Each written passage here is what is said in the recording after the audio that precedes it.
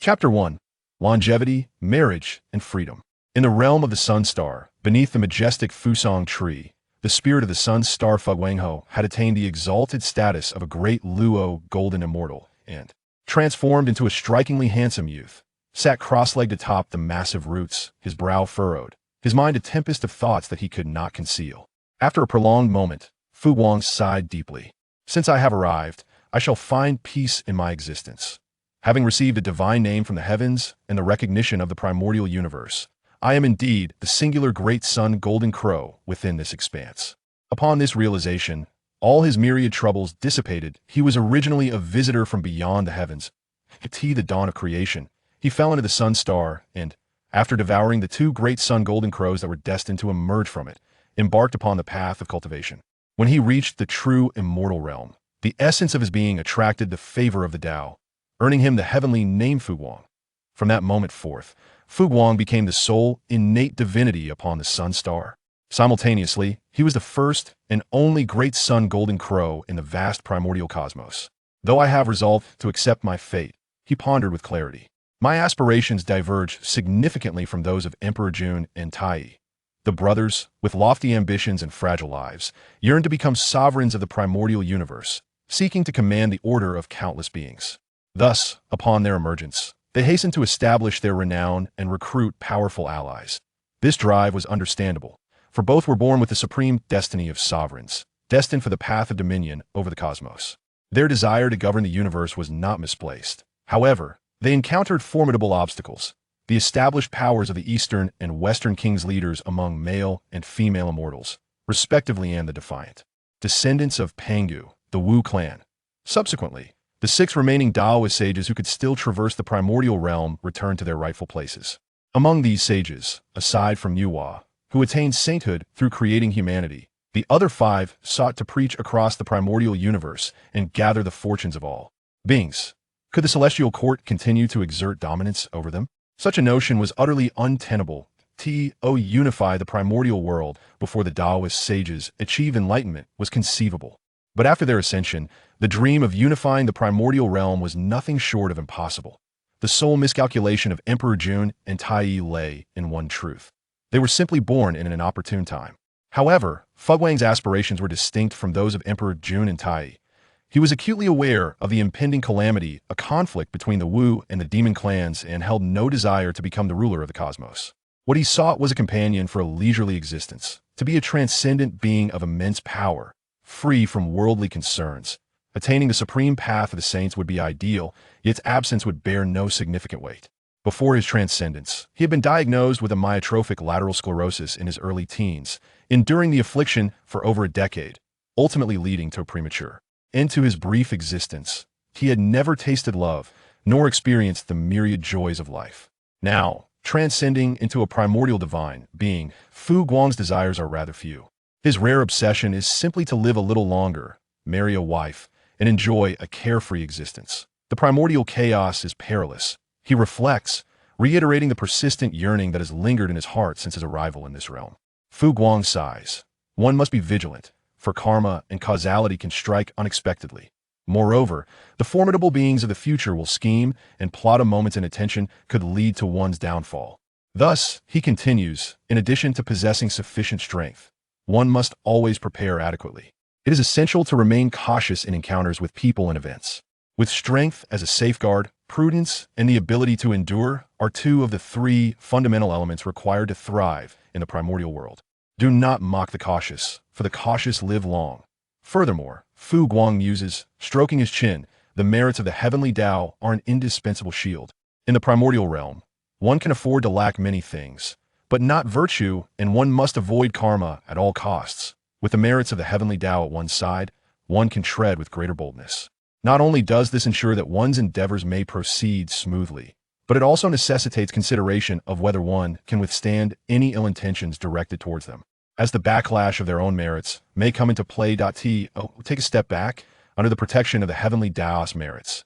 Even if one were to fall victim to treachery, they could still be reborn into a favorable circumstance upon the emergence of the 6 realms of reincarnation that I have just taken form. Fu Guang states, and I am currently merely at the initial stage of the great Luo golden immortal realm, with feeble strength. Furthermore, I possess only 3 accompanying spiritual treasures: the Chaos Bell, the River Map, and the Book of Luo, of which I have refined only half of their prohibitions. Though I have conceived some plans to acquire the merits of the heavenly Tao, it is unwise to venture into the primordial realm with such meager strength.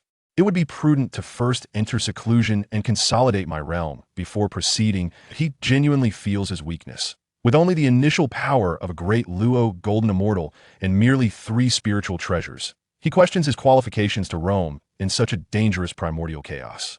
It is best to first cultivate diligently within the comfort of his own domain the Taoist grounds of the Sun Stardo, solidify his realm before embarking on any ventures. As for the detailed plans he devised prior to taking form to obtain the merits of the heavenly Tao, he can implement them once his strength has grown more formidable. Chapter 2. Concealing one's edge, cultivating wisdom, and exercising caution. Time flows as the sun and moon traverse their paths, the years passing serenely. In the blink of an eye, 3 epochs have elapsed. Within the tranquil world unfolding on the Sun Star, a celestial palace named Golden Crow Palace resides, where the once towering Fusang divine tree has transformed into a small, fiery red tree, just slightly taller than the courtyard walls of the palace. And this moment, within the Golden Crow Palace, Guang, having reaped rewards from 3 epochs of seclusion, is preparing to don his attire. He is clad in a robe of dark gold, with a sword of the Golden Crow, a postnatal spiritual treasure crafted from a branch of the Fusang divine tree and refined with solar celestial gold strapped to his back. Holding a crafted postnatal spiritual treasure, the Golden Crow's whisk, with a wooden hairpin binding his dark locks. He appeared neither ostentatious nor frivolous.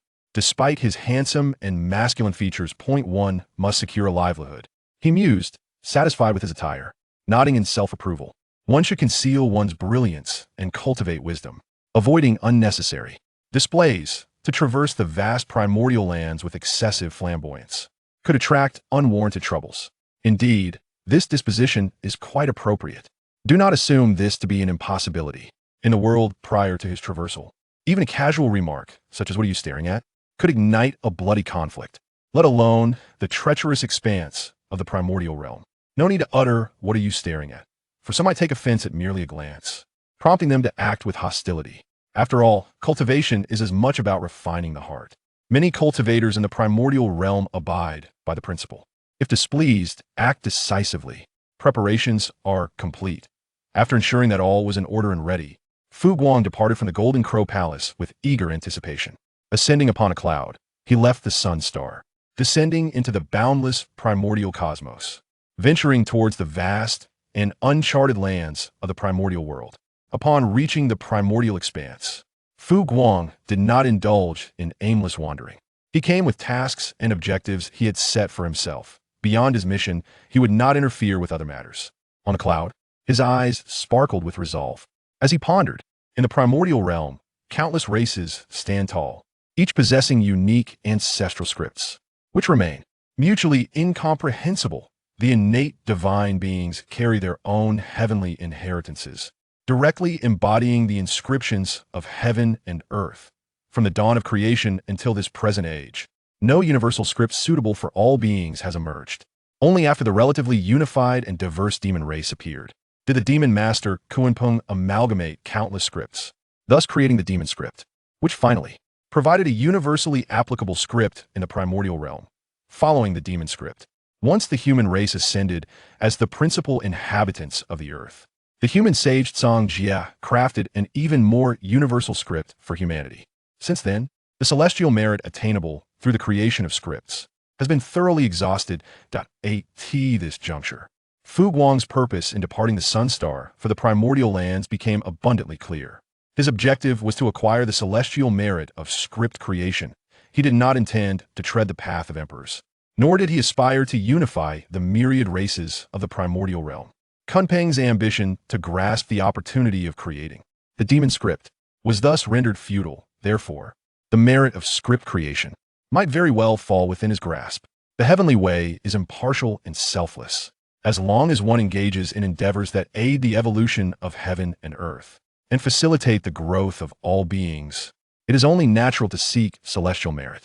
Creating a script with universal applicability benefits the masses in their transmission, allowing them to grow step by step. This, without a doubt, is a meritorious act. provided he succeeds. The descent of merit shall be all but assured. The creator of words may be the majestic Kunpeng or the postnatal beings of the future, Songjia. But why should it not be he, the primordial divine, being born of the sun star Fu Guang? Let us proceed according to plan. Fu Guang raised his finger to calculate. First, I shall visit some races with a legacy of written language, and then I will journey to the primordial 3 races to borrow the dragon script, Phoenix chapters, and Shilin. Tablets.my first destination is the Fox Clan. A.S. time flowed languidly like the shadows of idle clouds. The season shifted, and an entire Yuan Hui passed during Fuguang's travels to visit the various races of the Hongguang. In a once glorious Merman Clan near the Eastern Sea, Fu Guang, who had acquired the Merman's legacy of written language and had stayed for a century to impart teachings, took his leave. Before departing, the newly ascended Merman Clan leader, having entered the Tai Golden Immortal Realm, came to see him off with utmost courtesy, holding a golden dust whisk. Fu Guang, not one to display arrogance, nodded in acknowledgement. There's no need for your escort. The borrowing of your clan's written legacy and my teachings for 100 years have balanced our karmic ties. We owe each other nothing. Now that the matter is settled, I shall take my leave. With these words, he flicked the dust whisk, and a golden cloud rose beneath his feet as he departed leisurely. Watching Fuguang's retreating figure, the Merman Clan leader sighed and bowed toward the direction he had gone. I bid farewell to the esteemed elder. Originally, she had hoped to forge a bond with a powerful being of the great Luo Golden Immortal Realm. But alas, this esteemed figure seemed disinclined to cultivate even the slightest goodwill, leaving her with a sense of regret. Yet, she had not emerged empty-handed during the century of teachings. Several young members of the Merman Clan had made breakthroughs, and even she herself had gained insights. Perhaps she would further solidify her own nascent Tai Golden Immortal status. In any case, she had not suffered a loss. Her only lament stemmed from a desire for more. Chapter 3. The Abundance of the Dragon Clan. Upon the auspicious clouds, Fu Guang calculated the number of written legacies he had acquired from the various clans. I have already gathered 2,997. The Tao encompasses 3,000. Anything beyond is excessive. 3,000 is the optimal number. Thus, the remaining 3 legacies must surely belong to the primordial 3 races. Setting his hands down, Fuguang's gaze ignited with determination. It is time to visit the primordial 3 races.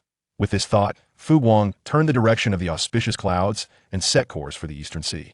Before long, as the sole Jinwu of the heavens, endowed with the swift divine art of Jinwu Huang, Fu Guang arrived at the Eastern Sea. Transforming into a golden rainbow, he entered the depths of the Eastern Sea. As a primordial divine being, he was impervious to water and fire. Upon entering the Eastern Sea, Fu Guang faced no obstacles until he reached the entrance of the Dragon Palace. Even though the once mighty ancient overlords had fallen into disfavor due to overwhelming karmic burdens, the foundation of the Dragon Clan remained remarkably robust. The Dragon Palace of the Eastern Sea is indeed resplendent, showcasing a glimpse of its former glory from a distance. Upon gazing at the palace, Fu Guang couldn't help but reflect on the opulence of the dragon tribe. Subsequently, he projected his voice through his magical powers. I am Fu Guang of the Sun Star, here to pay my respects to the Dragon King of the Eastern Sea. May I inquire if the Dragon King is available for an audience?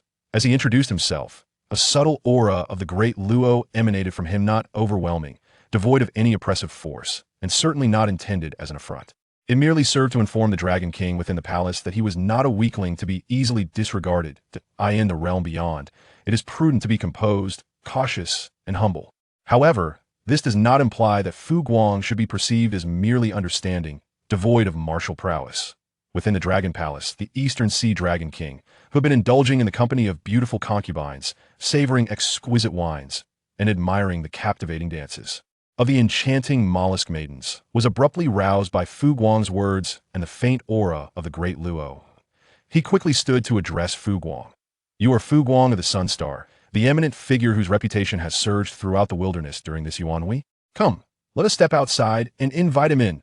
During this Yuan Hui, although Fu Guang had a clear objective and refrained from engaging in matters outside of it, his renown gradually spread across the vast land as he journeyed through numerous tribes. This was largely due to Fu Guang's birthright as a primordial deity from the Sun Star, coupled with the extraordinary foundation he possessed.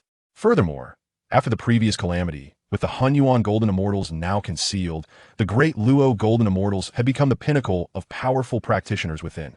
The wilderness. Thus, it was only natural for Fu Guang's name to gradually gain prominence. Before long, the Eastern Sea Dragon King, having tidied himself up and accompanied by his turtle prime minister, arrived outside the palace to meet Fu Guang. With a respectful bow, he greeted, "I am Ao Guang, the humble dragon. I apologize for not welcoming you properly upon your arrival. Esteemed immortal, that I hope you can forgive my oversight." Observing the politeness exhibited by Ao Guang, Fu Guang nodded and returned the gesture with a smile. "Your hospitality is greatly appreciated, Dragon King." As the foremost among the Four Seas Dragon Palaces and the current leader of the Dragon Tribe, Ao Guang's power was not particularly formidable, being merely at the perfected stage of the Tai Golden Immortal. This was quite understandable, for after the retribution from the heavenly Tao, the ancestors and mighty beings of the primordial three tribes had all been occupied with suppressing the foundations of various races, making their emergence highly unlikely unless absolutely necessary. After their initial meeting, Ao Guang warmly invited Fu Guang.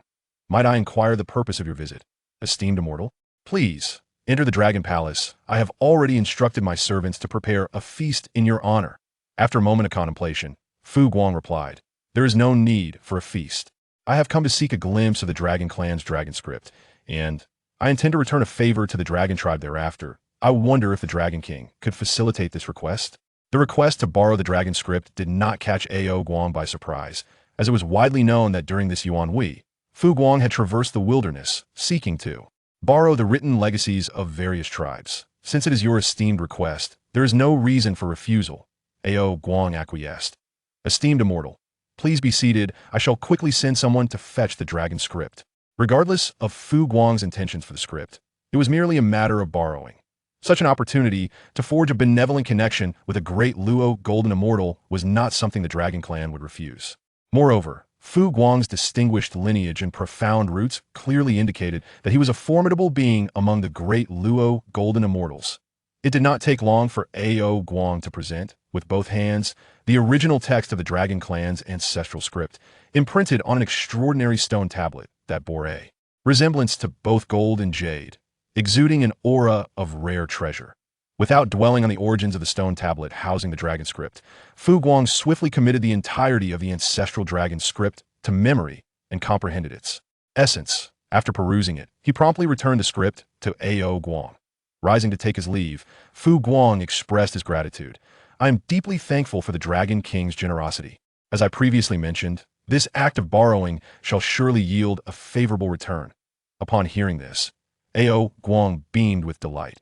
"It would be the greatest pleasure to assist an esteemed elder such as yourself." Nodded slightly, Fu Guang, not wishing to linger any longer, bid farewell, stating, "I take my leave." Subsequently, under the escort of Ao Guang, Fu Guang departed from the Eastern Sea Dragon Palace, journeying southward towards the immortal volcano, the dwelling place of the Phoenix Clan.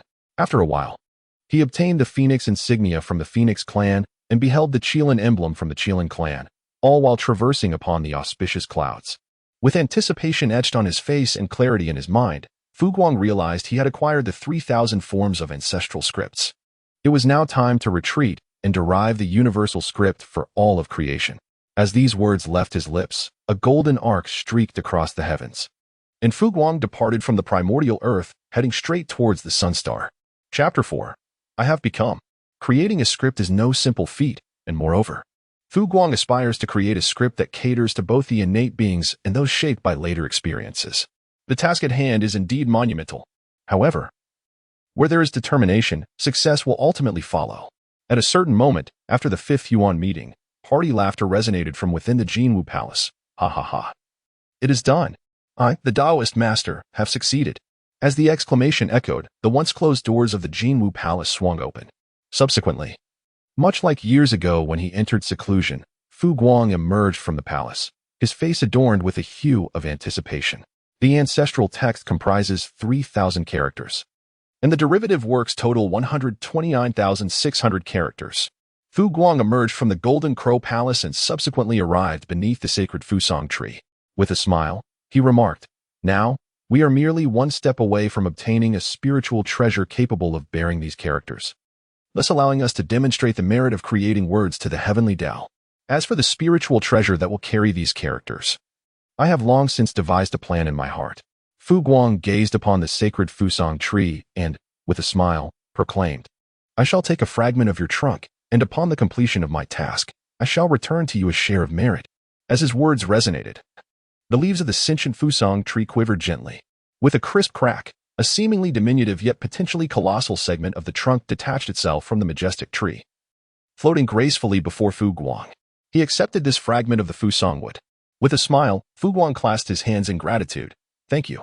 Subsequently, without selecting a specific location, he directly sat upon the ground and retrieved an abundance of spiritual wood, spiritual bamboo, and various other materials from his bosom.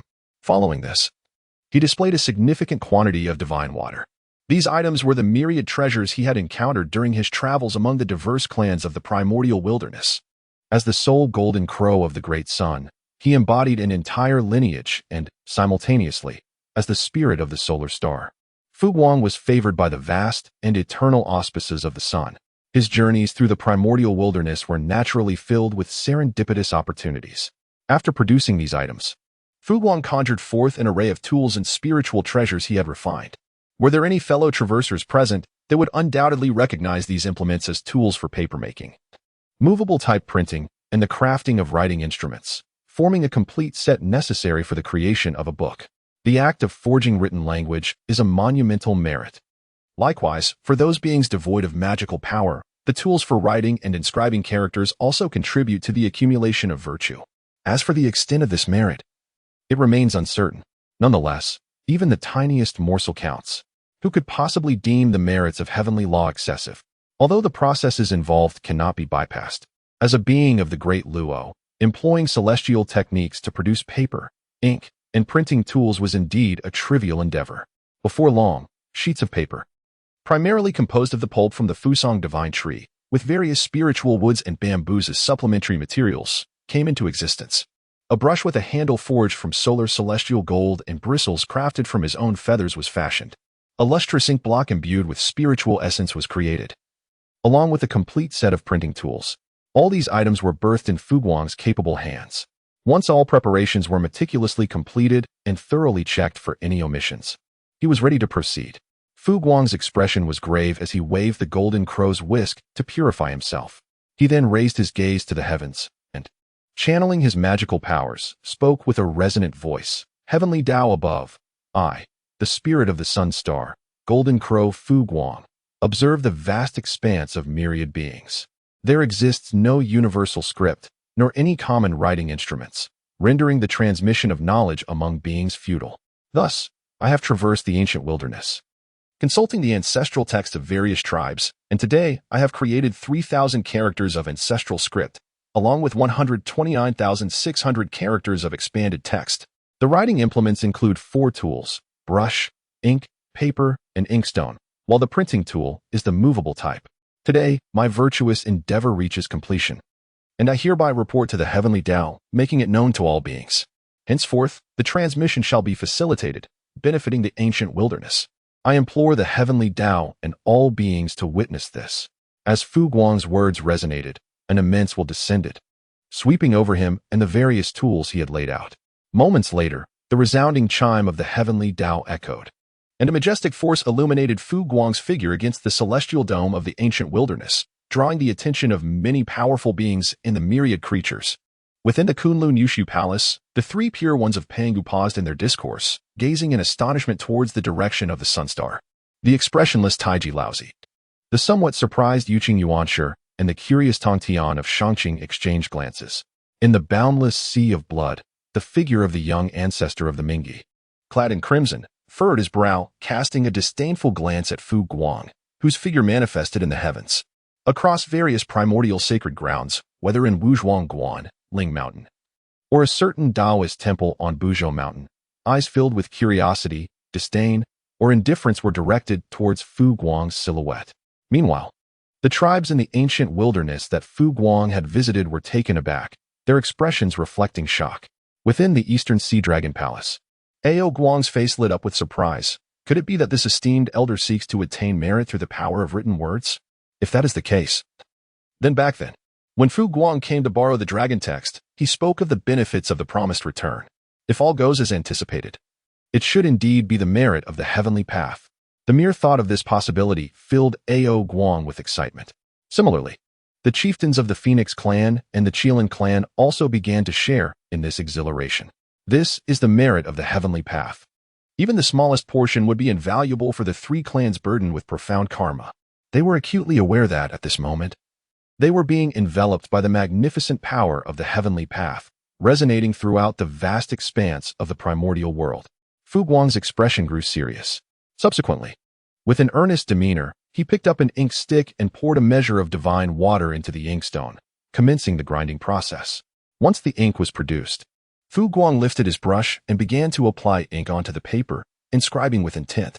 Throughout this process, the intricate procedures of creating paper, ink, brush, and inkstone were vividly replicated by the great power of the Tao, imprinting upon the hearts of all sentient beings, enlightening them on the art of crafting these essential tools. Meanwhile, Fu Guang commenced the transcription of 3,000 potent ancestral characters, alongside an astounding 129,600 derivative glyphs, all disseminated by the celestial order. The intricate processes of how each character ought to be inscribed, pronounced, and the meanings they convey became universally known to all beings, comprehended with unequivocal precision. It was not long before Fu Guang had inscribed every single character. Concurrently, he unveiled the method of utilizing movable type printing. Thus, the narrative unfolds. Fu Guang had completed all the processes of creating the celestial virtue of words. After accomplishing this, he set down his brush and bowed respectfully, both to the celestial way and to all sentient beings, signifying the completion of his demonstration. Chapter 5. The abundance of rights does not anger heaven with a resounding rumble. The heavens trembled. Following this, a magnificent cascade of auspicious celestial light filled the sky, as an immense torrent of celestial virtue descended from above. In an instant, it diverged into 3 exceedingly fine streams of celestial virtue, which fell from the 9th heaven and directly merged into the primordial texts of the 3 innate clans, causing these texts to immediately radiate with a divine brilliance, suffused with extraordinary power. Unfortunately, the primordial text of other clans did not receive this boon. The reason is quite simple. When Fu Guang borrowed, he had already severed the causal connection with them.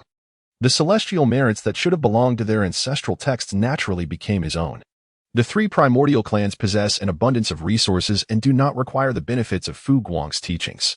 Therefore, when Fu Guang went to borrow, he did not even mention the matter of compensation on the spot.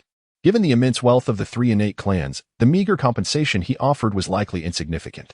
The allocation of merits had yet to conclude. A substantial portion of heavenly merits cascaded down, with the most formidable stream directly landing on the paper Fu Guang used to inscribe ancestral texts and derivative writings, transforming these sheets into 2 volumes, the upper volume of ancestral texts and the lower volume of derivative texts. When these 2 tomes were united, they coalesced into a magnificent postnatal spiritual treasure, the 10,000 character classic. A second, equally formidable stream of heavenly merits descended, merging into the brush Fu Guang wielded for writing, thereby creating another exceptional postnatal spiritual treasure, the autumn hairbrush. 2 equally powerful streams of heavenly merits fell upon the ink stick and inkstone, respectively forging an upper-tier postnatal spiritual treasure, the black jade ink and the ink sea. Subsequently, various scattered streams of heavenly merits, of differing magnitudes, flowed into an array of tools, transforming them into merit-infused artifacts. Even the Fusang divine tree, which contributed a portion of its main trunk material, received commendation in the form of heavenly merits. Before long, once all items associated with Fu Guang's creation of written language and their contributions had received heavenly merits, a staggering 60% of the remaining heavenly merits still awaited distribution. Boom. This 60% of heavenly merits surged forth, heading directly towards Fu Guang. However, Fu Guang did not absorb the merits of the heavenly Tao to elevate his own cultivation and realm. Rather, he chose to transform these celestial merits into a golden wheel of virtue, condensing it around himself. When that auspicious golden light radiated forth, everyone knew that Fu Guang was a favored child of the heavenly Tao.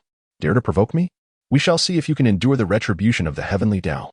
When all is said and done, with a gentle smile gracing his countenance, Fu Guang bowed his hands in reverence towards the heavens. Though it is said that the Tao of heaven possesses no consciousness, merely the fundamental programmatic will that governs the primordial chaos, and thus would not respond to such gestures of politeness, it remains true that the more one shows respect, the less the heavens will hold grievances. The paths of immortals and mortals alike benefit from a touch of humility and steadiness. as the will of the Tao of Heaven departed. All anomalies in the celestial expanse faded away. Yet, within the minds of the sentient beings of the primordial world, a complete methodology for crafting writing instruments and paper emerged, along with a new script. Although most of the innate beings showed little interest in this novel form of writing, they found themselves quite intrigued by the implements of ink and paper. Under the magnificent influence of the Tao of Heaven, the figure of the Taoist Guang, beneath the sacred Fusang tree, effortlessly scattered his profound writings, captivating all who beheld his graceful demeanor. Moreover, discerning individuals gleaned from the act of writing a subtle refinement of the heart state. Thus, for the myriad innate beings of the primordial realm, who primarily relied on jade slips for information preservation and the transmission of their bloodlines, the opportunity to cultivate their inner realms through the refreshing novelty of writing sparked their curiosity. In no time, the fashion of writing began to permeate the primordial world, giving rise to a surge of literary and Taoist fortunes, most of which ultimately coalesced around Guang upon the solar star. As several epochs passed, within the Golden Crow Palace, Guang felt the accumulation of literary fortunes, which had transformed from trifles into something of considerable value. A knowing expression adorned his face as he remarked, as I had anticipated, the creation of characters and the crafting of tools for dissemination not only brings merit but also bestows upon one the favor of literary fortune. This is indeed a fortuitous development. Merit serves as a protective shield, ensuring one's blessings continue unabated, alleviating the concern of other schemes. Meanwhile, abundant fortune facilitates smooth cultivation and fortuitous outcomes, even allowing one's desires to manifest. Therefore, the significance of merit cannot be overstated, as it serves as a means of safeguarding one's existence. Similarly, fortune is of paramount importance, ensuring a steadfast and unimpeded journey along one's great path. The merit from creating written characters is now firmly within my grasp. Guang pondered deeply within his heart. Henceforth, I shall diligently retreat on the sun star, earnestly cultivating the great way of the sun, striving to attain the complete recognition of the sun star and to achieve the divine status of the sun god. Furthermore, I shall meticulously refine and perfect the measurements of years, months, days, and hours, delineating a detailed temporal framework for the primordial universe. This endeavor will yield immense celestial merits. In addition, Guang must await another monumental opportunity. After Daozu Hongjun attained sanctity, the 3 lectures at Zixiao Palace represent a chance that cannot be overlooked. Furthermore, there lies a significant matter regarding his second obsession, to take a wife and find multiple companions. His foremost aspiration is to court the moon goddess, born from the supreme celestial body of the Tying star, akin to his own essence. However, despite his cautious nature, Guang, as a solitary golden crow, lacks experience in pursuing a partner, let alone the pursuit of a true goddess. He finds himself at a loss regarding how to proceed. Coupled with his current feeble strength, he recognizes the necessity of diligent cultivation. Thus, he has not contemplated seeking contact with the 2 moon goddesses on Tying star. Chapter 6. Hongjun's path to enlightenment. After securing tremendous merit through the creation of written language to safeguard himself, Guang became a reclusive practitioner, finding solace in solitude. Whenever he gleaned insights, he would retreat into seclusion. As time passed in isolation, he would emerge within the Golden Crow Palace to tend to the spiritual roots acquired during his previous ventures into the primordial wilderness. He would pluck fruits to brew wine, savoring the essence of the innate fire mulberry. This existence was one of serene contentment, genuinely fulfilling. During his periods of rest from seclusion, he engaged in various pastimes, indulging in games such as Go, chess, and international chess to entertain himself. Although he had no opponents, he delighted in the intellectual duel with himself. Moreover, as the creator of written language, having established the tools of ink, paper, and brush, he is regarded as the progenitor of the literary path. He also compiled several classic texts and devoted himself to the creation of literary works, including novels and lyrical compositions. In pursuit of enlightenment, Guang diligently studied the art of music, mastering ancient instruments such as the suona, eru, and bianzhong, alongside modern instruments like the piano, guitar, and saxophone from his previous life. The emergence of these diverse musical creations enriched the tapestry of the great Tao, attracting subtle blessings from the celestial realm. This not only enhanced the radiance of the merit that surrounded Guang, but also bestowed a touch of transformation upon these humble objects, elevating them to vessels of virtue. While Guang leisurely indulged in his tranquil existence, the vast expanse of the primordial world began to stir once more after the stillness that followed the last calamity. Numerous innate deities, having manifested in this era, ventured forth from their sanctuaries to traverse the primordial realm, gaining renown and acquiring spiritual treasures and resources. Among them, the figure of the three pure ones, who emerged from the eastern Kunlun, renowned as the authentic embodiment of Pangu, resonated most powerfully. The primordial cosmos, shaped by the mighty Pangu, amplified the prestige of the three pure ones, whose formidable prowess was undeniable. Additionally, from a corner of Mount Buzhou emerged the illustrious duo of Fuxi and Yuhua, siblings of great repute. Fuxi possessed unmatched foresight, while Yuhua excelled in the art of creation. Even the most seasoned great Luo Jingxian would find themselves at a disadvantage against this formidable pair.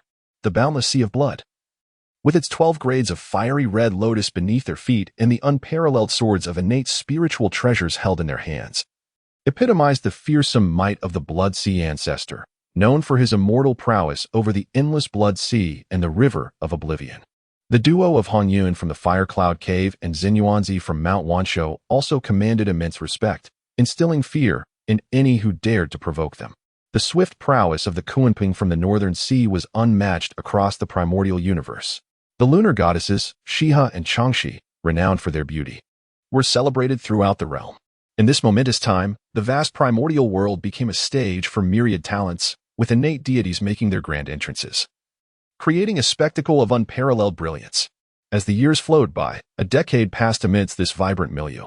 One day, within the Golden Crow Palace, Fu Guang was engrossed in writing, diligently recording the fantastical ideas swirling in his mind in a casual manner. Suddenly, a resonant hum filled the air. As the entire primordial sky shimmered with descending light, purple energy flowing from the east, and golden lotuses emerging from the earth, a divine transformation unfolded between heaven and earth, bestowing countless blessings. A majestic figure, supreme and towering, appeared in the celestial realm, commanding the reverence of all beings. Then, amidst the profound sounds of the Tao, a voice resonated in the ears of the multitude. I am Hongjun, having comprehended the supreme Tao. Today, I attain the true fruit of Hunyuan and become a saint. In 10,000 years, I shall, in accordance with the heavenly mandate, deliver teachings on the Tao in the chaos purple cloud palace beyond the 33 heavens. Those with affinity may come to listen. As the sound fell, the imposing pressure of the sage upon the myriad beings of the primordial world gradually dissipated, and the extraordinary phenomena of heaven and earth slowly faded away. With the release of the sage's formidable aura, a collective sigh of relief resonated within the hearts of the beings. Soon after, their faces illuminated with fervent excitement.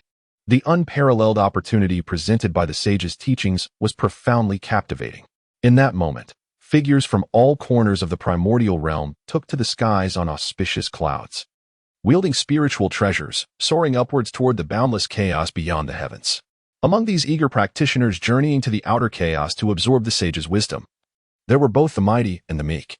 The strongest among them were formidable figures within the ranks of the great Luo Golden Immortals, while the weaker ones included Na'vi little golden immortals, unaware of the vastness of the heavens and the earth. Within the Golden Crow Palace, Fu Guang paused with his brush, exuding an aura steeped in scholarly elegance, artfully concealing his two fundamental paths, the path of the sun and the path of fire. He presented himself as a cultivator devoted to the literary arts, rather than a being born from the supreme sun star, typically characterized by innate dominance and divine sanctity. Moreover, none would suspect that Fu Guang, the Taoist, bore the illustrious 9-9 supreme fate. This, indeed, was precisely what Fu Guang aspired to achieve. As the saying goes, to obscure one's brilliance is to reveal it through subtlety. Fu Guang always believed that accumulating more possessions and maintaining various means would yield unexpected results when truly needed. After all, he was not following the grand path of an emperor, and thus he did not concern himself with notions of dominance or grandeur. He sought no comparisons with others. His sole desire was to live a little longer, to marry a wife, and to enjoy a carefree existence. Beyond these aspirations, he gave no further thought to other ambitions. Chapter 7. Coexisting with Heaven and Ruling the World. Buzz. It was reminiscent of his appearance during the initial descent into the primordial chaos, adorned in a robe of mysterious gold, wielding the Golden Crow longsword, and brandishing the Golden Crow whisk. Fu Guang ascended upon the clouds, departing from the sun star with an unhurried grace, directly heading towards the cosmic chaos beyond. The primordial starry skies approached the chaos, where beyond lay a natural barrier, akin to a delicate membrane formed from the skin of the great deity Pangu, enveloping the entire primordial firmament. and shielding it from the direct encroachment of chaos. However, this separation was not absolute. It functioned more like a filter. The chaotic essence was sifted, allowing only the weaker chaotic energies capable of nourishing the primordial realm to permeate. These energies, after undergoing a secondary filtration through the primordial cosmos, descended into the world, fostering the growth of all life and expanding the universe. Thus, the primordial starry skies are indeed desolate and perilous. Even the most ordinary of the great Luo golden immortals are reluctant to venture into this realm. Firstly, it is exceedingly hazardous, and secondly, the starry expanse naturally repels the beings dwelling upon the earth. Only Fu Guang, along with the two lunar deities, Shihi and Changshi, and the long-fallen moon goddess Wang Shu, are able to traverse the primordial cosmos unimpeded, harnessing the power of the stars. As the moon goddess Wang Shu journeyed towards the chaos, Fu Guang cast a glance towards the pale and serene direction of the lunar star. Fu Guang's gaze was tranquil as she attained the ancient and unparalleled position of the moon goddess, the fruit of the Taiyin deity. Yet she still perished amidst the calamities of the ages. The reason for this misfortune lay in her deep entanglement within the Tribulations, the Sun Star and the Taiyin Star. As the two supreme celestial bodies illuminating the vast primordial universe, stand unmatched, save for a fleeting comparison to the Ziwei Emperor Star. After all, these two stars are manifestations of the divine Pangu's eyes. In the expansive cosmos, any entity connected to the great Pangu is extraordinary. Moreover, the Sun and the Taiyin have shone upon the primordial earth for countless eons, accumulating immense merits and fortune that can be described as boundless. Merely based on these two factors, no other celestial body can rival them. The status of these two stars is indeed exceptional, giving rise to two celestial positions. The Taiyin star's position as the moon goddess has already been claimed by the illustrious Wang Shu, leaving the current Shiha and Changshi merely as the spirits of the Taiyin star, also referred to as the lords of the Taiyin, but certainly not the moon goddess. The position of the moon goddess solely belongs to the fallen, with the true essence returning to the vast ocean of true spirits, awaiting the return of the great Wang Shu after innumerable calamities. Conversely, the celestial position of the sun star, the sun god, is still unclaimed, and no one is more suited to this position than Fu Guang. However, her current strength and status do not align with the grandeur of the sun god's position. Yet, she remains unperturbed. The principle of virtue not matching position is a significant taboo in the primordial realm. Before her fall, she was always the innate divine being closest to the sun god's position. Thus, once she transcends to higher realms, it will not be too late to pursue the sun goddess position. Of course, even if Fu Guang were to attain the sun goddess position, she must not let her guard down. The tribulations are indeed terrifying. If the moon goddess Wang Shu could fall amidst these trials, so too could the sun god Fu Guang. One must not be reckless, arrogant, or careless. After repeatedly reminding herself of this, she steeled her resolve. Fu Guang further solidified his resolve, steadfast and cautious, determined to coexist with the heavens and the earth, and to share dominion with the world. Upon this foundation, he sought a companion for the journey, someone with whom he could share a harmonious existence, free and unrestrained. Soon, with renewed conviction in his heart, Fu Guang reached the precipice of chaos. Casting a glance at the terrifying and perilous abyss beyond, Fu Guang was far from timid, not to mention his protective spiritual treasure. Even his physical form as the golden crow of the great sun could navigate through the chaos. Nevertheless, despite the ability to traverse the chaos in his corporeal state, Fu Guang had no desire to subject himself to unnecessary trials. With a gentle hum, he raised his hand to retrieve the esteemed treasure of merit, the Wujue, a superior postnatal spiritual artifact that he typically used for grinding ink while writing and painting, an inexhaustible source of ink. The Wujue emanated celestial light, effortlessly enveloping Fu Guang and allowing him to traverse the chaos unimpeded. It is noteworthy that while spiritual treasures are categorized into innate and postnatal, some postnatal artifacts possess powers that far exceed those of their innate counterparts. The distinction between innate and postnatal treasures lies solely in whether they contain innate spiritual light. If they do, they are classified as innate treasures. If not, they are regarded as postnatal. The potency and efficacy of these treasures, however, are not strictly determined by their classification as innate or postnatal. The mention of postnatal treasures often evokes a sense of futility, as innate treasures possess a minimum threshold of power and specific, appreciable functions. In contrast, the strength of postnatal treasures can vary dramatically, with some being fearfully potent while others are woefully inadequate. Notable examples of postnatal treasures include the celestial yellow and black Linglong pagoda, the Fantian seal, and the golden flood dragon scissors, all of which are renowned in their own right. At this moment, although the black jade in Fu Guang's hand is merely a postnatal spiritual treasure, its defensive capabilities are remarkably formidable. After being imbued with the radiance of virtue, its protective strength rivals that of exquisite defensive spiritual artifacts. Moreover, despite its seemingly small size, the jade possesses substantial weight. It can also be adjusted in size, making it an exceptionally handy tool for striking foes from behind.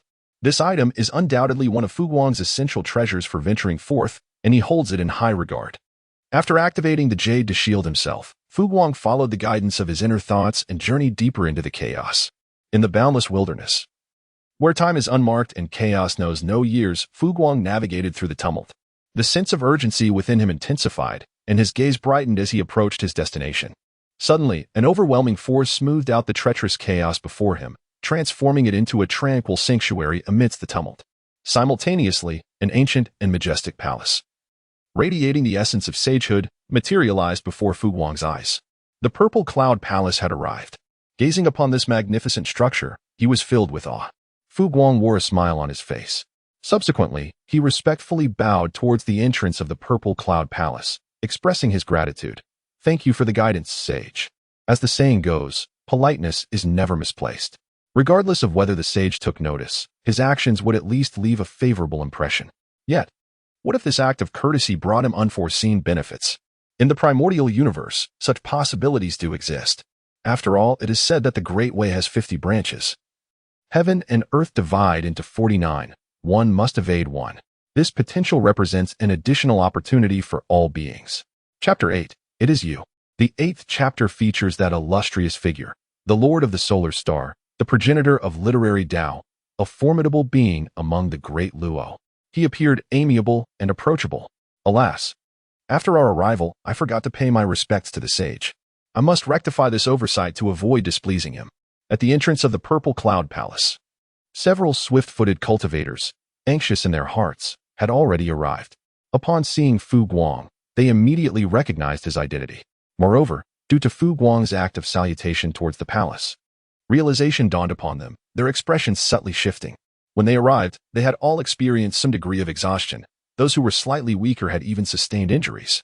Finding a rare moment of tranquility amidst chaos, they promptly sat in meditation to recover their energy and tend to their wounds, lest it affect their forthcoming listening of the Tao. For a moment, they had entirely forgotten about the matter of etiquette. At this juncture, upon witnessing Fu Guang's actions, they all reacted accordingly. Subsequently, all those who had come to listen to the sage's teachings offered their respectful salutations. After paying their respects, some of the great Luo Golden Immortals who had arrived earlier bowed in acknowledgement of Fu Guang's guidance.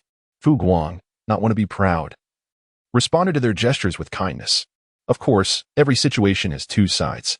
While some harbored a favorable impression of Fu Guang's adherence to decorum, many others regarded him with indifference. A scant few, who considered themselves equal to him among the great Luo Golden Immortals, expressed mild hostility towards Fu Guang. They felt aggrieved. Upon their arrival, none had performed the ritual, and Fu Guang's actions made it appear as though the earlier arrivals were devoid of manners, as if they were rude offenders. Naturally, this elicited discontent from some towards Fu Guang. In the face of these antagonistic great immortals, Fu Guang exhibited no fear, maintaining a composed demeanor. He even greeted those who harbored hostility towards him with a warm smile and a clasped fist gesture. This was not an act of submission on Fu Guang's part, rather, it was a demonstration of the principle of courtesy preceding conflict. Should a confrontation arise, he would stand on the moral high ground, free from any psychological burden. The more powerful the entity, the more they tend to value this principle, adhering to the unwritten rules that demand a justified cause for action. The exception to this is the Hongjun clan. Why is it that, during this calamity, the renowned witch clan is even less favored than the demon clan?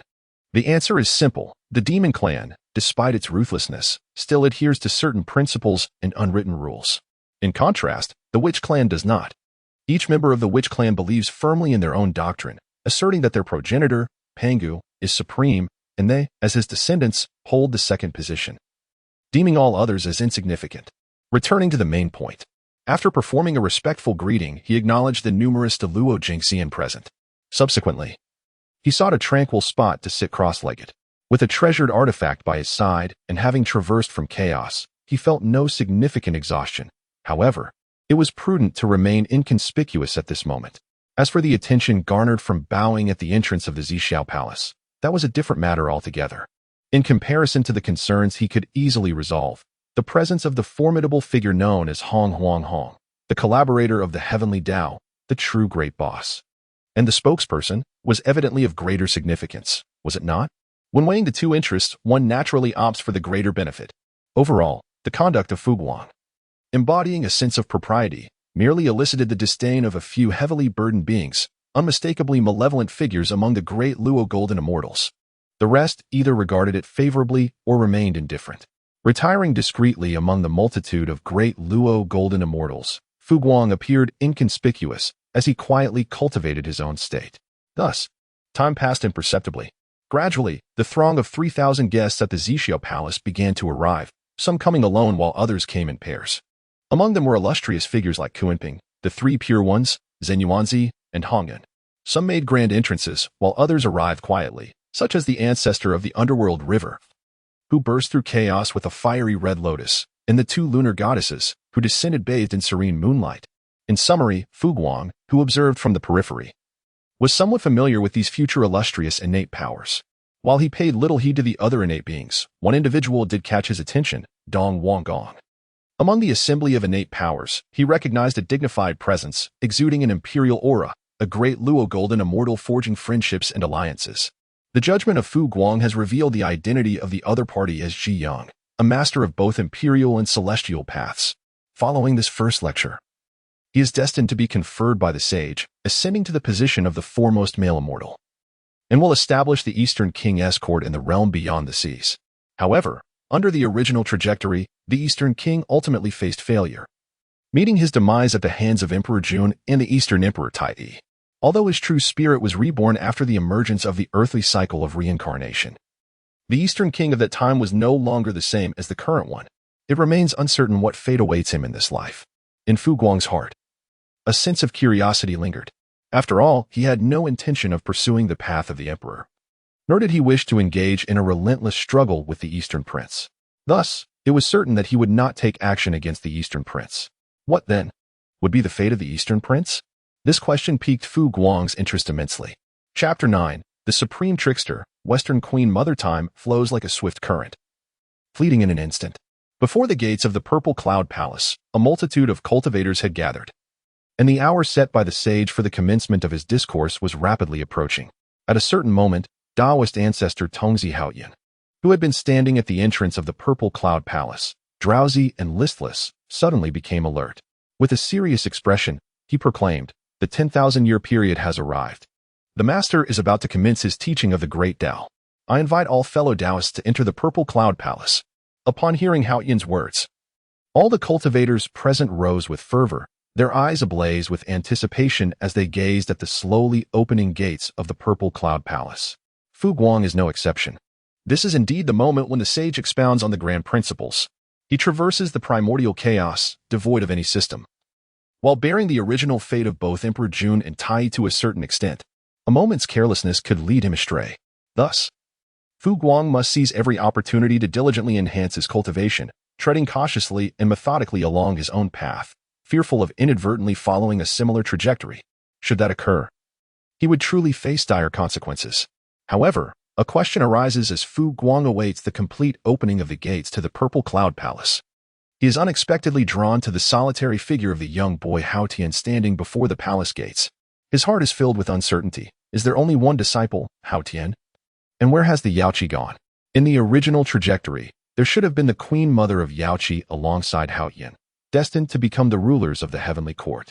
Yet, at this moment, there is no sign of the maiden Yaoqi before the gates of the Purple Cloud Palace. Could it be he squints his eyes slightly? Guang cast a glance at the assembly of the grand celestial maidens, his gaze settling upon the resplendent figure of the Queen Mother of the West, a paragon of opulence. Despite her tumultuous past, she embodies a being of extraordinary fortune, one whose existence is intertwined with the very fabric of the cosmos. Importantly, in the annals of mythology, she is known by numerous epithets, including the Queen Mother, the Old Mother of the Yaopool, and the Golden Mother of the Yaopool. among others. Presently, her sacred domain lies within the ethereal realm of the Yaopool on the western Kunlun mountain. If the future Queen Mother of Heaven is indeed a maiden of the Tao ancestor, it stands to reason that the Tao ancestor would surely be aware of the Queen Mother of the West and recognize her domain, which prominently features the term Yaopool. It is implausible for the Tao ancestor to possess such ignorance. Thus, the truth emerges, while Hao Tian is undoubtedly a disciple of the Tao ancestor. The Queen Mother is not merely that. Her true essence is the Queen Mother of the West, a former guest of the Purple Cloud Palace. Destined to be the foremost celestial maiden and the matron of the celestial court, this revelation is entirely reasonable. Considering the heavenly realm is a bastion of cosmic order overseen by the Tao, and the inclusion of Hao Tian as a collaborator is already a significant concession. The other half of this celestial hierarchy cannot be left to his discretion. The Queen Mother of the West is likely favored by the Tao as one of the celestial administrators, for she cultivates the pure essence of the Yin path and the way of heavenly punishment, making her particularly suited for a role of governance within the heavenly domain. As the light penetrated, the question arose as to why the Taoist patriarch's disciples numbered only one, the heavenly sovereign. Thoughts flickered like light, ephemeral in nature. Clang. Shortly thereafter, the once closed gates of the Purple Cloud's palace swung wide open. Numerous cultivators, eager to listen to the teachings, swiftly entered the palace. No one employed any supernatural abilities, nor did any pushing or shoving occur. After all, stepping into the Purple Cloud's palace was akin to entering a classroom meticulously arranged by a sage. Among this group of students, who would dare to act recklessly? Upon entering the palace, Fu Guang, like the others, beheld the 6 celestial mats positioned at the forefront. However, unlike the others who were overwhelmed with excitement, Fu Guang remained composed. The 6 mats were already predetermined. The first 3 would undoubtedly be occupied by the 3 pure ones, manifestations of Pangu's primordial spirit, whose immense merits from the creation of the vast primordial world destined them for the attainment of the Taoist sainthood. The 4th mat pertained to the birth of humanity, pivotal in awakening the will of the human path, and was destined to be claimed by Nuwa, the foremost figure in the creation of the Tao in the primordial world. As for the remaining 2 positions, perhaps there was room for contention. Yet, Fu Guang hesitated, uncertain whether those 2 seats were meant for the sages to atone for the past cataclysmic battles that left the western lands in ruin. If not, he could occupy one without issue. However, if they were indeed reserved, then taking a seat there would disrupt the sage's designs, inevitably inviting conflict. After a moment's contemplation, he paused. Fu Guang chose to relinquish. It is not the 1 in 10,000 that frightens, but the possibility of that one. Contemplate the dire fate that awaits the crimson clouds occupying one of those seats. Fu Guang had lost all interest in the remaining 2 positions, regardless of the truth. It seemed that they had already been predetermined. In any case, one should regard such uncertainties as the worst possible outcome. Thus, in Fu Guang's eyes, all 6 Taoist meditation mats were essentially off-limits. The art of selection and rejection, knowing when to take and when to relinquish, is indeed a profound wisdom. After relinquishing his thoughts about the 6 Taoist mats, Fu Guang suddenly felt a subtle pull of energy. Following this guiding force, he swiftly discovered an ancient mat position prominently. He sat down upon it with delight. In that moment, seated on this mat, which resonated with the essence of the solar Tao and harmonized perfectly with his own cultivation of the solar Tao, Fu Guang wore a satisfied smile. He couldn't help but reflect. With myriad paths to the ultimate truth, diverse routes converge. The most striking is not always the best. Only what resonates with oneself can be deemed the best. Chapter 10. Mind your own business regarding saints. Shortly after Fu Guang had settled himself, 2 exquisite figures gracefully took their seats beside him. They were none other than the 2 lunar sovereigns, Shi He and Chang Shi, whom Fu Guang had observed earlier before the gates of the Zixiao palace. Upon seeing this pair of stunning sisters, Fu Guang's eyes sparkled with a hint of brightness. He promptly greeted, "I am Fu Guang of the Sun Star. It is an honor to meet the 2 esteemed lords of the moon." Having just taken his seat, he overheard the greetings exchanged between his companion and the sisters, Shiha and Changshi. Initially, he had no intention of engaging, but upon hearing the introductions, Fu Guang of the Sun Star, his interest was immediately piqued. Fu Guang created the primordial texts of Hongjun, giving rise to the literary lineage and establishing herself as the progenitor of the path of literature. The renown of these sisters is undoubtedly resounding. However, if it were merely this, the 2 ethereal lunar goddesses would still remain aloof. What holds greater significance is the radiant light emanates from the Sun Star. A neighbor to them, and the harmonious relationship between the sun and the moon naturally fosters a mutual fondness. Thus, after exchanging greetings with Fu Guang, the two sisters, Shihi and Changxi, turned their gazes towards him, graciously responding with a smile. "It is a pleasure to meet you, fellow Taoist Fu Guang." Following the exchange of pleasantries, Shihi, her beautiful eyes shimmering with light, remarked, "I have long heard of the esteemed reputation of fellow Taoist Fu Guang, yet have not had the fortune to make your acquaintance until today. Indeed, you are as remarkable as the legends suggest, truly exceptional and distinguished." Regardless of the veracity of her words, Fu Guang chose to accept them as sincere, smiling in return. "You do me too much honor." As fellow practitioners born from the primordial cosmos, Fu Guang felt it was only fitting that he had paid a visit sooner, yet had been in seclusion previously, which he deemed somewhat remiss. Now that the discourse has concluded, should the two esteemed Taoists not find it disagreeable, I would be delighted to host you at the Sun Star. Fu Guang extended an invitation, a gesture devoid of ulterior motives, and he scarcely expected Shihi and Changxi to accept. The two lunar sovereigns were renowned for their frosty demeanor, extending a cold shoulder to all but their fellow female immortals. Honestly, Fu Guang considered it quite fortunate that Shihi and Changxi acknowledged his greeting and even engaged in a brief conversation, given their chilling reputation. To his astonishment, Shihi graciously accepted the invitation, stating, in response to a dear friend's cordial invitation, "We shall not stand on ceremony." A glimmer of anticipation danced upon her visage. Upon hearing this, Fu Guang felt a surge of unexpected delight, yet he maintained his decorum, replying, "That would be splendid." After the initial familiarity was established, Fu Guang and Shihi engaged in a lively conversation. While the reticent Changxi refrained from interjecting, yet did not shy away from interacting with Fu Guang. The atmosphere among the three was so amiable that it drew the attention of the 3,000 guests within the Zixiao palace. Enhua, seated behind the Taoist mat of heaven, felt a flicker of surprise as she remarked, "Did you not mention that the two lunar sovereigns possess aloof temperaments, showing little warmth even to their female celestial friends, let alone to male immortals? This seems rather incongruous." Upon hearing Fushi's inquiry, Enhua found herself somewhat speechless. "How could you, a diviner, be unaware of this? As one who specializes in the Tao of creation, I can certainly perceive it." Nevertheless, Enhua was genuinely curious. After all, she was well acquainted with Shihi and Changxi, having visited the Moon Star as a guest, and she understood their dispositions. What could account for their differing demeanor towards Fu Guang? Upon reflection, Enhua surmised that the only explanation lay in their shared status as supreme innate sanctities birthed from the primordial stardust. Her reasoning held merit. After all, the sun and moon complement each other by nature, and the innate sanctities born from their union are indeed destined companions. It would not be surprising if one day Fu Guang were to forge a partnership with the sisters Shihi and Changxi.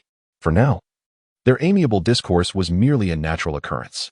This notion was also apparent to the 3,000 guests in the Zixiao palace, who, after their moment of astonishment, turned their focus away from Fu Guang and the sisters, settling into a tranquil anticipation for the sage to impart the profound truths of the Tao. Time flowed on. As Fu Guang conversed with Shihi, he remained attentive to the myriad transformations within the Zixiao palace. Just as he recalled, the notorious duo, Jane and Zhuanti, had arrived late. The seating arrangements shifted, and the matter of Kuanping's displacement unfolded as expected.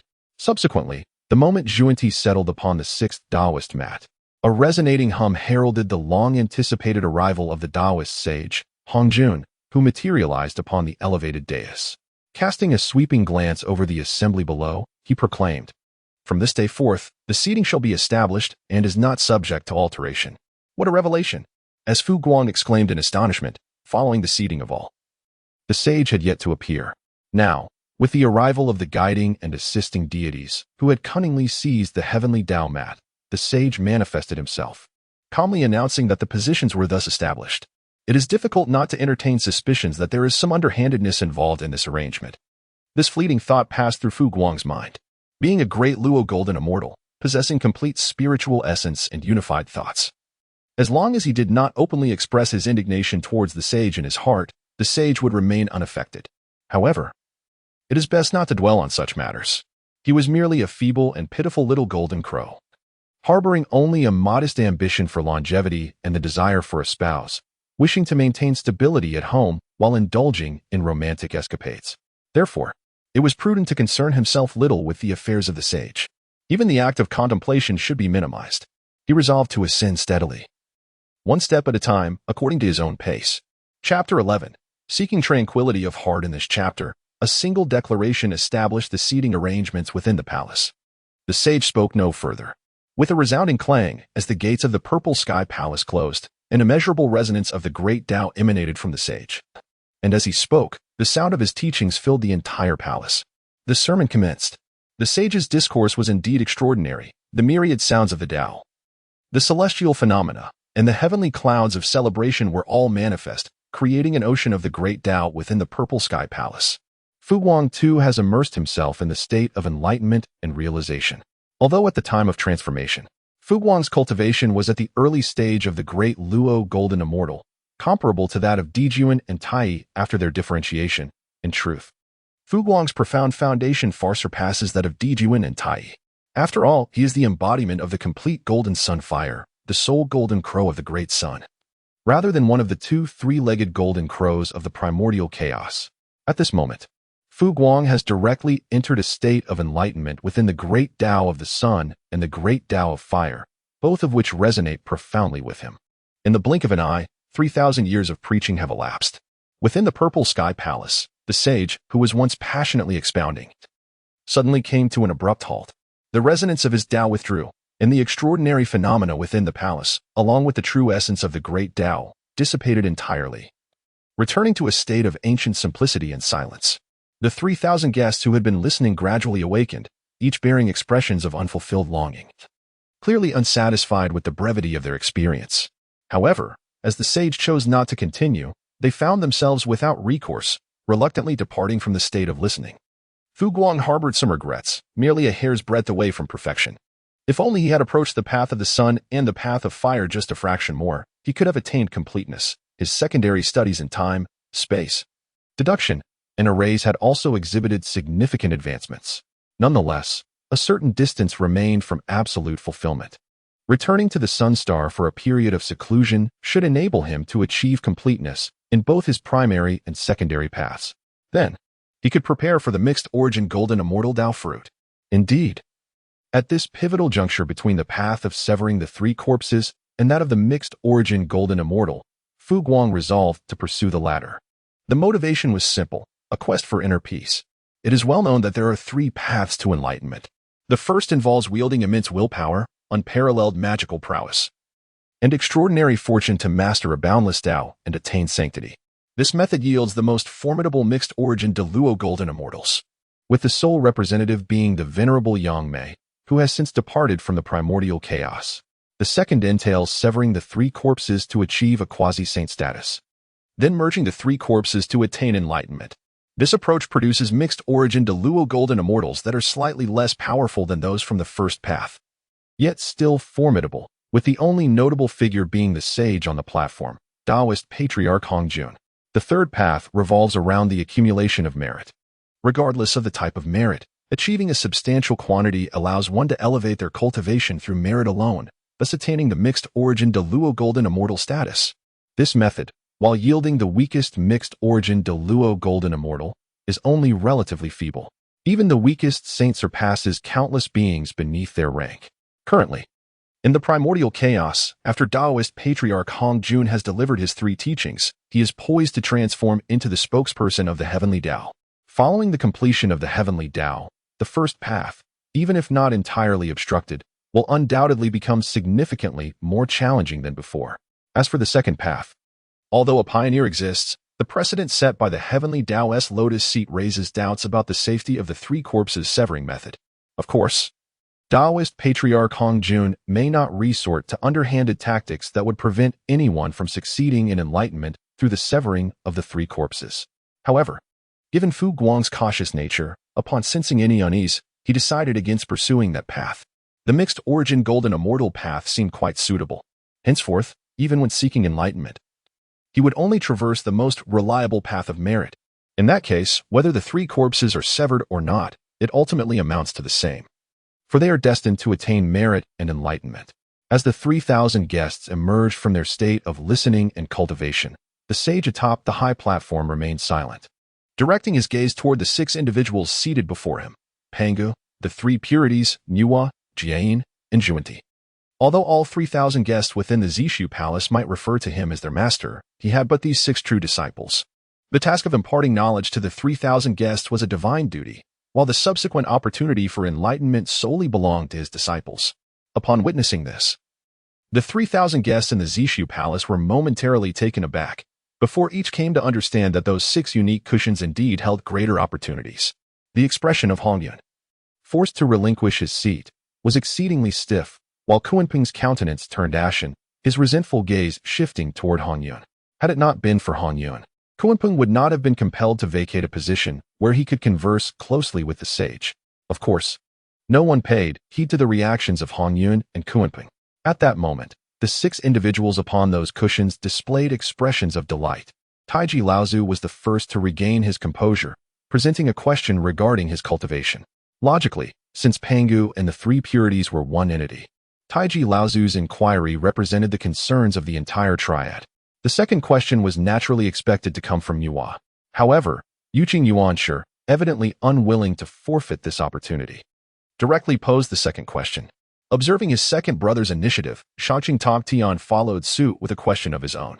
The inquiries of the 3 purities were met with answers from the sage, yet he showed no intention of continuing the session of enlightenment thereafter. Consequently, Yuhua, Jian, and Juanti were unable to pose their questions, leading to furrowed brows among the 3. The conclusion of the enlightenment session saw the sage casting a glance over the 3,000 guests, proclaiming, "As the primordial unity begins anew, all things are revitalized. The vast wilderness now experiences a resurgence of life, having proliferated for many ages, yet order has gradually unraveled, and chaos is about to manifest. In this crucial moment, formidable beings must arise to quell the disorder, delineate yin and yang, and maintain the order." The sage's words sent a tremor through the 3,000 guests, igniting a flurry of commotion among them. The meaning behind his pronouncement was not difficult to decipher. The sage intended for powerful beings to restore the order of the primordial universe and govern the myriad beings within it. This is indeed a monumental authority, naturally stirring the hearts of many. Of course, while some are concerned, others remain utterly unmoved. The crowd is merely awaiting the sage's further words. Since the sage has spoken, it signifies that he has already chosen a successor. They need only listen attentively. Chapter 12. The Unease in the Heart of the Eastern Duke. Chapter 12. As heaven and earth divide the yin and yang, it is thus that the one who governs order must embody both the masculine and the feminine, the light and the dark. The sage raised his gaze, first glancing at the composed Fu Guang, and then turning his attention to the Eastern Duke, adorned in a robe of purple and gold, exuding an air of nobility. He spoke once more. "Eastern Duke, you are the embodiment of the primordial pure yang energy of Donghua, destined to be the foremost among the male immortals of the wilderness. I bestow upon you the dragon-headed staff, representing the Wood Sovereign. Henceforth, all mortal men who ascend to immortality in this vast wilderness must pay homage to the Wood Sovereign in the Purple Palace and enter the record of immortals." As his words concluded, a treasure radiating with profound energy, the dragon-headed staff and the record of the Purple Palace materialized before the Eastern Duke. "Thank you, sage." Although the Eastern Duke's countenance remained tranquil, the flicker of golden light in his eyes betrayed his inner excitement. Such a display did not go unnoticed by the majority of male immortals among the 3,000 guests, prompting many to furrow their brows. Simultaneously, several male immortals instinctively cast their gaze towards Fu Guang, the individual the sage had first regarded. It was evident that Fu Guang, being the sage's initial focus, was the most suitable candidate for the title of foremost male immortal. Yet, for reasons unknown, the sage ultimately did not select Fu Guang. Undoubtedly, the sage had his own reasoning for this decision. However, in stark contrast to the barely concealed excitement of the Eastern Duke, Fu Guang's calm demeanor rendered their differences unmistakably clear.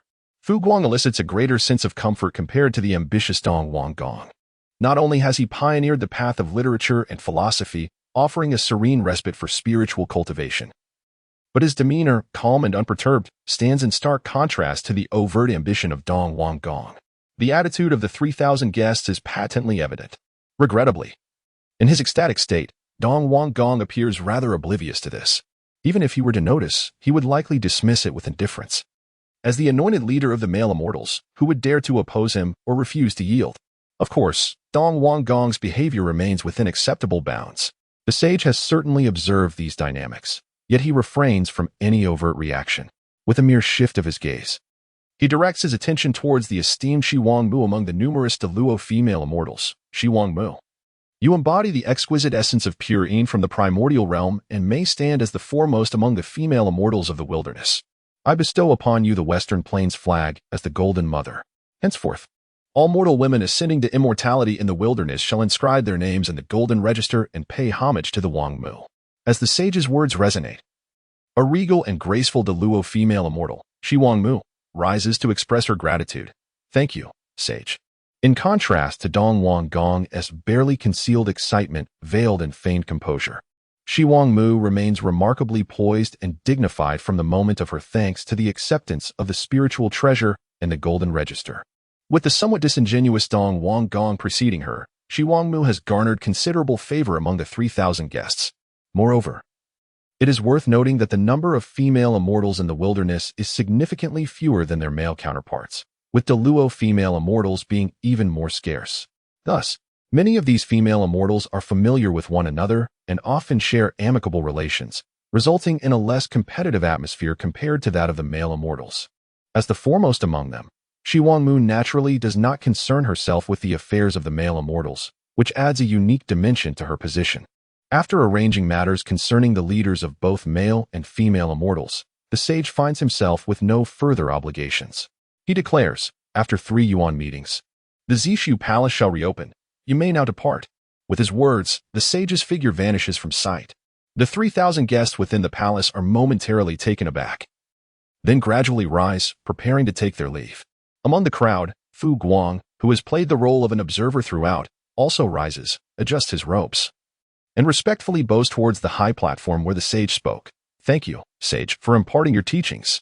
Upon witnessing the distinctive actions of Fu Guang, the 3,000 guests, who had arrived prior and were previously outmaneuvered, could not help but twitch at the corners of their mouths.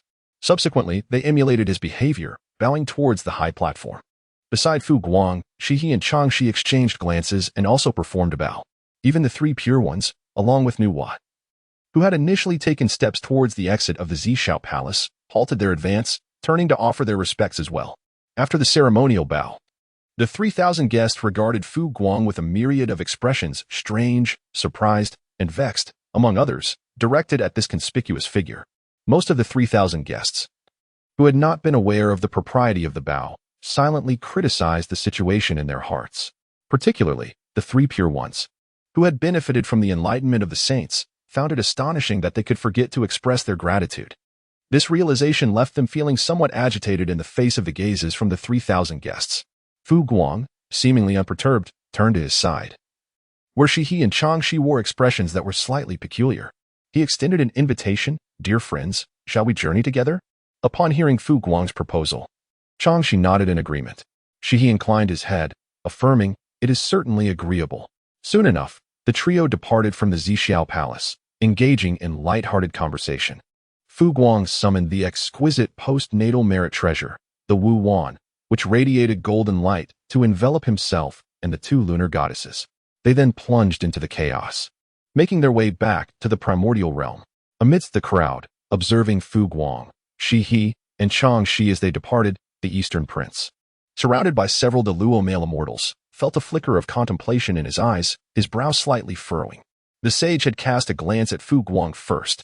The Eastern Prince was well aware of this. Thus, even though he had been bestowed the title of the foremost male immortal, a lingering sense of unease remained in his heart. It seemed that the choice for the foremost male immortal was not exclusively his. The sun star, Fu Guang, was equally deserving. It is worth noting that when the sage designated the foremost female immortal, no consideration was given to anyone beyond the West Queen Mother. A small thorn of doubt had subtly embedded itself in the Eastern Prince's heart. Chapter 13. The completion of the Deluo Dao fruit. Chapter 13. As they journeyed back to the primordial realm under Fu Guang's protection, once they entered the starry expanse, Shihi expressed her gratitude, saying to Fu Guang, I appreciate your assistance, dear friend. Upon hearing this, Fu Guang wore a gentle smile upon his face and said, We are all neighbors. There is no need for formality. He paused momentarily. Fu Guang gazed at Shihi and Changxi, inquiring, Dear friends, would you care to visit the Sunstar? I possess a celestial brew, crafted from innate fire mulberries many years ago, to treat you both. Upon hearing Fu Guang's invitation, Shihe and Changshi exchanged glances, then shook their heads gently. They responded, having listened to the sage's teachings, it is evident that you have gained much wisdom. And this moment presents an opportune time for introspection and assimilation. We, as sisters, would not wish to impose upon you. Rest assured, we shall certainly pay you a visit in the future. Not only Fu Guang, but the sisters themselves had also reaped significant benefits from the discourse, and they felt the need to retreat for a period of contemplation to thoroughly digest and elevate their own realms. Thus, visiting the Sun Star was not on their immediate agenda. In that case, I shall await your esteemed presence at the Sun Star, Fu Guang replied. Fu Guang did not insist, merely smiling as he spoke. He then clasped his hands in farewell, saying, if that is the case, I shall take my leave. Until we meet again, my fellow Taoists. Upon hearing his words, both Shihe and Changshi slightly inclined their bodies in acknowledgement, responding, until we meet again. There was no lingering sentiment, and the three parted ways, each returning to their own abode. After some time, Fu Guang returned to the Golden Crow Palace of the Sun Star and immediately entered seclusion to cultivate. His path of the sun, the path of fire, was nearing perfection, while the myriad paths he was concurrently pursuing also approached their own zenith.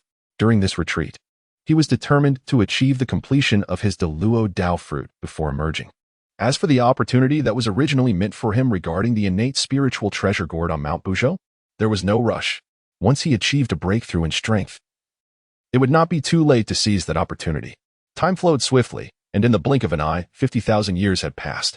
With a clang, the doors of the Golden Crow Palace slowly opened, revealing Fu Guang stepping forth, a look of satisfaction gracing his countenance. Feeling the completeness of his Deluo Dao fruit, he knew he must refine his magical power, divine abilities, and physical form, preparing thoroughly before contemplating a breakthrough to the Hongjun Golden Immortal Realm. It would be best to deepen his foundation further after the second lecture before making that leap. The first lecture at the Zixiao Palace primarily focused on the Deluo Golden Immortal level, with the levels below being secondary.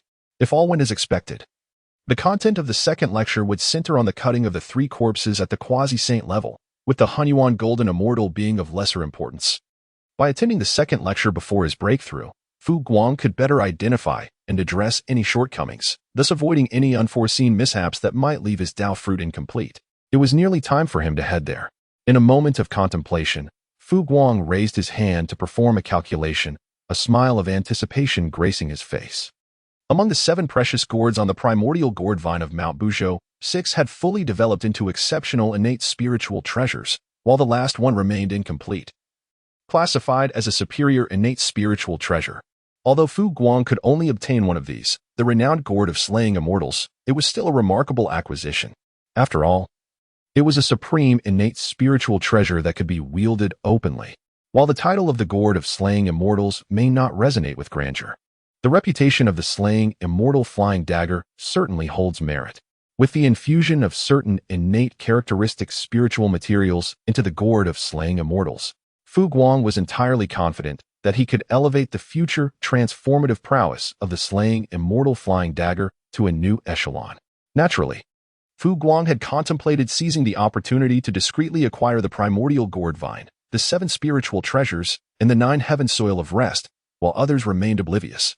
However, the thought of the primordial gourd vine and the 9 heaven soil being pivotal to the monumental event of Nuwa creating humanity and awakening the will of the human realm extinguished this notion. The rationale was simple: such actions lacked prudence. Who could say whether these artifacts would attract the attention of the heavenly Tao or the Tao ancestor Hongjun? Moreover, what purpose would they serve once acquired?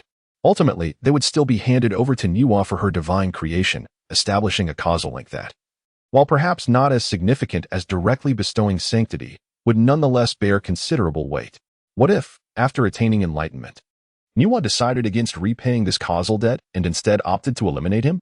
In summary, obtaining the primordial gourd vine and the 9 heaven soil in advance would inevitably lead to conflicts with Pangu, the 3 pure ones, and Nuwa, resulting in a multitude of future complications. Therefore, Fu Guang chose to prioritize caution and prudence, refraining from any premature actions.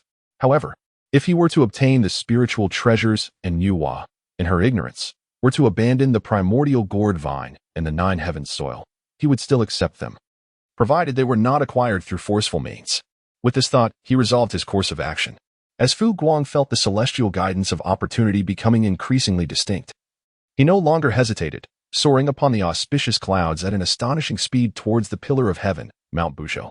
Simultaneously, Pangu and the three pure ones sensed that a destiny belonging to them was about to unfold, prompting them to depart from their respective sanctuaries. The venerable ancestor of the fire cloud cave, too, followed suit. In the vicinity of Mount Buzhou, within the sacred grounds of Fengqi Mountain, Niwa emerged from her retreat. And upon noticing that her elder brother showed no signs of leaving, she ventured forth alone from the sanctuary. Chapter 14. Has he accumulated an excess of virtuous treasures? In the desolate corners of the great wilderness lies a mountain, discordant in nature, known as Buzhou, for the myriad beings of the Hongjun realm. Mount Buzhou is a revered destination, esteemed as a place rich with opportunities. At the dawn of creation, the great deity Pangu manifested all things in the primordial wilderness. Except for those chaotic demons who severed themselves to survive, many of the primordial deities also bear the legacy of Pangu. When the beings of Hongjun journey to Mount Buzhou, if their hearts are sincere and their resolve unwavering, they often receive the bounties of the mountain. This truth has been validated over countless eons. To ascend Mount Buzhou and receive even a fragment of its true gift significantly benefits one's future path. Approaching Mount Buzhou. In Fu Guang's mind, numerous legends about Mount Buzhou emerged. Indeed, even for one as innately divine as Fu Guang, the existence of Mount Buzhou is steeped in countless tales. After acquiring the demon-slaying gourd, he decided to ascend Mount Buzhou. Gazing at the mountain, which appeared to be within reach yet remained quite distant, Fu Guang felt a sense of resolve. The opportunities of Mount Buzhou beckoned him, and he pondered the possibility of being fortunate enough to gain its favor, receiving benefits and guidance in return. Ultimately, it was merely a matter of taking a route he would traverse anyway. Before long, Fu Guang, propelled by the Golden Crow's transformation technique, arrived near Mount Buzhou. The opportunities lay ahead. Following the now clear heavenly signs, he transformed into a golden rainbow, swiftly making his way towards a certain ridge of the mountain. At a particular ridge of Mount Buzhou, a gathering of powerful Deluo golden immortals had assembled. Among them were formidable figures, including the elder, middle-aged, and youthful incarnations of Pangu and the three pure ones, the proud Niwa, and the benevolent Hongjun clad in crimson robes. Additionally, several other Deluo golden immortals were present. All were silently awaiting the complete maturation of the 7 resplendent primordial gourd treasures, shimmering with vibrant light, destined to emerge from the ridge. Though one of these treasures was merely a high-grade primordial spirit treasure, it held considerable value for those gathered. Who would ever disdain an abundance of spiritual treasures? As the crowd awaited in silence, a resounding buzz echoed as a golden rainbow pierced the heavens. Subsequently, the silhouette of Fu Guang materialized in the air.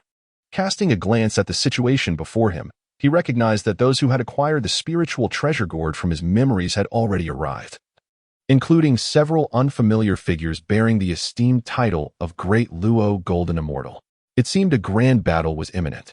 Noticing the rather unfriendly atmosphere among the gathering, Fu Guang pondered quietly.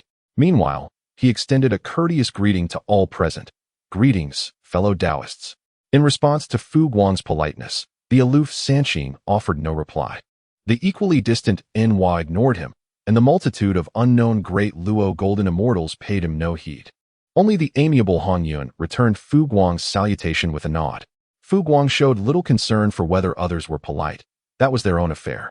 He focused instead on the impending maturity of the spiritual treasure, fully aware that once the gourd of the spiritual treasure ripened, a great battle would inevitably ensue. With a moment of contemplation, Fu Guang began to prepare for the forthcoming conflict.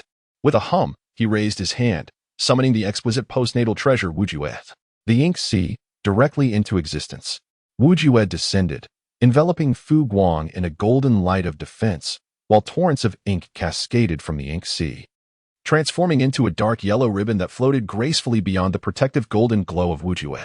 The actions of Fu Guang elicited raised eyebrows from the assembled crowd, many of whom even summoned their own treasures, their faces etched with tension as they observed him. Noticing this, Fu Guang appeared momentarily taken aback, as if awakening to the situation. He then offered a benign smile and said, "Esteemed friends, please do not be alarmed. I have sensed a fortuitous opportunity that has brought me here, and I initially believed that my fortune would unfold smoothly. However, I did not anticipate that not only I am fated to this treasure, but all of you are present as well, indicating that you too share in this destiny. I trust that none would wish to relinquish this chance. Soon, a contest will undoubtedly ensue. With that, Fu Guang summoned once more the supreme postnatal merit treasure, the Zixiao.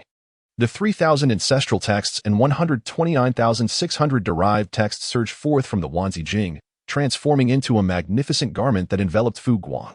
He continued, as a humble scholar, I am not adept in the art of combat, so I shall make some preparations first. I hope my esteemed friends will not take offense. Fu Guang once again retrieved the exquisite postnatal merit treasure, the Zixiao brush. My arsenal of spiritual treasures is rather limited. And I apologize for that, he remarked, eliciting amused expressions from his fellow cultivators.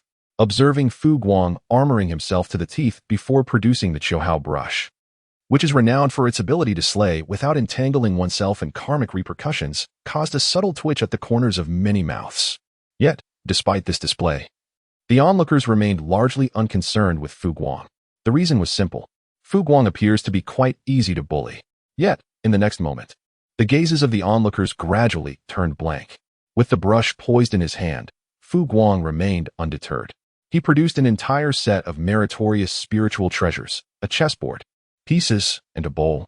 I hope this amuses you, he chuckled. Following that, yet another set of chess and international chess spiritual treasures was dispatched. I possess quite an array of toys. Better to be prepared than to be caught unawares. In no time at all, Fu Guang was enveloped in an array of divine treasures of varying ranks. The shimmering golden light of virtue causing the countenances of all present to undergo a profound transformation. Could it be that this individual possesses an excessive amount of divine treasures? Even the smallest of trinkets surrounding him exuded a considerable aura of virtue. When did Fu Guang acquire such an abundance of heavenly merit? Chapter 15. The Path of Reasoning. Chapter 15. The rarity of heavenly virtue in the vast expanse of the universe. The treasures of virtue are known to be exceedingly scarce. Yet why? How astonishing it is that Fu Guang possesses such a plethora of virtuous treasures. Not to mention the lesser-known great Luo golden immortals. Even the lofty Pangu, the three pure ones, and the proud Nuwa have momentarily fallen silent. To speak solely of Fu Guang's ability to effortlessly summon this multitude of virtuous treasures is sufficient to demonstrate his formidable strength. He is a true powerhouse, an absolute force endowed with immense merits that resonate with the very essence of heaven and earth. Such an adversary is indeed exceedingly formidable. Engaging in combat might not guarantee victory. Even if one were to triumph, confronting a being endowed with vast celestial merits would yield no favorable outcome. To slay such a foe? That would be an act of sheer folly. The collective silence that enveloped the crowd was entirely anticipated by Fu Guang. Yet, his actions did not cease. With a resonant hum, and without uttering a word, Fu Guang's mind stirred, and a colossal celestial merit golden wheel manifested around him, enveloping his entire being within its embrace. The sight of this golden wheel left all present in a state of bewilderment. Unfazed by the crowd's astonishment, Fu Guang continued undeterred. The smile on Fu Guang's face remained warm. In this way, I can be considered fully prepared.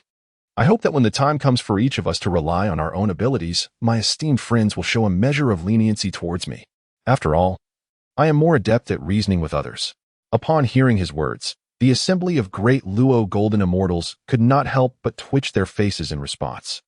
With their merits and spiritual treasures, sufficient strength, and the enormous heavenly Tao merit golden wheel surrounding them, one could only conclude that they were truly foolish to even consider taking action against Fu Guang. The possibility of victory was uncertain, and even if they were to triumph, there would be no favorable outcome awaiting them. That vast golden wheel of heavenly Tao merit practically proclaimed to the universe, I am the favored child of the heavenly Tao. Such an entity, unless entangled in a life-and-death vendetta, warranted a wide berth. They were cautious to avoid inadvertently provoking him, lest their own fortunes wane and bring misfortune upon themselves. Thus, the crowd silently excluded Fu Guang from their targets. After all, there were a total of 7 spiritual treasures. Fu Guang appears to be a person of integrity and honesty. It is likely that he would only take the one spiritual treasure to which he is destined, and he would undoubtedly refrain from taking more. This is not a lucrative deal for him. Just as the thoughts of the crowd began to stir, a hum resonated. On the innate gourd vine atop the ridge, 6 exquisite gourd treasures of innate spiritual grade simultaneously radiated distinct celestial lights, their auras swirling, clearly indicating that they had reached full maturity. The spiritual treasures had emerged into the world. In that instant, upon witnessing this scene, everyone felt a profound gravity settle upon them, and none dared to be the first to reach for the treasures. Similarly, Fu Guang, despite having made considerable preparations, found his cautious nature inclined towards a more reserved approach, favoring a strategy of delayed action. The spiritual treasures possessed an essence of their own. In the absence of any contention among the crowd, 6 ethereal gourds descended from the gourd vine, transforming into radiant streams of light, each soaring towards Pangu. The 3 pure ones, Nuwa, and ultimately, Fu Guang. In the blink of an eye, the 6 individuals acquired the 6 ethereal gourds. Concurrently, the last superior innate spiritual gourd, seemingly aware of its destined inability to ripen, also detached itself from the vine and transformed into a luminous streak, flying towards Fu Guang and landing in his grasp. Gazing at the superior innate spiritual gourd in his hand, Fu Guang wore a satisfied expression. To think there is yet another, it seems my fortune is indeed quite favorable. Simultaneously, Fu Guang also noticed that the other Deluo Jingxian who had not acquired treasures were all casting eager glances in his direction. Among those present who had actively acknowledged their connection to the spiritual treasures, he alone had obtained 2. This indeed provoked envy. His golden eyes shimmered. Fu Guang gazed upon the assembly of great Luo golden immortals, proclaiming, "The spiritual treasure has autonomously recognized its master. This contest for opportunity ought to conclude here." He surveyed his fellow Taoists, inquiring with a hint of trepidation, "Surely, you do not harbor any unfriendly intentions towards me?" Surrounding him, the essence of merit and the spiritual treasure shimmered, while the gentle radiance of the celestial Tao's merit golden will grew ever more resplendent. Fu Guang gazed at the assembly of great Luo golden immortals with a serene smile. To speak candidly, should he choose to take action, he could indeed send the true spirits of these great Luo golden immortals to the sea of true spirits of the Great Path, all before incurring significant karmic repercussions. Moreover, each of these great Luo golden immortals harbors substantial karma and transgressions. Eliminating them would not only absolve him of any karmic burden, but might even yield commendations of virtue. Of course, such merit would not be of the celestial variety, but rather akin to the merits of hidden virtue.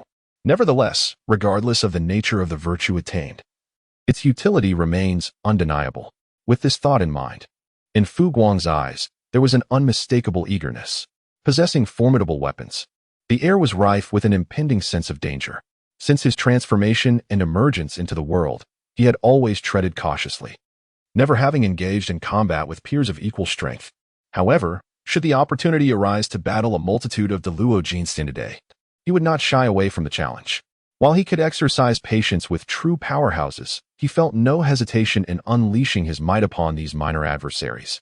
Mere foot soldiers drenched in the blood of countless lives. Observing Fu Guang's resplendent treasures of virtue and the dazzling golden wheel of celestial merit, the Deluo Jingxian who had harbored intentions began to involuntarily retreat a step. Soon, a hum reverberated as some of the Deluo Jingxian realized they had missed their chance at fortune, silently dissipating into light without uttering a word. With the first to depart, others soon followed. In a brief span, those who failed to acquire the treasures of virtue quietly withdrew, leaving behind the solemn figures of the Pangu and the 3 pure ones, who, with an air of aloofness, transformed into 3 beams of pure light and departed from the scene. My fellow Taoists, I too shall take my leave, Red Cloud, who had successfully obtained the 99 Scatter Soul Red Gourd, declared with a satisfied smile. After offering a respectful salute to Fu Guang and Inhua, he too vanished from sight. In an instant, only Fu Guang and Inhua remained in that place. Chapter 16. Inhua felt as though she would be pressed and hammered down. Chapter 16. In the High Heavens. As Fu Guang and Inhua locked eyes, a profound silence enveloped them both for a considerable time. Eventually, Inhua broke the stillness, saying, "I, a humble Taoist, share a bond of deep friendship with Shiha and Changxi. I have never witnessed them display such warmth towards any male immortal, let alone travel together. You, my esteemed friend Fu Guang, are indeed the first. This truly piques my curiosity." Upon hearing this, Fu Guang's face revealed a look of sudden realization as he held the golden crow's whisk, smiling, to receive such kind words from esteemed friends Shihi and Changxi. "I am indeed taken aback. It seems that our shared status as masters of the stars plays a part in this camaraderie. In the vastness of the cosmos, where fellow practitioners are scarce, it is only natural to draw closer." Upon hearing this, Nuwan nodded in agreement, choosing not to elaborate further. She then remarked, "That makes sense. With matters here concluded, I shall take my leave." As her words fell, Nuwa's delicate form transformed into a radiant light of creation, swiftly soaring towards the direction of Fengqi Mountain, disappearing into the distance. Observing Nuwa's departure, Fu Guang raised an eyebrow, pondering to himself, has she forgotten? Or does she assume I would not take what is mine, only to return for it later? Subsequently, without any hesitation, Fu Guang waved his hand, effortlessly collecting the primordial gourd vines still clinging to the ridge, along with the essence of the 9 heavens, leaving not a speck of dust behind. After gathering these treasures, with a leisurely spirit, Fu Guang ascended towards the heights of Mount Buzhou. After Fu Guang's departure, several centuries passed before Nuwa returned. Gazing upon the desolate cliffs, she furrowed her brow, a look of regret etched across her face. I was too hasty before. There were still opportunities yet to be seized, and it seems they have fallen into the hands of Fu Guang Daoist. The mere thought of having missed out on such chances filled Nuwa with self-reproach for her carelessness. However, now that the opportunities had been claimed by another, they were no longer her concern. Thus, there was little point in pursuing them further. Even if she wished to employ forceful measures, it was likely that she would not stand a chance against Fu Guang Daoist. Enlisting her elder brother would yield similar results. Although Fuxi possessed remarkable skills in divination and excelled at discerning fortune from misfortune, in terms of raw strength, Nuwa could easily overpower him. Yet, against Fu Guang, she sensed she would be subdued with but a single hand. Thus, the likelihood of her prevailing was slim. Despite her unwillingness to accept this fate, Nuwa could only lament her own carelessness and the opportunities she had let slip away. Nuwa's visit was brief, and she departed swiftly. 10 years after her departure, a low hum lingered in the air. The silhouette of Fu Guang gradually emerged from the void, sitting cross-legged in the emptiness while stroking her chin. Indeed, she has returned. Moreover, it appears that she has come to terms with the reality of her lost opportunities. In this case, I shall not decline the innate gourd vine and the 9 heavens essence. As a prudent individual, although Fu Guang had taken away the innate gourd vine and the 9 heavens xiangrong, he would not depart directly. He felt it necessary to ascertain Yua's stance before deciding whether to fully accept them. After all, these 2 items were of paramount significance, intricately tied to the path of enlightenment, and were coveted fiercely by any practitioner in the primordial wilderness. Now, having confirmed Yua's acceptance, Fu Guang could confidently and boldly claim them. With a flicker of his form, he vanished. Fu Guang has truly departed this time. The cultivators have arrived at Mount Buzhou. The higher they ascend, the more palpable becomes an overwhelming aura of will, a force that is neither the Tao of heaven nor the essence of the cosmos. It is a resolute spirit, one that defies the heavens and contends with the earth, exuding an unparalleled grandeur. Thus, after soaring to a certain altitude, regardless of the realm of the cultivator, all must ultimately descend, climbing step by step. At this moment, Fu Guang was ascending the mighty Mount Buzhou, step by step, with his own 2 feet. As he climbed, he released his resistance against the oppressive will of the mountain, closed his eyes, and allowed himself to immerse in the weight of its intention. Seeking to comprehend the essence of Buzhou, how one might receive the mountain's gifts and inheritance remains an enigma. Those who have previously been bestowed with such gifts had traversed distinct paths.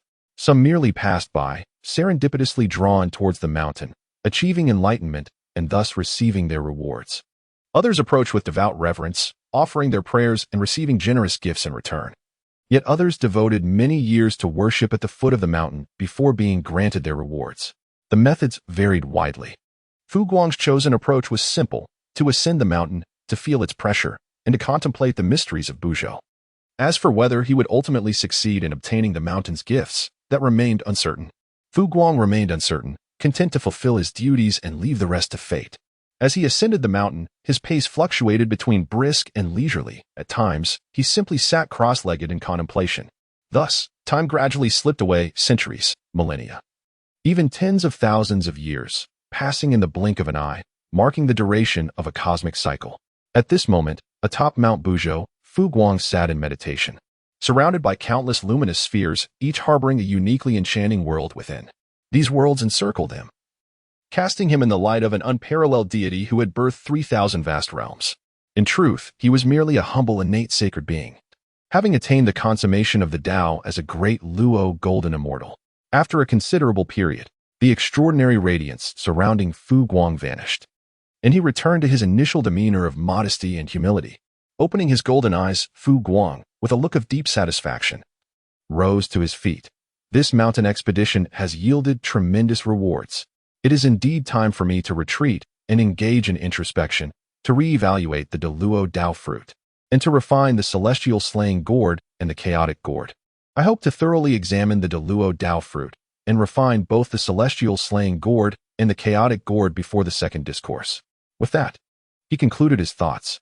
A radiant golden light enveloped Fugong, who then transformed into a shimmering golden rainbow, soaring straight towards the sun star. Chapter 17. The Library of Fugong. The myriad races shall face their old sins. Within the golden crow palace of the sun star, Fugong sat cross-legged on a meditation mat, with 3 streams of spiritual light hovering before him, showcasing a top-tier innate spiritual treasure, the Chaos Gourd. The innate gourd vine and the 9 heaven soil were also present. The 7 gourds adorning the innate gourd vine each possessed the potential to evolve into supreme, innate spiritual treasures. The reason the Chaos Gourd had not yet ascended to such a status lay in its premature emergence. Now, with the innate gourd vine and the 9 heaven soil firmly in Fugong's grasp, it was conceivable that if he could restore the missing essence of the Chaos Gourd, it might once again flourish into a supreme, innate spiritual treasure. By harnessing the power of the sun star to forcibly reconnect the 9 heaven soil, the gourd vine, and the Chaos Gourd, rejuvenating the latter should indeed be feasible. Fu Guang caressed his chin, pondering deeply. This process may indeed take an eternity. Perhaps by the time the day arrives when Nuwa attains sanctity, the chaotic gourd may still not have ascended to its pinnacle form. Nevertheless, it matters not. Any little enhancement is welcome. After a moment's contemplation, Fu Guang seamlessly merged the 3 elements before him. He replanted the gourd vine and, employing a grafting technique, reattached the chaotic gourd to the vine. After accomplishing this, Fu Guang summoned the power of the solar star, channeling the 3 entities into its core and initiating the flow of their intrinsic energy. As anticipated, it proved effective. After observing for millennia, he noted with satisfaction that the chaotic gourd had begun to grow once more.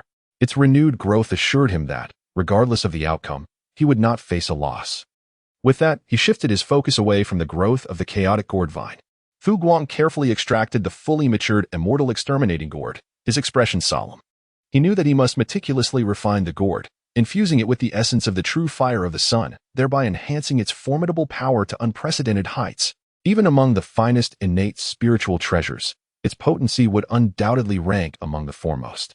He raised his hand and summoned a stream of sunfire essence from the solar star, a liquid flame flowing like molten lava. As his hand shifted through intricate seals, he simultaneously refined the innate divine prohibitions within the gourd while continuously channeling the solar true fire into its interior. With a mind divided, while refining the immortal exterminating gourd, Fu Guang also engaged in diligent introspection of his Deluo Dao fruit, pondering the great way of the sun and the path of fire, as well as contemplating his own divine abilities.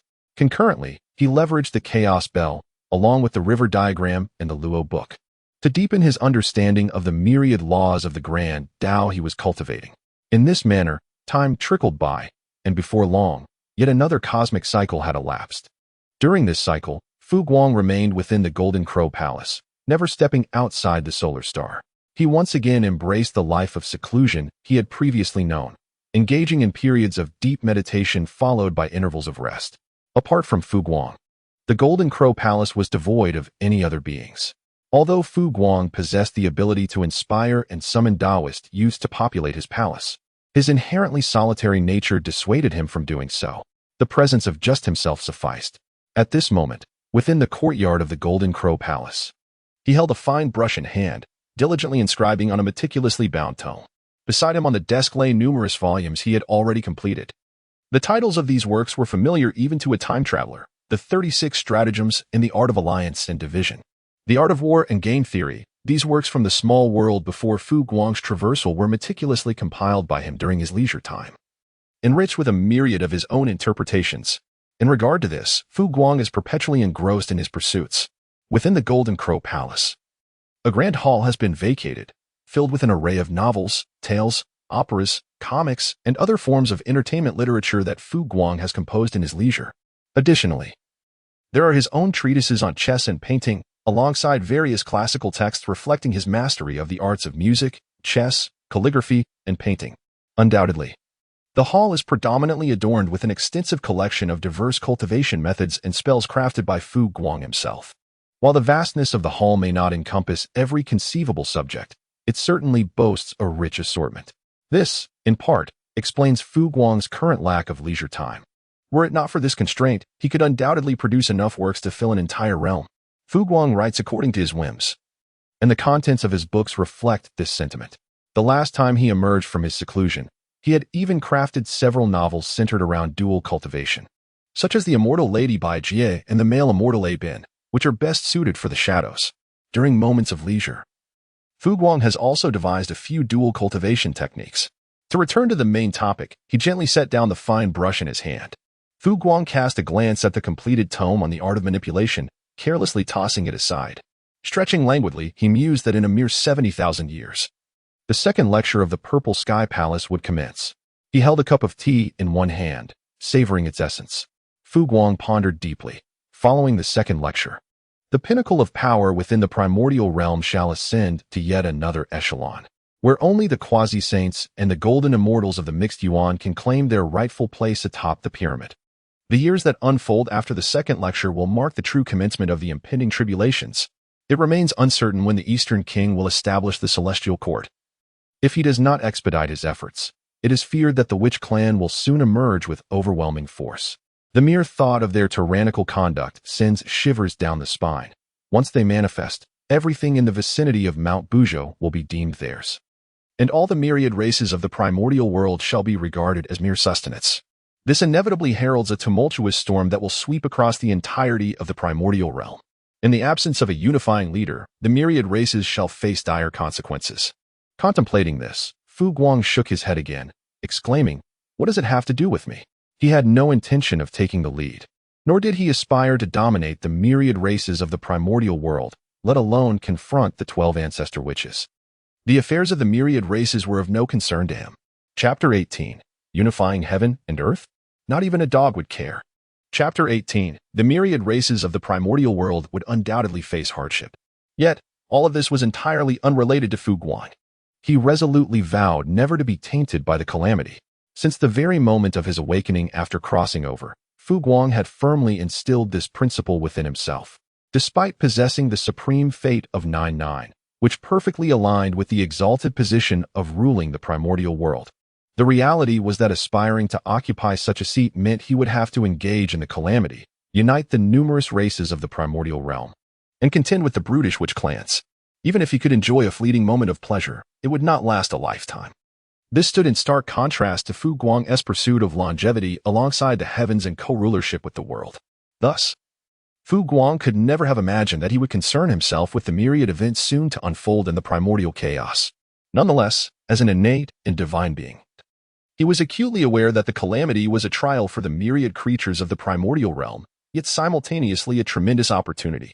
Those who entered the tribulation and emerged victorious would ascend to great heights, while those who faltered would vanish without a trace. This truth was well understood by any cultivator with even a modicum of skill in the primordial world. To illustrate, one need not look far back. The previous calamity was horrifically devastating. A multitude of chaotic demon gods engaged in fierce conflict, resulting in the demise of numerous renowned primordial beings who had made their names since the dawn of creation. This included, but was not limited to, the venerable ancestor of heaven and earth, the ancestor of yin and yang, and the moon deity Wang Shu, among other illustrious ancient powers. Most infamous was the demon ancestor Luo Ho, wielding the innate treasure, the god-slaying spear, and the indomitable sword array of the four saints, alongside myriad other supreme artifacts such as the 12-petal annihilation Black Lotus. He was undoubtedly the preeminent force of his time. Regrettably, his ambitions led to failure. Even the ancestral veins of the western lands were obliterated in his attempts, yet he could not claim victory over the Tao ancestor Hongjun. Instead, he fell prey to the machinations of Hongjun, accruing immense karmic retribution. Ultimately, he was sought out and slain by the Tao ancestor, thereby ridding the primordial realm of a great calamity and earning boundless merit from the heavenly Tao. Not only did he survive the calamity, but he also achieved the unification of his three corpses, culminating in his enlightenment. Recalling the witch and demon calamity, Fu Guang noted that its destructive capacity rivaled that of the conflict that had shattered the Western spiritual veins. Thus, It became evident that this forthcoming calamity harbored the potential to birth a new saintly fruit. Fu Guang could ascertain this point. Similarly, as the calamity unfolds, many formidable beings can comprehend this truth. Understanding it is one thing, however. The challenge of attaining the rank of a sage amidst the tribulation is no less daunting than the unification of the three corpses to achieve enlightenment. Particularly, if one fails to succeed before the celestial sages attain their enlightenment, the consequences thereafter would be dire. In conclusion, the idea of unifying heaven and earth is unappealing. Within Fu Guang's mind, myriad thoughts swirled, at times contemplating the tribulation, at other moments pondering the theme of his next book, or envisioning a serene future devoted to his pursuit of truth. Outside the sun star, two ethereal beams of moonlit radiance descended from the direction of the moon star, transforming into the figures of two divine maidens. The visitors were none other than the sisters Shiha and Changxi. After manifesting their forms, Shiha stepped forward. I, Shiha of the moon star, along with my sister Changxi, have come to pay a visit to fellow Taoist Fu Guang. Might you be available? In an instant, a flash of golden light flickered in Fu Guang's eyes, and his previously relaxed thoughts converged into focus. A smile of pleasant surprise graced his face. They have arrived? Excellent. Excellent. He rose promptly.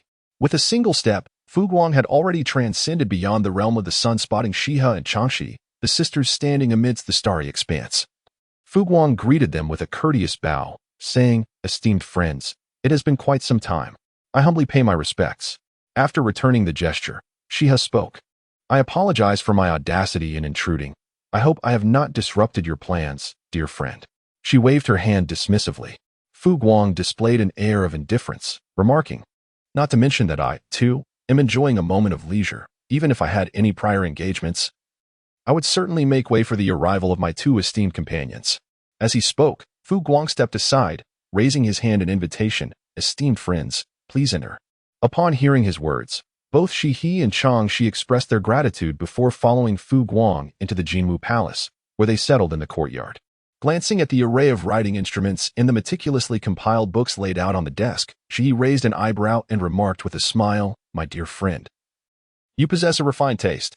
Fu Guang smiled faintly, acknowledging, "After all, I am the progenitor of the literary path, and naturally, I have an affinity for such matters." Shihi nodded in agreement. Without delving into other topics, it was evident that Fu Guang exuded a gentle and cultured aura, embodying the essence of a true gentleman. His presence was indeed refreshing and uplifting. Meanwhile, Changxi, who seldom spoke, cast her beautiful gaze upon the books laid out on the desk and inquired, "Fu Guang, may I peruse these volumes?" Since Fu Guang had invented characters and pioneered the literary path, the concept of books had become widely disseminated throughout the primordial realm. She nodded in affirmation.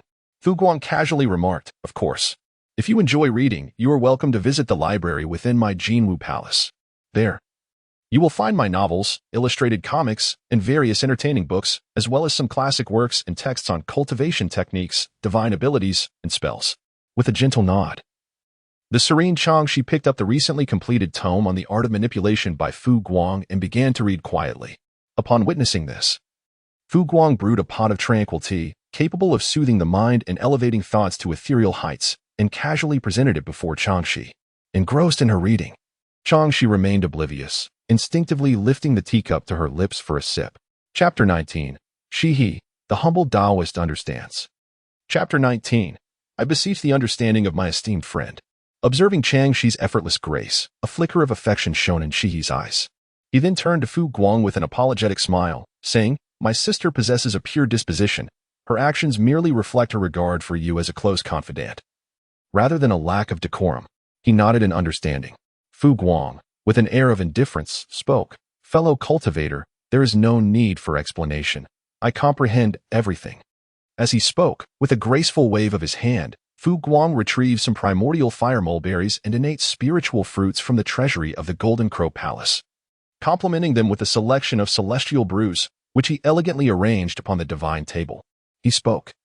"These are the first batch of primordial fire mulberries produced by the Fusang divine tree. Consuming one can refine the primordial spirit and probe the essence of one's heart, offering certain benefits for the attainment of the great Tao. Do not hesitate, my friend. Refining the primordial spirit and probing the essence of the heart through such divine fruits? Truly remarkable." Upon hearing Fu Guang's words, Shihi's eyes sparkled with delight, her brows lifting in joyous anticipation as she summoned forth a jar of celestial brew. With a smile, she remarked, "This is a brew crafted from the finest blossoms of the primordial laurel tree. I hope you find it to your liking." Her brow arched ever so slightly. Fu Guang, with a cheerful smile, accepted the jar of laurel brew, a celestial elixir renowned among the myriad of cultivators in the primordial realm. How could this humble Taoist possibly harbor any disdain for it, having long sought it in vain? As the words flowed, Fu Guang retrieved several wine cups, and after consulting with Shihi, he opened a bottle, pouring a glass for both Shihi and Changshi before filling one for himself. He downed the drink in one swift motion. As the exquisite wine flowed down his throat, Fu Guang suddenly felt his mind clear, entering a state of profound enlightenment. Observing Fu Guang's immediate epiphany upon savoring the laurel brew, Shihi, seated before him, couldn't help but feel astonished. Goodness! The comprehension of this Taoist Fu Guang is remarkably formidable. To achieve enlightenment with but a single sip of celestial wine, one can only feel envious. This also subtly affirmed the profound depth of Fu Guang's foundational skills, suggesting he surpassed many of the great powers of the primordial chaos. Fu Guang was not the first to taste the laurel brew. Figures like Nuwa and the Queen Mother of the West had partaken long before him. However, he alone could enter a state of enlightenment with a mere sip of the divine liquor. A century of enlightenment had now passed. Fu Guang emerged from a state of enlightenment, having discovered an additional path of the Great Way, the path of the moon. His gains were substantial. With a heart full of satisfaction, he turned towards Shiha, who had patiently awaited the conclusion of his epiphany, and bowed respectfully, saying, "Thank you, esteemed friend. For the moon laurel brew, it has proven immensely beneficial to me." With a gentle nod, Shiha humbly replied, "It is merely a reflection of your own fortune. The moon laurel brew is but a rare and exquisite wine." After exchanging pleasantries, their conversation naturally gravitated towards the legends and experiences of the prehistoric era. Shiha's beautiful eyes glimmered slightly as she inquired, "Do you still remember the foremost male immortal, Dong Wang Gong?" She set down her wine cup. Fu Guang expressed a modicum of interest. "Naturally, I remember. Might you, my fellow cultivator, be privy to the recent developments concerning the esteemed male immortal?" Nodding thoughtfully, she did not withhold information and directly spoke. "It has come to my attention that prior to a certain Yuan Wei, Dong Wang Gong has widely opened the gates of his purple abode, attracting a considerable number of golden immortals to his ranks, including several formidable Deluo male immortals who have sought his allegiance. Furthermore, Dong Wang Gong has made 2 visits to the Western Kunlun, engaging in discussions with the Western Queen Mother regarding various matters. Although, as of now, the situation remains relatively tranquil, it appears that the primordial realm shall soon undergo notable transformations. Has Dong Wang Gong begun to gather followers? This undoubtedly indicates his preparations for the celestial court. Establishing a celestial court and forging connections with the Western Queen Mother, the foremost female immortal, is indeed a most sensible endeavor. The crux of the matter lies in the fact that Dong Wang Gong only possesses half of the esteemed title of the male immortal. Should he ally with the Western Queen Mother, it would solidify a complete and saintly mandate. In such a scenario, when Dong Wang Gong raises his voice, he would be well positioned to command the primordial realm with authority. Fu Guang's expression bore a hint of contemplation. After a considerable pause, Shihi curiously inquired of Fu Guang, "What are your thoughts on the actions of the Eastern King?" A moment of surprise ensued. Fu Guang regained his composure and declared, "What opinion do I hold? I possess no particular viewpoint. It is entirely natural for the Eastern King and the Western Queen, having been bestowed titles as the male and female celestial leaders, to aspire to achieve great endeavors. This matter bears no relevance to us." His words were resolute and unwavering. Imbued with a hint of authority, could it be that the Eastern King wishes to extend his influence over us, the primordial deities?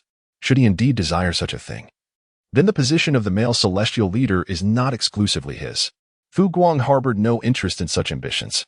However, let us not forget that at the entrance of the Zixiao Palace, the Taoist ancestor Hongjun stands guard alongside the vigilant Haoyan. To ascend as the heavenly emperor following the calamity of the witch and demon is a testament to the fact that even the current Taoist youth, Haoyan, possesses some semblance of imperial destiny. Yet, this declaration fell upon Shihi's ears and took on a different hue. Is the position of male celestial leader not solely the domain of the Eastern King? This is indeed true, for when the sages conferred the title of male celestial leader, it was not the Eastern King who was the first to be considered, but rather Fu Guang himself. Now, with Fu Guang uttering these words, does it not suggest? Fu Guang, a fellow cultivator, had indeed harbored ambitions regarding the position of the foremost male immortal. However, since the sage did not select him, he temporarily suppressed his desires. Upon realizing this, and observing Fu Guang's complete disregard for Dong Wang Gong, even exhibiting a hint of contempt, she felt reassured in her suspicions. Yet, she chose not to divulge her insights into Fu Guang's inner thoughts. Instead, she smiled and said, "I see now, I understand." Upon hearing Shihi's words, Fu Guang was taken aback. "Did you understand? What is it that you comprehend?" With a shift in thought, Fu Guang comprehended that it must be Shihi who had come to an understanding. As primordial deities, they need not be concerned about the schemes of the East King and the West Queen Mother. Thus, she nodded in response, saying, "As long as you understand, my friend." Chapter 20. The second lecture. Fuxi is indeed capable. Chapter 20. Within the Golden Crow Palace. The harmonious interaction among Fu Guang, Shihi, and Changxi is truly delightful. Initially, Shihi and Fu Guang engaged in lively conversation, but as their topics dwindled, Fu Guang retrieved the small toys he had created out of boredom, Go, chess, and international chess sets, and invited Shihi to partake in a match. Moreover, upon discovering Shihi's interest in melody, Fu Guang's various crafted musical instruments that he typically enjoyed came into play, much to Shihi's exuberant delight. She even composed a considerable number of celestial music scores. Meanwhile, Changxi immersed herself in the diverse array of books compiled by Fu Guang. Occasionally, when inspired, she would take up her brush and pen, crafting novels, tales of Taoist principles, and even developing her own techniques based on the mystical methods from Fu Guang's fantastical narratives. Thus, the passage of countless years slipped by unnoticed. On a particular day within the Golden Crow Palace, Fu Guang and Shihi were engrossed in a game of chess, while Changxi was diligently crafting a novel entitled The Legend of the Moon Maiden. Suddenly, 3 measured chimes resonated above the Golden Crow Palace, breaking the enchantment of the moment. The 2 men and 1 woman, lost in their revelry, were instantly brought back to awareness, their eyes sparkling with brilliance. The time for the second lecture had arrived. Upon hearing the chimes, Fu Guang set down his chess piece and turned to the now alert Shihi and Changxi, invitingly saying, "My dear companions, shall we attend together?" In response to Fu Guang's invitation, Shihi stood with a radiant smile, affirming, "Of course." Likewise, Changxi, having gently set aside her brush, nodded in agreement, "Let us go together." Seeing the unanimous consent, Fu Guang felt content. Fu Guang swiftly tidied himself up, and the 3 companions set forth, exiting the Sun Star and journeying towards the chaotic expanse beyond. Within the chaos, the Zixiao Palace stood resolutely, establishing a realm of tranquility amidst the perilous void.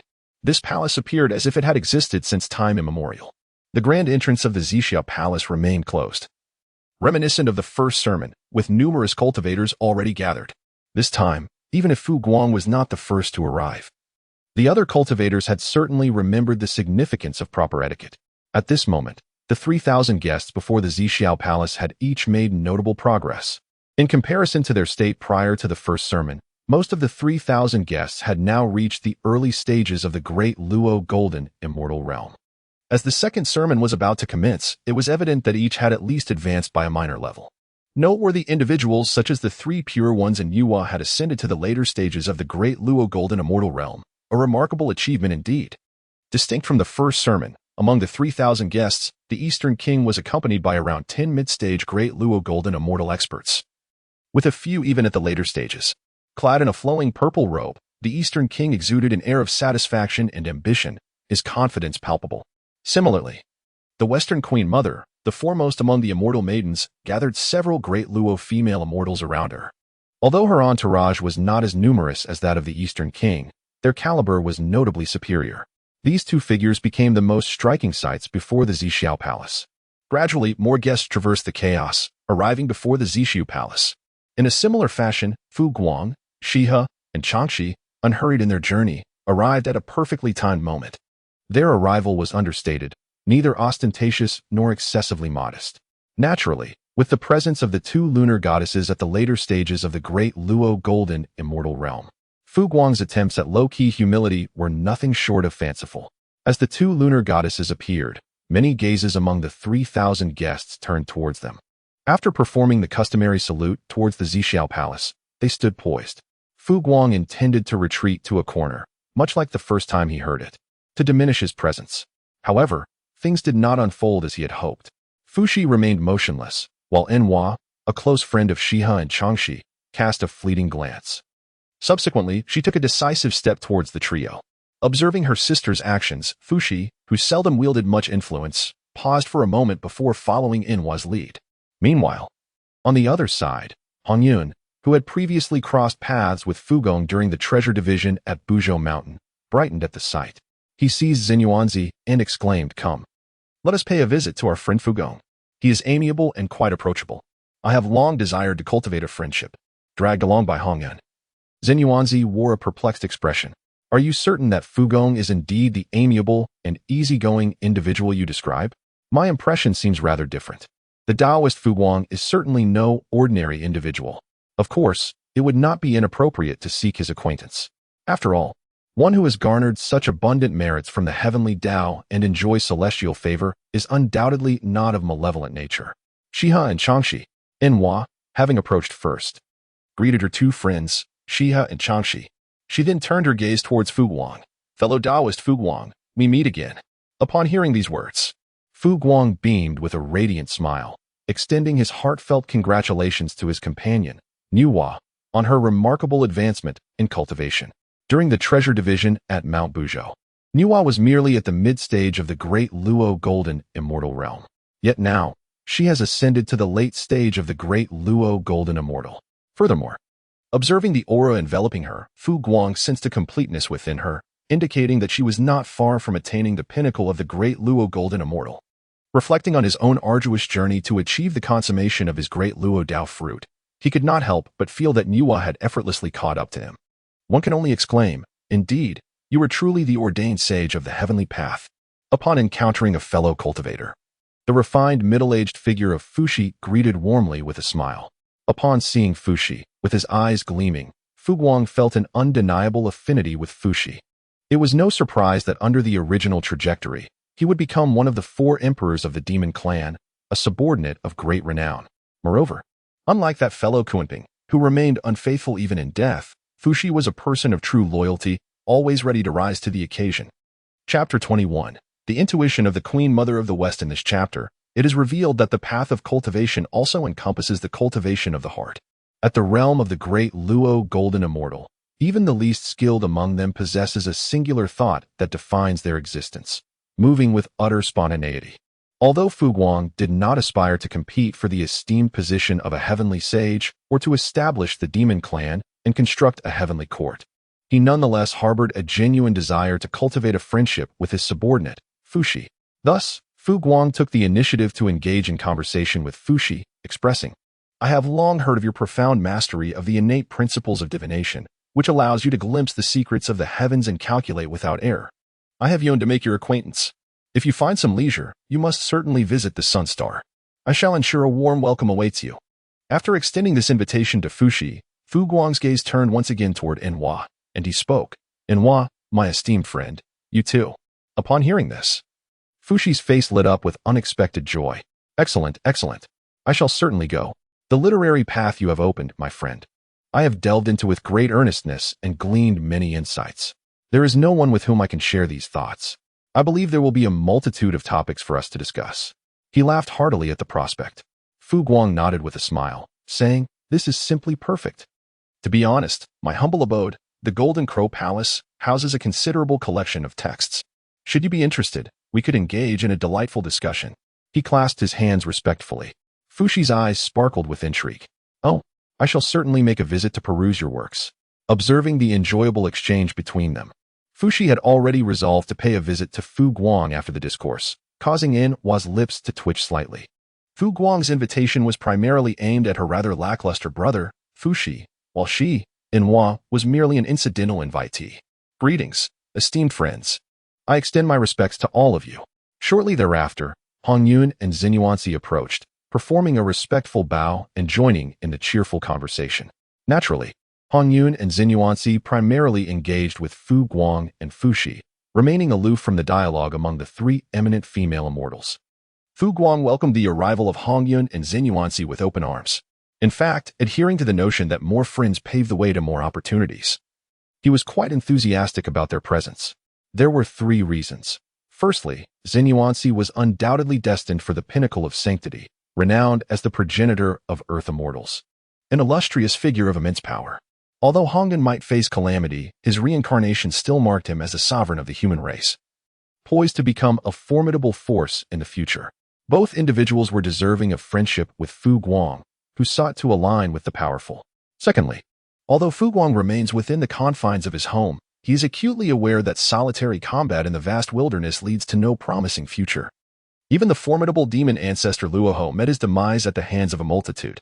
Thus, he recognizes the necessity of having companions on this journey, lest he find himself without allies in the event of a future skirmish. Guang aspires to transcend calamities and coexist harmoniously with the world. This does not imply that he is devoid of the need for companionship. The amiable Hongjun requires no further introduction, while the honest and trustworthy Jin Yuanzi is also a worthy ally.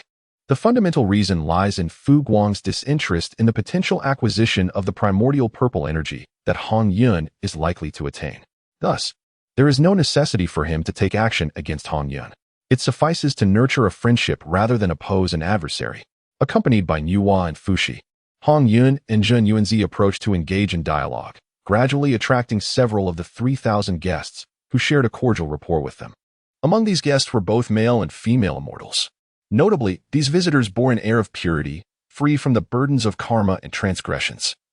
Some even radiated a glimmer of virtuous merit. However, this was modest in comparison to Guang's celestial merit golden wheel. Several friends brought their acquaintances to expand their social circles, a pursuit that is inherently quite natural. Yet, the sight of the numerous 3,000 guests gathering around Guang was undeniably provocative to others. While some ascetics remained unperturbed, the scene caught the attention of the Eastern Prince and the Western Queen Mother, eliciting a degree of discomfort and deep-seated apprehension, particularly in the Eastern Prince. Upon witnessing this spectacle, his imposing visage betrayed a hint of displeasure and considerable unease. The reason was none other than the number of great Luo golden immortals gathered around Guang far exceeds those in his immediate vicinity. Even when accounting for the great Luo female immortals from the West Queen Mother's side, he still finds himself at a disadvantage in terms of numbers. At this moment, Gong inevitably recalls the day when the sage designated the foremost male immortal, his first glance falling upon Guang. Does this scene not imply that his position as the foremost male immortal is indeed unmerited, and that it was only by Guang's disinterest that it fell to him? It is glaringly obvious. Undoubtedly, being endowed with the imperial mandate, Gong is not devoid of worldly wisdom. His momentary displeasure and apprehension quickly dissipate, restoring his composure. He comprehends that, despite the throng gathered around Guang, the sage has ordained him as the foremost male immortal. With the West Queen Mother's support, he holds the legitimate claim to authority and righteousness.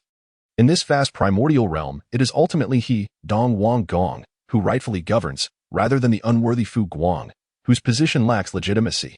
Very few perceive Gong's discontent and unease.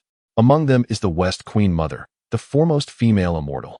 Upon noticing Gong's reaction to the scene surrounding Guang, she instinctively feels discomfort, for reasons unknown. Her intuition consistently informs her that Guang is far more complex than he appears, resembling a congenial gentleman. Confronting him could very well lead to calamity. Initially, she had entertained thoughts of collaborating with Gong to establish an immortal court, thereby managing and ruling over the primordial realm. However, witnessing Gong's reaction, it seems likely that a future establishment of the immortal court could lead to conflict with Guang. This, in the West Queen Mother's view, appears imprudent. Caution is warranted. She muses quietly, concerned that should Gong clash with Guang, it could embroil her in undesirable consequences. Naturally, observing some female immortals engaging with Guang through their connections with Shihe, Changxi, and Nuwa brings her some discomfort. Yet, that is the extent of her feelings. Others are free to pursue their desires.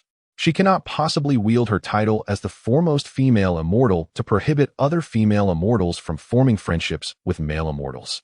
Would that not be a reckless endeavor? Chapter 22, Breakthrough. Hunyuan Golden Immortal. In this chapter, the number of individuals surrounding him has become somewhat overwhelming. At this moment, Guang is acutely aware of his conspicuousness. His cautious nature has led him to recognize Gong's displeasure and trepidation, as well as a hint of dissatisfaction from the West Queen Mother. After all, these two are individuals Fu Guang holds in high regard, possessing the potential to replace the fated path of calamity and embark on a confrontation with the Witch Clan. Naturally, Fu Guang's attention towards them has certainly increased. Therefore, even though the expressions and demeanor of the Eastern King and the Western Queen are rather discreet, they were effortlessly captured by Fu Guang. This time, it was somewhat ostentatious. Realizing that he had not been cautious and composed enough, Fu Guang reflected inwardly. Such a lapse must not occur again. Of course, Fu Guang harbors no regrets regarding his associations with these great Luo golden immortals. For every situation bears its own advantages and disadvantages. While the Eastern King and the Western Queen may present a modicum of trouble, these great Luo golden immortals also bestow numerous benefits upon him. Every action, however trivial, is governed by cause and effect. He remains poised in a balanced position, neither overly conspicuous nor excessively subdued. More importantly, when the Eastern King and the Western Queen establish their celestial court and commence governance over the primordial realm, the defiance of the Wu clan, who hold reverence only for the Pangu, will inevitably lead to confrontation. At that juncture, would the Eastern King dare to provoke one as formidable as Fu Guang, who possesses great strength, is favored by the Tao of Heaven, and is surrounded by numerous allies? Absolutely not. As for whether the Wu clan will disdain the celestial court and choose to remain hidden, it is a certainty. According to the behavioral logic of the Wu clan, upon witnessing the highly publicized establishment of the celestial court, their singular thought will be, the heavens and the earth were created by our father deity, Pangu. We, the Wu clan, are the legitimate descendants of Pangu. Who else but us is fit to manage the primordial realm? The Eastern King? The Western Queen? The celestial court? The saints and the Tao of Heaven hold no regard for the Wu clan. What status do you possess to claim such authority? Preposterous. Thus, the Wu clan will undoubtedly emerge from their seclusion.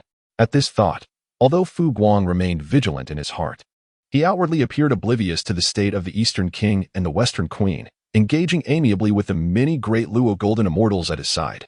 Before long, the once closed gates of the Purple Cloud's palace swung open once more. From within, the youthful figure of Hao Yin proclaimed with a resonant voice, "The Lord is about to deliver a sermon. All esteemed guests are invited to enter." Upon hearing this, the previously engaged great Luo golden immortals straightened their expressions. The same applies to Fu Guang. Dear friends, should you find yourselves with leisure time in the future, you are most welcome to visit the Sunstar. Whenever I am free, I shall certainly extend my warmest hospitality to each of you. Upon hearing Fu Guang's gracious invitation, the assembly of great Luo golden immortals, having engaged in pleasant discourse with him, responded with smiles. We shall undoubtedly pay a visit when time permits. Grateful for your invitation. I shall certainly come to pay my respects. I echo that sentiment. As they conversed, they made their way into the Purple Cloud Palace. Thereafter, each took their respective seats upon their meditation mats. Similarly, Fu Guang had just settled down when he cast his gaze towards Shihi beside him, inquiring with a smile, "Esteemed friend, have you been observing me in secret? Is there something amiss with my demeanor?" In response, Shihi replied with an open and cheerful smile, "Not at all.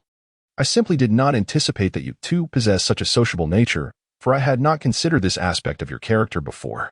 A subtle smile graced the corners of her lips. Fu Guang maintained a demeanor of remarkable composure. "I simply prefer not to involve myself in trivial matters. Yet, as the saying goes, the more friends one has, the more paths one can traverse. We are kindred spirits, and forming connections is certainly worthwhile." Upon hearing Fu Guang's response, she had nodded thoughtfully. "I see, I understand now. It appears that, despite harboring ambitions deep within, Fu Guang does not embody the ostentatious nature of a tyrant. Rather, he embodies the path of an emperor who guides the masses with benevolence and commands respect across the realm through his noble character. Such an existence is indeed destined for greatness, earning the admiration of Shihi. Although the depths of Shihi's understanding remain unclear, Fu Guang pays little heed to it. Their exchange comes to a close. Moments later, as the gates of Zixiao Palace close, the figure of the sage appears atop the high platform. Without delay, he begins his discourse, disregarding whether the audience below can keep pace. Instantly, within the halls of Zixiao Palace, myriad visions emerge, transforming into an ocean of 3,000 paths. While the 3,000 listeners become fish navigating through this vast sea, each in search of their own path, Fu Guang experienced an epiphany once more within the Zixiao palace. In the brief span of 3 centuries, what was already a perfected Tao fruit of the great Tao trembled unexpectedly. The previously fragile barrier, akin to mere bubbles, that separated the realm of the great golden immortal from the mixed Yuan golden immortal, naturally dissolved. A thunderous roar echoed forth. The aura surrounding Fu Guang began to ascend rapidly as he stepped into the realm of the Hunyuan golden immortal. Within the Zixiao palace, his breakthrough occurred in the presence of saints. Thus Fu Guang could not possibly disturb the comprehension of others. With a single stride, he entered the early stage of the Hunyuan golden immortal. Fu Guang did not emerge from his moment of enlightenment. Rather, he delved even deeper into it. However, his cultivation did not experience a rapid advancement. Instead, he continually solidified his attainment of the primordial golden immortal Tao fruit. In a state of enlightenment, Fu Guang meticulously sought to fill any gaps, refusing to allow even the slightest instability in his path. Upon the podium, witnessing Fu Guang's pioneering breakthrough into the realm of the primordial golden immortal, the sage Hongjun, who was delivering his teachings, momentarily revealed a flicker of surprise in his otherwise placid gaze. Yet, that was merely a fleeting moment. What significance does being the sole primordial golden immortal of this epoch hold? Without attaining sagehood, one remains nothing more than an ant beneath the heavens. Chapter 23. The sage takes disciples. In light of Fu Guang's leading breakthrough onto the path of the primordial golden immortal, the sage remained indifferent. At his level of cultivation, his only concern was whether his own path could extend further. Schemes and calculations held but a singular purpose: to ensure a smoother journey along his own road. Moreover, the sage harbored a flicker of anticipation for this unique and fateful individual, Fu Guang. Should the universe be entirely within his grasp, then for the sage, it would become a stagnant pool. Concurrently, it also served as a shackle that confined him. Only through change and upheaval can vitality emerge. And the path to further enlightenment lies within these transformations. The sage harbored an unspoken hope that this small wave, Fu Guang, could one day generate a significant tide. To this end, while personally instructing his 6 disciples, the sage also extended his guidance to Fu Guang, offering specific insights on how to navigate the path of the primordial golden immortal, what to cultivate, and what to be cautious of. Thus, in his moment of enlightenment, Fu Guang diligently began to refine his understanding of the primordial Tao fruit. The duration of the teachings remained at 3,000 years. When the time elapsed, the sounds of the Tao and the manifestations within the Zixiao palace dissipated. The 3,000 guests, immersed in their enlightenment and cultivation, gradually emerged from their meditative states. Their expressions varied, some satisfied, others regretful or frustrated, reflecting the myriad experiences of sentient beings. Once all had returned to consciousness, the sage's gaze shifted to Pangu, the 3 pure ones, and Nuwa before him. He spoke. After attaining the Tao, I established the mystical gate, becoming its progenitor. Under my tutelage, there shall be several disciples. A gasp arose. The sage is taking disciples. Upon hearing the words spoken by the sage, the expressions of the 3,000 guests shifted dramatically. Their gazes filled with incredulity as they turned in unison to the 6 distinctive lotus seats occupied by 6 enigmatic figures. Although the sage had yet to declare whom he would take as his disciple, his gaze had already conveyed everything. Among the 3,000 guests, Fu Guang mirrored the astonishment of those around him. However, he was not particularly surprised by the sage's decision to accept disciples. What had catch him off guard was the timing of this announcement. Was he to take disciples after the 2nd lecture? Shouldn't it occur only after the conclusion of the 3rd lecture and the subsequent distribution of treasures? He found himself puzzled. Yet, Fu Guang did not dwell on this. The narrative of the primordial chaos that lingered in his mind was likely a version among countless others. While the overarching theme remained intact, many details were indeed questionable. Furthermore, he had already overthrown both Emperor Jun and Tai. The mere alteration of the disciple acceptance timeline at the Zixiao palace held little significance to him. He appeared unfazed. Seated beside Fu Guang, Shihi, after her initial shock, instinctively turned to him. After all, becoming a disciple of the sage would grant unparalleled freedom within the primordial realm.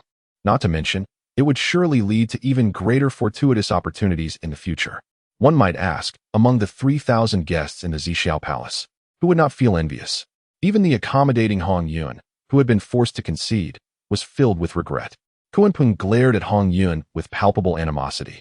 It seemed that a bitter rivalry was inevitable. Even Shihi herself felt a profound envy. However, as she turned her gaze towards Fu Guang, despite the astonishment etched upon his face, Their long-standing companionship of several millennia allowed her to discern the theatrical undertones in his shock. She had previously perused Fu Guang's treatise on the art of performance by seasoned actors. Thus, even though Fu Guang displayed acting skills of a cinematic prodigy at that moment, she remained certain Fu Guang was not truly astonished by the matter of the saint accepting disciples. Nor did he feel any envy towards the privilege of becoming a disciple of the saint. Even such a grand opportunity as becoming a disciple of the saint did not pique Fu Guang's interest. He, observing this, couldn't help but reflect. Such a disposition must belong to a true hero.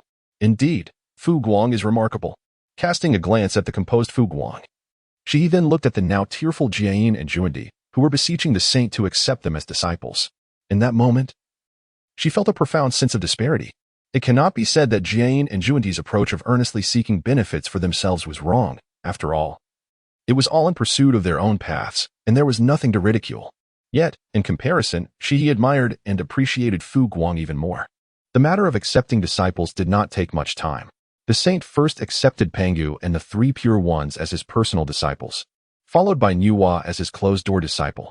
Finally, after the tearful pleas of Jane and Juanti, he accepted them as his named disciples. With that, the saint's tasks for this occasion were completed. After the discourse concluded and disciples were accepted, the saint spoke directly. 10 yuan hua cycles hence. On the day of the third discourse, you shall return. With that, he dismissed them. As his words echoed, the figure of the saint upon the podium vanished without a trace.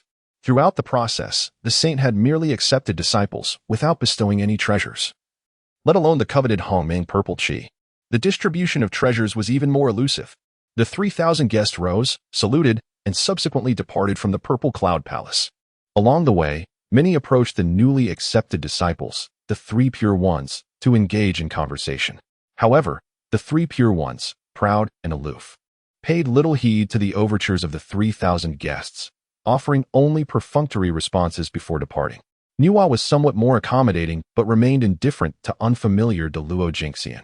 In contrast, Jiayin and Juanti were notably friendly towards the 3,000 guests who came to greet them, displaying no airs of superiority and engaging amicably with all. Witnessing this scene, one could sense the contrasting dynamics at play. Fu Guang could not help but feel a sense of emotion. It is no wonder that Jiayin and Juanti are poised to usher in a great flourishing in the West. Regardless of the means employed during their rise, the spirit of their endeavor is commendable. The 6 great saints predetermined by heaven, namely Pangu and the 3 purities, epitomize the archetype of noble lineage. Nuwa, possessing a certain foundation, represents a type that has risen due to favorable circumstances. In stark contrast, Jiayin and Juanti are the true embodiments of grassroots ascendance. The West, barren and lacking in resources, inherently falls short compared to other continents rich in the great Luo golden immortals. Although they are also top-tier innate deities, their foundational qualities are not inferior, and some may even surpass others. Yet, against all odds, they have successfully risen. While there are elements of divine arrangement, their own determination plays a significant role as well. Chapter 24. Fu Guang's Anxiety. Chapter 24. Returning from Chaos. This time, Fu Guang, Shihi, and Changshi remained together under the vast expanse of the starry sky. With a serene smile, Fu Guang addressed Shihi and Changshi, saying, I presume both of you have reaped considerable rewards this time, and are eager to enter seclusion to break through your realms. Thus, I shall refrain from extending an invitation. When you emerge from your retreat, you are most welcome to visit the Sunstar. Upon hearing this, Shihi smiled gently and replied, Certainly. However, dear friend, while you frequently invite us to your Sunstar, why do you not grace the sanctuaries of your fellow practitioners with your presence? Fu Guang extended invitations to many individuals to visit his Sunstar, yet he seldom visits the establishments of others. This behavior, to some extent, left Shihi feeling somewhat perplexed. It simply cannot be. Fu Guang, possessing an introverted disposition, perhaps feels hesitant to visit the sanctuaries of others. This just lacks any semblance of humor.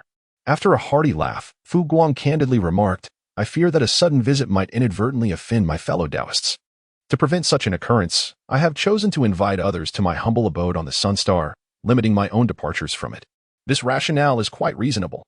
After all, Fu Guang has consistently demonstrated exemplary politeness, and harboring such concerns is entirely natural. Shihi's beautiful eyes glimmered slightly as she suggested, Should you emerge from your seclusion first, you are most welcome to visit the Moonstar. After having imposed upon you for quite some time on the Sunstar, it would be our pleasure to extend our hospitality. The typically reticent Chang, she also spoke up directly. Come. I shall prepare osmanthus cake for you to savor. As she spoke, her pair of cool, serene eyes remained fixed upon Fu Guang. Even in her expressionless demeanor, one could sense her anticipation for Fu Guang's visit to the Sunstar. With a calm smile, Fu Guang remarked, "It appears that I have garnered the favor of both fellow Taoists. I shall certainly visit you both on the Tying Star in the future." Receiving Fu Guang's definitive response, Chang Shi nodded in acknowledgement, while Shi wore an expression of eager anticipation. Excellent. Subsequently, after bidding farewell to one another, Shi and Chang Shi sped away towards the Tying Star. Fu Guang lingered in the starry expanse for a moment, gazing in the direction of Tying Star. He sensed that the auras of Shi and Chang Shi had reached a state of perfection. Their forthcoming seclusion would undoubtedly enable them to break through to the great Luo's consummate realm. After a period of consolidation, they would likely achieve the severing of the three corpses, thus attaining the status of quasi-saint. The third sermon is to be delivered after 10 Yuan meetings. During these 10 gatherings, some of the most formidable beings will, at the very least, be able to sever one corpse and enter the initial stage of quasi-sainthood.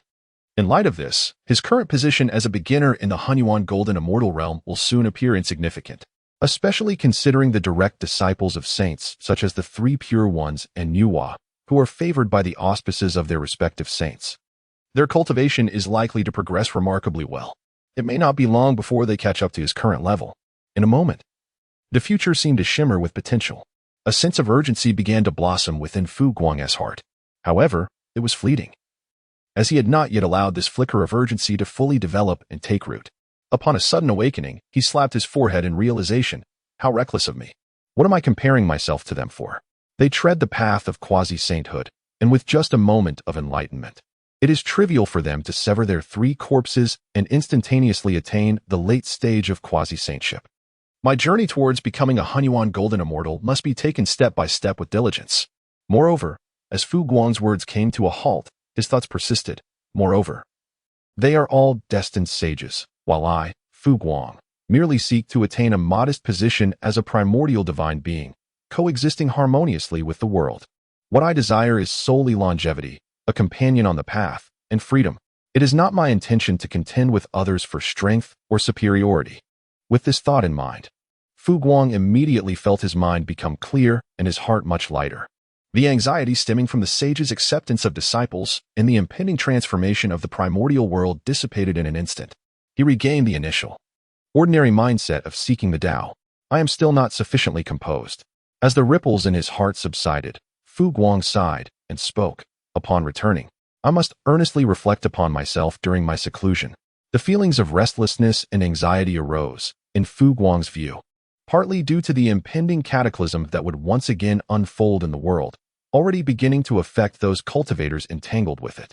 As he, Fu Guang, possessed the supreme fate of the 9-9 and was the sole golden crow of the great sun, it was only natural for him to be impacted by the calamity that was destined for him. Additionally, his recent breakthrough played a significant role in this turmoil. Even though he had long prepared, repeatedly refining his own Tao fruit, the Hunyuan Golden Immortal Realm was still not equivalent to the Deluo realm. Hence, many of the preparations he had made for the Deluo realm could not be entirely flawless. Therefore, Fu Guang felt that he must now enter a period of profound introspection, diligently refining his Tao fruit of the primordial golden immortal. Moreover, he resolved to refrain from venturing beyond the solar star. Upon his return from the chaos to glean the teachings, he found himself burdened with an inexplicable sense of anxiety.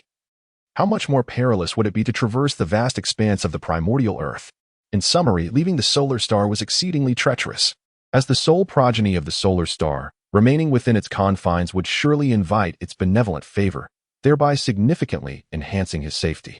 With a heart yearning for home, Fu Guang transformed into a golden rainbow, vanishing in an instant as he journeyed back to the solar star, returning to the Golden Crow Palace. Fu Guang directly entered the grand hall designated for training, preparing for his secluded cultivation, seated cross-legged on the meditation mat. His expression was solemn as he contemplated the tasks he intended to undertake during this period of introspection. Firstly, to solidify his attainment as a primordial golden immortal. Secondly, to gain clarity of heart and mind, thereby fortifying his resolve on the path. Thirdly, to continue refining the innate divine restrictions of the chaos bell. And fourthly, to further delineate the cosmic cycles of years, months, days, and hours. Now, possessing the full cultivation of a primordial golden immortal, he was entirely capable of perfecting the understanding of time and its celestial mechanics, thus reporting to the heavenly Tao and acquiring boundless merit.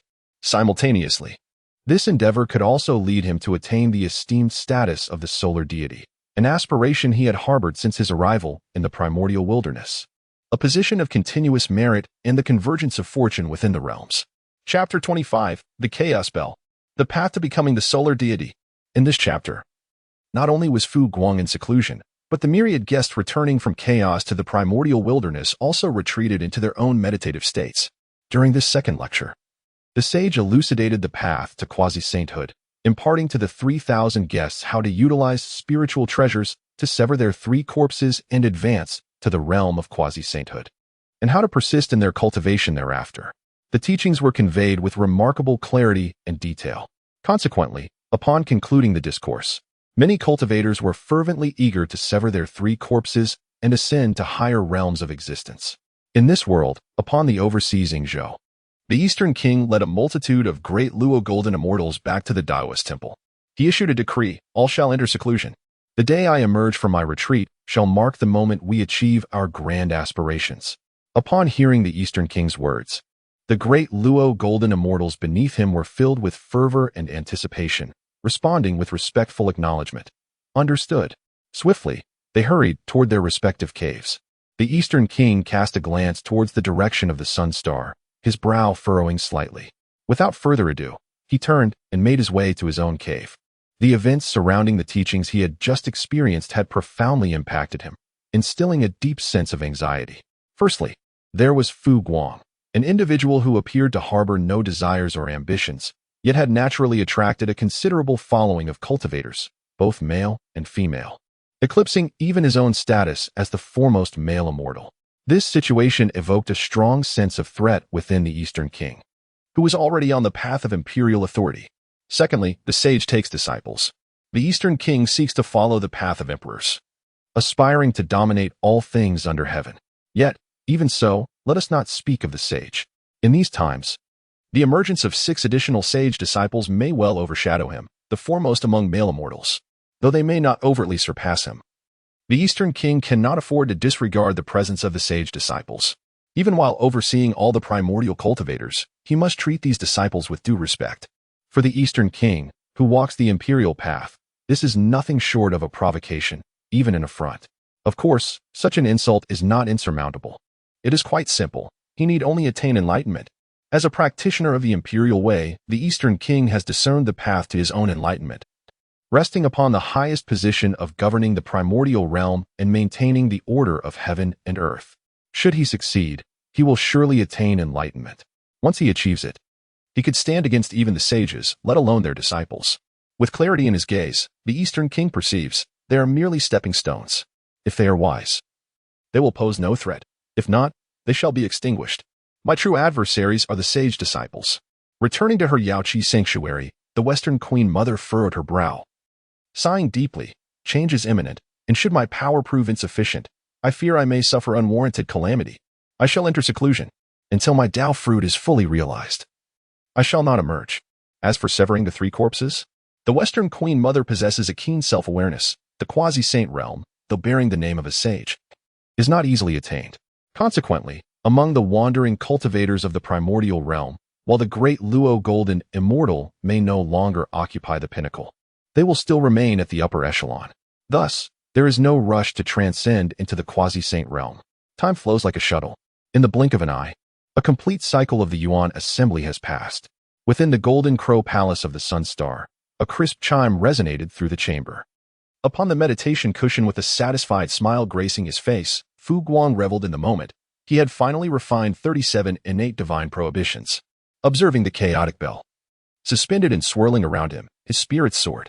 Since the dawn of creation, he had possessed the chaotic bell, and it was only today that he had managed to refine 37 of the 49 innate divine prohibitions, leaving just 12 more to fully master this primordial treasure. As for other spiritual treasures, even the supreme innate treasures, such as the He Tu and Luo Shu, had been effortlessly and thoroughly refined by Fu Guang. It was time to emerge from his seclusion and take a moment to rest. With a thought, he retracted the chaotic bell and rose from his meditation mat. The grand doors of his secluded palace opened effortlessly. He strolled leisurely into the courtyard, where he set up an elegant celestial table, prepared some fire-cooked mulberries, and brought out a selection of pastries and snacks he had crafted during his idle moments.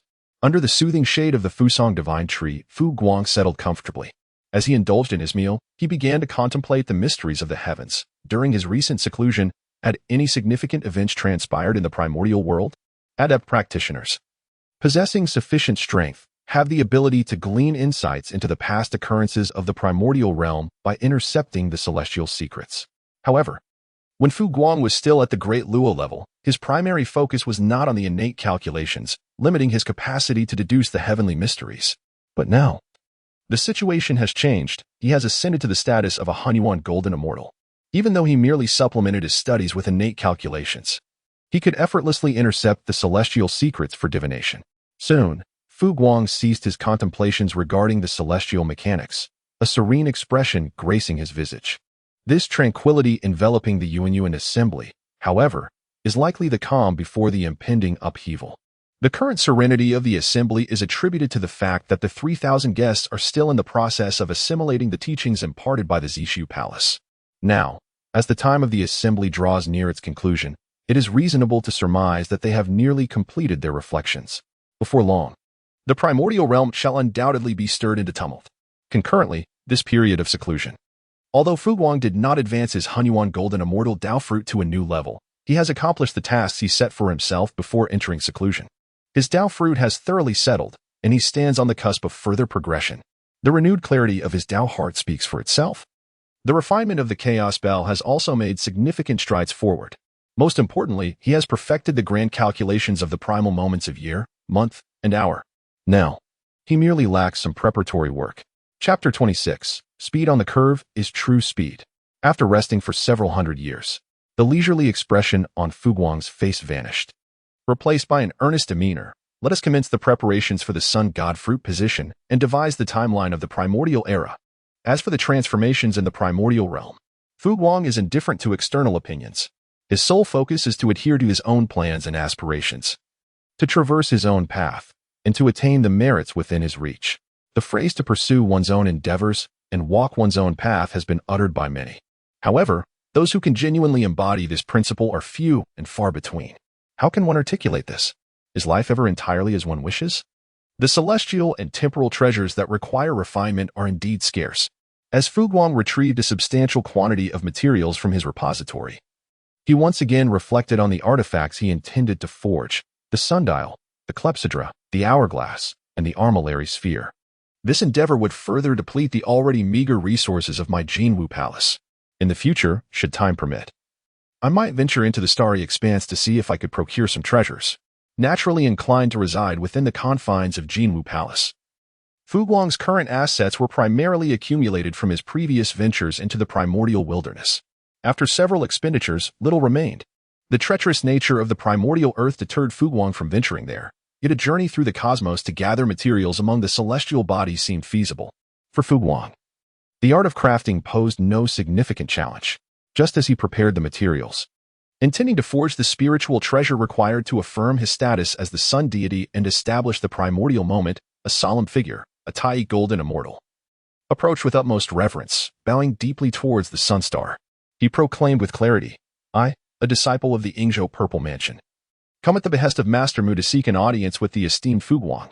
This voice reached Fu Guang's ears, momentarily halting his preparations for the forging process as he set aside the materials in his hands.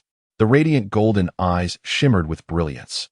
Above the solar star, the terrifying true flames of the sun surged forth, coalescing into the form of Fu Guang. He directed his gaze toward the Tai golden immortal from the purple mansion of Ingzhou and inquired, "Friend Wang Gong of the East has summoned you. What is the purpose of your visit?" Though he asked, Fu Guang already harbored an understanding of the matter at hand. Unless unforeseen circumstances arose, it was likely that the Eastern Wang Gong and the Western Mother would join forces to establish the celestial court. Feeling the overwhelming intensity of the true solar flames, as well as the formidable aura emanating from the approaching Tai golden immortal, The latter felt his scalp tingle and cold sweat bead upon his brow. His expression grew increasingly filled with reverence and awe. Bowing deeply, he replied, in response to your esteemed inquiry. Lord Mu shall host a banquet in the purple mansion of Ingzhou 3,000 years hence, inviting the myriad immortals of the primordial world. He has specifically entrusted me, a humble junior, to deliver this invitation. As he spoke, the Tai Golden Immortal, brimming with respect, presented the invitation with both hands. Not daring to raise his gaze to meet the ethereal figure of Fu Guang. Within the halls of the Golden Crow Palace, the atmosphere was thick with anticipation. With a graceful gesture, Fu Guang effortlessly caught the invitation that fluttered into his hand. Casually, he remarked, I appreciate your effort in delivering this. I shall accept the invitation. And you may inform my esteemed friend, the Eastern King, that I will attend the feast when the time comes. As his words faded, the ethereal image of Fu Guang, imbued with the essence of the true sunfire, vanished in an instant. Simultaneously, the once tumultuous flames of the true sunfire calmed, restoring the eternal tranquility of the sunstar. I take my leave, he announced. The esteemed Tai Golden Immortal, feeling the oppressive gaze that had weighed upon him dissipate, let out a sigh of relief and withdrew with utmost reverence. Within the Golden Crow Palace, Fu Guang found himself disinterested in his previous task of crafting artifacts. The invitation in his hand bore simple content. The Eastern King would host a grand banquet for the celestial beings in 3,000 years, during which he would announce significant matters and extend an invitation to Fu Guang to both partake in the feast and witness the events unfold. Casually, he placed the invitation upon the table. The snacks that he had just set aside were once again laid out before him. It was unnecessary to elaborate on the matters to be announced. However, Fu Guang had not anticipated that this event would arrive so swiftly. Was the celestial court poised to emerge? Fu Guang pondered deeply. It appears that the Eastern King has likely attained the pinnacle of the great Luo Golden Immortal, and the Western Queen is probably at a similar realm.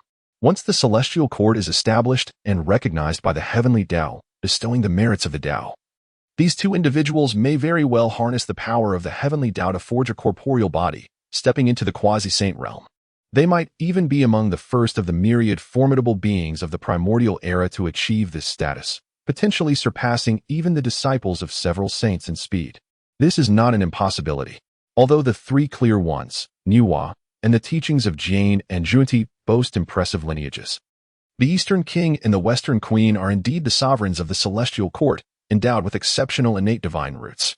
It is entirely reasonable for them to become quasi-saints ahead of others. However, as the saying goes, true speed is only realized on the straight path. Even though the Eastern King and the Western Queen are likely to outpace others in attaining quasi-sainthood, the final outcome remains uncertain. The disciples of the saints are destined to become saints, yet the same cannot be said for the Eastern King and the Western Queen. One might even venture to say that their prospects are rather bleak. Let us set aside the forging of weapons for now. The countenance of Fu Guang was once again adorned with a leisurely hue. 3 millennia have passed in the blink of an eye, and it is perhaps more prudent to prepare thoroughly after the banquet. As he spoke, Fu Guang's entire being entered a state of tranquil emptiness, drifting into a realm of ethereal reverie. A millennium later, just as Fu Guang was lost in this celestial wanderlust, he suddenly returned to awareness. His gaze tinged with a hint of surprise as he turned towards the expanse beyond the sunstar. Rising to his feet, he took a step forward, his figure materializing outside the sunstar. Observing 2 radiant beams of celestial light approaching, he smiled and proclaimed, "Congratulations, esteemed friends, on your further advancement in cultivation." As the cool, ethereal light drew near, the figures of Shi and Changshi emerged from within. Shi, adorned with a warm smile, remarked, "Apologies for the wait. Fu Guang, I had the pleasure of engaging with my sister while we awaited your arrival. I hope we have not intruded upon your affairs." Fu Guang shook his head and said, "I shall not intrude. I have only recently emerged from seclusion. Hence I was unable to visit the Tying Star and keep you both waiting. I hope for your understanding." As he spoke, Fu Guang stepped aside, extending an invitation. "Esteemed friends, please, let us converse within." Accompanied by Fu Guang, Shi and Changshi gracefully entered the courtyard of the Golden Crow Palace and took their seats, with pressing matters at hand. Changshi refrained from perusing her book and joined them. Chapter 27. Shi, I have come to understand once more. As they had grown somewhat acquainted, Shi, without hesitation, addressed the matter directly. "A millennium ago, my sister and I received an invitation from the Queen Mother of the West on the lunar star. 2 millennia later, at the Purple Palace of Ingzhou, she and the Eastern Sovereign host a grand assembly of immortals, inviting us to witness a significant event. I trust that you, dear friends, have also received an invitation from the Eastern Sovereign? Fu Guang calmly nodded. Indeed, the invitation has been received. As he spoke, a gilded invitation was casually placed upon the table by Fu Guang. Casting a glance at the invitation adorned with the emblem of the Yingzhou Purple Mansion, she lifted her beautiful eyes and gazed at Fu Guang. What are your thoughts on the upcoming gathering of immortals, my friend? Her expression remained unchanged. Fu Guang's lips curled slightly in a smile. I hold no opinion. Regardless of what the Eastern King and the Western Queen wish to pursue, it bears no influence upon me. I have already charted my path for the future and planned my forthcoming cultivation. No one can alter that. What opinions could I possibly have? If the Eastern King aspires to become the supreme ruler of heaven and earth, let him pursue that ambition. It does not concern me in the least. Should he succeed, he will have attained his enlightenment. Should he fail, he will merely fade into oblivion. In any case, it is of no consequence to me. As for the gathering of the celestial beings at the Purple Mansion of Yingzhou, Fu Guang harbored but a singular thought: to contribute his share and partake in the gathering. Once the affair was concluded, he would simply dust off his hands and return to his home on the Sun Star, resuming his own endeavors. As for the fluctuations in the cosmic order, this matter, Fu Guang is indeed quite concerned. After all, he bears the prestigious 9-9 supreme fate, and any lapse in vigilance could inadvertently thrust him into the calamity of tribulation. Thus, it is only prudent for him to keenly grasp the fluctuations of the cosmic dynamics, to prevent himself from unwittingly falling into the abyss of tribulation. Fu Guang's thoughts are remarkably straightforward. His words harbor no hidden depths of meaning. However, upon hearing Fu Guang's remarks, Shi paused for a moment in contemplation. In Shihi's eyes, Fu Guang, who appears amiable, is in fact a person of grand aspirations, destined to achieve unparalleled greatness.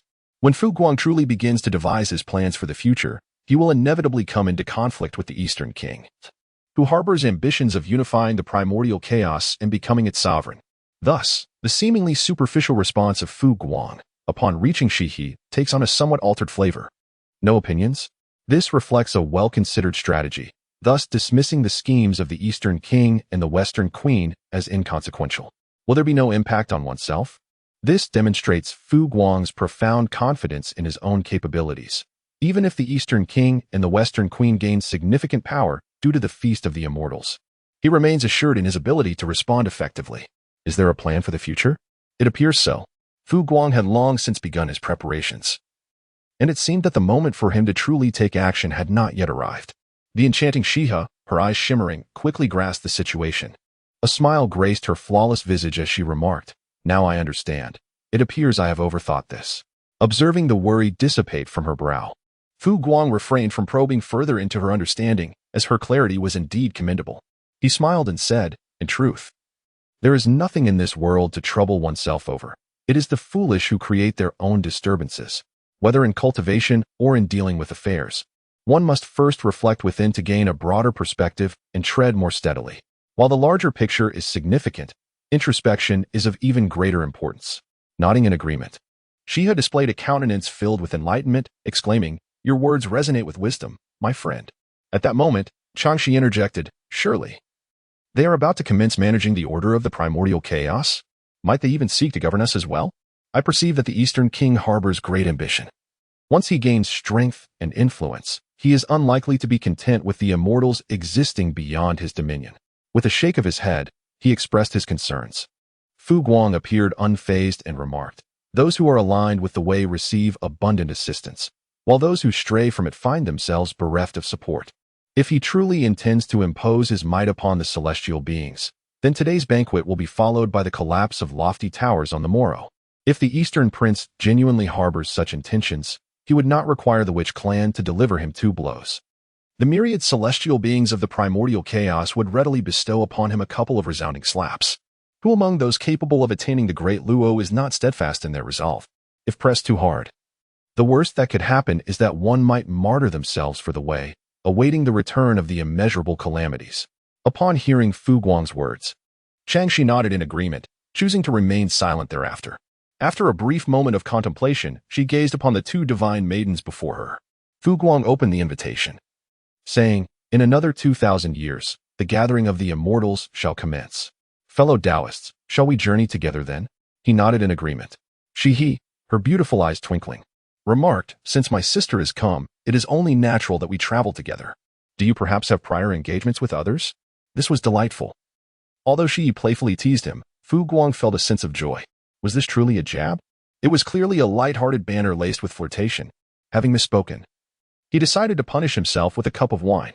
With an unchanging smile, Fu Guang raised his wine cup, signaling to Shi He and Chang Shi before downing its contents in one swift motion. In response, Shi He's beautiful eyes sparkled with laughter, while Chang Shi's lips curled into a subtle smile. In truth, the three of them were all acutely aware that if there were mutual intentions, they would be the most suitable partners on their path, as Fu Guang and Shi He, along with the sisters Chang Shi, were indeed a perfect match from any perspective. Thus, the atmosphere among the three was distinctly different and far more harmonious than with others of their kind. All that was needed was a catalyst. They could effortlessly come together as partners. As for the notion of the sisters sharing a bond with Fu Guang, it would hardly be deemed inappropriate.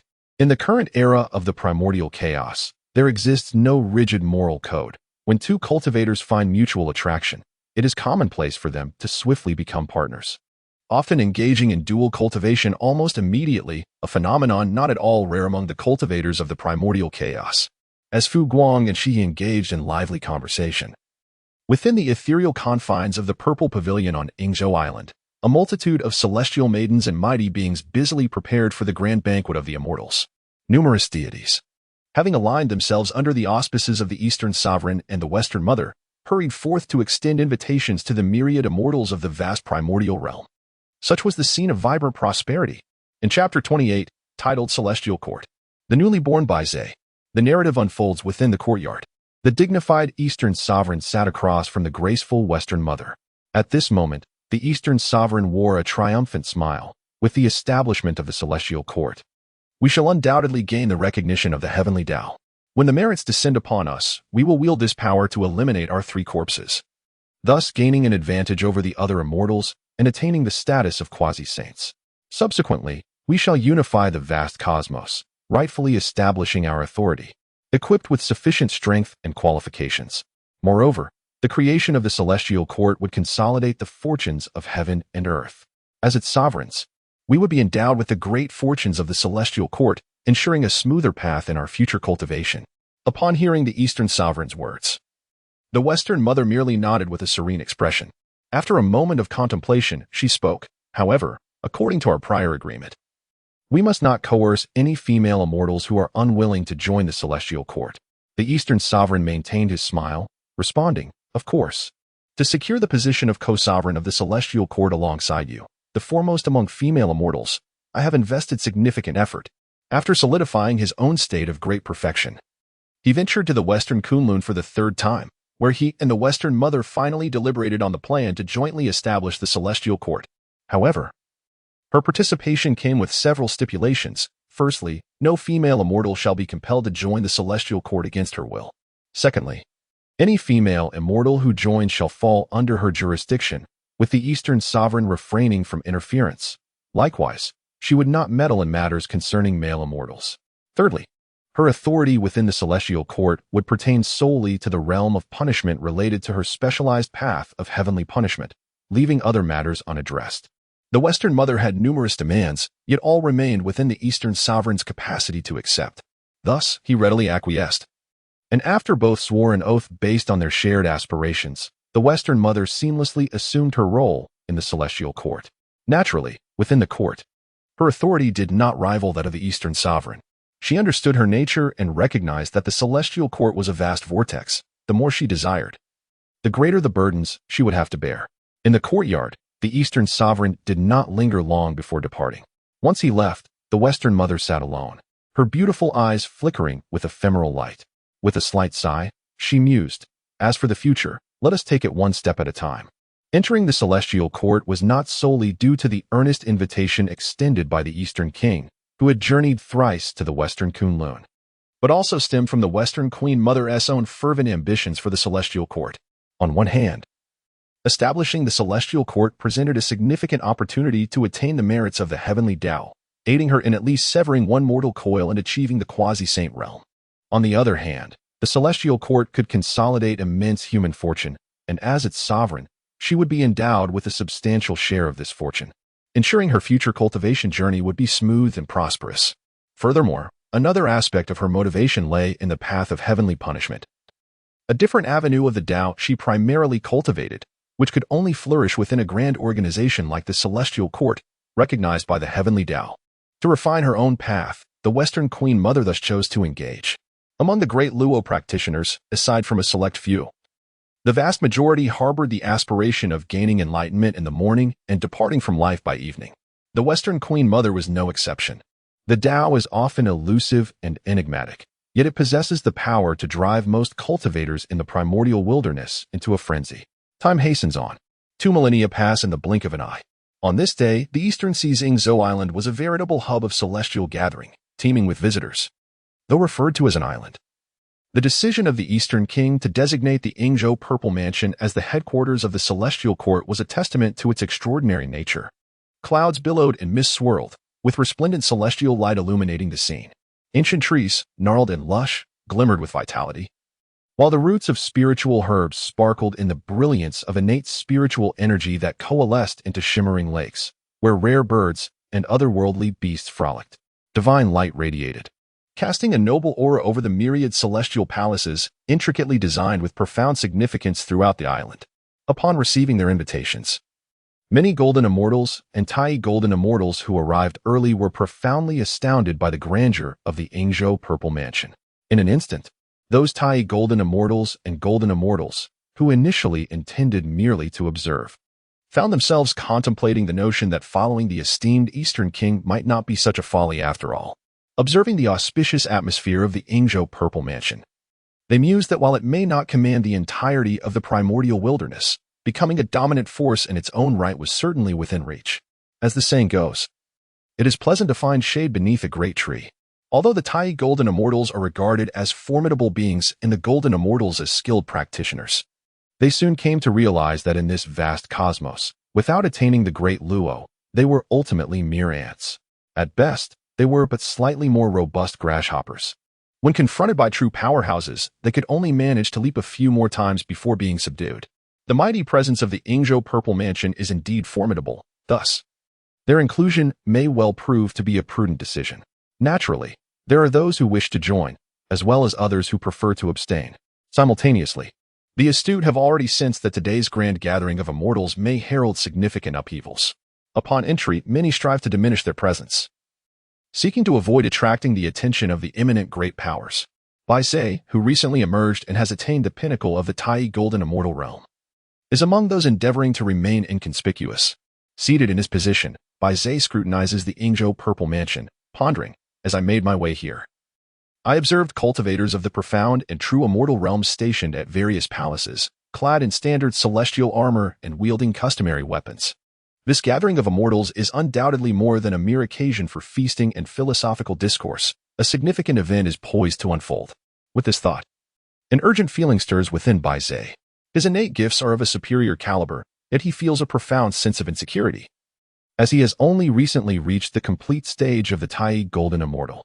As for joining the Celestial Court, while his combat prowess may be average, he possesses a keen understanding of the innate principles and wields a providential divine ability to attract fortune and avert disaster. An instinctual warning resonates within him. Joining the Celestial Court could spell disaster. Chapter 29, A Fortuitous Encounter. As the Tai Golden Immortals gather, it is only natural that the next to grace the stage will be the formidable figures of the Great Luo Golden Immortal level. Soon, one after another, Great Luo Golden Immortals descend upon the Yingzhou Purple Mansion, treading upon clouds, their bodies radiating the profound resonance of the Great Luo, embodying myriad celestial phenomena. The welcoming party has transformed into a Great Luo Golden Immortal who has already joined the Yingzhou Purple Mansion. The sounds of greetings resonate continuously. Yuanjue Cave, Taoist Randing has arrived, presenting a superior postnatal spiritual root and 3 medium-quality postnatal spiritual treasures. Fire Cloud Cave, Taoist Hongjun has arrived, offering a low-quality innate spiritual treasure and an exceptional postnatal spiritual root. Wanshou Mountain, Taoist Jinyuan has arrived, bestowing 3 ginseng fruits and a superior postnatal spiritual root. Phoenix Nest Mountain, Taoist Niwa and Taoist Fushi have arrived. Kunlun Mountain, Taoist Taching, Taoist Yuqing, and Taoist Shanqing have also arrived. A succession of renowned Luo Jingxian from the primordial realm arrived in due course. Initially, the visitors were merely those of the early to mid-stages, relatively weaker practitioners, but gradually they evolved into formidable beings of the later stages.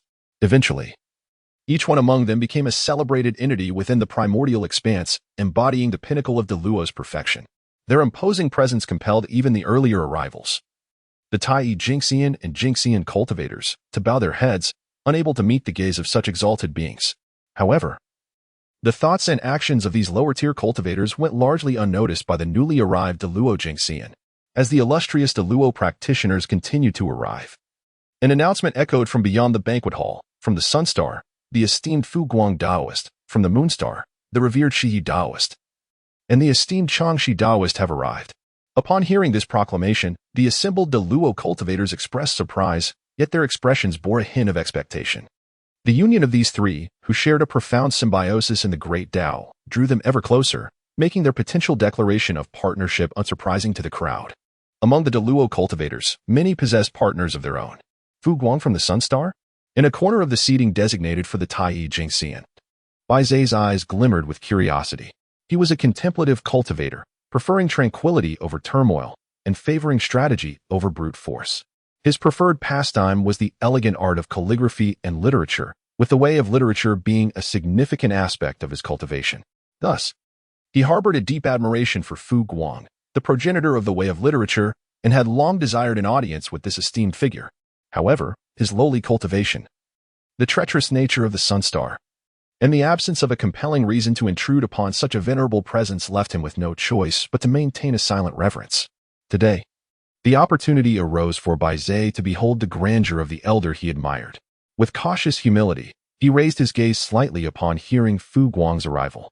Adorned in a Taoist robe, his hair elegantly secured with a wooden hairpin, Fu Guang possessed a strikingly handsome visage, exuding masculinity and a commanding presence. Yet, his aura radiated a sense of tranquility, serenity, and detachment. To the eyes of others, Fu Guang's external appearance was akin to that of other top-tier Luo beings, lacking any notable distinction. However, the appearance of Fu Guang, as perceived by Bais, exuded an undeniable air of composure and grace. Every gesture and expression, the subtle opening and closing of his eyes, seemed to carry an inexplicable aura that invoked admiration and reverence. In simpler terms, there was an immediate connection. When Bais gazed upon Fu Guang, he felt an extraordinary impulse of veneration. While others swiftly averted their gaze after a mere glance, this young lad, Bais, lingered for several moments. Thus, it was only natural that his gaze drew Fu Guang's attention, which was met with a gentle smile that flickered in his eyes. Fu Guang gazed at Bai Zai, a flicker of intrigue igniting within his heart. Is this not one of the original sages of the Demon Clan, Bai Zai? How remarkable it is to encounter him here. As for Bai Zai, in Fu Guang's heart, there exists a considerable fondness for this individual, for he is indeed a person of intellect. Should he embark on the path of conquering the primordial chaos, Bai Zai and Fu she would undoubtedly serve as his most formidable right and left arms. After all, when it comes to the Demon Clan, the prowess in battle is one matter, yet the number of those possessing intellect is rather scarce. Bai Zai is undoubtedly among the most exceptional of strategic minds. Of course, all of this hinges upon the premise that Fu Guang would traverse the perilous path of certain death, allowing Bai Zai to become his right-hand confidant. Yet now, in Fu Guang's eyes, Bai Zai merely appeared to be a pleasingly youthful Tai golden immortal. After casting a glance at Bai Zai, Fu Guang, indifferent, was about to retract his gaze. At that moment, Bai Zai realized his breach of etiquette. A flicker of panic crossed his face as he prepared to rise and apologize. However, a gentle force descended upon him, anchoring him in place. Simultaneously, a soothing voice whispered in his ear, "There is no need for excessive courtesy. I am not concerned." Upon hearing this gentle utterance, Bai Zai was momentarily taken aback. He turned once more to Fu Guang, only to find that Fu Guang had already averted his golden gaze and nonchalantly stepped into the realm of the mighty. After a considerable interval, Bai Zai regained his composure. Firmly convinced in his heart, Fu Guang, the esteemed senior, is destined for greatness, though lacking an explicit rationale.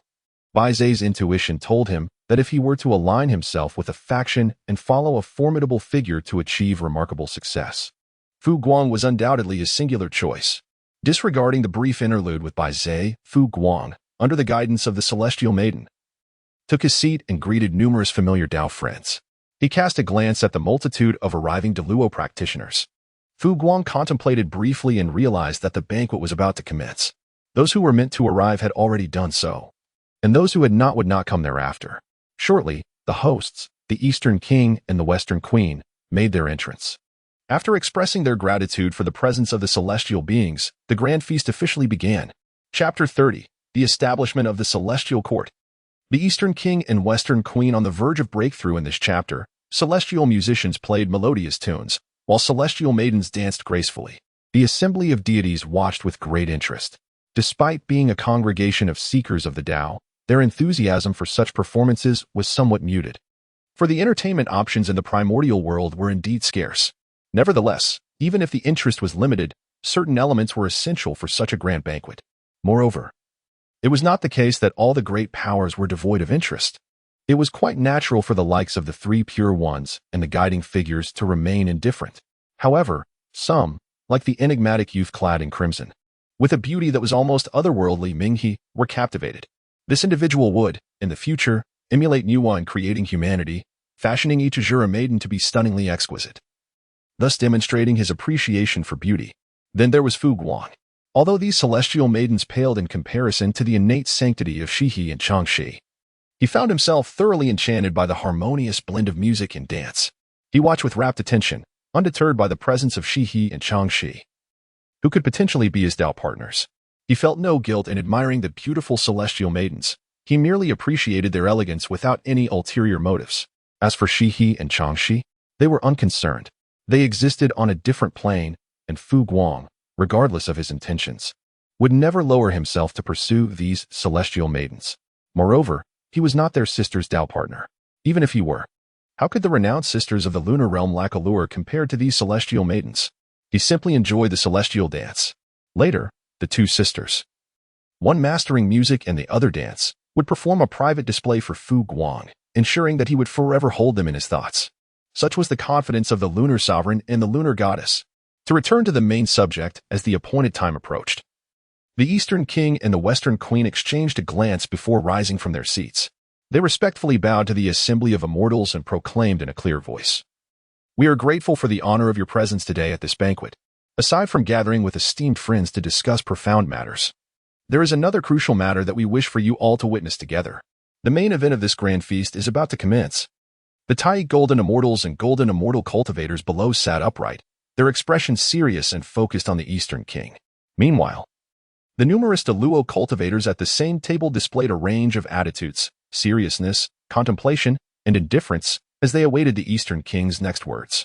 Without further ado, the Eastern King declared, "Thanks to the favor of the sage, I and my esteemed friend, the Western Queen, have been appointed as the leaders of all immortals. Today, we shall formally assume our responsibilities, living up to the expectations of the sage." As he spoke, both the Eastern King and the Western Queen bowed towards the chaotic void beyond, signifying their respect. Observing their actions, Fu Guang couldn't help but smile, realizing that his own leading bow at the Zixiao Palace had been emulated by these ancient powers. Otherwise, given the Eastern King's impatient nature, he would have directly reported to the heavenly Tao and established the heavenly court without heeding the sage's words. Of course, even with proper etiquette, it still bore little significance. Fu Guang is the inaugural individual to place great emphasis on etiquette. Even if the sage were to gaze upon this place, he would undoubtedly take note of Fu Guang, the foremost advocate of politeness. In the primordial era, certain inaugural events bear immense significance. As for whether the courteous actions of the Eastern King will usher in any subtle changes to his future, to be candid, Fu Guang was uncertain. After all, in his memory of the future trajectory, apart from the overarching trends that could be trusted, the minor currents had become unreliable. What constitutes the overarching trend? The impending cataclysm of the primordial chaos, which would trigger a monumental upheaval, reshuffling the cosmic order, is the overarching trend. The establishment of the 6 realms of reincarnation within this cataclysm is the overarching trend. The emergence of humanity and the awakening of the will of the human path represent the overarching trend. The resolution of the myriad saints' destinies is also part of this overarching trend. In the shadow of these grand currents, the fates of the Eastern Sovereign and the Western Mother become trivial matters. Similarly, whether the battle against the Witch Clan is waged by the Demon Clan or the Celestial Court remains a relative minor affair. Indeed, The very establishment of the demon clan is likewise a minor issue. After all, should the demon clan fail to establish itself, the celestial court could absorb those powers that would have otherwise aligned with the demon clan, thereby intensifying their struggle against the witch clan. In the end, it is the witch clan and the members of the demon clan, as per the original trajectory, who would face the ultimate demise. Although future generations may refer to this cataclysm by various names, the cataclysm itself is destined to erupt. Returning to the matter at hand. Following an introductory address from the Eastern Sovereign, he stood alongside the Western Mother. Both wore solemn expressions as they bowed towards the heavens. Heavenly Tao above, we, the Eastern Sovereign, Western Mother, under the mandate of the saints in the grace of the Heavenly Tao, shall govern the cosmic order, harmonize the yin and yang of the universe, and oversee the growth of all beings. Today, we establish the celestial court for the purpose of managing and creating the primordial world and all sentient beings. We seek the witness of the Heavenly Tao. With their proclamation, a resonant sound akin to bells and drums echoed from the celestial dome. Immediately, radiant light descended from the heavens, enveloping the entire Yuzhou purple mansion. As boundless auspicious energy flowed in from the east, and the vast merits of the Heavenly Tao gradually converged. Ultimately, like a heavenly river cascading downwards, it poured forth from the celestial vault. 30% of this energy descended upon the myriad immortals who had long followed the Eastern Sovereign and the Western Mother, either cleansing their karmic burdens, enhancing their cultivation, or transforming into golden light of merit to protect them. They all reaped significant benefits. The remaining 70% was divided equally, with each half descending upon the Eastern Sovereign and the Western Mother. They absorbed their respective 35% of the Heavenly Tao's merits to elevate their cultivation. Under the nourishing influence of the Heavenly Tao's merits, the aura of the Eastern Sovereign and the Western Mother surged, propelling them toward the profound realms beyond the Great Luo. Chapter 31. The Expansion of the Celestial Court. The Great Luo's Discourse. Chapter 31. Observing the actions of the Eastern Sovereign and the Western Mother. Along with the transcendent aura of the Great Luo surrounding them, the expressions of all the Great Luo golden immortals at the banquet shifted subtly. Even the typically unflappable Taiji Laozi exhibited a flicker of response in his eyelids. It was no trivial matter. At this moment, the Eastern King and the Western Queen have already transcended into another realm, surpassing the rest by a considerable margin. The extraordinary phenomena surrounding them did not linger for long. Shortly thereafter, two ethereal figures, resembling the Eastern King and the Western Queen with a striking resemblance of 7 parts, began to materialize beside them. Once these two figures fully transformed into corporeal forms, the Eastern King and the Western Queen opened their eyes, each brandishing the revered dragon-headed staff and the pristine cloud banner, both bestowed upon them as supreme innate treasures by the saints. They then entrusted their severed 3 corpses to these sacred artifacts. At the instant of completing the severance of the corpses, the aura emanating from the Eastern King and the Western Queen surged dramatically, transcending the boundaries of the Great Luo realm, exuding an enigmatic saintly presence. The realm attained by their severance of the 3 corpses is aptly named the quasi-saint realm, embodying profound mysteries. Thus, as the Eastern King and the Western Queen became the first among the 3,000 guests to sever their 3 corpses and enter the quasi-saint realm, the expressions of all the Great Luo cultivators at the celestial feast turned solemn. Indeed, the emergence of cultivators breaking through the upper limits of their potential was a significant moment. At this juncture, not only the weaker cultivators of the early and mid-Great Luo stages found themselves unsettled, but even some of the fully realized Great Luo powers began to lose their composure. Only those illustrious Great Luo cultivators, confident in their abilities and convinced that they too would soon step into the quasi-saint realm, remained unperturbed. Nevertheless, regardless of who they were, all the Great Luo cultivators present were momentarily astonished by the spectacle of the Eastern King and the Western Queen severing their 3 corpses and achieving the quasi-saint realm. This included the 6 disciples of the saints, the 3 pure ones, Niwa, and the guides of Jiayin and Juandi. However, among the many top-tier Great Luo masters, there were expressions of enlightenment dawning upon them. It was evident that after witnessing the profound nature of the severance of the 3 corpses, they too might soon succeed in severing one of their own and stepping into the quasi-saint realm. The assembly of immortals was enveloped in awe. Only Guang remained nonchalantly indulging in delicacies and sipping celestial brews, showing little reaction to the breakthroughs of the Eastern King and the Western Queen into the quasi-saint realm. This was due to 2 reasons. Firstly, Guang had anticipated this moment. Secondly, he had already traversed a considerable distance along the path of the Hongjun Golden Immortal. Even in the face of the combined might of the Eastern King and the Western Queen as quasi-saints, Fu Guang remained unafraid. Fu Guang harbors a certain curiosity regarding the profound mysteries of the quasi-saint realm, particularly concerning the manifestation that bears a striking resemblance to his true self, akin to another incarnation of his very essence. Should I forge a bond of destiny with Shihe and Changxi, it would be a union of profound significance. Fu Guang pondered silently. Once the two of them sever their 3 corpses in the future, those 3 corpses will also be genuine cultivators. It would be as if I suddenly possessed Tao companions akin to sextuplets. With the addition of their true selves, that amounts to 8? Hiss. Fu Guang inhaled sharply. And upon this reflection, he felt an overwhelming joy welling up within his heart. At this moment, the Eastern King and the Western Queen had successfully completed their breakthrough. After exchanging greetings with their 3 corpses, they welcomed them into their Tao flowers. Subsequently, the Eastern King, unable to conceal his delight, casually bowed to the assembly of the Luo cultivators, saying, "Esteemed friends, I beg your pardon for the revelry." The Luo cultivators present, witnessing the beaming countenance of both the Eastern King and the Western Queen, understood their exuberance. Were they in the same position, they would have mirrored the sentiment. The pivotal affairs of the celestial court had been accomplished, and the festivities of music and dance resumed. The many Tai golden immortals and golden immortals below began to engage in fervent discussions. They were in awe of the celestial court's grandeur and had just witnessed the Eastern King and the Western Queen, the sovereigns of the celestial court, leading numerous Luo cultivators into the profound realm of quasi-sainthood. Many cultivators who had contemplated joining the celestial court now felt their resolve solidify, while those previously indecisive also made up their minds to join. They approached their fellow cultivators, who had already joined the celestial court, to converse and express their intentions. The celestial court, of course, welcomed all who sought to join with open arms. Only a small number remained hesitant about becoming part of the celestial court. The excitement was palpable not only among the Tai golden immortals and golden immortals below, but also among several Luo cultivators above.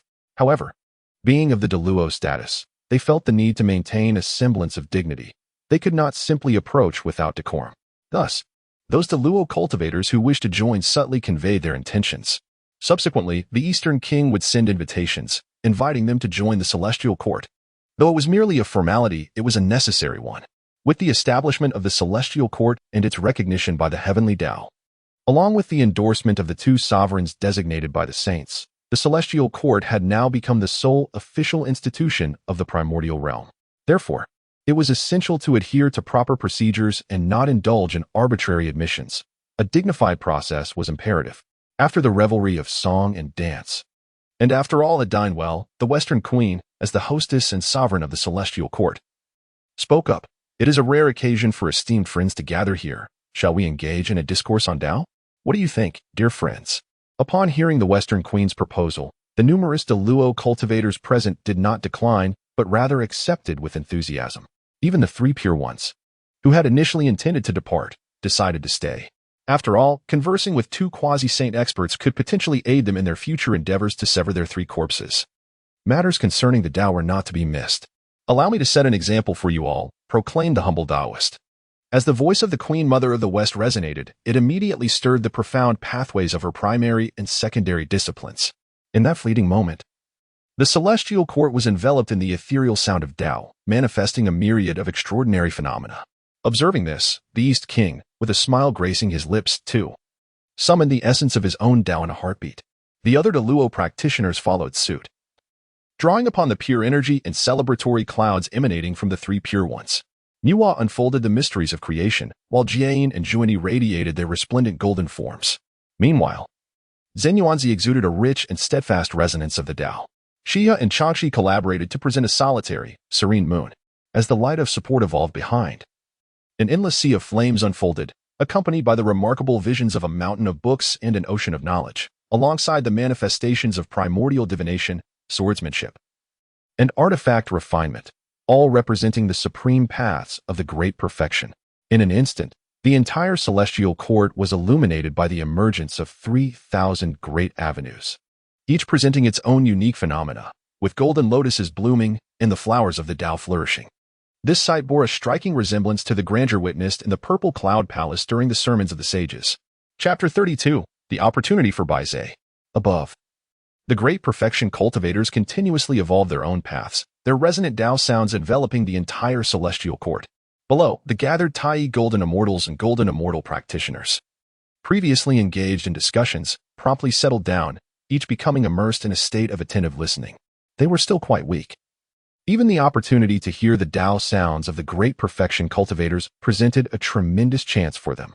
Seated in his position, Buzhou's eyes sparkled with clarity. He understood well that the evolution of Tao sounds by the great perfection cultivators at the banquet was a gift to the numerous low-tier practitioners of the primordial world, who would not mind the presence of these lesser figures seeking comprehension. However, despite the abundance of opportunities, choices had to be made. Such chances were rare. While listening to the myriad Tao sounds of the great perfection would yield some benefits, the gains would not be substantial. Buzhou, having already reached the pinnacle of the Tai Golden Immortal realm, was acutely aware of this. He resolved to focus on the Tao sounds that resonated with his own path. Buzhou's greatest proficiency lay in the primordial divination.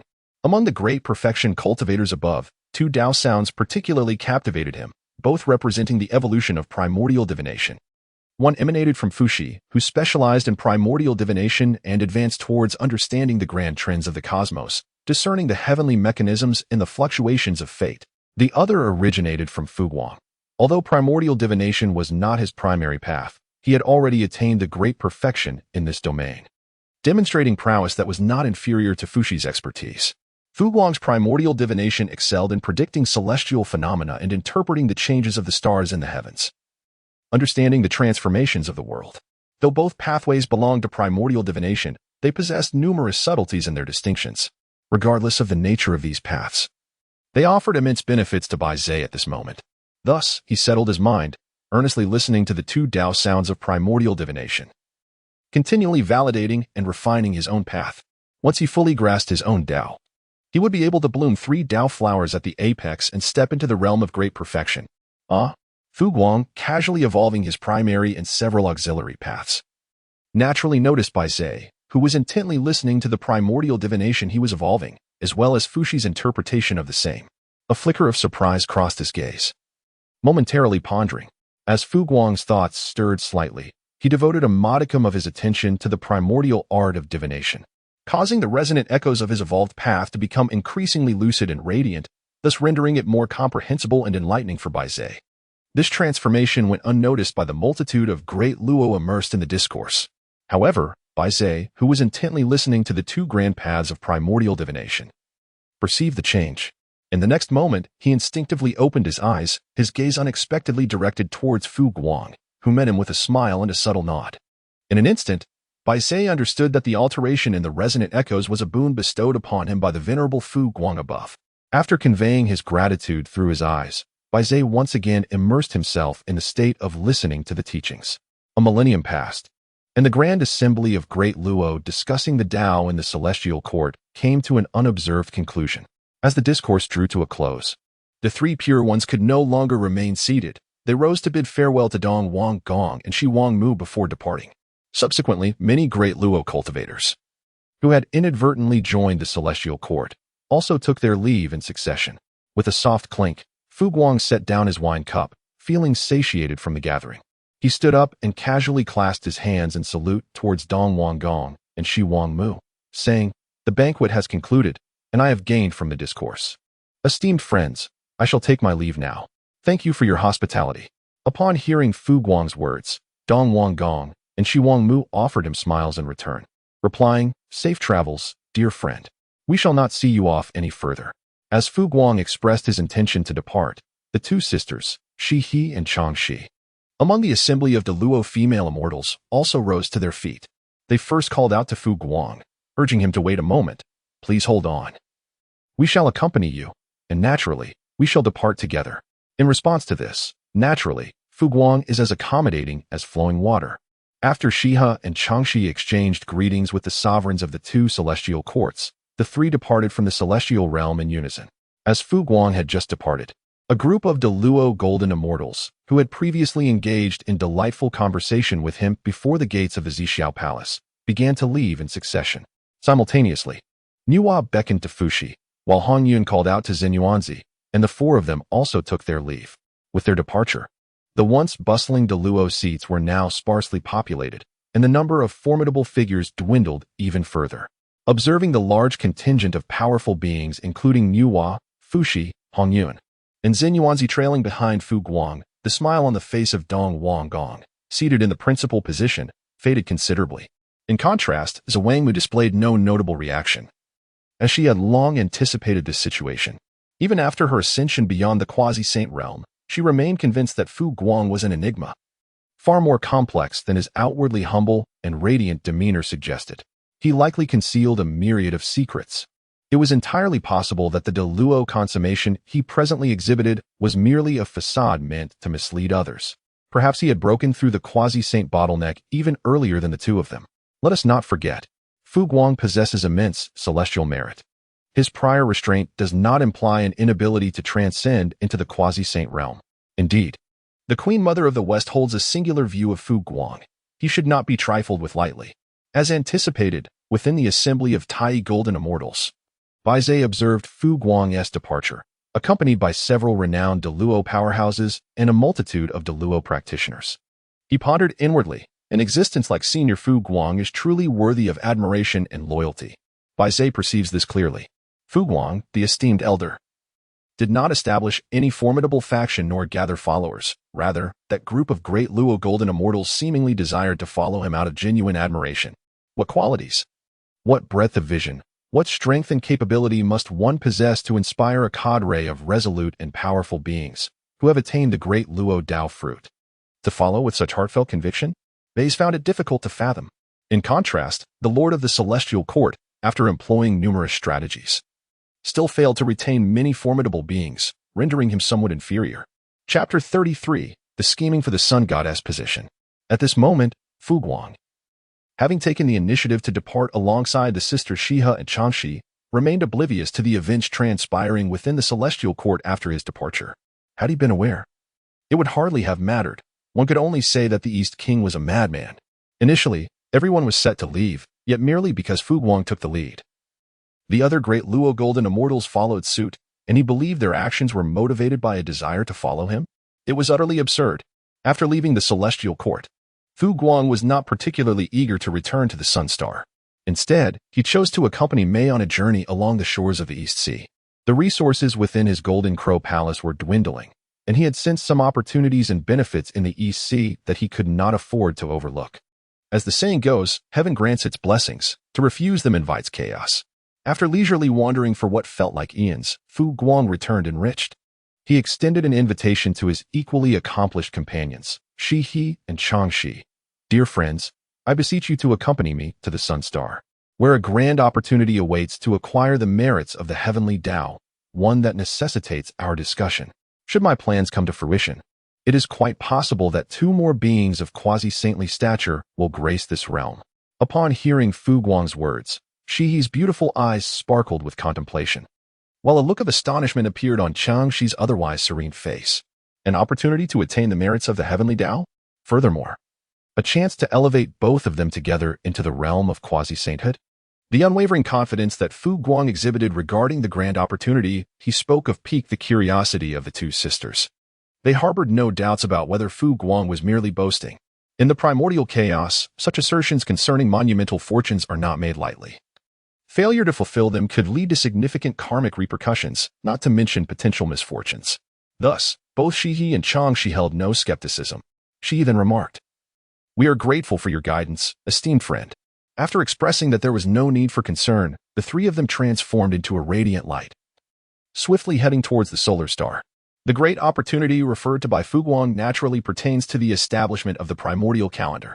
This matter is inescapably linked to Shiha and Changxi, the sovereigns of the moon star, for in order to delineate the year, month, day, and hour, and to guide the primordial realm into a cyclical rhythm of day and night, with the seasonal changes of spring, summer, autumn, and winter.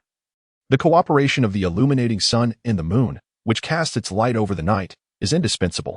Moreover, the celestial stems and earthly branches, the 4 seasons, the 24 solar terms, and various other elements associated with the primordial calendar are all intricately intertwined with the influences of the sun star and the moon star. It can be said that by virtue of their identities as the rulers of the moon star, Shiha and Changxi are entitled to share the divine merits of the Tao corresponding to the establishment of the primordial calendar. Furthermore, once the primordial calendar is established. The status of the sun star and the moon star within the expanse of the primordial realm will significantly elevate in importance for all beings therein. This signifies that the authority of the sun and moon stars in the cosmos will grow substantially. Such accomplishments may very well lead to the sun star and the moon star bestowing blessings upon the primordial realm, accumulating merits over time, and ultimately achieving their respective fruitions. The moon star's position as the moon goddess has already been attained by the ancient deity Wangshu. What Shiha and Changshi can aspire to are merely the merits and the dominion over the moon star. Nevertheless, even so, the dual merits of establishing the primordial calendar, coupled with the accolades from the moon star, are sufficient for the two sisters, Shiha and Changshi, to transcend their mortal forms and ascend to the quasi-saint realm. Thus, Fu Guang has not deceived them. Returning to the Golden Crow Palace of the Sun Star, Fu Guang, without any preamble, addressed the two celestial companions directly. The reason I have not previously visited the Tying Star is that I have been engrossed in the intricate calculations and refinements concerning a significant opportunity. This profound opportunity has been meticulously tailored for me, the Lord of the Sun, as well as for the two Lords of the Tying. I have named this opportunity the Primordial Time Calendar. As Fu Guang spoke candidly before the two Tying sovereigns, Shi He and Changshi, upon hearing the mention of the Primordial Time Calendar, felt their minds clear and their hearts race with anticipation. As innate divinities and perfected Taoists, the simultaneous reaction of the sisters serves as a testament to the relevance of the opportunity Fu Guang described. Indeed, it is intricately linked to their destinies. Thus, the two sisters, already earnest in their demeanor, became even more focused and attentive. In the blink of an eye, several years have elapsed. Fu Guang has elucidated in detail the methodology for establishing the Hongwang calendar, thereby attaining the merits of the Tao and expanding the celestial dominions of the sun and moon. After savoring a sip of laurel brew, Fu Guang spoke once more. I implore both fellow Taoists to assist me in establishing the temporal framework of the primordial world and to set the cadence of heaven and earth. If all proceeds without incident, we may attain a portion of the celestial merit amounting to 20%. This endeavor will undoubtedly amplify the authority of the moon star, and we can expect a favorable response from it, thus garnering additional merit. The amalgamation of these two aspects heralds the prospect of reaching the state of quasi-saint. Though we have yet to commence our efforts, upon hearing Fu Guang's declaration, both Shi He and Changshi nodded in agreement. They were not naive. After a brief contemplation, they discerned that Fu Guang's assertions were far from exaggerated. Continued, the benefits extend far beyond this. Once the authority of the moon star expands, it will accumulate the blessings and merits of heaven and earth over time, thereby nourishing the fate of both of you. This will ensure a smoother path in your future cultivation. It is regrettable, however, that the position of the moon deity has already been attained by an ancient being. Otherwise, the advantages you two could reap would be immeasurable. Upon hearing this, both Shiha and Changshi nodded in acknowledgement, feeling a tinge of regret but more so an acceptance of fate, understanding that what is gained is fortune, while what is lost is merely destiny.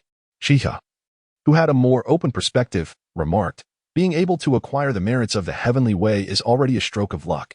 My sister and I do not seek more. However, it seems congratulations are in order for you this time. While the position of the moon deity is no longer available, the position of the sun deity still remains. The monumental merit of establishing the primordial calendar and determining the sequence of time, not to mention the achievement of expanding the authority of the sun star and moon star, coupled with your identity as the spirit of the sun star, makes the attainment of the sun deity's position nearly certain. With a hearty laugh, modestly replied, it would be prudent to extend congratulations once all the dust has settled. Are there any lingering questions, dear friends? If so, I shall elucidate further. If not, it would be wise to prepare early. Upon hearing this, Shiha and Changshi exchanged a serious glance and nodded in agreement. In that case, we shall return to the moon star to make preparations and await your developments. They did not linger further. After bidding farewell, Shiha and Changshi departed, while took a moment to regain composure before commencing the crafting of artifacts. Chapter 34. The Celestial Court's Actions. Do not engage as foes. In the midst of Shiha and Changshi exploring the primordial world and deliberating the establishment of the primordial calendar, changes began to unfold within the realm. The establishment of the Celestial Court could not solely rely on the merits of the heavenly way without taking action. A span of 10,000 years had sufficed for Dong Wanggong to consolidate the rapidly growing power of the Celestial Court. As for Shi Wangmu, She commenced her governance of heavenly punishments and oversight of female immortals, steadfastly refraining from interfering in Dong Wanggong's operational arrangements for the celestial court, just as agreed. With an ever-expanding aura of fortune, the celestial court's plans unfolded with remarkable ease. At last, the internal restructuring of the celestial court reached its conclusion, and the overwhelming ambition to dominate the vast wilderness could no longer be contained. In the grand celestial palace of the Purple Mansion, 2 thrones of the palace's sovereigns were positioned at an elevated height, where the Eastern King and the Western Queen, both of quasi-saintly stature, took their seats. Below them, numerous ancient golden immortals stood in organized ranks, while a multitude of Tai golden immortals arrayed themselves, with golden immortal practitioners relegated to the palace's exterior. Observing his subordinates from above, the Eastern King wore a spirited smile. He then proclaimed in a resounding voice, "I established the celestial court to govern order, to delineate the yin and yang of the universe, and to bestow protection upon all beings. Yet, the myriad races of the wilderness now stand in a state of constant conflict, resulting in a landscape marred by violence. Chaos reigns, and the balance of yin and yang is disrupted. Such a condition fundamentally contradicts the very purpose of the celestial court's establishment. This situation must be reversed from this day forth." After a brief pause, a tremendous aura erupted from the Eastern King, embodying the terrifying presence of a quasi-saint, reverberating throughout the entire Purple Mansion of Yingzhou. He sat imperiously upon his sovereign throne and commanded, "Dispatch orders to the various celestial islands of the Eastern Sea and to the myriad races. I shall select talented individuals from each island and clan to form the grand army of the celestial court. They are to cooperate with utmost diligence. Should there be any disobedience, severe punishment will ensue." Upon hearing the Eastern King's decree, the assembly of ancient golden immortals, Tai golden immortals, and golden immortals within the celestial court responded in unison, "We shall faithfully abide by the Emperor's commands." On this day, over 20 ancient golden immortals, hundreds of Tai golden immortals, and nearly 1,000 golden immortals led the now formidable celestial army forth from the Purple Mansion of Yingzhou, heading towards the expansive Eastern Sea. This day marked the onset of boundless upheaval in the Eastern Sea. This day heralded the celestial court's fierce emergence. This day, many powerful beings and diverse races in the wilderness recognized that great chaos was imminent. As time flowed inexorably onward, a millennium passed. The events transpiring on the vast land of the wilderness went unnoticed by Guang, who was diligently focused on refining artifacts and meticulously preparing for the celestial chronology. Of course, even if he had been aware, he would not have given it a second thought. These occurrences were inevitable. What merit was there in concern? Within the Golden Crow Palace, in the heart of a magnificent hall, Guang gazed upon an hourglass emanating the essence of time. A smile graced his face. At last, it is complete. After 10,000 years, he had successfully refined all the spiritual treasures necessary for establishing and determining the order of the celestial chronology. Everything tangentially related had been meticulously crafted by him. After all, who would ever deem the merits of the heavenly Tao to be excessive? Even a humble postnatal treasure of lesser quality, when accumulated gradually, possesses profound significance. After making necessary adjustments, preparations can commence. Observing the numerous treasures arrayed before him, Guang's expression turned solemn. Subsequently, he closed his eyes and began to regulate his breath. A millennium passes in the blink of an eye. Once Guang had thoroughly attuned his state, he rose from the meditation mat. He meticulously gathered his crafted sundial, hourglass, and calendar, and with a graceful gesture, summoned 4 specimens of inferior innate spiritual flowers, orchids, lotuses, chrysanthemums, and plum blossoms. These 4 inferior innate spiritual roots were acquired during Guang's travels with Shihe and Changxi in the primordial wilderness, guided by the celestial mechanisms, and they symbolize the 4 seasons. These treasures are indeed of paramount importance in validating the chronicle of the primordial era. After securing all his belongings, he prepared to embark on his journey. With a single step, he emerged beyond the confines of the Sun Star, adjusting his garments and straightening his sleeves. With a solemn expression, Guang respectfully bowed to the heavens. In a resonant voice, he proclaimed, "O divine way, hear my plea." His words, amplified by his immense magical power, reverberated around the Sun Star. I, Guang of the Sun Star, have sensed the disarray within the primordial sequence of time. The passage of time has become unclear and indistinct, and if this continues, it shall hinder the proliferation and sustenance of all beings in the primordial realm, disrupting the harmony and order of the universe. Thus, I hereby establish a primordial sequence of time. so that the cosmos may experience the shift of the 4 seasons and the unceasing cycle of the 24 solar terms. Instituting the 10 heavenly stems and the 12 earthly branches, Fu Guang's demeanor was serious as he began to recount the intricate details of the primordial calendar he had meticulously devised, leaving no aspect unaddressed.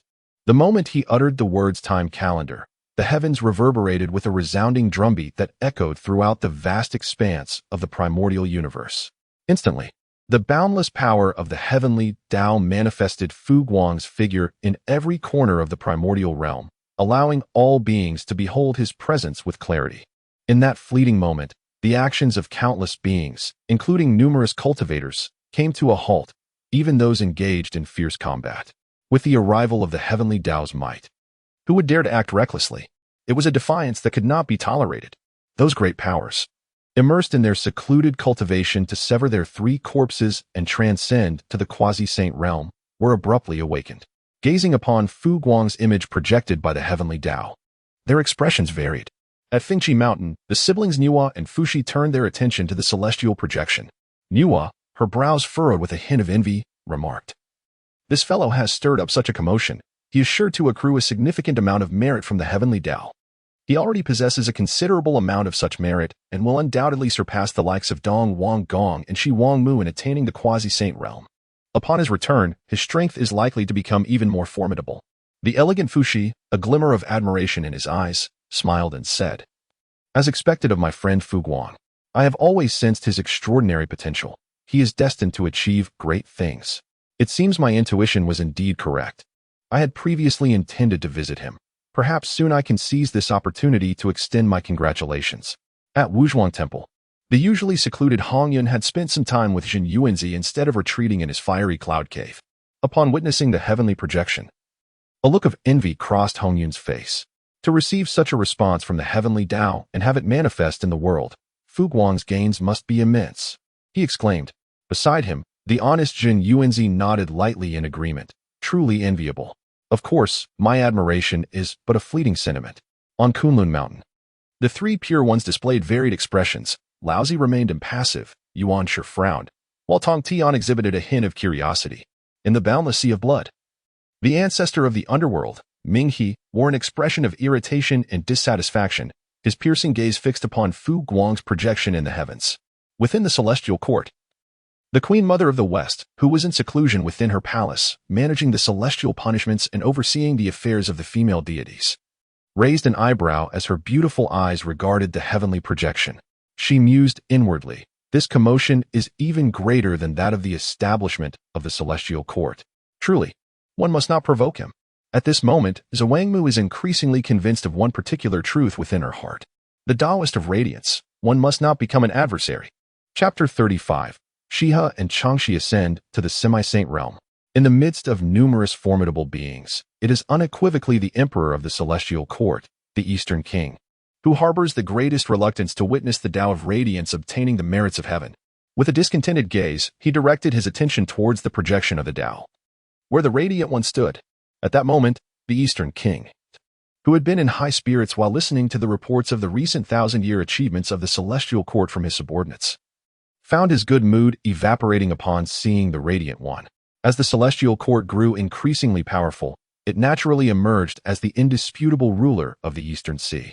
The path of the Eastern King had become ever more smooth, and he himself had grown increasingly domineering.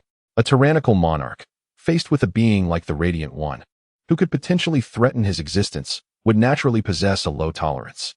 Even though the Eastern King had yet to engage in any conflict with the Radiant One, and even though the Radiant One had no intention of usurping his position, the Eastern King's animosity towards the Radiant One was baseless from the outset.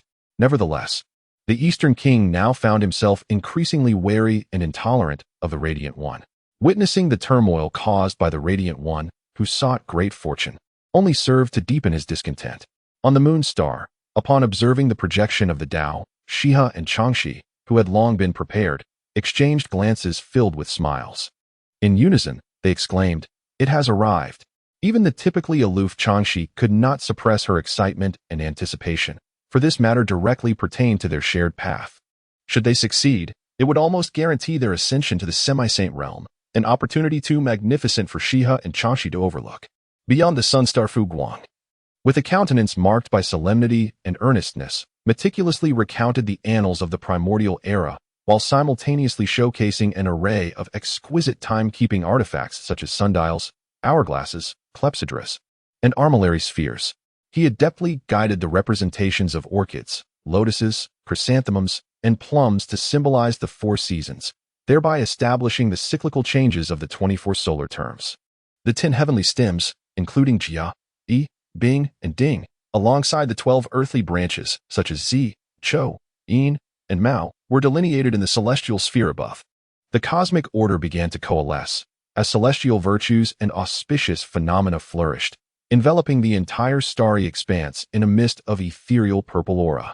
As the light of support becomes increasingly refined, the changes in time and sequence, along with the accumulation of celestial virtues, result in the expansion of the lake by a fraction. A comprehensive display follows. Fu Guang concluded, the sun signifies the day, while the moon illuminates the night. The cyclical dance of the sun and moon constitutes a single day. 30 or 31 days form a month, and 12 months comprise a year. February is exceptional. In a common year, it encompasses 28 days, whereas every 4 years, it boasts a leap day, making it 29 days long. A year is divided into 4 seasons: spring, summer, autumn, and winter, each showcasing its unique splendor. The arrival of spring heralds the establishment of the 24 solar terms throughout the year, marking the commencement of spring. The seasons, months, days, and hours are thus ordained, bringing forth an epoch of time, clear and distinct. As the words resonated, a hum lingered in the air. With a casual lift of his hand, Fu Guang wielded the authority of his solar star, compelling the entire sun to radiate an intense brilliance, illuminating every corner of the primordial world as if it were day. Simultaneously, the lunar star, in harmonious response to the sun, released a resplendent moonlight, equally as bright as its solar counterpart. In the next moment, both the solar and lunar stars began to operate according to the cyclical rules outlined in the primordial calendar, set in motion by their respective celestial sovereigns. Instantly, the primordial realm witnessed a transition between day and night, the shifting of seasons, and the changes of climatic periods. This was a process of validation, aided by the heavenly principles, with the duration of the primordial calendar's examination extending through a complete leap year.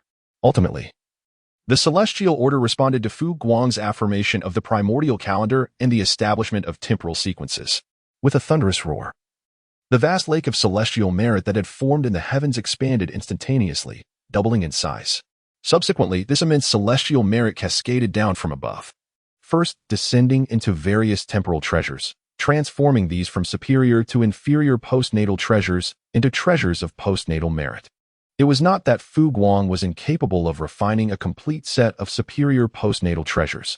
Rather, the heavenly principles are impartial, and all things must adhere to order. Excess can be as detrimental as deficiency. Some temporal treasures, if forged at too high a grade, would compromise the opportunity for establishing the temporal calendar, resulting in greater losses. All treasures grades. The illumination of Fu Guang has been meticulously calculated, achieving the utmost within permissible bounds. Once a batch of temporal treasures was formed, various entities associated with the 4 seasons and the 24 solar terms were bestowed with remarkable transformations. Among them, the spring orchid, summer lotus, autumn chrysanthemum, and winter plum blossom, representing the 4 seasons, received the highest celestial merits. Under the nurturing of these celestial merits, 4 inferior innate spiritual roots awakened their spiritual intelligence and successfully transformed into 4 distinct female immortals, appearing beside Fu Guang. After bowing respectfully to the celestial path, the 4 flower immortals expressed their gratitude in unison, saying, "Thank you, esteemed elder, for your benevolent guidance." Casting a glance at the 4 flower immortals, who bore superior innate spiritual roots, Fu Guang nodded casually and remarked, "You may retreat for the time being." Upon hearing this, the newly transformed flower immortals, after paying their respects, swiftly stepped aside, their gazes filled with reverence for Fu Guang's figure. Following the receipt of equivalent celestial merits, a significant portion of the vast celestial merit lake had diminished by 30%.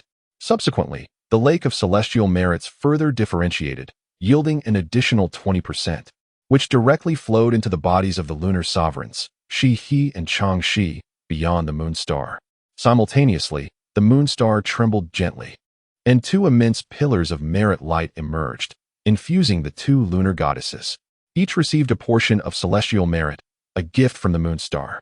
As He and Chang, she felt the enhancement of their auras. They swiftly transcended the great Luo perfected realm, entering the quasi-saint level within a mere few breaths. In that moment, beside the two sisters, a female immortal figure solidified, each wielding a supreme innate spiritual treasure. Thus, with a modest level of participation, He and Chang, she effortlessly severed their three corpses, successfully stepping into the quasi-saint realm and completing their breakthrough. Opening their eyes and exchanging a knowing smile, the two sisters bowed towards Fu Guang within the projected celestial path, expressing their gratitude. Thank you for your guidance, dear friend. Fu Guang felt a slight resonance with their thanks. After nodding towards the direction of the moon star, his gaze turned, ablaze with intensity, towards the 50% of celestial merits still remaining in the firmament above. Joy was unmistakable upon his countenance, for all that remained would rightfully belong to him. Chapter 36. Radiating Golden Light. Chapter 36. Under the watchful gaze of all beings in the primordial realm, a tremendous surge of celestial merit, akin to a torrential flood, cascaded directly towards Fu Guang. Just as everyone anticipated that Fu Guang would harness this celestial merit to sever the three corpses and ascend to the quasi-saint realm, an unexpected spectacle unfolded. A radiant golden wheel of celestial merit enveloped Fu Guang, who then seamlessly integrated the entirety of this celestial merit into the already dazzling golden wheel. Not only that, but the once calm sun star erupted once more, radiating brilliant sunlight. A colossal wave of celestial merit surged forth from within the sun star, converging with the descending merit and directly infusing Fu Guang's merit wheel. The merit wheel, already resplendent like a miniature sun, now gleamed even more brilliantly, its golden light rivaling that of the sun itself. Just as everyone believed the spectacle was drawing to a close, the sun star trembled again, unleashing an immense bounty of merit. This, in conjunction with the authority of the stars, manifested an ethereal great sun, diminishing in size as it descended towards Fu Guang. Simultaneously, a circular spiritual treasure, suffused with the radiance of celestial merit and exuding the aura of a supreme innate spiritual artifact, materialized from the sun star and fell before Fu Guang. After a considerable time, having accepted the divine fruit position of the sun star and assimilated its entire authority, Fu Guang opened his golden eyes, a satisfied smile gracing his face. Excellent, truly excellent, he exclaimed. Fu Guang, even amidst his endeavors, did not forget to pay homage to the heavens, bowing respectfully in acknowledgement of the celestial will. To some who bear grievances against him, his actions may have appeared ostentatious. Nevertheless, Fu Guang persisted in his conduct, adhering to the adage that abundant reverence draws no ire from the heavens. He feared not the celestial indifference to his manners, but rather the repercussions of any celestial disrespect towards him. As the formidable power of the celestial order gradually dissipated, the projection of Fu Guang was immortalized in the moment he gracefully accepted the supreme innate treasure of merit, the sun wheel. Although the projection of the celestial order vanished, the ramifications of Fu Guang's pivotal actions during the establishment of the primordial era began to profoundly influence the entirety of the cosmos and its myriad beings. Naturally, those who attained enlightenment and ascended to immortality were also affected, albeit to a significantly lesser extent. Ultimately, whether in the creation of characters or in the establishment of the primordial calendar, the influence of Fu Guang is directed towards the common populace and myriad beings, rather than the enlightened immortals. Without delving into the impact on all sentient beings, one must note that many of the innate deities are currently rendered silent.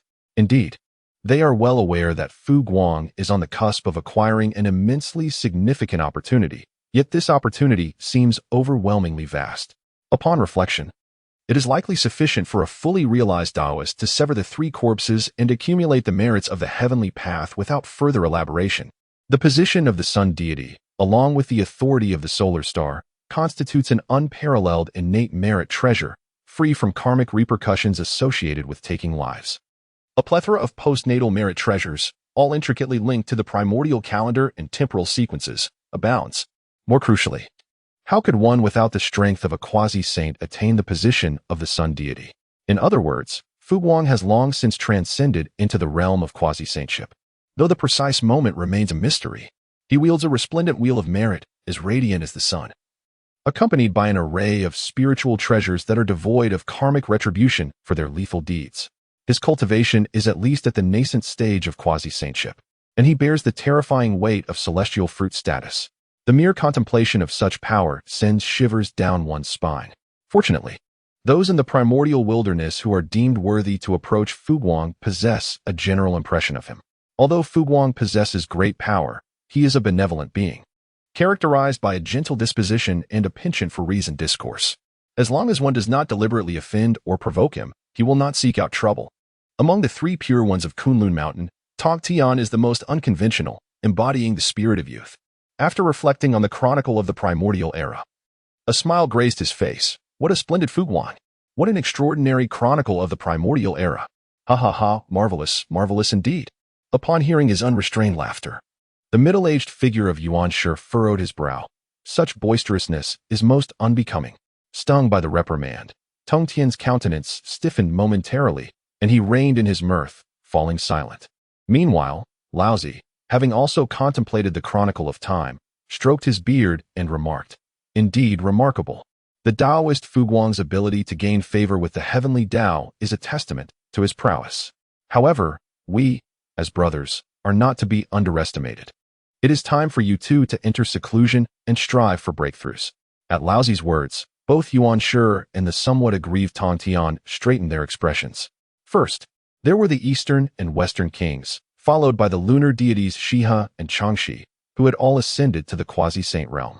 With Fu Guang poised to surpass them all into that realm, it signified that the true pinnacle of the current primordial world was no longer the great Luo perfected. Should the three pure ones fail to break through, they would become the subject of ridicule, not only among countless cultivators, but also risking the loss of their status as direct disciples of the saints, bringing shame upon their masters. Such a disgrace is absolutely intolerable for the proud three pure ones. At Fengqi Mountain, Nuwa's expression bore the expected hues of realization as she spoke. Fu Guang has not severed the three corpses, yet he has attained the status of the sun god. Just as I anticipated, he is indeed the first to step into the quasi-saint realm beneath our teacher. It is laughable that the Eastern and Western kings had completely overlooked this fact. Unperturbed by Nuwa's words, Fuxi was engrossed in calculating the 10 heavenly stems and 12 earthly branches, absorbing their exquisite intricacies. Merely responding to Nuwa, he said, "Yes, yes, indeed. Sister speaks rightly." Observing Fuxi's rapt attention, Nuwa felt a flicker of irritation. With a swift motion, she raised her hand and delivered a punch, sending Fuxi, who was lost in contemplation, reeling into his cave abode, only managing to emit a cry of distress. Having vented her frustration with a punch, Nuwa felt a sense of relief and remarked, "Brother, it would be wise for you to focus on your seclusion. In these tumultuous times, should we fail to transcend our current realms, we are likely to encounter endless troubles ahead." Furrowing her brow, Nuwa cast a glance at the sun star before turning her gaze towards the eastern sea. A sense of pressure weighed upon her, prompting her to make her way back to her cave abode. It was imperative that she enter seclusion to strive for a breakthrough by severing the three corpses. In this increasingly chaotic primordial realm, her cultivation at the Deluo level had become insufficient to attain true freedom. Chapter 37, The Four Immortals in Attendance. The Rules of the Golden Crow Palace. Chapter 37, The Purple Mansion of Yingzhou. The smile on Dong Wanggong's face vanished completely, and within the depths of his gaze, a glimmer of coldness emerged amidst the fading illusions.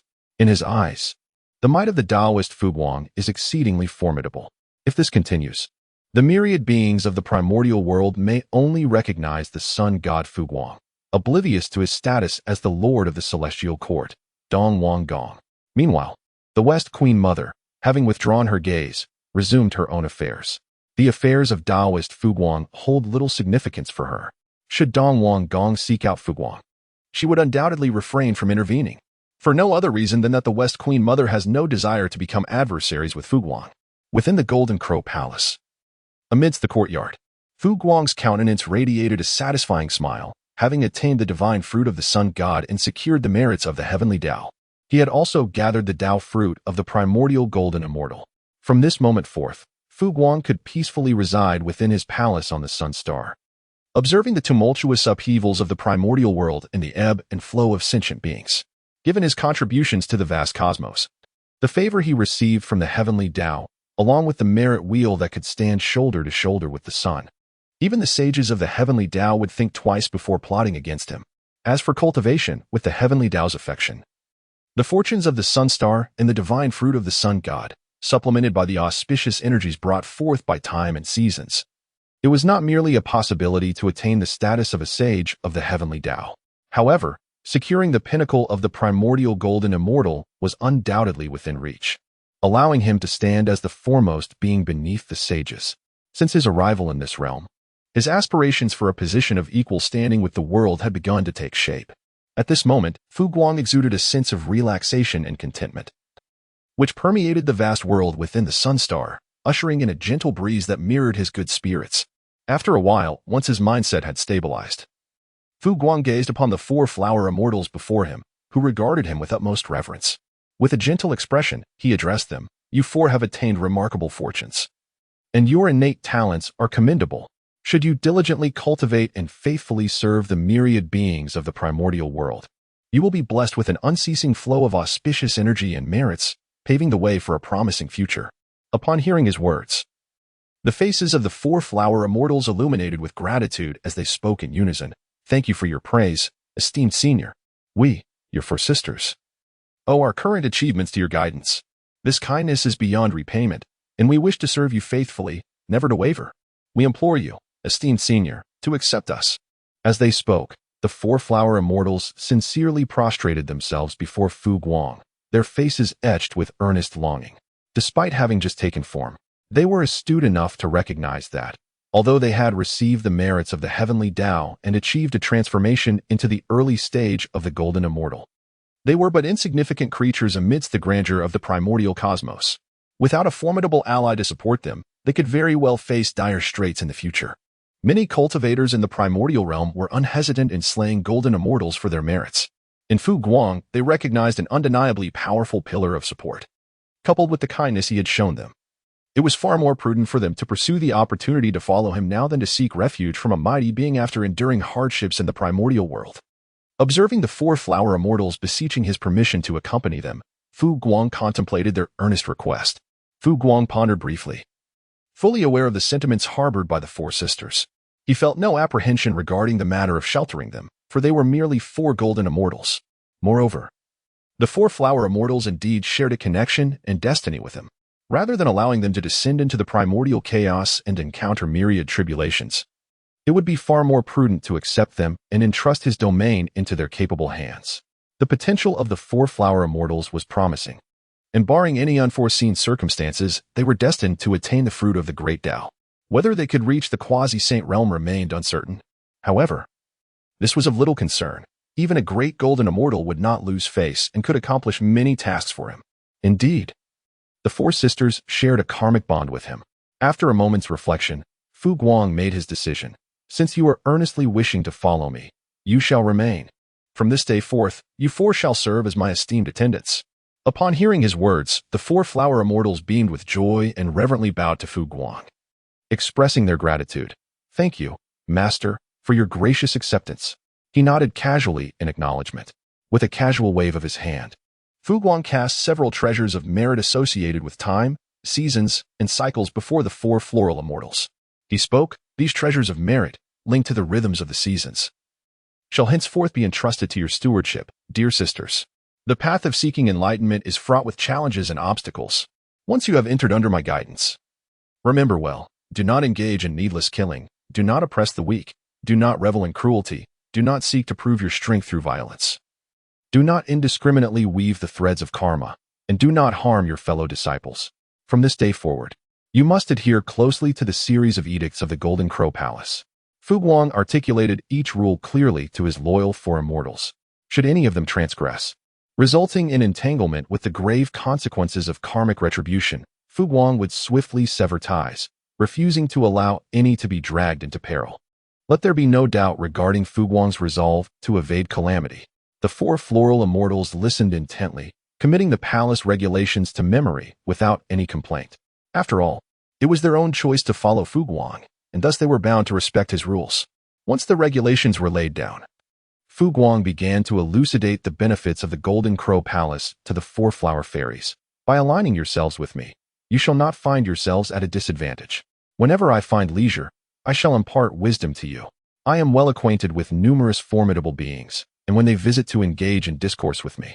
You are welcome to listen attentively by my side. Within the Golden Crow Palace, the spiritual roots, celestial herbs, and various opportunities abound. Aside from reserving a portion for brewing and confectionery, you may freely take what is beneficial to you. However, it is imperative to remember not to exploit resources indiscriminately. We must tread the path of sustainable development.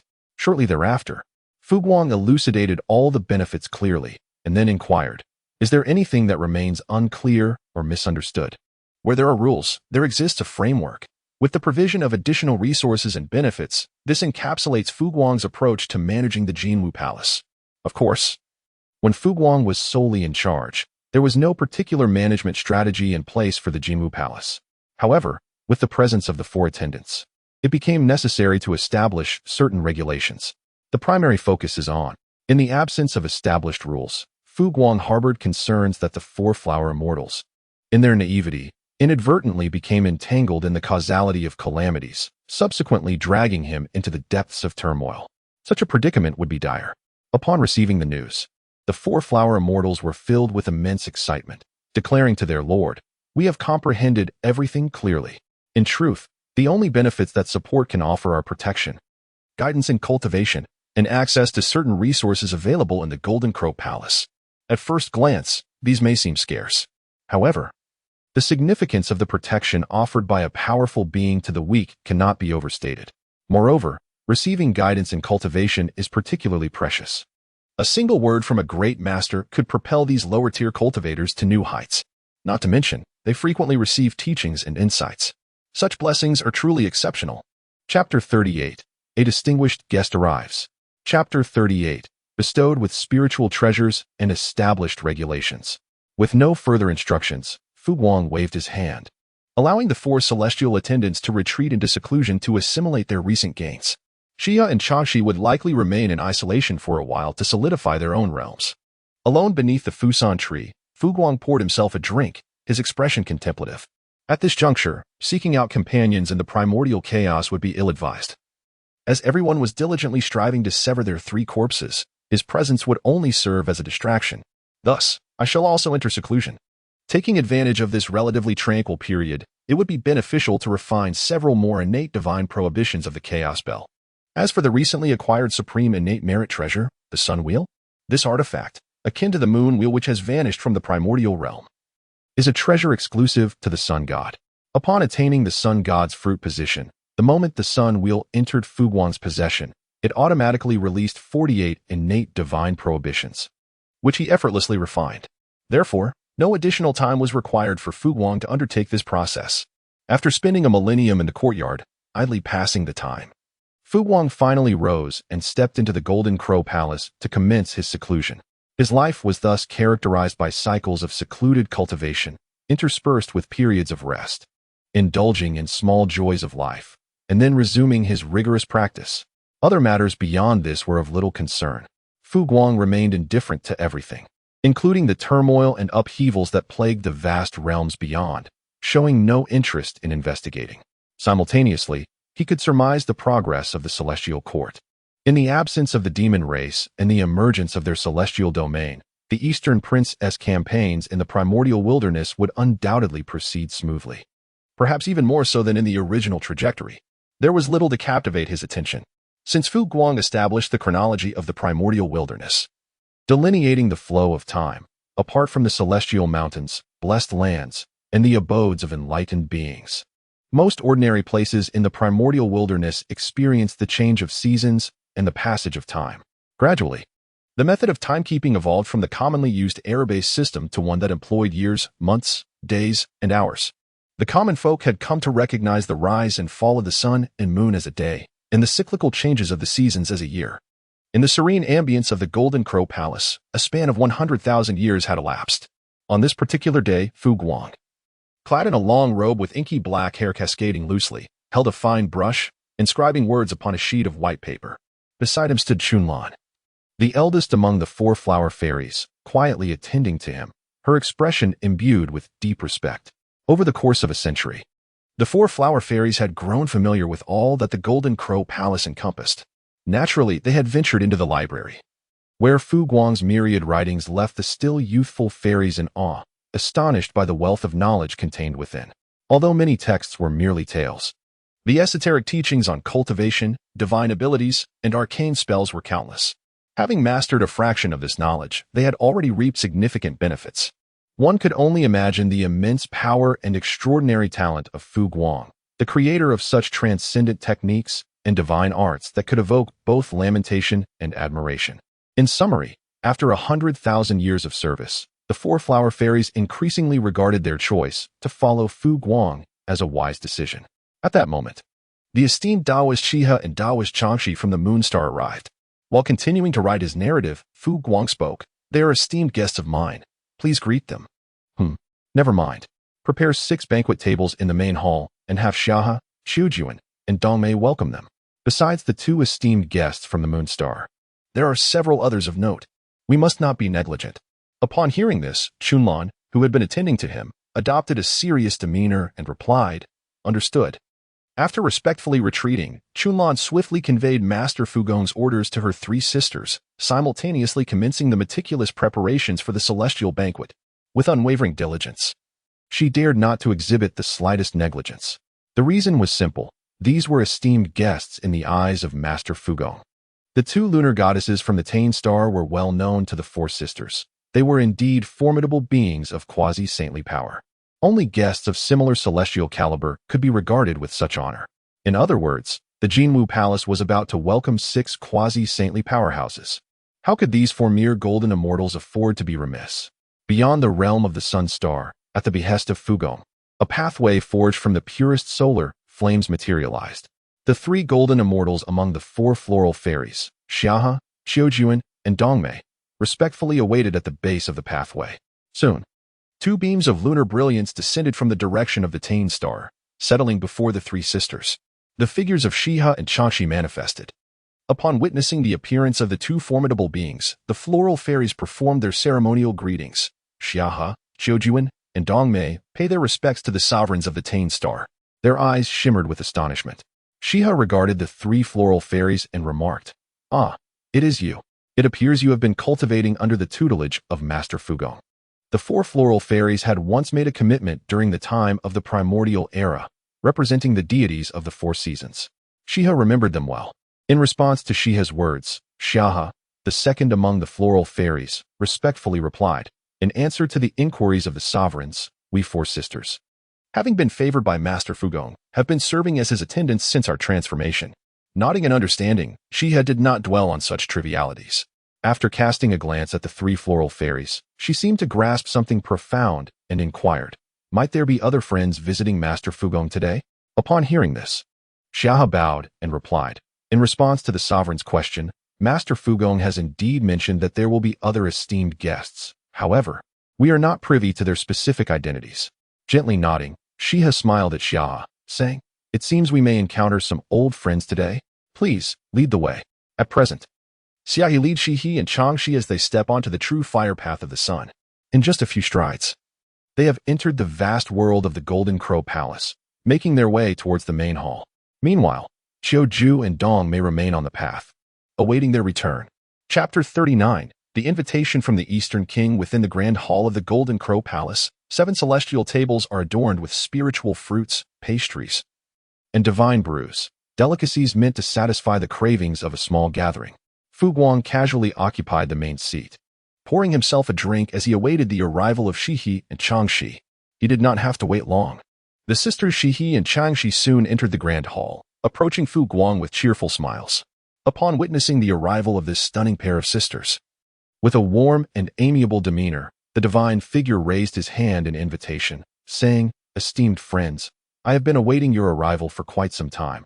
Please, take a seat." He refrained from standing, as given his current rapport with Shihe and Changshi, excessive politeness would seem somewhat contrived. In a similar vein, Shihe and Changshi did not stand on ceremony, casually taking their places at the celestial table. They expressed their gratitude, saying, "Thank you very much." Their eyes were drawn to the breathtaking sisters who had already achieved a remarkable breakthrough. Fu Guang raised his cup in a gesture of celebration, exclaiming, "Congratulations to both of you, fellow Taoists, on making further progress and achieving the status of quasi-saint." Haha. Upon hearing this, Shihi smiled brightly, her enchanting eyes gleaming with joy. We owe our gratitude to the guidance and support of our esteemed friend. Without your assistance, my sister and I would likely still be in closed-door cultivation, unable to break through to our current realm so swiftly. Nodding in acknowledgement, the serene and composed Changshi turned her gaze towards Fu Guang. Thank you. It is important to note that the two sisters are no longer the same as they were 100,000 years ago, when they first attained the merits of the heavenly Tao and severed their first corpse. Throughout these 100 millennia of seclusion, both Shihi and Changshi not only solidified their quasi-saint fruits, but also succeeded in severing their second corpse. Although they remain in the early stage of quasi-sainthood, the distinction between severing one corpse and two, or even three, in the early stage of quasi-sainthood is monumental. During their time at the Purple Cloud Palace, the saint himself elucidated the profound mysteries of the quasi-saint realm. Notably, he mentioned that severing three corpses is essential for entering the quasi-saint realm. Yet not every quasi-saint can sever three corpses. The stages of quasi-sainthood, early, middle, late, and perfection, are not directly correlated with the number of corpses severed. Thus, the current state of Shihi and Changshi is that they are quasi-saints in the early stage, having severed two corpses. Returning to the matter at hand. After a brief exchange of pleasantries, curiosity flickered across Shihi's face. May I inquire which four esteemed Taoists are coming to visit? While Fu Guang has numerous connections among the great Luo cultivators, it seems that there are few who would choose to visit the Sun Star. Fu Guang smiled gently, his gaze directed towards the entrance of the Grand Hall. The guests have arrived. In the midst of his words, Fu Guang, who had been casually seated, rose to his feet and raised his hand in a respectful gesture towards the entrance. Is it not a delight to have friends come from afar? I extend a heartfelt welcome to the four esteemed companions visiting this humble abode of the Sun Star. I apologize for the lack of proper reception. Please forgive my shortcomings. As his words resonated, a hearty laughter echoed from the doorway. Ha ha ha, dear friend, you are too modest. Fushi and my sister have come to intrude. We hope for your understanding. With that, the elegant Fushi and the proud Inhua, siblings of noble bearing, entered the hall. Following them were the red-robed Hongjun and the robust figure of Zai, who also made their way inside. Hongjun, with a beaming smile, remarked, esteemed friend Fu Guang, my companion Zai and I have come uninvited. We trust we have not caused any disturbance. Meanwhile, the straightforward Zai bowed slightly, saying, I apologize for our impromptu visit. I hope you can forgive us. As Fu Guang regarded the four newcomers, Fu Guang's eyes narrowed slightly, revealing a glimmer of astonishment. Indeed, they had all ascended to the quasi-saint realm. Truly, they were worthy of being the most exceptional innate divine beings of the primordial era. Were it not for the variances in opportunity, fortune, and destiny, one could argue that, based solely on their innate qualities, nearly all of these top-tier innate divinities would undeniably achieve the status of sainthood. Esteemed friends, your visit is an honor to this humble Taoist. How could one dare to consider it an intrusion? Fu Guang's countenance radiated with joy as he gestured while speaking. Only after everyone had taken their seats did he settle back down himself. With a smile, he extended his congratulations, saying, Congratulations to you all for making further progress. The path to greatness awaits. Upon hearing this, the four newcomers displayed smiles, as there is nothing more gratifying than advancing in one's cultivation, especially when acknowledged by fellow practitioners. Even the proud Niwa wore a brighter smile. After this auspicious beginning, the 7 celestial tables arranged in a round format became the setting for lively conversation among the attendees. The atmosphere was quite pleasant. Before long, Fu Guang casually glanced at the 4 individuals approaching from behind and inquired, What a remarkable coincidence it is that all 4 of you have come to visit this humble abode on the Sun Star. Might it be that some matters occurring beyond the 4 seas and 8 wildernesses have prompted you to prefer the company of one another?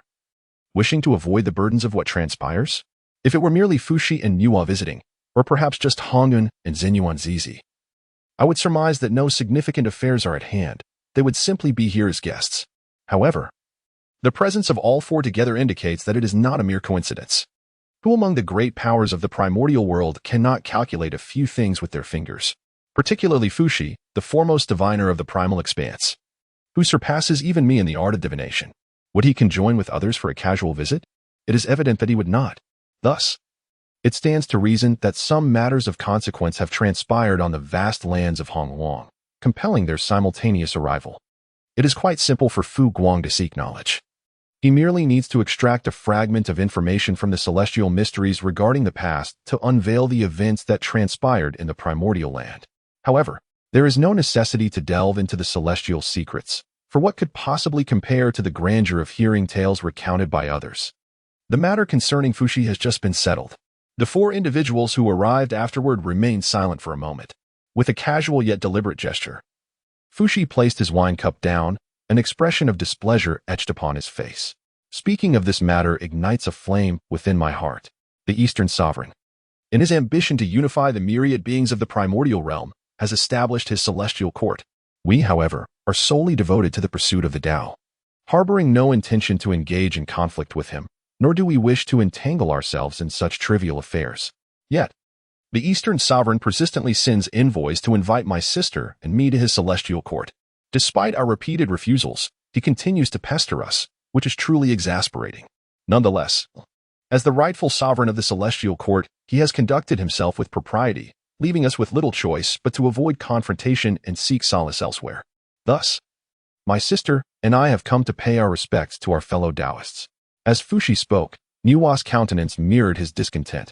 Her smile faded, her delicate features shadowed by frost, and her beautiful eyes glimmered with a cold, piercing light. It was evident that she too felt considerable vexation at the Eastern Sovereign's persistent invitations. Meanwhile, Hongjun, momentarily taken aback, finally spoke up. Have both Taoist Fuxi and Taoist Niua also been disturbed? How audacious of the celestial court! After all, Taoist Niua is a disciple of a saint. With a raised brow, she expressed her astonishment. Fu Guang held his wine cup in silence, savoring a sip of the exquisite brew while attentively listening to Fuxi, Hongjun, and the earnest Zhen Yuanzai as they critiqued the romantic escapades of the Eastern King. A subtle smile graced his lips. How audacious of the Eastern King to orchestrate such a scheme. Does he not realize he is courting the ire of numerous formidable beings? Or does he genuinely believe he can subdue these powerful quasi-saints and great Luo cultivators? Chapter 40. The Oncoming Cataclysm in Due Course. Through the candid discourse of Fuxi and Hongjun, Fu Guang gleaned a rough understanding of the myriad events that transpired across the realms since the establishment of the Celestial Court nearly a yuanhui ago. It must be said that with the endorsement of the saints and the recognition of the heavenly Tao, the Celestial Court's growth has been remarkably swift and effortless. Presently, the Four Seas lie firmly under its dominion. Once the Celestial Court issues its edicts, the islands of the Four Seas, countless races, and innumerable beings dare not disobey or show disrespect. After unifying the Four Seas, the Eastern King, unsatisfied, has begun to leverage the shores of the Eastern Sea as a springboard, advancing towards the Eastern lands with a voracious appetite. The East is rich with talented individuals and a plethora of powerful beings, including great Luo cultivators. This represents an immensely formidable force, and even the Celestial Court, with its current might, dares not exert excessive pressure. Thus, the Eastern King has adopted measures to attract some, suppress others, and disregard yet others. Fuxi, Niua, Hongjun, and Zhen Yuanzai belong to the faction he seeks to garner. Those who are suppressed are primarily the newly emerged great Luo cultivators lacking sufficient strength and qualifications, reluctant to join the Celestial Court. As for those he disregards, they are figures like the Three Pure Ones, the ancestor of the Underworld River, and Fu Guang, who remain impervious to the Celestial Court and would never bow to any other entity. With these maneuvers, the power of the Celestial Court has indeed swelled unprecedentedly. Such is the current state of affairs. Hongyun sighed, a discontented expression shadowing his features. Once the Eastern King truly unifies the vast wilderness, will we still have a peaceful existence? Upon hearing Hongyun's words, Fuxi furrowed his brow in silence, while Zhen Yuanzai wore a look of concern, and Niua's countenance was stern. Meanwhile, the ethereal and aloof Changxi remained as usual, refraining from interjecting and showing little reaction to the discussion. It was Shihi, however, who raised her brow and instinctively turned her gaze towards Fu Guang, asking, "What insights do you have on this matter, fellow Taoist?" Shihi's query shifted the attention of everyone at the banquet towards Fu Guang, eager to hear his thoughts on the affairs of the Celestial Court. His expression remained unchanged. Fu Guang maintained his relaxed and carefree demeanor as he spoke. There is no need to concern ourselves with him. Upon hearing his perspective, the crowd momentarily paused, with only Fuxi appearing contemplative. Lu furrowed her brow slightly, while Shiha regarded the composed Fu Guang, unfazed by the burgeoning power of the Celestial Court, pondering how everyone's lives would be disrupted in the future. she mused. In the face of the formidable celestial court, Fu Guang still exudes confidence and assurance. He conceals his true depths remarkably well. At this moment, Shiha, who had already sensed Fu Guang's grand designs and the multitude of secrets he harbored, realized that her previous estimations of him had been rather underestimated. Dear friend, could you elucidate your thoughts more clearly? Hongjun, though somewhat perplexed, was not one to feign understanding. Thus he directly sought clarification. In response, Fu Guang, exhibiting an air of leisure, casually remarked, "To unify the primordial chaos and govern all beings, such a monumental endeavor cannot always proceed smoothly. While the celestial court currently demonstrates a vigorous ascent, there are inevitably limits. The Tao of Heaven is impartial. For the celestial court to dominate the vast wilderness and command all living souls, it must endure trials and tribulations. If it can navigate through all calamities, the Eastern King will succeed, and the celestial court will truly earn its rightful place. However, should it falter, no matter how resplendent the present may appear, it will ultimately be no more than a flower in the mirror or a moon on the water." Upon hearing Fu Guang's words, Fushi, who had been deep in thought, suddenly sharpened his gaze, his expression turning grave. "Do you imply that?" he inquired, his face reflecting a serious demeanor, while the others looked on with confusion, leaving Fu Guang somewhat surprised.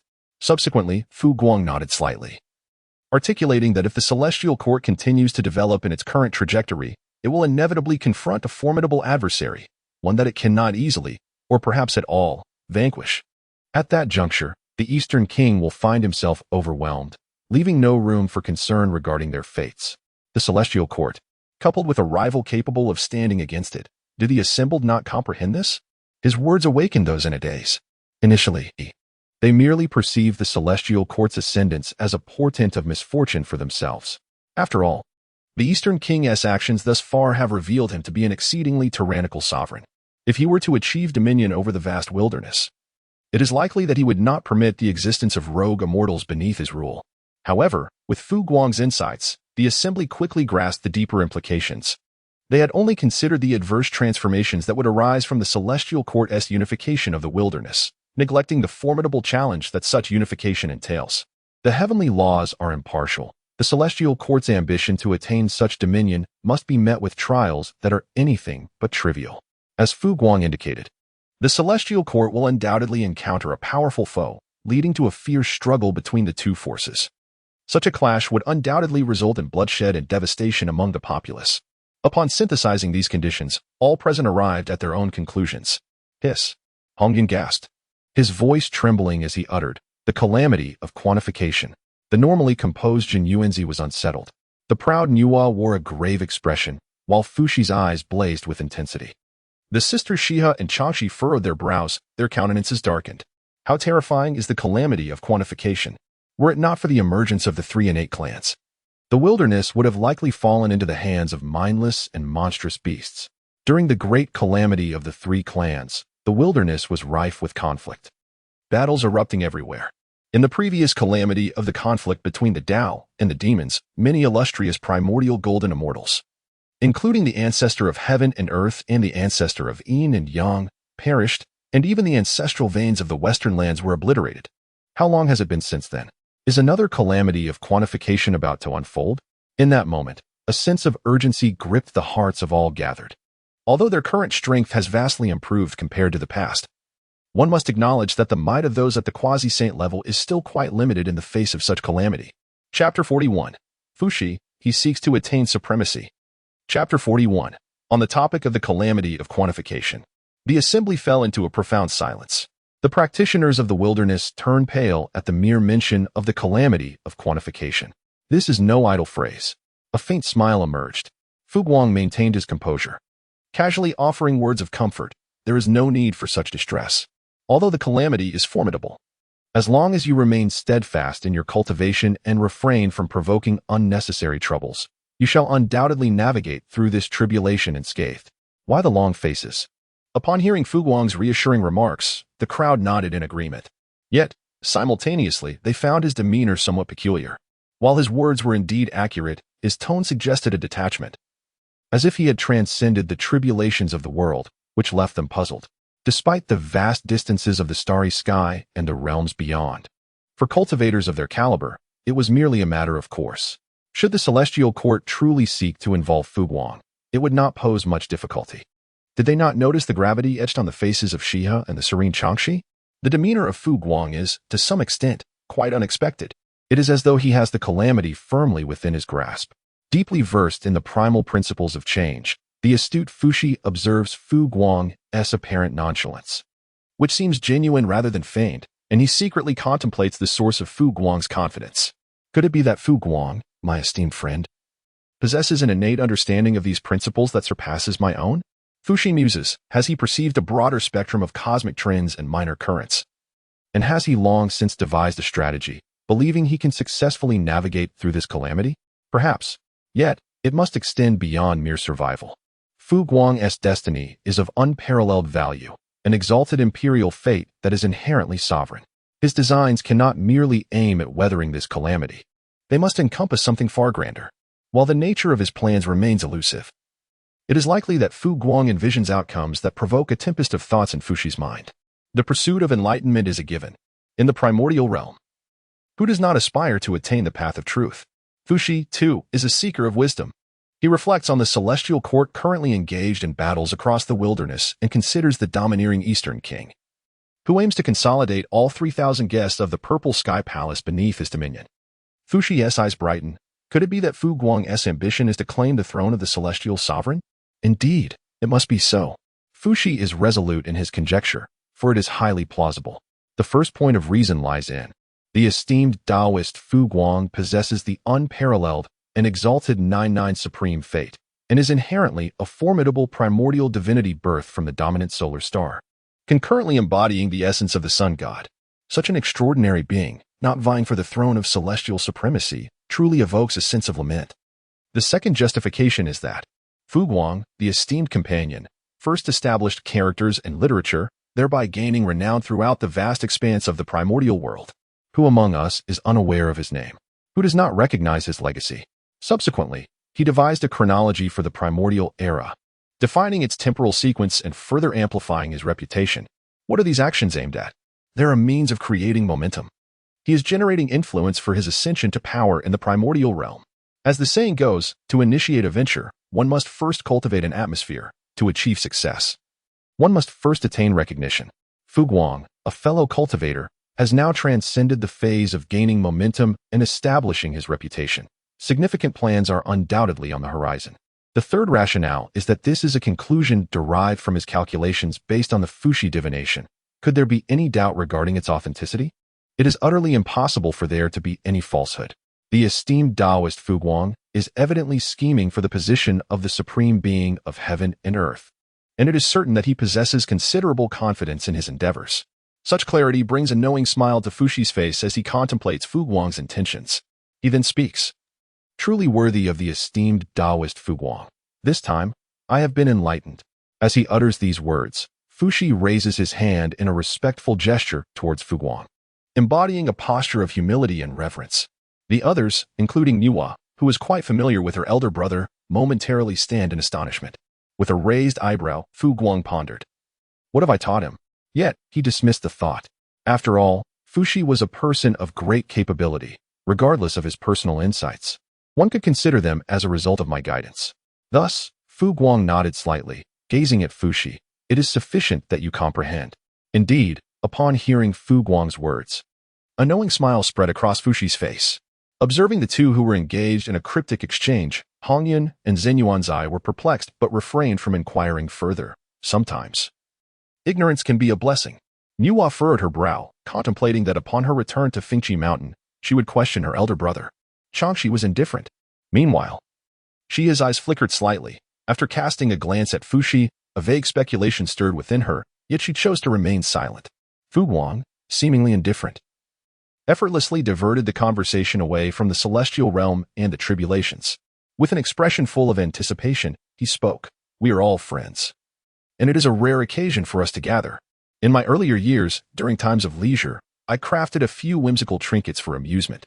Since esteemed companions have graced us with their presence, shall we indulge in some playful activities together? As he spoke, with a casual flick of his hand, Fu Guang unleashed a wave of spatial power that silently spread through the air. In the next instant, before anyone could comprehend the situation, They found themselves transported to the courtyard of the Golden Crow Palace, a place where Fu Guang often indulged in playful frolics. The abruptness of their relocation left the group in stunned silence, exchanging glances filled with bewilderment. They looked at one another, their expressions reflecting an unspoken understanding, and simultaneously turned their gazes toward Fu Guang, their eyes now tinged with a weighty seriousness. Here they were, 6 formidable quasi-saint practitioners, not mere Deluo cultivators. Nor were they insignificant tiny golden immortals or golden immortal insects. And yet, what had transpired? When Fu Guang moved them, surprisingly, no one reacted. What does this indicate? The prowess of Fu Guang far exceeds their expectations. Although everyone is aware of Fu Guang's formidable strength, none could have anticipated it to be this extraordinary. To be frank, it is somewhat astonishing. Fu Guang, the friend of the sun, remains an enigma. Fuxi soon regained his composure and spoke with profound significance. He accepted the revelation swiftly. Without such strength, how could Fu Guang dare to scheme for the throne of the Supreme Being? Rather, this level of power is indeed to be expected. Upon hearing Fuxi's words, Fu Guang appeared momentarily taken aback, noticing the expressions and gazes of those around him. He quickly understood that his slight display of ability had likely left them in awe. Thus, he smiled and remarked, "I hope I haven't caused any embarrassment. As the Sun God, within this vast universe of the Sun Star, I possess certain minor powers and abilities which are hardly remarkable." His words sounded genuine, and those present accepted them as truth. Chapter 42. The world is like chess, ever-changing. Let us not dwell on these trivial matters any longer. With a grand gesture, Fu Guang beckoned, "Esteemed friends, this way please." As he spoke, Fu Guang has already taken a step forward, heading towards the area adorned with leisure items such as Go and chess. It is not solely these pastimes. Over the years, while comprehending the profound intricacies of the art of strategy, Fu Guang also crafted various trinkets related to games of chance, such as mahjong and playing cards, and developed an array of engaging gameplay. In the past, Fu Guang struggled to find companions for play, and even when the 4 flower immortals joined the table, their demeanor was rather restrained, preventing a truly spirited experience. However, now amidst a gathering of like-minded individuals, the opportunity for enjoyment had finally arrived. Before long, under Fu Guang's guidance, everyone swiftly grasped the rules and gameplay of the delightful creations he had presented. Unsurprisingly, the most captivating game for the assembled crowd remained Go. Go epitomizes the essence of strategic play, serving as a quintessential representation of this art. It is often said that the affairs of the world resemble a game of Go, with the cosmos remaining elusive. A Go board reflects the universe, where all beings become mere pieces. The shifting tides of fate and circumstance unfold within its confines. The strategic philosophies and deductive reasoning inherent in Go encompass a myriad of possibilities, allowing those present to glean a glimpse of its depths even before the game officially commenced. The path of transformation lies within. The proud Inhua, intrigued, gazed upon the Go board and remarked, "The Go game designed by my fellow Taoist is indeed remarkable." Inhua and Hongjun were quite familiar with the Go board, black and white stones, and the bowl used for the pieces, having witnessed Fu Guang employ them during their previous contest for treasures on Mount Buzhou. Yet at that time, they were unaware of the myriad benefits of Go, viewing it merely as a manifestation of Fu Guang's virtuous treasures. Upon hearing Inhua's words, Xia smiled and suggested, "If you are curious, dear Inhua, why not engage in a match yourself? I would be more than delighted to play against you." Inhua's eyes sparkled at this proposition. "Very well. Let us have a game." Although she excelled in the Tao of creation, she possessed a modicum of skill in strategy and calculation. Her curiosity about Go was piqued, and she felt an irresistible urge to partake. Thus, she readily accepted Xia's invitation. As Inhua and Xia commenced their match, the onlookers were equally eager. After the 4 flower immortals set the board, Hongjun eagerly pulled Xinyuanzi into a game of their own. Meanwhile, Fuxi turned his gaze toward Fu Guang, extending an invitation. "Fu Guang, my friend, would you care to join me?" With a smile at the eager and enthusiastic Fuxi, Fu Guang, feeling a slight thrill himself, took a seat directly opposite him, casually arranging himself in a cross-legged position. With both hands elegantly tucked into the sleeves, Fu Guang remarked, "Fellow cultivator, please make your move first. After all, this is your initial encounter with the game of Go. Even though you may be well-versed in its rules, it is, after all, a creation of mine, and I believe it is only proper to allow you to go first." Upon hearing this, Fuxi, who was aware of the importance of the opening move and understood the intricacies of the game, hesitated momentarily before responding. "Then I shall shamelessly accept your gracious offer to play first." As the words left his lips, Fushi swiftly picked up a white stone and placed it upon the board with a decisive click. Following Fushi's move, Fu Guang promptly placed his stone as well. Initially, both players executed their moves with remarkable speed, hardly pausing for thought. However, as the game progressed, Fushi's pace began to slow significantly. Subsequently, the pace at which Fu Guang placed his pieces had likewise decelerated. Although slightly swifter than Fushi, it was hardly an improvement. In the early stages, the speed of placement was rapid. However, in the mid-game, each move required hundreds, if not thousands, of years. In the later stages, a single move might demand 10,000 or even tens of thousands of years. Fortunately, for beings such as them, the primordial sanctified, time was the least valuable of commodities. Nearly 2 yuan hui had elapsed. At this moment, within the courtyard of the Golden Crow Palace, only Fu Guang and Fushi remained engaged in their game. While the matches involving Hongjun and Zinyuanzi, as well as Niwa and Shiha, had long since concluded, as Fu Guang once again placed a piece on the board. He lifted his gaze towards Fushi.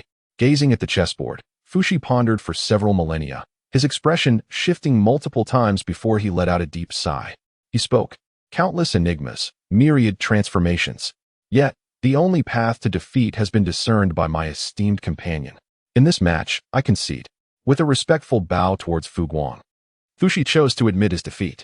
In truth, he had been on the verge of losing for quite some time, but through sheer force of his formidable calculation skills, he had managed to delay the inevitable, hoping to discover a glimmer of hope amidst the prolongation. Regrettably, although he succeeded in extending the duration of his loss, he could not reverse the outcome. It could only be deemed a desperate struggle for survival, albeit for a while. I concede. Fu Guang, with a beaming smile, remarked, "My friend, there is no need for despondency. Victories and defeats are but fleeting moments, and after all, it is merely a game of chess. In truth, had it not been for your inexperience in this match, I fear I would not stand a chance against you. When it comes to the art of deduction and strategy, you undoubtedly surpass me." This statement holds a kernel of truth. While Fushi's combat prowess is rather mediocre and his spiritual treasures are nothing extraordinary, his mastery of the innate principles of change is truly exceptional. Few possess the ability to rival his skill in divination and calculation. Indeed, the reason why Fu Guang has not delved deeply into the methods of innate divination is quite clear. No matter how adept one may be at calculations, they are ultimately futile in the face of absolute power. A formidable individual who can be successfully outmaneuvered has but one explanation. They are simply not strong enough. The game between the two has come to an end. The others showed no inclination to play further, and thus the group began to engage in casual conversation within the courtyard. In this manner, nearly 10,000 years have elapsed. After a millennium, within the courtyard, Hongjun exchanged a glance with Zinyuanzi before being the first to rise and take their leave. The ever-accommodating Hongjun bowed respectfully to Fu Guang, stating, "We have imposed upon you for quite some time, my companion, and I shall no longer intrude. Thank you for your gracious hospitality, dear friend Fu Guang." Following suit, the earnest Zinyuanzi also offered a respectful bow, expressing, "I am grateful for your hospitality, dear friend." With a warm nod of acknowledgement, Fu Guang casually remarked, "Esteemed friends, take your time. There is plenty of time ahead, so I shall not accompany you further." Despite the words spoken, Fu Guang, having directly sent off Hongjun and Zinyuanzi, couldn't help but feel a tinge of sentimentality. Had it not been for his unexpected arrival from another realm, Hongjun would not only have refrained from visiting the Sun Star, but might have also managed to evade the fateful grasp of the brothers Dijuan and Tai. Indeed, this reflects the adage that the affairs of the world are akin to a game of chess, with its myriad transformations. Chapter 43. Niwa. Fu Guang is a simple and honest immortal as Hongjun and Zinyuan's departed, Fushi and Niwa, who had been guests on the Sun Star for quite some time, began to feel a longing for Fengqi Mountain and express their farewells. Before leaving, Fushi extended an invitation to Fu Guang. "Dear friend Fu Guang, should you visit Fengqi Mountain again, my sister and I shall surely prepare a warm welcome." Upon hearing this, as Fu Guang graciously bid farewell, he assured, "Next time for certain. Safe travels, esteemed friends." Without indulging in excessive pleasantries, Fushi and Niwa departed from the Solar Star, making their way back to their sacred abode. Within the Golden Crow Palace, only the sisters Shiha and Changshi remained as guests. Observing Fu Guang comfortably reseating himself, Shiha smiled and remarked, "This time, The arrival of your 4 friends at the Golden Crow Palace will undoubtedly reach the ears of that esteemed figure in the celestial court. If that is the case, do you not fear that the Eastern King might become enraged and take drastic action against you? Upon hearing her words, Fu Guang shook his head, saying, I am not concerned. The Eastern King is about to find himself in a predicament. Where will he find the energy to target me? Moreover, he is the one who has neglected his duties, causing discontent among everyone. How could he possibly have the audacity to strike at me? Observing Fu Guang's unwavering confidence, Shi pondered for a moment before inquiring again. Are you so certain that the adversaries faced by the Eastern King can restrain the increasingly formidable celestial court? A mysterious smile graced Fu Guang's lips. Fu Guang gazed at Shi He and remarked, You shall understand as you observe further. He paused momentarily. Fu Guang opened the conversation with an invitation, saying, Since we have some leisure time and both of you have attained the state of quasi-sainthood, why not engage in a discussion on the Tao? What do you think? In truth, Fu Guang harbored a sense of curiosity regarding the distinctions between the path of the primordial golden immortal he traversed and the path of the quasi-saint followed by the myriad beings of the Hongjun era. Upon hearing Fu Guang invite her sister to engage in discourse, she nodded in agreement, expressing her own intrigue. At present, Fu Guang finds herself in the intermediate or perhaps advanced stage of quasi-sainthood, having vanquished numerous 3 corpses. After all, her prior display of prowess, alongside Changxi, who also achieved the initial stage of quasi-sainthood by slaying 2 corpses, was sufficient to demonstrate Fu Guang's formidable strength, which is indeed remarkable. As the moment to engage in discourse arrived, Fu Guang unleashed her innate aura, manifesting the sun path of her primary cultivation. In an instant, a cascade of resplendent golden light erupted, and a brilliant sun emerged from behind her, illuminating all things and bestowing blessings upon sentient beings. This display of immeasurable divine might simultaneously resonated with the profound sounds of the great Tao, articulating Fu Guang's sun path. In doing so, she posed a question to the cosmos and to her fellow practitioners, Shi He and Changxi, who stood before her. Upon witnessing this, the sisters Shi He and Changxi exchanged solemn glances and simultaneously released their own lunar paths, conjuring a full moon and a crescent moon, respectively, which harmonized with their respective Tao. Soon, the entire Golden Crow Palace was suffused with the resonant sounds of the great Tao, accompanied by a plethora of extraordinary phenomena. The myriad spiritual roots and plants cultivated within the Golden Crow Palace experienced profound transformations, flourishing more splendidly than ever. Undoubtedly, those who gained greater fortune were the 4 flower immortals, who had already taken form and possessed golden immortal cultivation. All this unfolded amidst the discourse on the Tao. Fu Guang, Shi He, and Changxi have all elucidated the profound mysteries of cultivating within the realm of the golden immortal, yielding commendable results in their endeavors. It is anticipated that they shall soon advance further, stepping into the mid-stage of the golden immortal realm. Meanwhile, Fuxi and Yuhua, having returned to Fengqi Mountain, have chosen not to enter seclusion. Within the pavilion, Yuhua and Fuxi are engaged in a leisurely tea conversation, with her enchanting gaze fixed upon her elder brother. Yuhua directly broaches the subject, inquiring, Brother, what was the riddle you exchanged with Taoist Fu Guang? Might you share it with your younger sister? At her words, Fuxi momentarily pauses, then recalls the vast scheme he had surmised regarding Fu Guang, prompting a smile to grace his lips. In Fuxi's perspective, he comprehends Taoist Fu Guang well, just as Fu Guang understands him in kind. After all, how else could he discern the thoughts residing in Fu Guang's heart? And how could Fu Guang be aware that he had grasped those very thoughts? Such synchronicity reveals what? That they are kindred spirits. As Fuxi remains lost in a daze of joy, his sister's furrowed brows signal her impatience. With a gentle yet deliberate tap of her teacup against the celestial table, she rouses him from his reverie. The sound jolts Fuxi back to attention, and upon meeting his sister's gaze, he feels a sudden thrill. Speaking rapidly, he exclaims, Taoist Fu Guang is orchestrating a grand scheme. The Celestial Court and the Eastern Emperor have already been cast as mere pawns in his game. Although I am yet to ascertain the full extent of Taoist Fu Guang's plans, I am certain that his ultimate ambition is to ascend as the supreme being of heaven and earth. Fu Guang Taoist, your true intentions are destined to be revealed to the world eventually. It is of no consequence for me to inform my esteemed aunt beforehand, is it? Since we are kindred spirits, there should be no issue. Thus pondered Fuxi. Moreover, Yuhua is known for her discretion. She would not speak of matters that may entangle great karmic repercussions. He aspires to attain supremacy. Upon hearing Fuxi's words, Niuwa's exquisite eyes sparkled with disbelief. The image of Fu Guang as a genial gentleman, courteous to all and seemingly lacking in martial prowess, struck her as utterly implausible. How could one destined to tread the imperial path resemble such a humble and earnest practitioner? It defies logic. Fuxi's gaze grew solemn.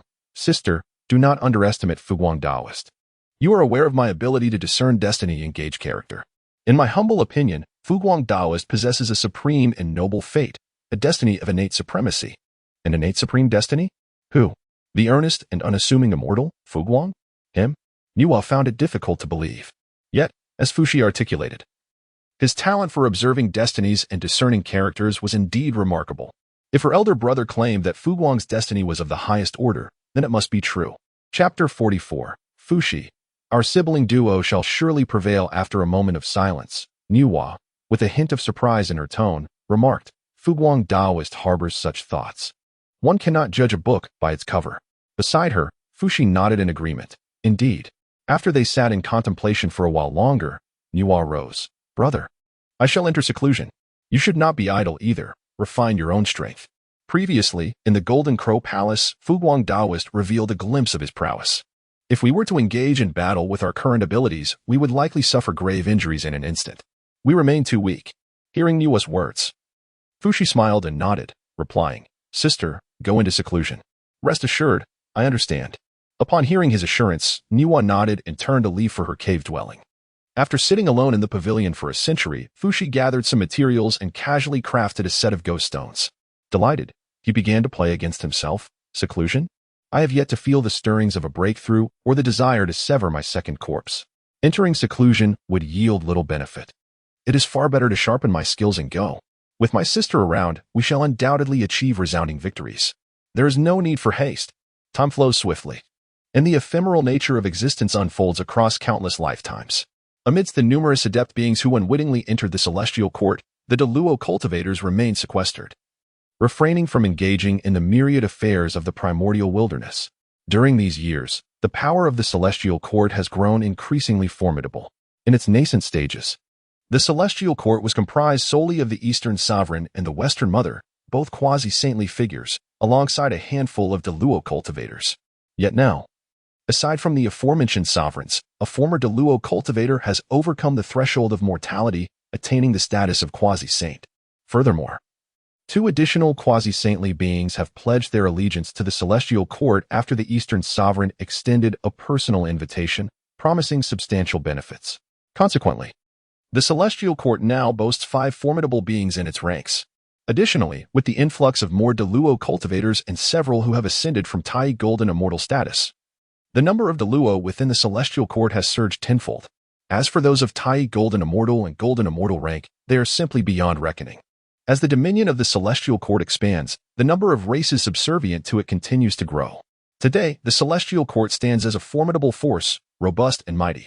With the swelling of its power, the ambitions of the Eastern Sovereign have likewise begun to swell rapidly.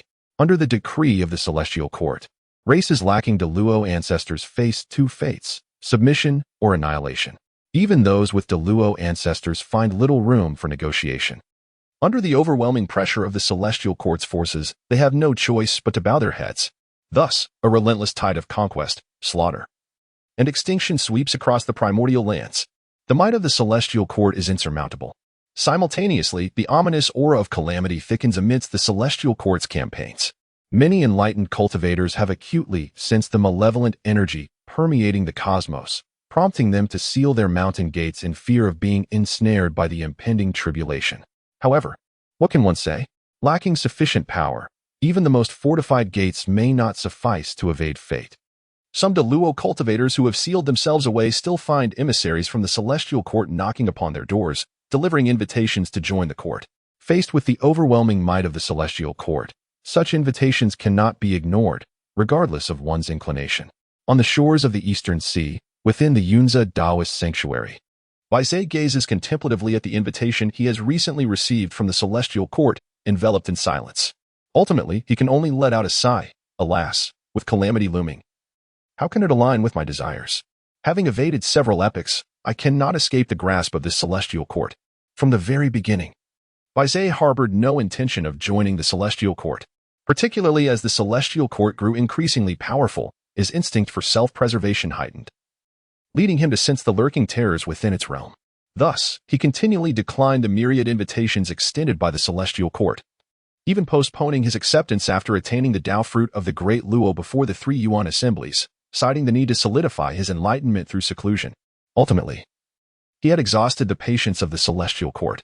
Now, the missive delivered by its emissaries, masquerading as an invitation, was, in fact, a final ultimatum. Buzhou realized he had no further opportunity to refuse the celestial court. He resolutely believed that entry into the celestial court was utterly inadvisable. His expression turned grave. He understood that the might of the celestial court demanded careful evasion. The only course left was to forsake the sanctuary that had nurtured him and seek refuge with a formidable being of great power. Looking towards the sun star, Buzhou contemplated that only the esteemed Fu Guang might offer such protection. The vast expanse of the primordial earth was not devoid of mighty beings capable of safeguarding numerous cultivators, such as the Sanqing, the ancestor of the underworld river, the ally Zhen Yunzi and Hongjun, as well as Fuxi and Nuhua, all renowned for their formidable prowess, unafraid of the celestial court's might. Regrettably, the Sanqing remained aloof, indifferent to the plight of the beings of the primordial realm, unconcerned with the affairs between the celestial court and the myriad immortals. The ancestor of the underworld river pursued his path in solitude, unwilling to shelter what he deemed mere trifles. Fuxi and Nuhua primarily nurtured female cultivators of the Great Luo, while Zhen Yuanzi and Hongjun could be potential allies. Yet, the mere thought of seeking refuge with a powerful being led by Buzhou's mind to Fu Guang. The esteemed Fu Guang was known for his compassion. With a serious demeanor, Buzhou contemplated, should I approach alone, he might remain indifferent, yet with a multitude, he may feel compelled to extend his kindness. Coincidentally, given my own inescapable invitation, it stands to reason that other fellow cultivators would also possess similar entreaties. Perhaps I could invite them to join me in visiting Fu Guang, beseeching his shelter. With this thought solidified in his mind, Buzhou resolved not to delay further. After tidying up his belongings within his sanctuary, he utilized the innate divination to conceal his whereabouts and swiftly departed from the shores of the Eastern Sea. Coincidentally, as Buzhou sought refuge with a powerful being, numerous Great Luo cultivators and Tai golden immortals across the 4 seas and 8 desolations were also departing their sanctuaries, laden with their possessions, heading towards the renowned abodes of those mighty beings, all in search of protection, unwilling to join the celestial court. Until now, no cultivators have joined the immortal court. Most possess a modicum of intelligence and can discern the impending catastrophe. In such circumstances, the immortal court stands as the epicenter of the impending tribulation. Thus, how could they dare to join the immortal court? They would rather avoid it entirely. Chapter 45. A visit to the sun star. Within the Golden Crow Palace, Fu Guang was refining pills using innate fire mulberries, combined with various spiritual fruits and herbs, when his brow twitched slightly. Another guest? After murmuring to himself, Fu Guang raised his hand to perform some calculations and was taken aback by the unexpected revelation. What brings this group of individuals here? At this moment, Buzhou was accompanied by Ji Ming, Ying Zhao, Shang Yang, Gue Che, and several other Great Luo cultivators, making their way towards the sun star. It was evident that they were approaching with a request in mind. After a brief moment of contemplation, as Fu Guang set down the spiritual elixir, preparing to immerse it into the alchemical furnace, he decided it prudent to extend some hospitality to Buzhou and his entourage. There was no particular reason.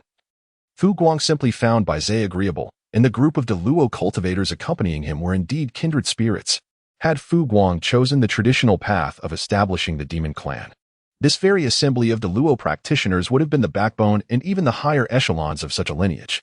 Although Fu Guang currently had no intention of following that old road or establishing a demon clan, there remained a connection, neither profound nor trivial, among them.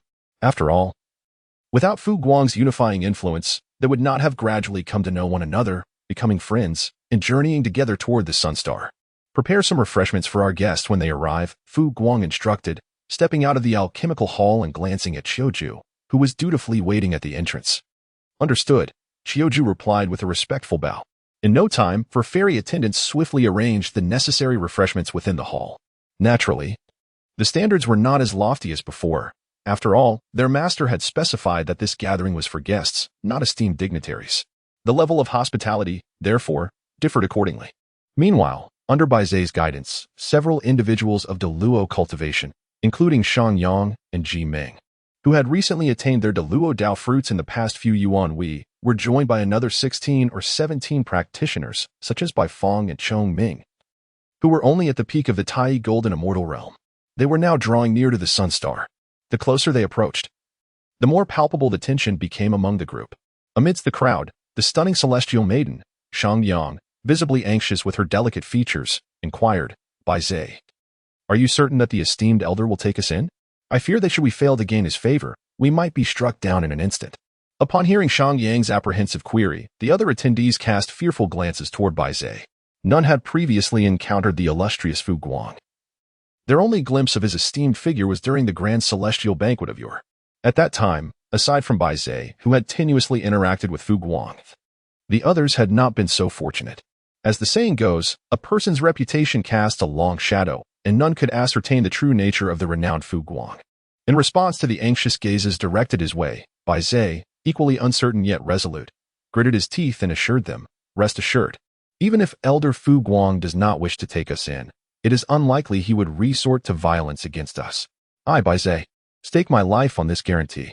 Upon hearing this, the gazes of the crowd turned towards Bai Zhe, who appeared resolute, and thus, they refrained from further discussion. Should the esteemed Fu Guang truly decline to shelter them, there would still be time to seek refuge with another powerful being. Since they had come this far, it would be prudent to first visit the Sun Star and assess the situation. Before long, a group of over 20 cultivators, varying in strength, arrived at the outskirts of the Sun Star. As they beheld the magnificent celestial body, Bai Zhe, impeccably dressed, adjusted his sleeves with a serious demeanor, preparing to approach Fu Guang. Just as he was about to speak, the Sun True Fire pathway extended from within the Sun Star. Shortly thereafter, Qiu, who had attained mid-level golden immortal cultivation, appeared before Bai Zhe and the others. After respectfully acknowledging them, Qiu addressed the gathering. "Greetings, esteemed guests. The master is aware of your arrival, and some humble refreshments have been prepared within the palace. Please, allow me to escort you inside." With a gesture inviting them to follow, Qiu began to walk along the Sun True Fire pathway into the depths of the Sun Star. Observing this, Bai Zhe, who had initially been momentarily taken aback, promptly signaled for the others to follow in Qiu's footsteps. Although Qiu did not introduce herself, the Four-Flower Immortal held a certain renown in the current primordial world. Many had presumed that the Four-Flower Immortal was either in secluded cultivation or had joined the celestial court. Little did they expect that she served under the esteemed Fu Guang. However, this was quite natural, for the Four-Flower Immortal's fortune stemmed from Fu Guang, making her service to him entirely fitting. Before long, Bai Zhe and his companions were led by Qiu into the grand hall of the Golden Crow Palace, where they were seated according to the arrangements made by the Four-Flower Immortal.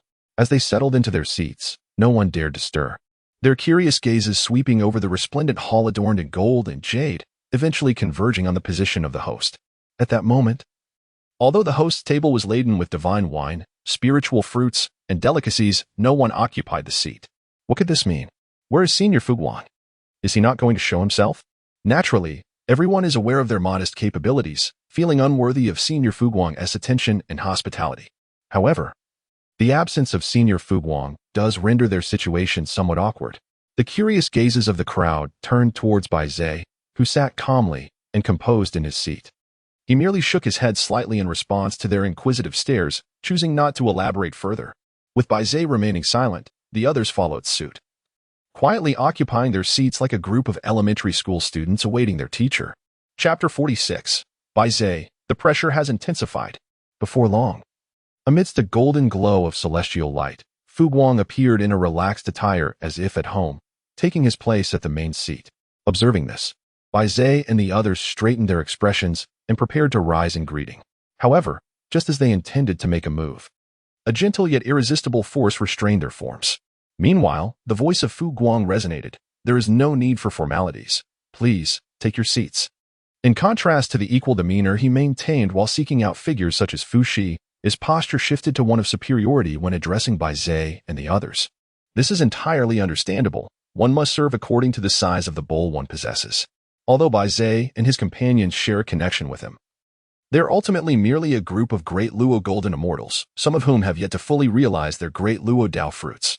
For Fu Guang to treat them to fine wine and exquisite dishes, and to even present himself in person is already a gesture of adequate respect. To extend beyond this would encroach upon decorum. It is not Fu Guang who would overstep, but rather Buzhou and his companions who would risk transgressing boundaries. While the powerful may disregard such protocols, the weaker must adhere to them, for the strong possess the privilege of caprice. Now, returning to the matter at hand. The demeanor of Fu Guang, rather than causing discomfort among the group of Buzhou below, instilled a sense of appropriateness. The assembly took their seats in their respective positions. And with reverence, they clasped their fists and bowed towards the esteemed Fu Guang, exclaiming in unison, "We pay our respects to you, Senior Fu Guang." They nodded in acknowledgement. Fu Guang casually lifted a wine glass, and the attendant Xiujuan respectfully filled it to the brim. After taking a sip, his tranquil yet imposing golden gaze fell upon Buzhou and the others. "Speak," he commanded. "You have traversed treacherous paths from your respective sanctuaries to arrive here at my sun star. What is your purpose? State it plainly. I have little patience for circumlocution and conjecture." Though Fu Guang had not taken the path of an emperor, his innate status as one of the 9 supreme commanders endowed him with the aura of authority and dignity. Among peers of sufficient strength, this presence might remain subtle. However, to those of lesser standing, every gesture of Fu Guang carried the weight of dominance. At this moment, as Fu Guang inquired, he perceived his own tone as straightforward and disinterested in elaborate calculations, simply desiring them to express their intentions. Yet, in the eyes of Buzhou and his companions, the underlying message was clear. "I am aware of your thoughts and needs. Spare me the superfluous dialogue. Should you fail to comply, my displeasure will bring dire consequences." The pressure intensified palpably. The group dared not meet Fu Guang's gaze directly. Their eyes collectively turned toward Buzhou, the one closest to Fu Guang, clearly entrusting him with the task of articulating their purpose. Buzhou, a civilized individual among a gathering of primordial beings, felt the weight of their collective anxiety. Were it not for the circumstances, he would surely express his frustrations. "How is it that you all cower while I, Buzhou, must bear this burden? Your anxiety is palpable, yet mine is not lessened."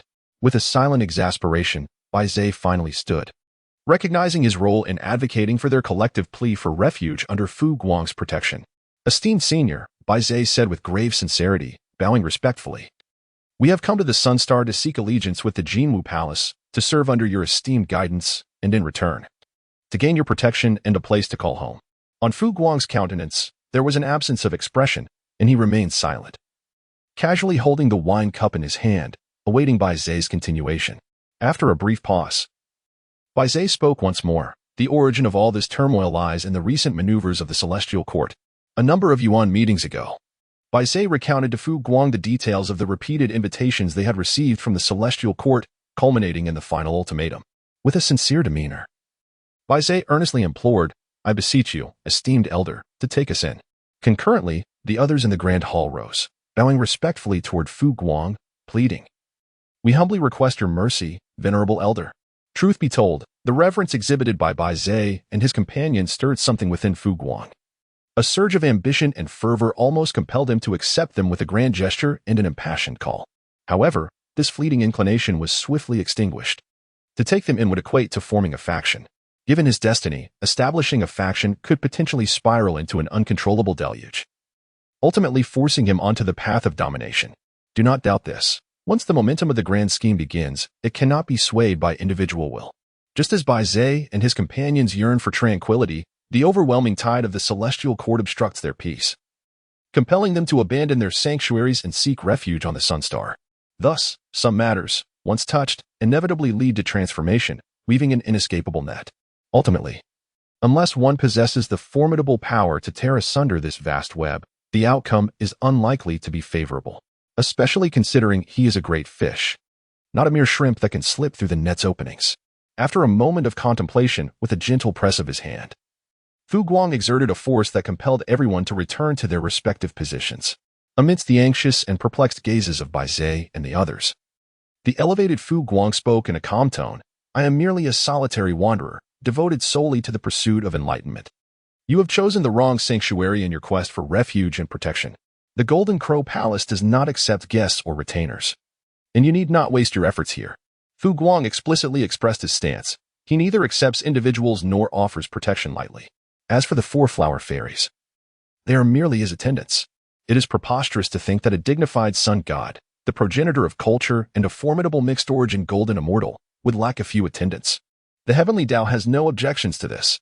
However, the situation is different for Buzhou and others. After accepting a group of great Luo golden immortals and Tai golden immortals, their standing in the eyes of the beings of the primordial world takes on an entirely different significance. Therefore, this group cannot be accepted. Chapter 47. The profound intentions of the esteemed Fu Guang. Chapter 47. The sun god is unwilling to show mercy and shelter them. Upon hearing Fu Guang's words, all present, including Buzhou, felt a slight dimming in their gazes, despite arriving with a mental preparation for all circumstances. The rejection from the esteemed Fu Guang still left an unavoidable sense of regret. They keenly observed the reactions of the crowd. Fu Guang's heart remained unperturbed. If I were to accept you, it is highly likely that the calamity would claim me as well. Therefore, rather than sacrificing my own life, it is far more prudent to take yours. Do you truly believe that Fu Guang is merely a benevolent and honest soul? Were it not for the fear of unwittingly stepping into a calamity that seeks his very existence, he would have long since unleashed his wrath upon the world. Why then does he refrain from crossing the threshold of the Sunstar, remaining confined within these walls? After all, despite Fu Guang's reclusive nature, he is not entirely averse to venturing out into the world. There are countless opportunities scattered across the vast wilderness that are worthy of pursuit. How unlike his current plight, where he is confined to a solitary expanse of starlit sky. How utterly impoverished. With a decisive motion, he set down his wine cup. Fu Guang paid no heed to the despondent emotions of the crowd and spoke, "Though I shall not provide refuge for you, your courageous journey to the Sun Star signifies a certain bond with me. Thus, I shall not allow you to depart empty-handed." Upon hearing Fu Guang's words, the expressions of those gathered in the grand hall turned to confusion, but they soon grasped the meaning behind his assurance of not leaving empty-handed. A grand and overwhelming aura of the Tao surged through the hall like a tidal wave, manifesting various extraordinary phenomena. Flowers of the Tao blossomed, melodious sounds resonated, and splendor abounded. In that moment, under Fu Guang's guidance and explication, the entire Jinwu Palace transformed into a sublime sanctuary for enlightenment and cultivation. Of course, in comparison to the grandeur of the teachings delivered by the saint in the Zixiao Palace, there remained a significant disparity. After all, Fu Guang was merely a mixed Yuan golden immortal, not a mixed Yuan de Luo golden immortal. However, recreating a fragment of the saint's teaching splendor was certainly within reach. As the phenomena unfolded, the gathered individuals calmed their hearts and began to attentively listen to Fu Guang's discourse. Each one experienced remarkable gains. Thus, a millennium passed in the blink of an eye. When the 1,000 years came to an end, the resonating sounds of the Tao within the Jinwu Palace faded into silence, and the extraordinary manifestations vanished as well. The likes of Buzhou and others within the hall gradually emerged from the state of listening, still lingering in the afterglow of the experience. Upon awakening, the assembly bowed in gratitude towards Fu Guang seated above. "Thank you, esteemed elder, for your enlightening teachings." Fu Guang waved his hand, a hint of weariness etched upon his face. He spoke, "Enough. The wine has been consumed, the food has been savored, and the teachings have been imparted. It is time for you to take your leave." He paused briefly. Fu Guang let out a sigh, seemingly filled with compassion. He spoke again, "Allow me to illuminate a path for you. Among the myriad of powerful beings in the primordial wilderness, there are but a few who truly possess the ability to safeguard you. The three esteemed figures of Kunlun Mountain are indifferent, and that one, Taoist Yuqing, harbors a profound disdain for those who emerge from the moist and unworthy. Kunlun Mountain is not a favorable destination. The ancient one of the underworld river, who has embraced the path of slaughter, is likewise not a wise choice. Though the two at the Western Spirit Mountain may welcome you, the journey there, while seemingly straightforward, is fraught with peril. The Kuanpung of the Northern Sea is self-serving and will not extend refuge to you. Thus, after casting a fleeting glance at those powerful beings with whom he has no connection, he fell silent. Fu Guang opened his mouth to recommend to Buzhou and others, "Before you lies but two destinations. The Taoist Fuxi of Fengqi Mountain is a congenial individual, and for his sake, the Taoist Inhua would surely have no objections to your seeking refuge. On the other hand, at Wuzhuangwan, both Taoist Hongjun and Taoist Jinyuan are warm-hearted and possess formidable strength. They would indeed serve as a commendable haven. Thus, I have said all that needs to be said. You may all depart." With that, his words concluded. The figure of Fu Guang silently vanished from the main seat, leaving only Buzhou and the others in the grand hall, pondering over the suggestions he had imparted. After a considerable time, Buzhou, regaining his senses, bid farewell to the group and, under the guidance of the four flower immortals, departed from the Sun Star. Shortly after their exit, Baze turned to the companions who had accompanied him to the Sun Star and inquired, Elder Fu Guang has pointed us towards two destinations. I intend to seek refuge with Elder Fuxi at Fengqi Mountain. What are your plans? Upon hearing Baze's question, the group contemplated for a moment before one person stepped forward, stating, Taoist friend Baze, I shall accompany you to Fengqi Mountain. I will join as well. So will I. In a swift manner, everyone expressed their intent to follow Baze to Fengqi Mountain. The rationale was simple. Although Ancestor Hongjun and the great immortal Zhen Yuan were formidable and unyielding before the might of the Celestial Court, their status fell somewhat short. Among the two elders at Fengqi Mountain, one was a direct disciple of a sage, which undoubtedly rendered Fengqi Mountain a more secure choice. Moreover, and perhaps more importantly, Baze possessed the innate divine ability to attract fortune and avert calamity. Following him, while not guaranteeing a smooth journey, certainly increased the likelihood of evading disaster. These individuals, without needing to inquire further, Baze understood that their choice to accompany him to Fengqi Mountain was undoubtedly a desire for him to lead them, treating him as a harbinger of good fortune. Naturally, this realization left Baze with a touch of displeasure, yet he did not entertain the thought of refusing their company. He felt an intrinsic need to bring everyone along to Fengqi Mountain, as if destiny itself had intertwined their fates, binding them to the same cause. Furthermore, Baze sensed that despite Elder Fu Guang's apparent indifference to their well-being, his guidance and the suggestion of two safe havens implied that there was a purpose for them to fulfill. Was this not a form of protection in itself? Thus, with Baze's contemplative nature, he found himself pondering deeply.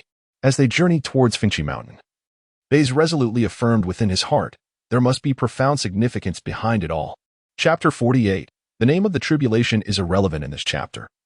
Baze and his companions arrived and subsequently departed from the Sun Star without causing any ripples, to the extent that even the Celestial Court remained oblivious to their actions. This situation is quite commonplace. After all, in the primordial chaos, there exist many Deluo cultivators who, unwilling to join the Celestial Court yet powerless to resist its might, seek refuge. The ranks of Tai Golden Immortals are abundant. Although the group led by Buzhou is not insignificant in number, it pales in comparison to the greater population. Within the Golden Crow Palace, Fu Guang extracted a fragment of past information. Reflecting upon the rapidity with which the Eastern Prince led the Celestial Court in carving out its dominion over the primordial lands. Upon observing that the Celestial Court was inching closer to Mount Buzhou, a flicker of delight graced his eyes. It won't be long now. Soon the Celestial Court shall reach Mount Buzhou, and there, the fierce Wu tribe, akin to the iron-headed boy, shall be provoked. Once the Celestial Court engages with the Wu tribe, drawing their ire, I shall have less to worry about. The Wu tribe is nothing but a band of brutes. They eschew the cultivation of their primordial spirits, disregard the heavenly secrets, show no reverence for the heavenly way, nor for the sages. Apart from the great Pangu, the Wu tribe embodies an audacious fearlessness. Once they are provoked, the Wu tribe will undoubtedly fight their adversaries to the bitter end. It is no wonder that the calamity beneath the trajectory is referred to as the Wu Yao calamity. The reason is simple. After the establishment of the Demon Clan, Di Jun and Tai Yi, the brothers, initially entangled themselves with the Wu tribe, resulting in several fierce confrontations. Consequently, the Demon Clan became the target of the Wu tribe. More importantly, after the onset of hostilities, the Wu tribe suddenly discovered that the flesh of the Demon Clan was exceptionally delectable and significantly beneficial for honing their physical forms. Thus, the circumstances took a turn. The Wu tribe began to regard the Demon Clan as mere sustenance. One side sought conquest, while the other treated their opponent as food. It can be said that the Wu tribe and the Demon Clan are inherently adversarial. Fu Guang did not emerge to establish the Demon Clan, rather, it was the Eastern King who unified numerous races of the primordial world to form the Celestial Court. Thus, does the Demon Clan, which the Wu clan regards as mere sustenance, cease to exist? Not at all.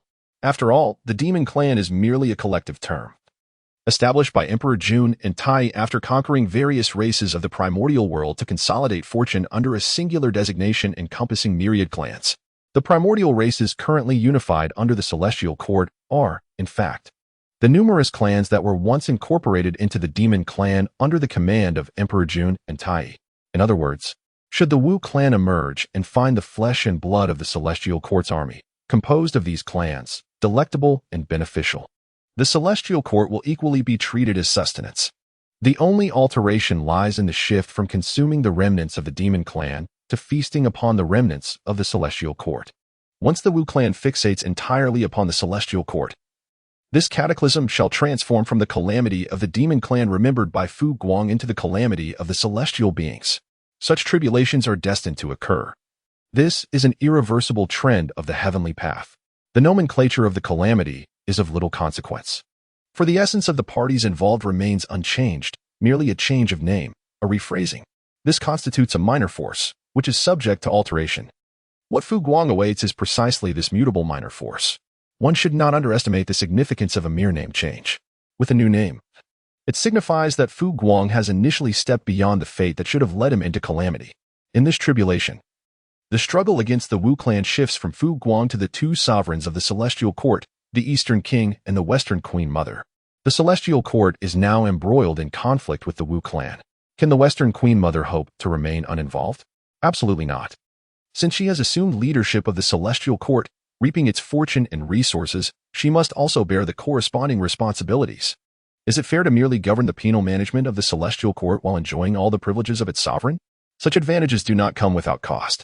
For now, she shall refrain from seclusion. Initially, Fu Guang intended to retreat for cultivation, yet at this moment, he finds himself less hurried. Cultivation can occur at any time.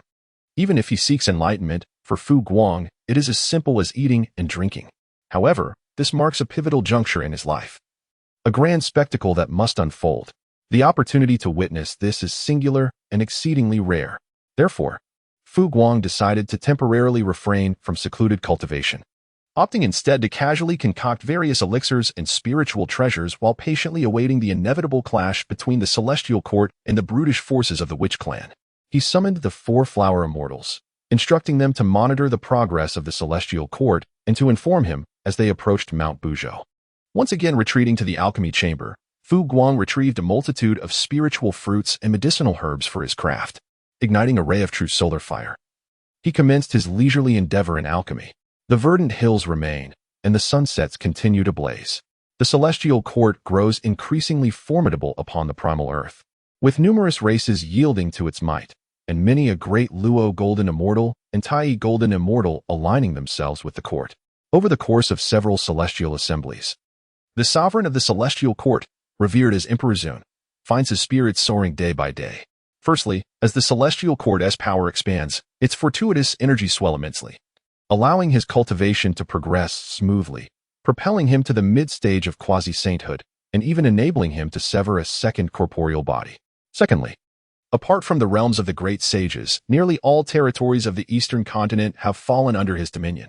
What remains is merely a gradual annexation of the northern and southern continents to solidify his hegemony. As for the western continent, ever since the last calamity shattered its foundations, it has become a desolate land of savagery, of little interest to anyone except for the brothers Jian and Junti. With the burgeoning might of the celestial court, its methods have grown ever more assertive. When subjugating certain races, any hint of hesitation is met with severe repercussions, ranging from crippling their very roots to outright annihilation. At long last, this formidable army of the celestial court draws ever closer to Mount Buzhou.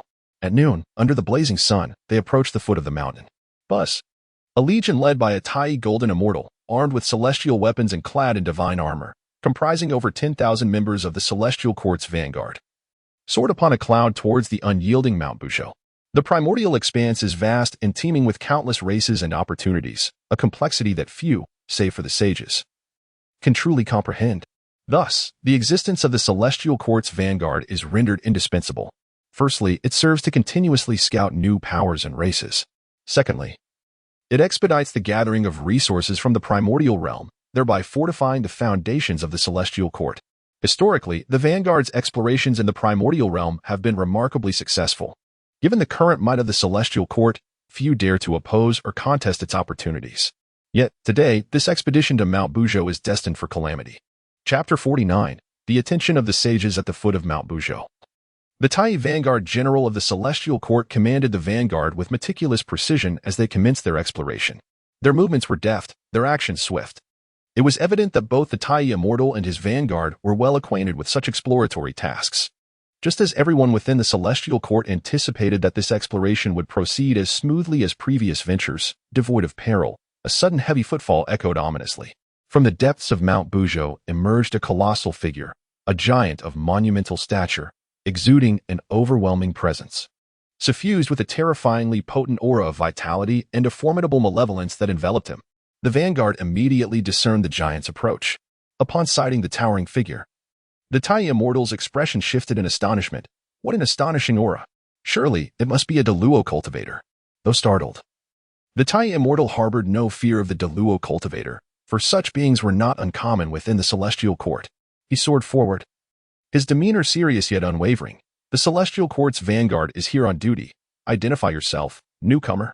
In response to the tiny immortal's declaration, the approaching giant did not halt his advance. A disdainful sneer echoed through the heavens and the earth. The celestial court? After a cold laugh, the giant had no intention of engaging in further conversation with the insignificant ants. With a thunderous crash, an enormous hand struck toward the tiny immortal general and all of his celestial vanguard. In an instant, the primordial energy of Buzhou Mountain surged violently, and an unparalleled aura of vitality and malevolence erupted from the giant, forming a destructive whirlwind that obliterated the tiny immortal general and his celestial vanguard in a mere moment. Once the celestial vanguard had been annihilated, the giant's figure gradually dissipated, revealing a proud female immortal clad in unknown beast skins. Her appearance starkly contrasting with the myriad of ancient immortals and the common populace. She exuded a wild beauty and disdainfully glanced toward the direction of Ingzhou's purple mansion. With a haughty expression, the proud female immortal declared, "If not for my clan still being incomplete, how could a mere celestial court dare to act so recklessly in this world? Soon, this primordial realm will recognize that no one but my clan can hold dominion. Without our endorsement, no one can attain the status of a sage. Not even the acknowledgement of the saints or the heavenly Tao holds any weight." Her words rang with a resounding authority, unperturbed by the possibility of being overheard by the saints within the chaos purple celestial palace. Nor did she concern herself with provoking a response from the heavenly Tao. After uttering this proclamation, the proud female immortal turned and returned to Buzhou Mountain. At the moment her voice faded, a saint within the chaos purple celestial palace, with eyes closed in deep meditation, slightly opened his emotionless gaze toward Buzhou Mountain. He then silently cast a glance toward the celestial court and the sun star before closing his eyes once more. Within the Golden Crow Palace, in the alchemical hall, Fu Guang sat casually, tossing various spiritual herbs into the cauldron. A light patter of footsteps echoed, and Dongmei, one of the four flower immortals, approached Fu Guang's side. After bowing respectfully, she reported, "My lord, the celestial court has advanced to Buzhou Mountain, where a contingent of celestial vanguard has been effortlessly annihilated by an unknown powerful entity." Fu Guang's movements momentarily paused, and then his eyes sparkled with excitement. Without a thought for the alchemical elixir still in the process of refinement, he discarded the herbs in his hand. Fu Guang instructed Dong Mei, saying, "Prepare some items in the Fusong courtyard. I shall venture to the Tying Star to invite my esteemed friends, Shihi and Changshi, to witness the performance." Upon hearing this, Dong Mei bowed and replied, "As you wish." In the next moment, a surge of spatial energy rippled, and Fu Guang's figure vanished from the sun star, hastening toward the distant Tying Star. To behold a performance, especially one that signifies a significant turning point in his life, Fu Guang felt that watching alone would be somewhat unsatisfactory. Thus, he decided to invite Shihi and Changshi to join him in the vast expanse of the primordial world. It was undeniable that Fu Guang shared the closest bond with the inseparable sisters, Shihi and Changshi. Although the three had yet to declare themselves as partners, Fu Guang had already recognized Shihi and Changshi as his most suitable companions, a sentiment that was reciprocated by the sisters as well. However, after Niwa attained her enlightenment, Fu Guang awaited the celestial wedding presided over by the sage, hence no declarations were made. Naturally, the two sisters, Shiha and Changshi, did not possess the audacity to insist on becoming Fu Guang's wives. Thus, the situation remained unarticulated, with everyone maintaining a unique state of intimacy while not being together. For a Hunyuan golden immortal, traversing the cosmos is not a formidable challenge. Despite the sun star being on one side and the moon star on the other, Fu Guang's current prowess allows for crossing the expanse of the stars in mere moments. If adequately prepared, he could even arrive in the blink of an eye. It did not take long at all. The figure of Fu Guang materialized just outside the moon star. After casting a glance at the celestial body, he proclaimed in a clear voice, "Fu Guang has come to pay a visit. I kindly request the presence of my esteemed friends, Shiha and Changshi." Although his voice was not loud, it resonated directly within the confines of the moon star. At that moment, Within the grand world nurtured inside the moon star, the moon goddess palace, Shiho was delicately playing the zither, while Changxi gracefully danced with the primordial sword in hand, moving in harmony with the melody. Suddenly, upon hearing Fu Guang's voice, both sisters halted their actions simultaneously, their beautiful eyes reflecting surprise and delight. Xia rose and, with a smile, remarked, "What brings this fool to our boat today? Let us go and see." Having met multiple times, the bond among the three had deepened swiftly, a fact apparent to all observant souls, including themselves. With intentions of support, the divine maiden harbors feelings. Yet, it remains a mystery why Fu Guang remains silent and does not take the initiative to form a bond with her sisters. As a result, in private moments, she often affectionately refers to Fu Guang as a fool, for he shows not the slightest inclination to act. Changxi, who also sheathed her sword, expressed no dissent. Before long, the two sisters arrived just beyond the realm of the Tying Star, where they beheld Fu Guang standing amidst the celestial expanse. Before they could exchange greetings, with a sudden brilliance, he stepped forward to stand before the two sisters, directly extending an invitation. "Esteemed friends, please come with me at once." As he spoke, Fu Guang raised his hand, effortlessly opening a spatial passage amidst the starry expanse, beckoning Shihi and Changxi to enter. He appeared somewhat anxious. Chapter 50. Shihi, I am gradually comprehending everything. In this chapter, upon witnessing Fu Guang's urgency, he did not conceal his prowess but rather directly opened a spatial channel leading straight to the Golden Crow Palace. Not only Shihi, but even the usually indifferent Chang, she displayed a hint of astonishment. Soon, Shihi regained her composure and inquired, "What has transpired?" Fu Guang smiled and said, "I invite both of you, my esteemed companions, to join me in witnessing a splendid performance. Come, let us proceed to my Golden Crow Palace. It is likely that the grand spectacle will commence shortly." As he spoke, with a graceful gesture, Fu Guang beckoned towards Shihi, inviting her and Changxi once again.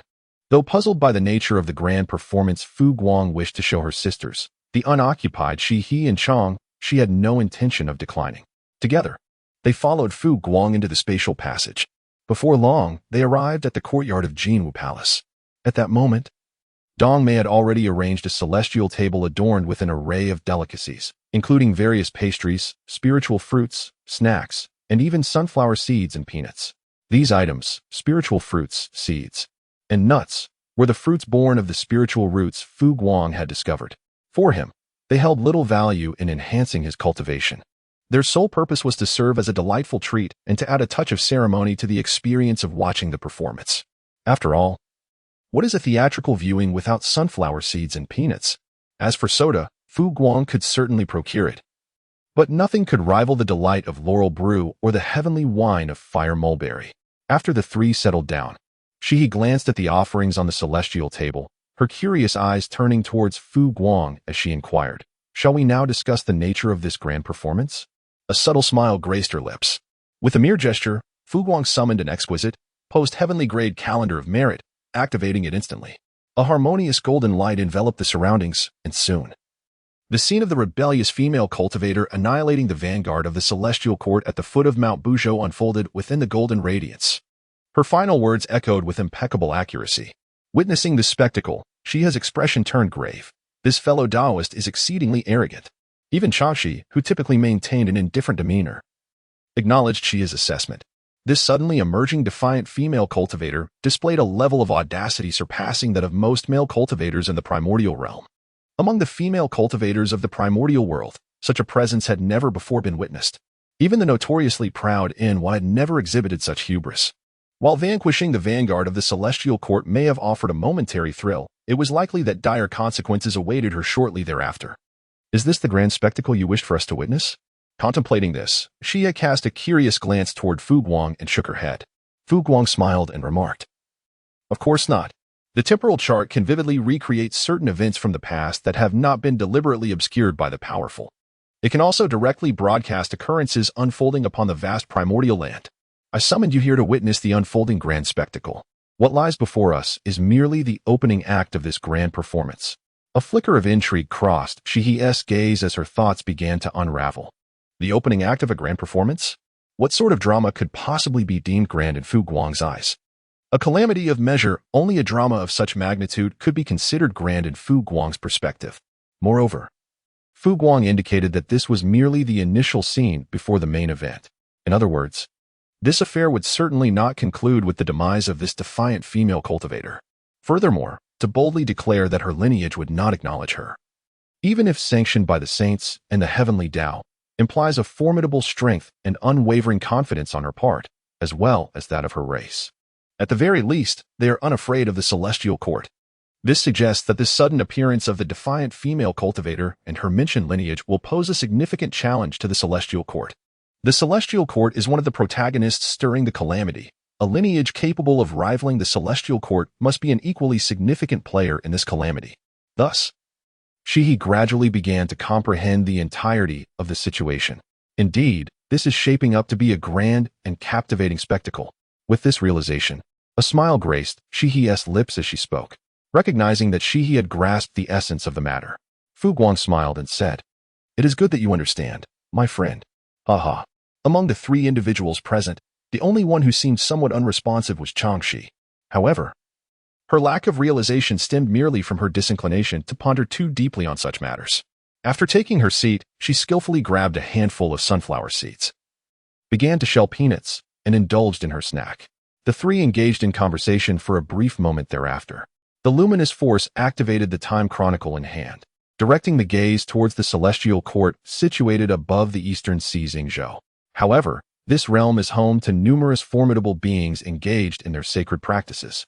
As a premier postnatal spiritual treasure, the time chronicle, even as a vessel of merit, is incapable of revealing the inner workings of the Yingzhou celestial court. Nonetheless, Fu Guang was not particularly interested in observing the happenings within the celestial court. Rather, he was merely curious to witness the celestial forces dispatched to eradicate the witch clan, only to be met with the overwhelming might of the 12 ancestral witches who had already emerged. Crack, crack, crack. As he leisurely watched the live broadcast of the commotion near the Yingzhou celestial court, Fu Guang even skillfully and casually munched on sunflower seeds. At that moment, his demeanor exuded a sense of relaxation and anticipation, which even Shihi and Changshi could easily discern. Fu Guang felt at ease, a sentiment that Shiha found difficult to comprehend. As the calamity approached, under the weight of impending doom, who could truly feel at ease? Yet, remarkably, Fu Guang remained untroubled, even harboring a sense of anticipation. Anticipation for what, one might wonder? At such a juncture, what could possibly be awaited? Undoubtedly, it was the true commencement of the calamity itself. Fu Guang is not a malevolent individual. On the contrary, he possesses a benevolent nature and treats his friends and companions with kindness. This aspect of his character is impossible to feign. Such a person would undoubtedly not revel in the sight of the strong shedding blood or the suffering of the innocent. However, he eagerly anticipates the commencement of the great calamity, yearning for its true arrival. This circumstance indicates that Fu Guang had been quietly devising grand plans, which would commence in tandem with the onset of the calamity. It is solely for this reason, pertaining to his own path of enlightenment, that such a character as Fu Guang would eagerly anticipate the arrival of the impending tribulation. Thus, it became clear to Shihi, whose lips curved slightly upwards, as he instinctively remarked, "I understand now." The grand scheme of Fu Guang is intricately linked to the impending calamity. The time of reckoning is on the verge of unfolding, and the plans devised by Fu Guang are soon to be set in motion. Shiha is filled with curiosity regarding how he intends to attain the singular exalted position amidst heaven and earth. Chapter 51. The attention of all parties.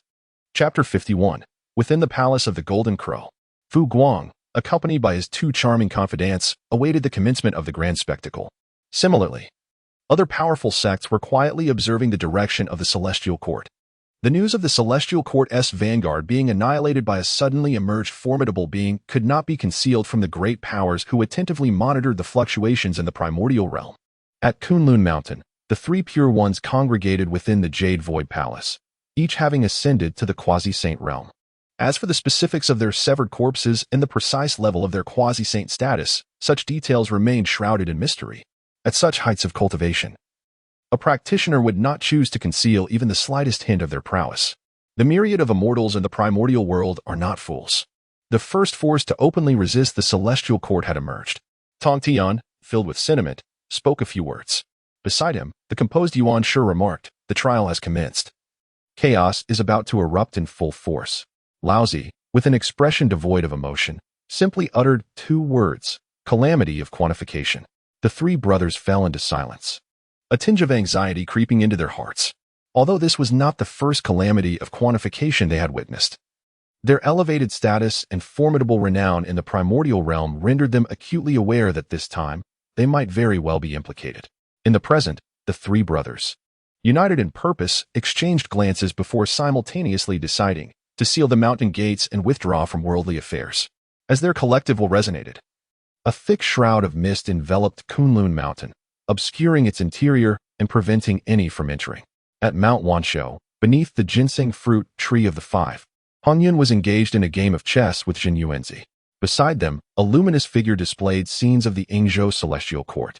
As Fu Guang mentioned earlier, the adversary of the celestial court has appeared, Hongjun stated, his expression grave. In response, Jin Yuanzi solemnly nodded. Yet, we remain unaware of the nature of this adversary. A great battle is inevitable. Previously, numerous formidable races existed within the primordial realm, and both Hongjun and Jin Yuanzi had observed them, pondering whether any of these powerful races could rival the celestial court. However, none proved to be a worthy opponent. Upon witnessing the might of the celestial court, those races, far from engaging in combat, merely sought to secure some benefits from joining the celestial court. Such races, even with ancient ancestors from the primordial era among them, could never become the protagonists of calamity. Lacking even the courage to engage in a grand battle, how could they aspire to take center stage in a calamity? It is nothing short of folly. There indeed exists a spirit of rebellion among certain races, yet their strength is insufficient. The outcome is all too evident: extinction. However, there are races capable of contending with the celestial court, such as the now notably discreet primordial 3 clans, who can fathom the ancient beings that still linger within the Dragon Tomb, Phoenix Abyss, and Qilin Cave, remnants from a bygone era.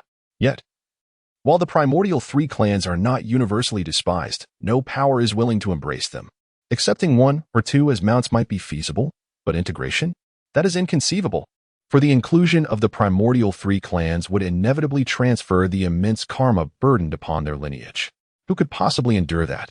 Not even the celestial court itself. Consequently, as the celestial court launches its campaigns across the seas and battles the eastern lands, it has never extended an invitation to the primordial 3 clans. If such an invitation were to be proffered, while the primordial 3 clans may not fully join, they would certainly send forth many promising descendants.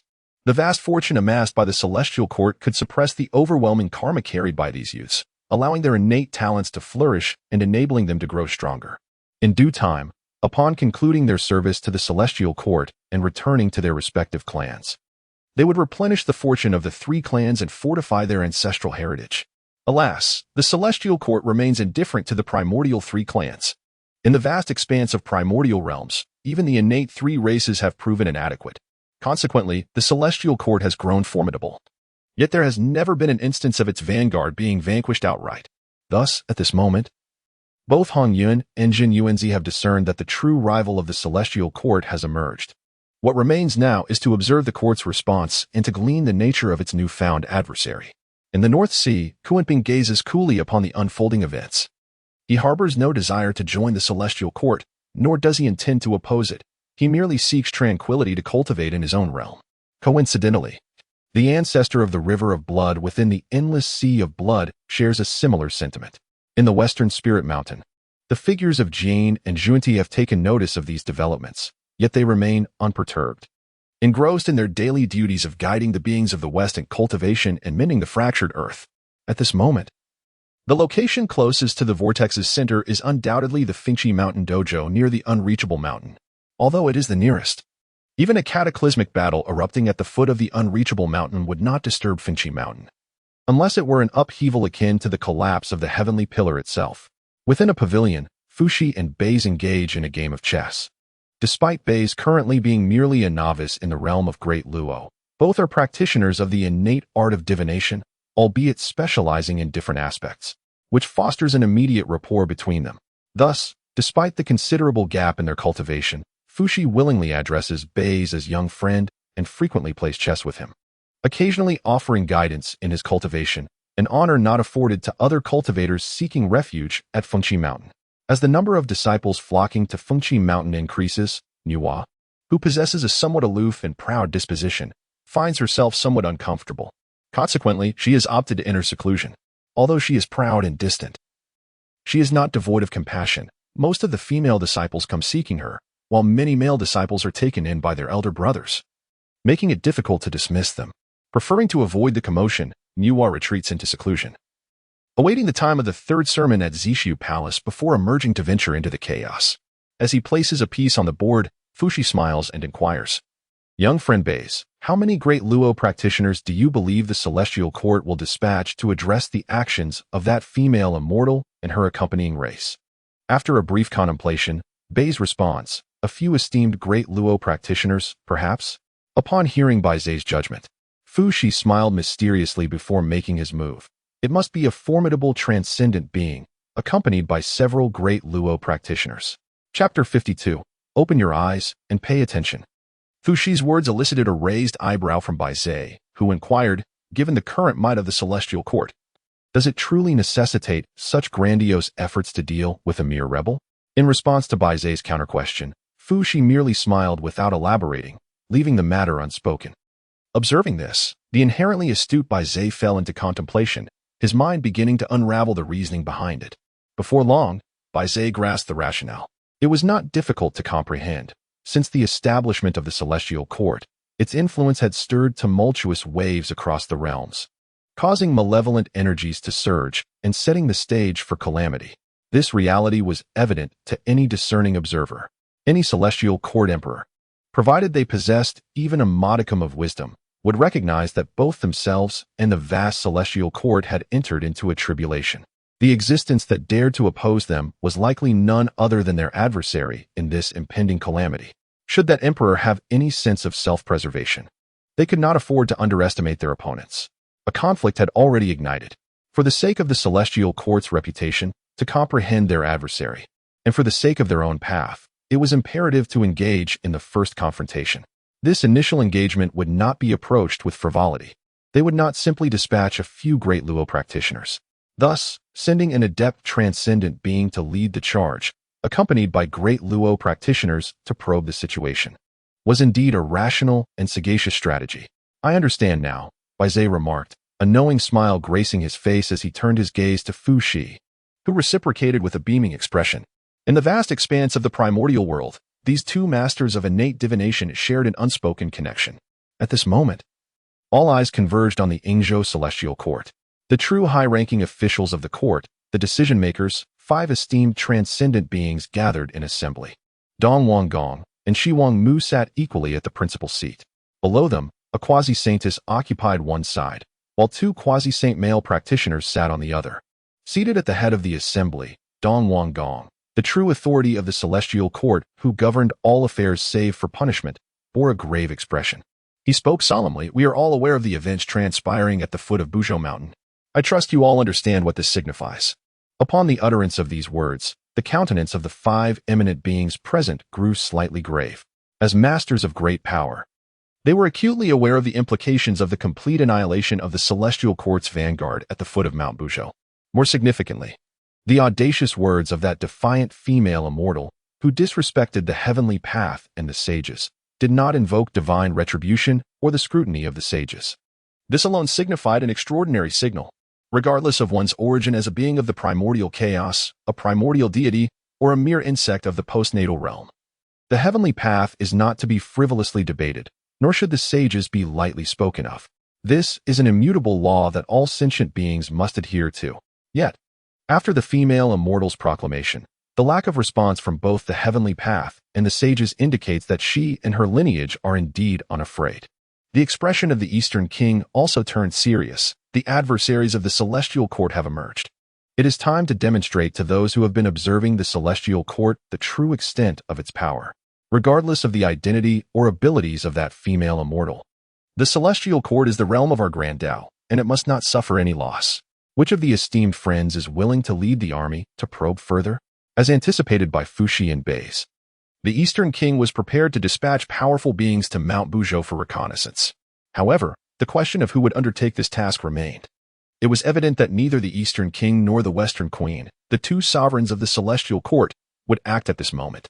Thus, only the remaining 3 eminent beings were left to consider the undertaking. The three masters contemplated quietly. All information regarding the adversary was unknown. Yet the mere utterance of that defiant female immortal was sufficient to warrant their attention. The unknown signifies danger. While there are many advantages to taking action, the risks are equally considerable. Hence, careful deliberation was essential. Before long, the quasi-saint female immortal among the three raised her head and stood up from her seat. She bowed to the Western Queen and the Eastern King, proclaiming, "Your Majesty, Emperor, allow me to take action in this matter."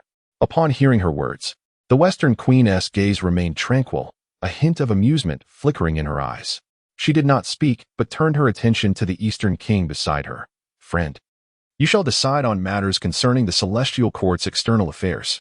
Initially surprised that this quasi-saint female immortal would be the one to act, the Eastern King nodded gently in response to the Western Queen's suggestion.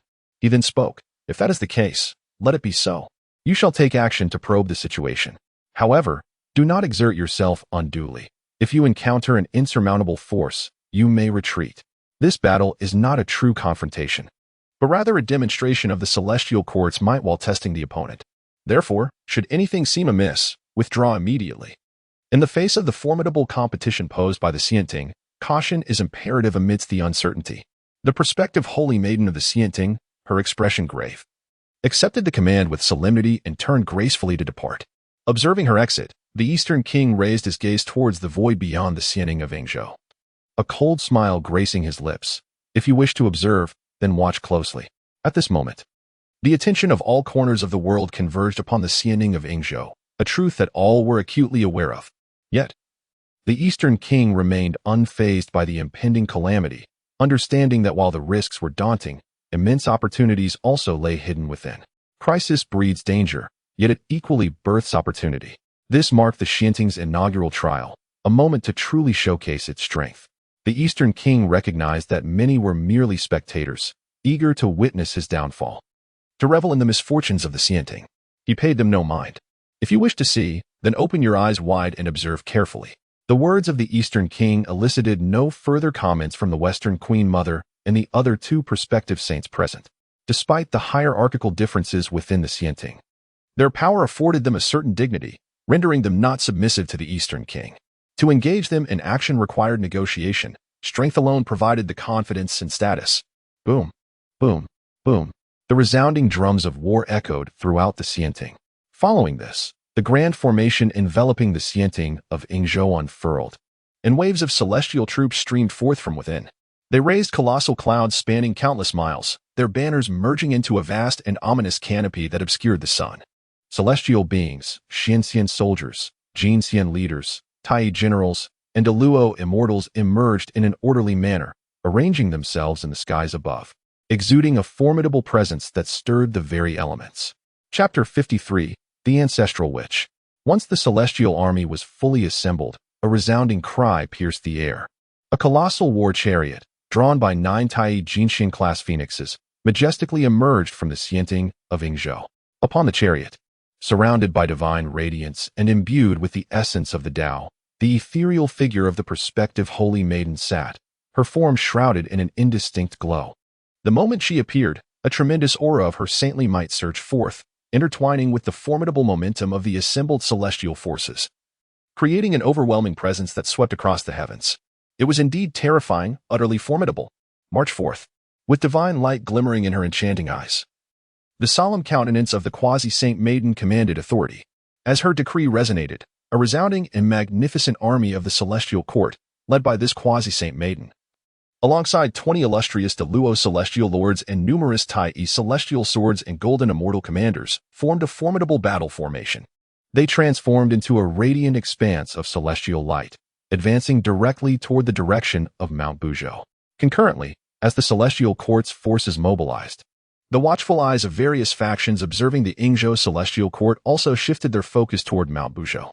Within the Golden Crow Palace on the Sunstar, one could be seen casually cracking sunflower seeds while enjoying the live broadcast, occasionally sipping a drink.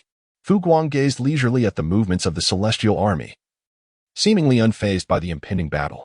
In contrast, the two sisters, Shihi and Changxi, expressed their sentiments upon observing the celestial army's formidable configuration. Turning her head, Shihi cast her gaze towards the nonchalant Guang and remarked, a powerful sage, and over 20 Luo practitioners. This is no trivial display from the celestial court. What do you anticipate will be the outcome of their expedition? How should I know? Fu Guang mentally scoffed at Shihi's inquiry. Yet, he refrained from expressing his thoughts so bluntly, opting for a more measured response. Aside from this quasi-saint, who may possess a slim chance of survival, the others are doomed. Instantly, two pairs of astonished eyes fell upon Fu Guang. Upon hearing him predict the total annihilation of the celestial army, except for the quasi-saintess. Even the typically composed Changshi exhibited signs of disbelief. It is essential to recognize that this army, led by a quasi-saint and 20 Luo practitioners, represented a formidable force in the wilderness, one that could not be easily overlooked. How could Fu Guang possibly believe that only a prospective saintess could survive? Surely, this cannot be a jest. Both Shihi and Changshi harbored their doubts. Yet, upon witnessing Fu Guang's unwavering expression and demeanor, they understood that he was not speaking without reason. Shihi realized that Fu Guang was conveying a harsh truth. However, what Shihi did not anticipate was the sheer terror embodied by this other protagonist of the calamity. After a moment of shock, Changshi returned to her usual state of indifference. Nevertheless, as she observed the live broadcast of the event, her demeanor shifted to one of seriousness. Time passed slowly yet inexorably. Soon, the celestial army had arrived at the foot of Mount Buzhou in grand procession. As they reached their destination and had yet to form their ranks, a defiant female immortal appeared in the sky, her gaze derisive and her expression calm. Standing resolutely before the celestial army, she exuded an imposing presence, reminiscent of a lone warrior holding back an entire battalion. Among the ranks of the celestial army, the prospective saintess wore a grave expression. She realized that she could not discern the cultivation level of her opponent. All she could sense was the terrifying, cataclysmic energy pulsing within the other, alongside the innate, formidable laws of the great Tao imprinted within her flesh and blood. This was a powerful being, one whose cultivation system diverged entirely from that of the current beings in the primordial world. Although she could not ascertain the opponent's realm, she was acutely aware of the overwhelming sense of danger and threat emanating from her. In other words, even if the other's cultivation did not align with the celestial system, her strength was undeniably formidable. With her thoughts coalescing into a singular resolve, the prospective saintess urged her divine chariot forward, confronting the defiant female immortal. Identify yourself, roadblock. You have slain 100,000 of my celestial vanguard. Offer an explanation. Her tone was neither submissive nor arrogant. She had no intention of engaging in a verbal contest, knowing that battle was inevitable. At this moment, her inquiry was merely to seek justification and to uncover the identity of her adversary. In response, the fierce and untamed female immortal offered a cold laugh. Ha! An explanation? How dare you presume to demand an account from this ancestral witch? I owe no one any explanations for my actions. As the words fell, a tremendous surge of ominous vitality erupted from the matriarch witch. With a single step, she advanced as if the very heavens and earth were collapsing beneath her, charging directly towards the semi-saintess. Observing this, the semi-saintess, who had long since steeled herself in preparation, raised her hand to summon an innate spiritual sword, unleashing an incredibly fearsome beam of sword light to confront the oncoming figure of the matriarch witch. Were it any other cultivator, even those of great power, they would instinctively evade the razor-sharp brilliance of such a sword light. The semi-saintess harbored similar thoughts. After all, who would foolishly attempt to withstand an innate spiritual treasure with their own flesh? Such an act would be sheer folly. Even though her opponent, who claimed to be a matriarch witch, practiced a system utterly distinct from the norm, she had at least heard of the might of innate spiritual treasures. It was inconceivable that the adversary would recklessly engage in a direct confrontation. This line of thinking stemmed solely from the semi-saintess, as well as the multitude of cultivators in the primordial era, lacking a fundamental understanding of the matriarch witches and the witch clan. However, this would soon change. In due time, the formidable prowess of the witch clan, particularly that of the 12 matriarch witches, would be revealed to the great powers of the primordial realm. As the destructive sword light approached, accompanied by the terrifying aura of the innate spiritual sword, the matriarch witch's expression remained unchanged. She did not flinch. Instead, she boldly advanced, meeting the sword light head-on. In the split second the sword light was upon her, she effortlessly swatted it away with an open palm.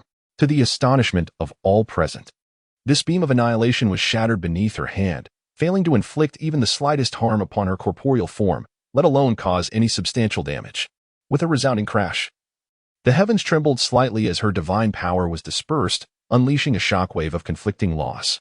Before the shock could propagate, the matriarch witch retaliated, delivering a powerful slap upon the blade of the innate spiritual sword. The sharp clang of metal resonated through the air, while the spiritual brilliance of the sword dimmed, emitting a mournful wail as it was sent hurtling back towards the semi-sanus. This scene left all the great powers observing the battle utterly astounded. They could only gawk in disbelief as two slaps effortlessly neutralized the assault of a formidable cultivator. A singular thought echoed in their minds. How powerful! Chapter 54. What are you looking at? This assessment bore two implications: the might of her physical cultivation and the strength of the matriarch witch. In that moment, all the great powers of the primordial realm cast sidelong glances at the formidable resilience of the matriarch witch's physique. Simultaneously, they could not help but ponder the daunting challenges that awaited in this conflict against the heavenly court. The battle on Mount Buzhou is far from over.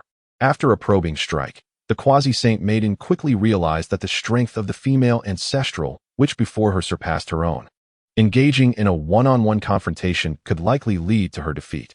However, this is a battlefield. What was her purpose for coming here? To assert dominance and to ascertain the true capabilities of the ancestral witch's race, rather than to duel in isolation. Therefore, the quasi-saint maiden grasped the returning innate spiritual sword and raised her hand decisively. Form the array. The celestial army is no mere ornament. It consists of a vast number of profound immortals, heavenly soldiers, golden immortals leading, and the Tai, celestial generals, alongside 20 supreme celestial lords. Coupled with the celestial formations developed by the Eastern King, the combined might unleashed is nothing to underestimate. Moreover, the one orchestrating the main array is a bona fide quasi-saint with formidable powers. Once the celestial formation is established, the enhancements it provides make the prospect of vanquishing a female ancestral, which far from mere rhetoric. Upon witnessing the movements of the celestial army, the female ancestral witch scoffed. Unperturbed, is it a case of many bullying the few? The so-called orthodox path of heaven, the Yingzhou celestial court, is nothing remarkable. A cold glint flashed in her eyes as the quasi-saint maiden retorted, her tone frigid, merely boasting. Hearing this, the female ancestral which emanated an overwhelming aura of blood and malevolence, a mere formation? I, Xianming, do not regard you at all. With a thunderous roar, the mingling of blood and malevolent energy surged forth, dyeing the sky crimson. As a colossal figure emerged from within the sanguine light, a creature with a human face and the body of a bird, adorned with a green serpent hanging from its ears and treading upon a double-headed dragon. Simultaneously, the dual laws of water and ice, which Xianming inherently mastered, surged forth like a tidal wave. Instantly, the heavens and earth were drenched in a torrential downpour capable of erasing physical forms, accompanied by a terrifying chill that could freeze one's very soul. The intertwining of these two profound laws dramatically transformed the entire realm. The only ones unscathed were the celestial army, which had successfully completed the formation. Harnessing the power of the grand array, the quasi-saint maiden held her treasured sword while simultaneously summoning a superior, innate defensive spiritual treasure, followed by a succession of offensive and defensive innate and acquired treasures. With her gaze fixed on the evolving true form of the ancestral witch, Xianming, she refrained from further words and charged forth without hesitation. Boom! The two formidable beings engaged in a fierce clash at the foot of Mount Buzhou. The quasi-saint maiden wielded various spiritual treasures, unleashing a myriad of destructive radiance and manifesting her own profound path through a series of lethal techniques, an awe-inspiring spectacle that dazzled the eyes.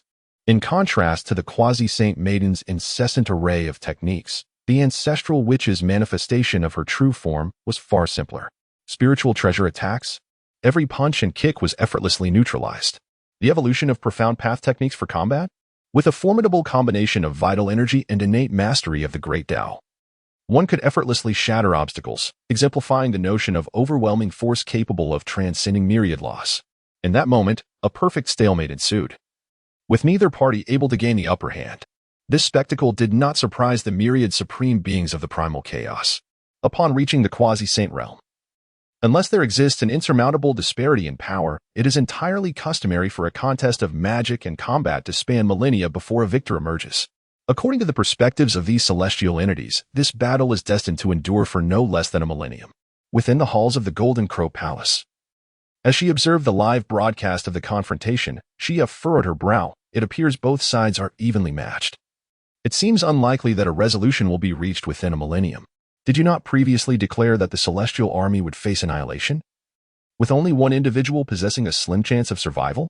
Has your perspective shifted in light of this? She shook her head. Guang casually tossed a peanut into his mouth and remarked, "No change." Of course, there had been no change. After all, this was merely the beginning. Everyone likely believed that within the race to which Xianming belonged, a being as formidable as her existed solely in her singularity. But in truth, there were a staggering 12 ancestral witches. Even though there may be variations in strength among the ancestral witches, such differences would not be conspicuously pronounced. In other words, it is highly likely that each of the 12 ancestral witches possesses power comparable to that of Xianming. This implies that there are 12 beings at the quasi-saint level of physical refinement. Such power does not need to be fully revealed. Merely the presence of one more ancestral which would ensure the defeat of the Celestial Court's army, and the arrival of two would spell their utter annihilation. If all were to emerge, including the quasi-saint female immortals of the Celestial Court, none would survive. It appears you have deduced quite a few things, haven't you? She had cast a profound glance at Guang before speaking with a hint of implication. She was well aware of the truth. Guang has also practiced the path of innate numerology. However, the extent of his attainment remains unknown. At present, it seems that his mastery of this ancient wisdom is indeed remarkable, likely allowing him to discern many profound secrets of the universe. Upon hearing this, with a calm and enigmatic smile, Guang chose not to respond to Xia's inquiry. It was an unexplainable matter. Revealing that he was aware of the 12 ancestral witches would be quite inappropriate. Thus, a mysterious smile sufficed, allowing others to speculate on their own. At that moment, Xia's curiosity had been piqued by Guang, her gaze fixated on the true form of the ancestral witch, Xianyin, engaged in fierce combat, intrigued by the nature of her kind. At the foot of Mount Buzhou, the fierce battle between Xianyin and the celestial army continued unabated. Most of the observing deities remained composed, understanding that this was merely the beginning. However, some were unable to contain their impatience. Among them stood 11 figures at the entrance of the Panga temple, clad in a wild style, displaying an eagerness to join the fray. A muscular man with fiery red hair, his countenance betraying his restlessness, exclaimed, "This is unbearable. The Celestial Court has come to seek our witch clan. Why should Xianyin monopolize such a delightful conflict? If it were me, I would incinerate everything in a blaze, bringing a swifter end to this." Upon hearing the words of the red-haired man, a similarly muscular figure with blue hair scoffed derisively. "TCH, do you truly believe your little sparks could incinerate anyone?" The red-haired Zhu Rong, stung by the taunt, glared at the blue-haired Guang, with whom he had a long-standing rivalry. Unfazed by Zhu Rong's fiery gaze, Guang retorted, "What are you staring at?" Chapter 55. Instant refinement. With a crack of his knuckles, a surge of terrifying blood energy erupted from Zhu Rong. He stepped forward, his eyes ablaze with fury. Guang was not one to engage in idle chatter. Provoked by Zhu Rong's challenge, he could scarcely restrain himself. With a thunderous roar, Guang advanced, his muscles bulging, delivering a colossal iron fist directly to Zhu Rong's face, distorting his features and sending him hurtling away like a fiery comet towards the formation of the Celestial Army. Even after sending Zhu Rong flying with a single blow, Guang pursued him relentlessly. As he charged, an overwhelming tide of blood energy erupted forth, the power of the water path surging and creating a vast ocean between heaven and earth. The force of this energy raised towering waves, sweeping towards the Celestial Army and the already downed Zhu Rong. "I will drown you," as he urged the manifestation of his profound path to unleash carnage. Guang roared in fury. With a thunderous impact, he collided with the grand formation of the Celestial Army, causing violent ripples to surge through their celestial array. To his astonishment, despite his formidable strike, the array remained unshattered, leaving a distinct imprint of his fist upon it.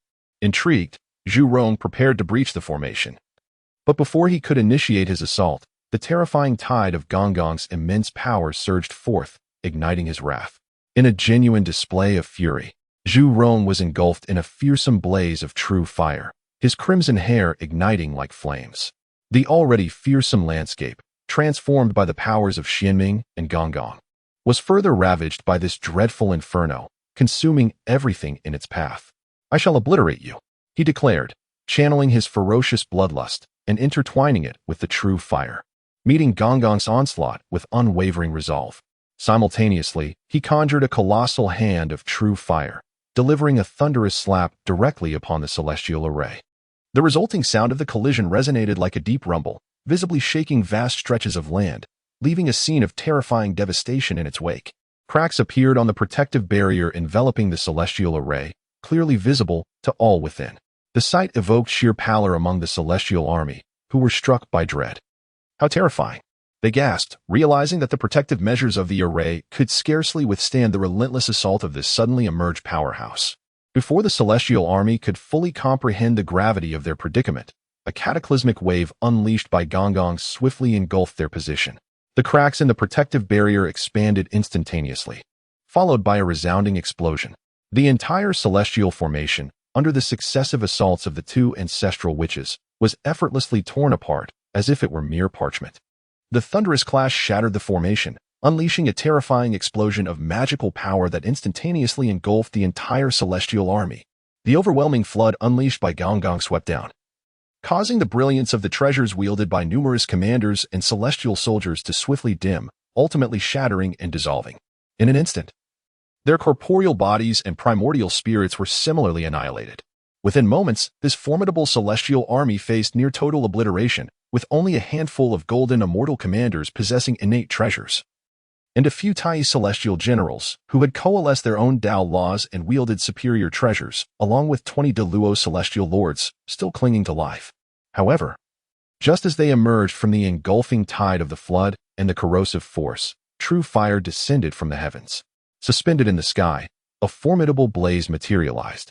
Zhirong, resembling a solar deity, mockingly derided Guang, who had just attacked. "Ha!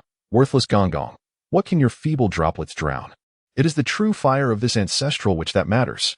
As he spoke, Zhirong unleashed the raging true fire, encircling the recently escaped celestial beings and incessantly refining everything within it using his fierce bloodlust and the Tao of fire.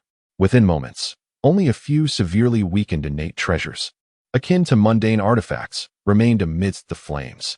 After refining the 20 Deluo celestial lords, several Tai celestial generals, and a select few golden immortal commanders, Zhirong did not cease his actions. He raised his gaze towards Guang. Despite his prior collaboration with Guang to stage a confrontation, Zhirong, the illustrious ancestor of fire, could not tolerate being struck by this insignificant fool. Revenge is a duty of the ancestral witches. Simultaneously, Guang's gaze fixed upon Zhirong. Having just endured the insult of being called worthless, he was unwilling to accept such humiliation. In the next moment, the two ancestral witches, who had just decimated the celestial army, refrained from assisting the ongoing battle between Xianyuan and the celestial female quasi-saint above, instead launching into a fierce brawl against each other. With every strike landing with brutal force and no mercy shown, Guang and Zhirong engaged in a life-and-death struggle, their combat prowess exhibiting a terrifying magnitude, rivaling that of quasi-saint powers. In fact, they even surpassed the strength of many typical quasi-saint practitioners. Above in the heavens, with the absence of the celestial formation to consolidate the collective strength of the celestial beings, the momentum of the celestial female quasi-saint waned significantly. The previously balanced confrontation with Xianyuan shifted dramatically, plunging her into a dire predicament. The battle was, indeed, lost. In the eyes of the female quasi-saint of the celestial court, a flicker of contemplation emerged as she braced herself against the relentless onslaught of the Xianming tempest. With each strike, she strategically retreated, intent on drawing the battle away from this treacherous vicinity. The sudden appearance of two ancestral witches below was utterly terrifying. Their casual gestures obliterated the celestial court's forces, leaving her no time for rescue. Had it not been for the apparent folly of these two ancestral witches, who turned upon each other to assault her, she would surely have been gravely wounded by now. Did she dare to escape? The thoughts of the female quasi-saint were laid bare, and Xianming, revealing the true form of the ancestral witch, effortlessly discerned her intentions. With a thunderous roar, the radiant power of the Tao surged forth, propelling Xuanming's assault to yet another level. She scoffed, declaring, "Bow down before this ancestral witch." The overwhelming force of two distinct Tao powers swept through the heavens. As a singular, majestic punch from the true form of the ancestral which bore down upon the female quasi-saint of the celestial court. The unmatched strength stirred the heavens into violent turmoil, extinguishing all threats like divine fire and fierce winds that once loomed in the skies above. This strike was truly earth-shattering. Chapter 56. An unsatisfactory conclusion. Each ancestral which was exceptionally skilled in the art of combat, and Xianming, being one of the only two female incarnations among the 12 ancestral witches, exhibited remarkable prowess in her technique. Faced with this formidable punch that shook the very fabric of the heavens, the expression on the female quasi-saint's face shifted dramatically. With no time for hesitation, she raised her hand to unleash a series of defensive spells, casting forth a top-tier postnatal defensive spiritual treasure. With a resounding boom, the punch from the true form of the ancestral which shattered all of the female quasi-saint's defenses as if they were mere twigs, ultimately colliding with the prized defensive treasure. The impact dimmed the brilliance of the spiritual treasure and etched fine cracks into its body. Then, another thunderous roar echoed through the air. The spiritual treasure erupted with a resounding explosion. The arm of the primordial ancestor Wu Xianming was torn asunder, flesh laid bare to the bone, and blood gushed forth, forcing his form to retreat 100,000 miles due to the violent shockwave of the extraordinary spiritual treasure. This marked the commencement of battle. It was the first time the formidable ancestor Wu Xianming had sustained such grave injuries. Hurt he was.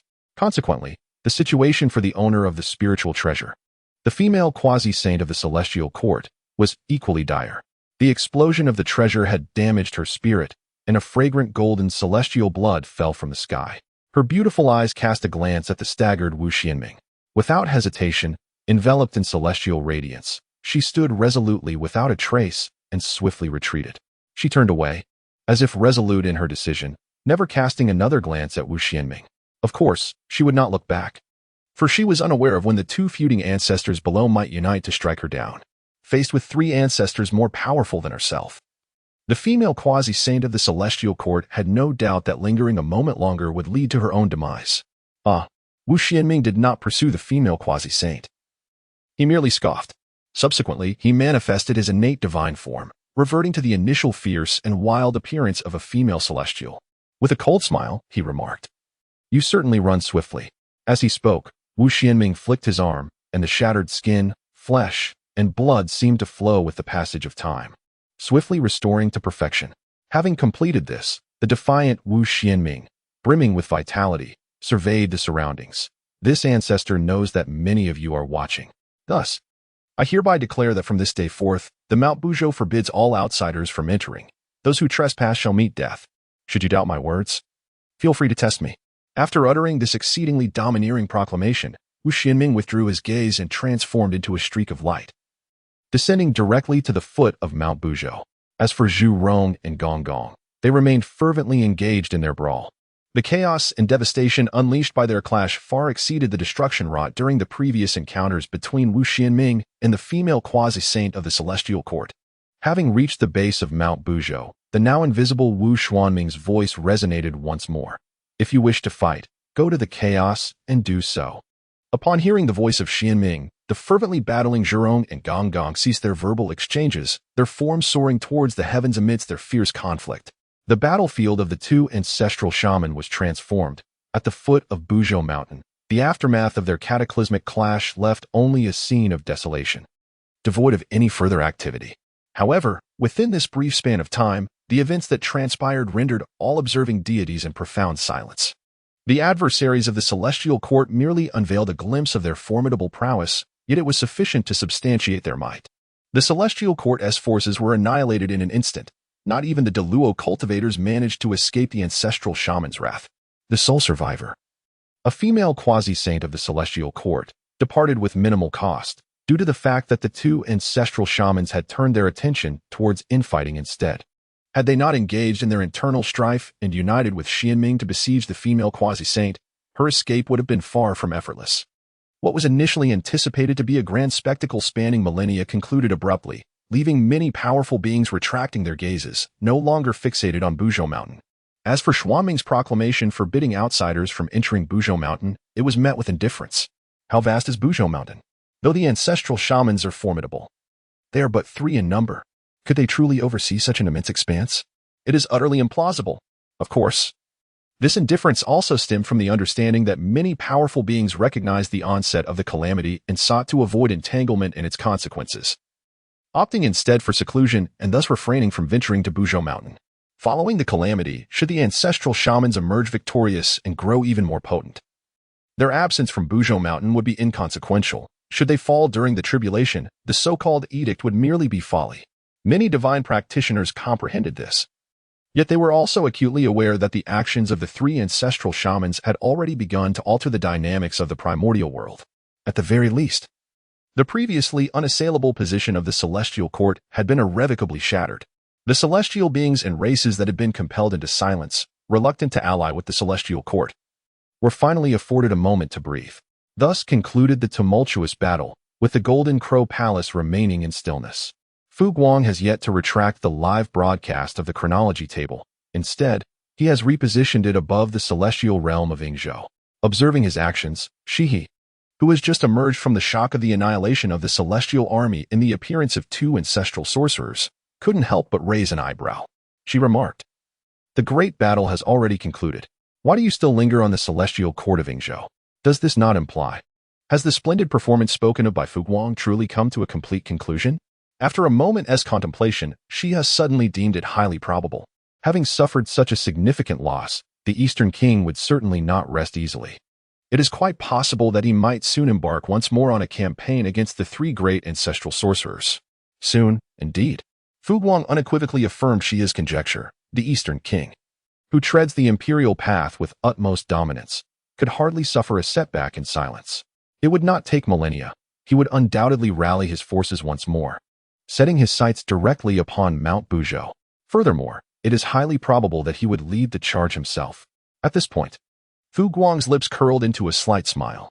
I eagerly anticipate the moment when the East King is thoroughly besieged by the ancestral witches.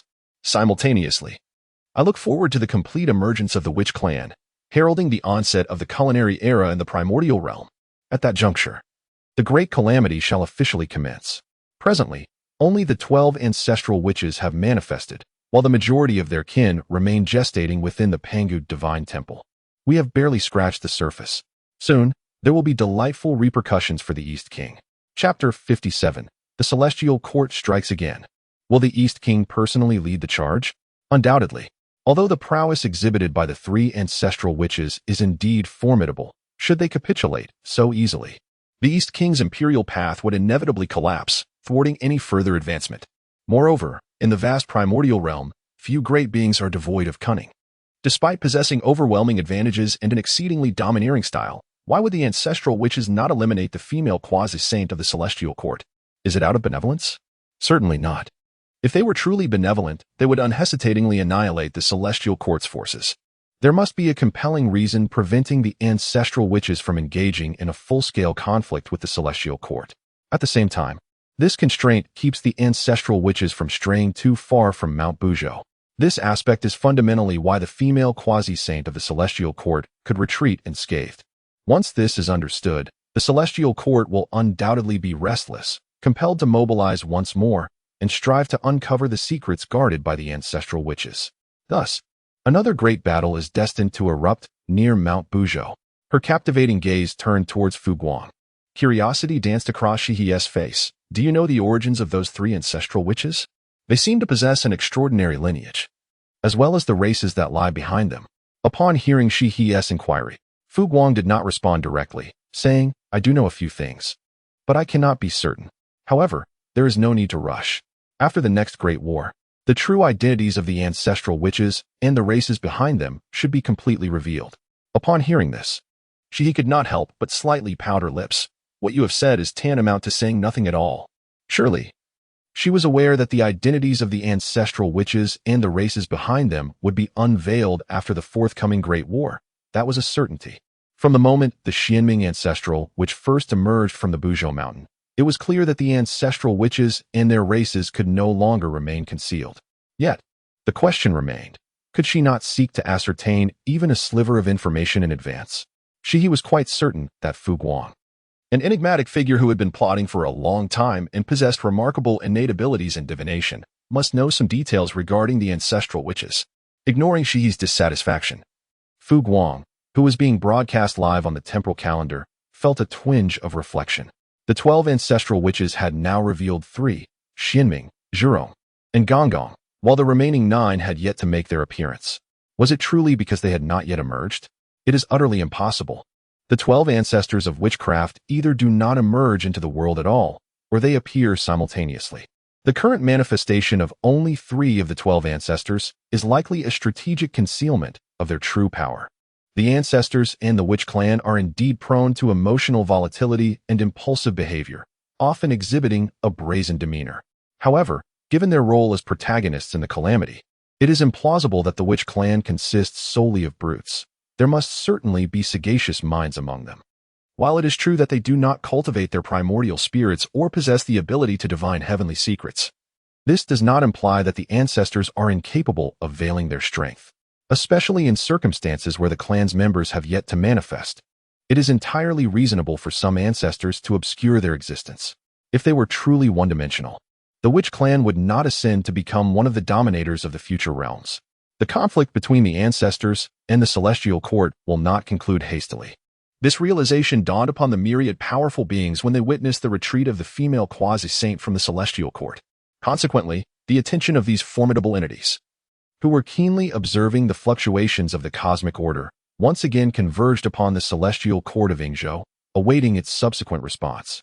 Thus, 3 millennia passed in the blink of an eye. On this day, in the celestial court of Yingzhou, the heavens were adorned with a resplendent celestial radiance, casting a magnificent glow over the sky, where billowing auspicious clouds bore a multitude of celestial generals and soldiers. Celestial vessels, drawn aloft by fearsome and powerful beasts, soared into the sky. Rows of war chariots assembled in grand procession, filling the heavens with their presence, countless banners obscuring the sun. A mighty wind swept through, stirring ceaseless waves of flags that fluttered in the vast expanse above. Boom! A series of overwhelming auras erupted from within the celestial court. Following this, a procession of great Luo celestial lords, adorned with auspicious clouds above and vibrant colors beneath, unabashedly emanated their profound paths, illuminating the heavens with radiant brilliance. Then, a thunderous roar echoed forth as several dragon-like figures bellowed in fury. Subsequently, 4 imperial carriages, drawn by colossal dragons of the great Luo golden immortal realm, emerged majestically from the celestial court, led by the Eastern King, followed closely by 3 other quasi-saints, excluding the Western Queen Mother. As the 4 great beings simultaneously unleashed their profound paths, the atmosphere transformed into a spectacle of grandeur, with celestial lights swirling, the essence of the Tao suffusing the air, heavenly brilliance cascading down, and golden lotuses sprouting from the ground. Upon the emergence of the Eastern King, the vast celestial army and numerous great Luo celestial lords bowed in unison, proclaiming in a resounding chorus, "We pay our respects to the Emperor. We pay our respects to the Emperor. We pay our respects to the Emperor." The resonance reverberated through the heavens and spread across the vast realms. At this moment, seated upon the imperial throne, surrounded by an ethereal glow that ebbed and flowed with the myriad lights of countless worlds, the Eastern King, akin to the sovereign of heaven and earth, was in a state of profound delight. This was his desire. This was his path. Of course, the Eastern King was not a man easily satisfied.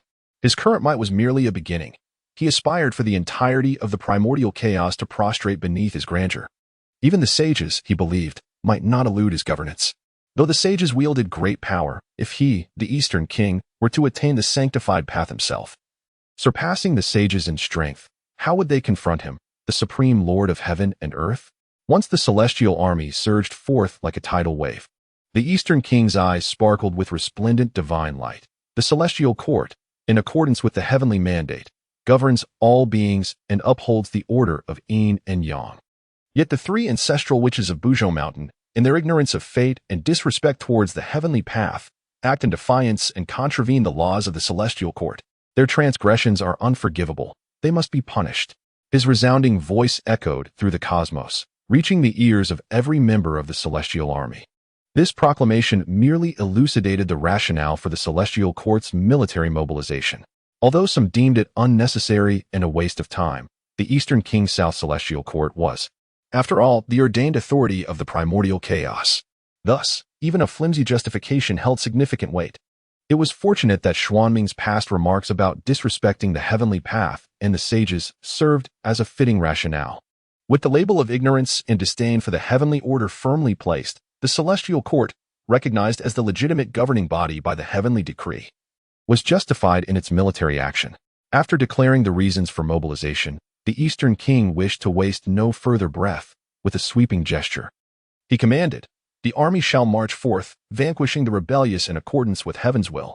With a thunderous decree, millions of celestial soldiers and generals exuded a dreadful aura of slaughter that coalesced into a formidable force, casting a shadow over the heavens and earth, compelling the grand momentum to bear down upon the 4 seas and 8 desolations.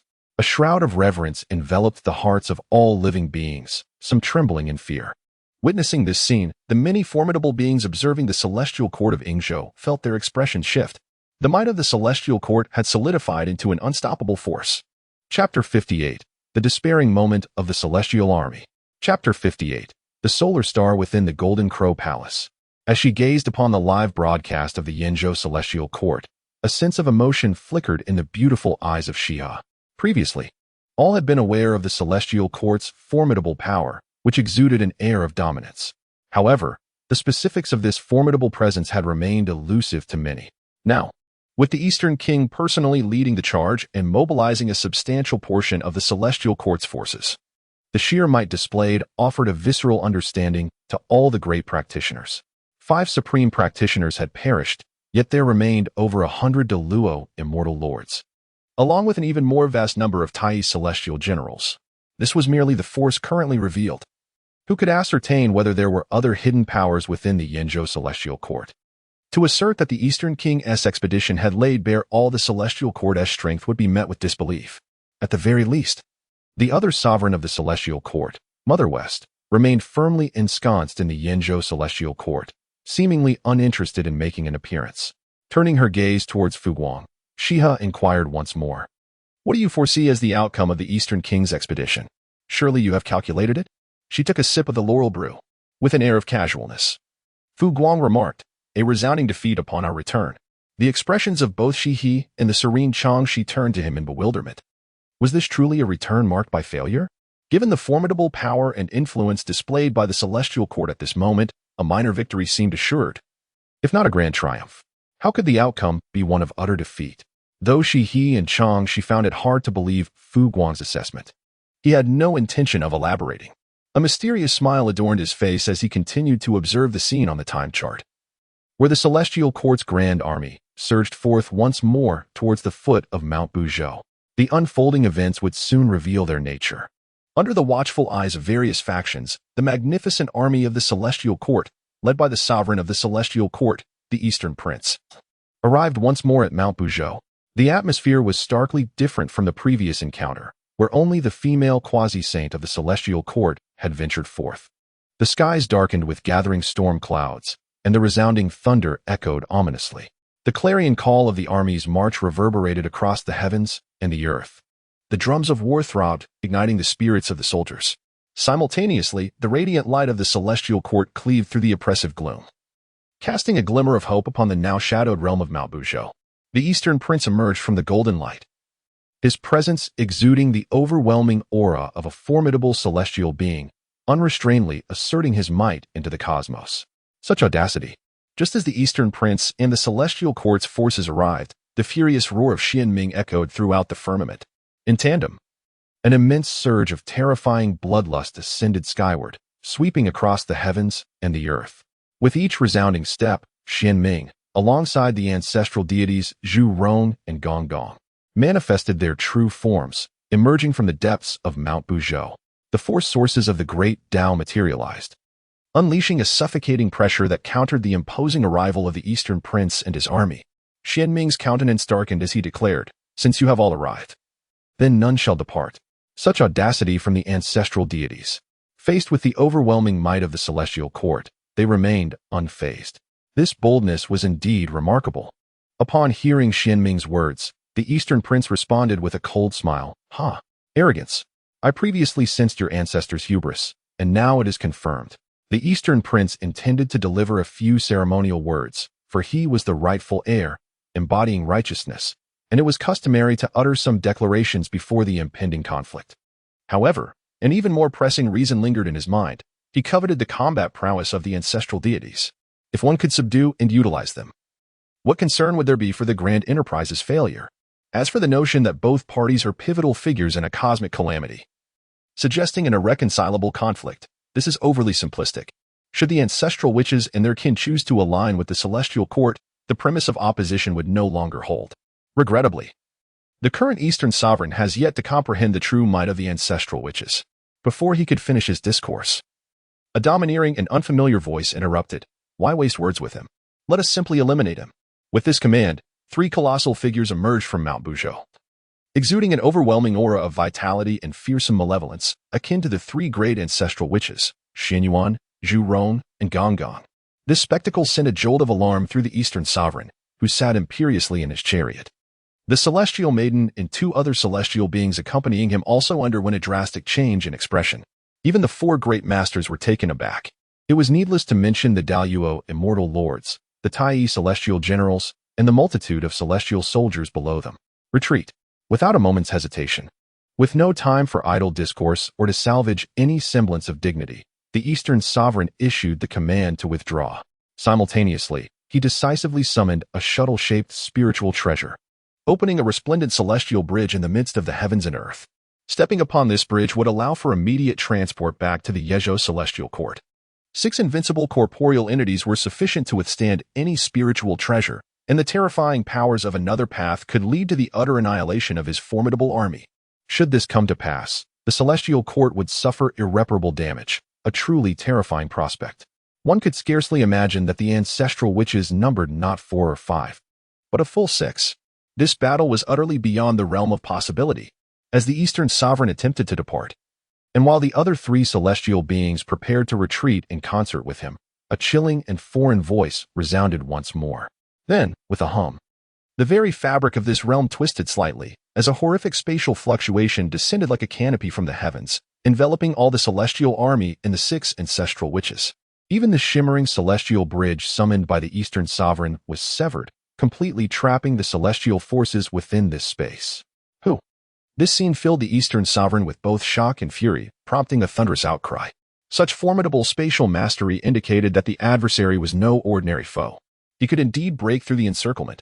However, the 6 ancestral witches, brimming with murderous intent, would undoubtedly deny him that opportunity. As the words of the Eastern king reverberated, a formidable entity emerged, an enigmatic 7th ancestor witch, adorned with 6 legs and 4 wings, devoid of discernible features, resembling a yellow pouch, yet burning with a crimson hue, exuding an aura akin to the 6 ancestral witches. The moment this figure materialized, the members of the celestial court were struck with an overwhelming sense of dread. The powerful beings wore expressions of disbelief, their faces ashen with fear, while the onlookers were engulfed in despair. At that moment, aside from the 4 formidable entities, the remainder of the celestial assembly saw no glimmer of hope for escape. Chapter 59. The collective perception of the ancestor witches at this juncture. The entirety of the realm was ensnared by the newly manifested ancestor witch, the barriers erected with an unyielding strength. Even with the might of the Eastern king, breaching the seal within a brief span was an unattainable task. The 7 bloodthirsty ancestor witches would certainly not afford him any opportunity to unravel the formation. Thus, the Eastern king found himself ensnared in a predicament with no recourse. Of course, the battlefield was rife with volatility. The ancestor witches provided no respite for the Eastern king to devise a strategy. Once the barriers solidified, the prepared Xianming and the other ancestor witches unleashed their overwhelming bloodlust, bellowing kill. Without further ado, the 6 ancestor witches simultaneously activated their true forms and charged forth. Leading the charge was Xianming, who invoked the paths of rain and ice, advancing directly towards the Eastern king.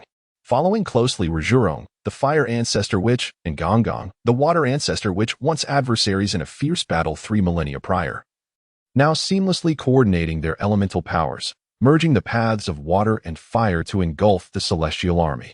Among the 3 subsequent ancestor witches emerged a fearsome being, a tiger-headed entity with 4 hooves and elongated arms, radiating an aura of catastrophic thunder, resembling a thunderous demon.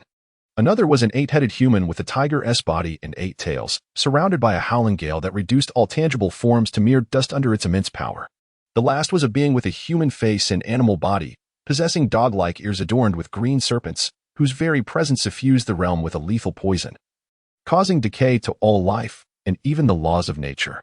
As the 6 great ancestor witches unleashed their might, The very fabric of the realm trembled under their malevolent energy, the aura of death and destruction eroding the morale of the celestial army, causing even some of the Tai celestial generals and golden immortal leaders to falter, just as chaos threatened to engulf the celestial forces.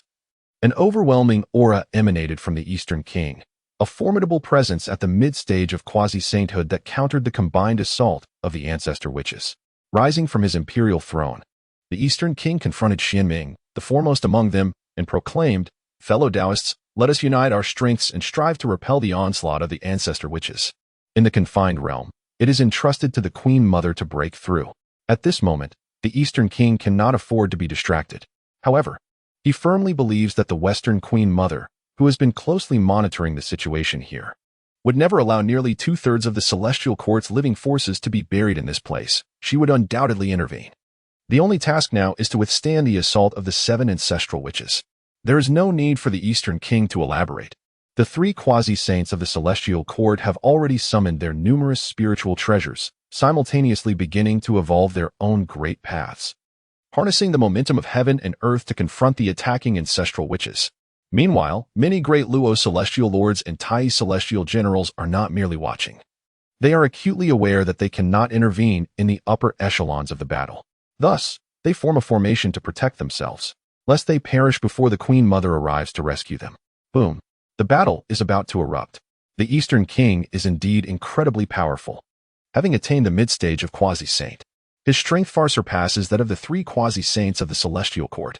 Therefore, as he confronts Xianming, he channels his divine abilities and summons innate spiritual treasures, encompassing not only Xianming but also the ancestral witches Zhu Rong and Guang, thereby taking on 3 foes simultaneously. Remarkably, he does not succumb in an instant. Rather, relying on his formidable strength and numerous treasures, he finds himself merely at a disadvantage, under pressure but unharmed. On the other side, the 2 male quasi-saints of the Celestial Court engage the 3 ancestral witches that emerge from behind. However, within moments of combat, they are overwhelmed and beaten, left with only the strength to resist, devoid of any capacity to counterattack. The female quasi-saint of the Celestial Court, who previously gained little from her battle with Xianming, has now also taken action. At this moment, she is adorned with a cloud scarf radiating celestial light, exuding the aura of a top-tier innate spiritual treasure, protecting herself. In her hand, she wields a treasured sword, her beautiful eyes fixed upon the ancestral witch that seals the realm.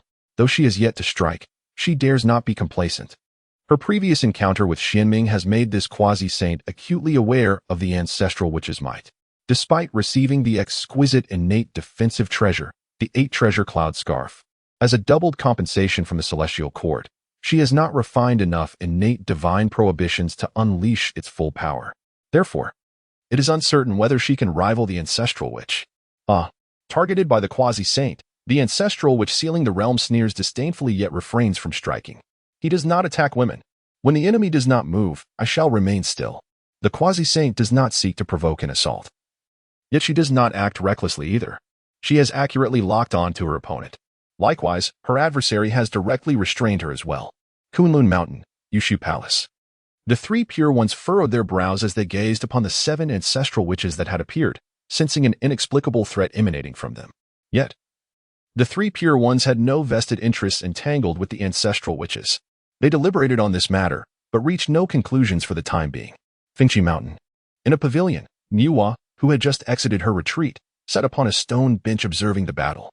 Her delicate face bore a solemn expression as her beautiful eyes scrutinized the 7 towering ancestral witches, feeling an overwhelming sense of danger. Even the proud Niuhua lacked confidence in her victory against the ancestral witches. Beside her, Fuxi frowned deeply, and Bai Zhe, who was also present, shared the same sentiment. Fuxi, perplexed, spoke, "I cannot comprehend why I feel as if the ancestral witches are my sworn enemies." Upon hearing this, Niuhua appeared taken aback, then furrowed her brow and inquired, "Brother's sworn enemy? Why do I not share this sensation? Logically, as siblings, we should face challenges together. If you, Fuxi, can feel such animosity from the ancestral witches, I should feel it as well." Before Fuxi could respond, Bai Zhe, the great Luo Golden Immortal, hesitated for a moment before speaking. "Esteemed seniors, I must confess, I too sense an adversarial presence akin to fate from those ancestral witches." Upon hearing this, both Niuhua and Fuxi turned their gazes towards Bai Zhe. Fuxi, slightly astonished, remarked, "Young friend Baize, you too perceive this? This matter may be more complicated than it seems." Given Fuxi's current level of cultivation, such a distinct feeling of enmity was undoubtedly credible, devoid of any misinterpretation. Furthermore, the fact that Baize experienced the same sensation indicated that the ancestral witches were likely to be adversarial towards both of them. However, witnessing the formidable strength of the ancestral witches at this moment, Fuxi harbored doubts about his ability to confront them. Chapter 60. The Queen Mother Strikes. In the Golden Crow Palace, upon seeing the emergence of the 7 ancestral witches, Shiha's beautiful eyes widened slightly, her expression one of astonishment. 7 ancestral witches? A subtle wave of astonishment flickered across the countenance of the ethereal Changxi, her beautiful eyes shimmering with an array of emotions. In stark contrast, the one who was already well-versed in the secrets of the ancestral shaman and aware of the formidable might of the witch clan, exhibited little change in demeanor. In fact, his gaze took on a peculiarly odd quality. Were these ancestral shamans truly still concealing themselves? Despite the Eastern King leading 2/3 of the Celestial Court's forces into battle against the perilous Mount Buzhou, he had failed to compel all 12 ancestral shamans to reveal themselves. The adversaries were still shrouding their true power. It was astonishing that even such reckless beings as the 12 ancestral shamans were now resorting to strategies of feigned appearances. One can only imagine how many other cunning entities lurked within the vast expanse of the primordial world at this moment.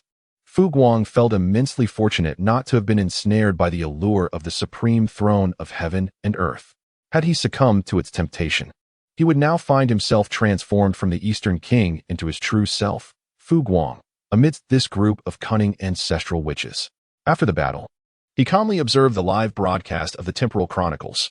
Fu Guang lamented, "The ancestral witches and the races behind them are destined to become the new sovereigns of the primordial world.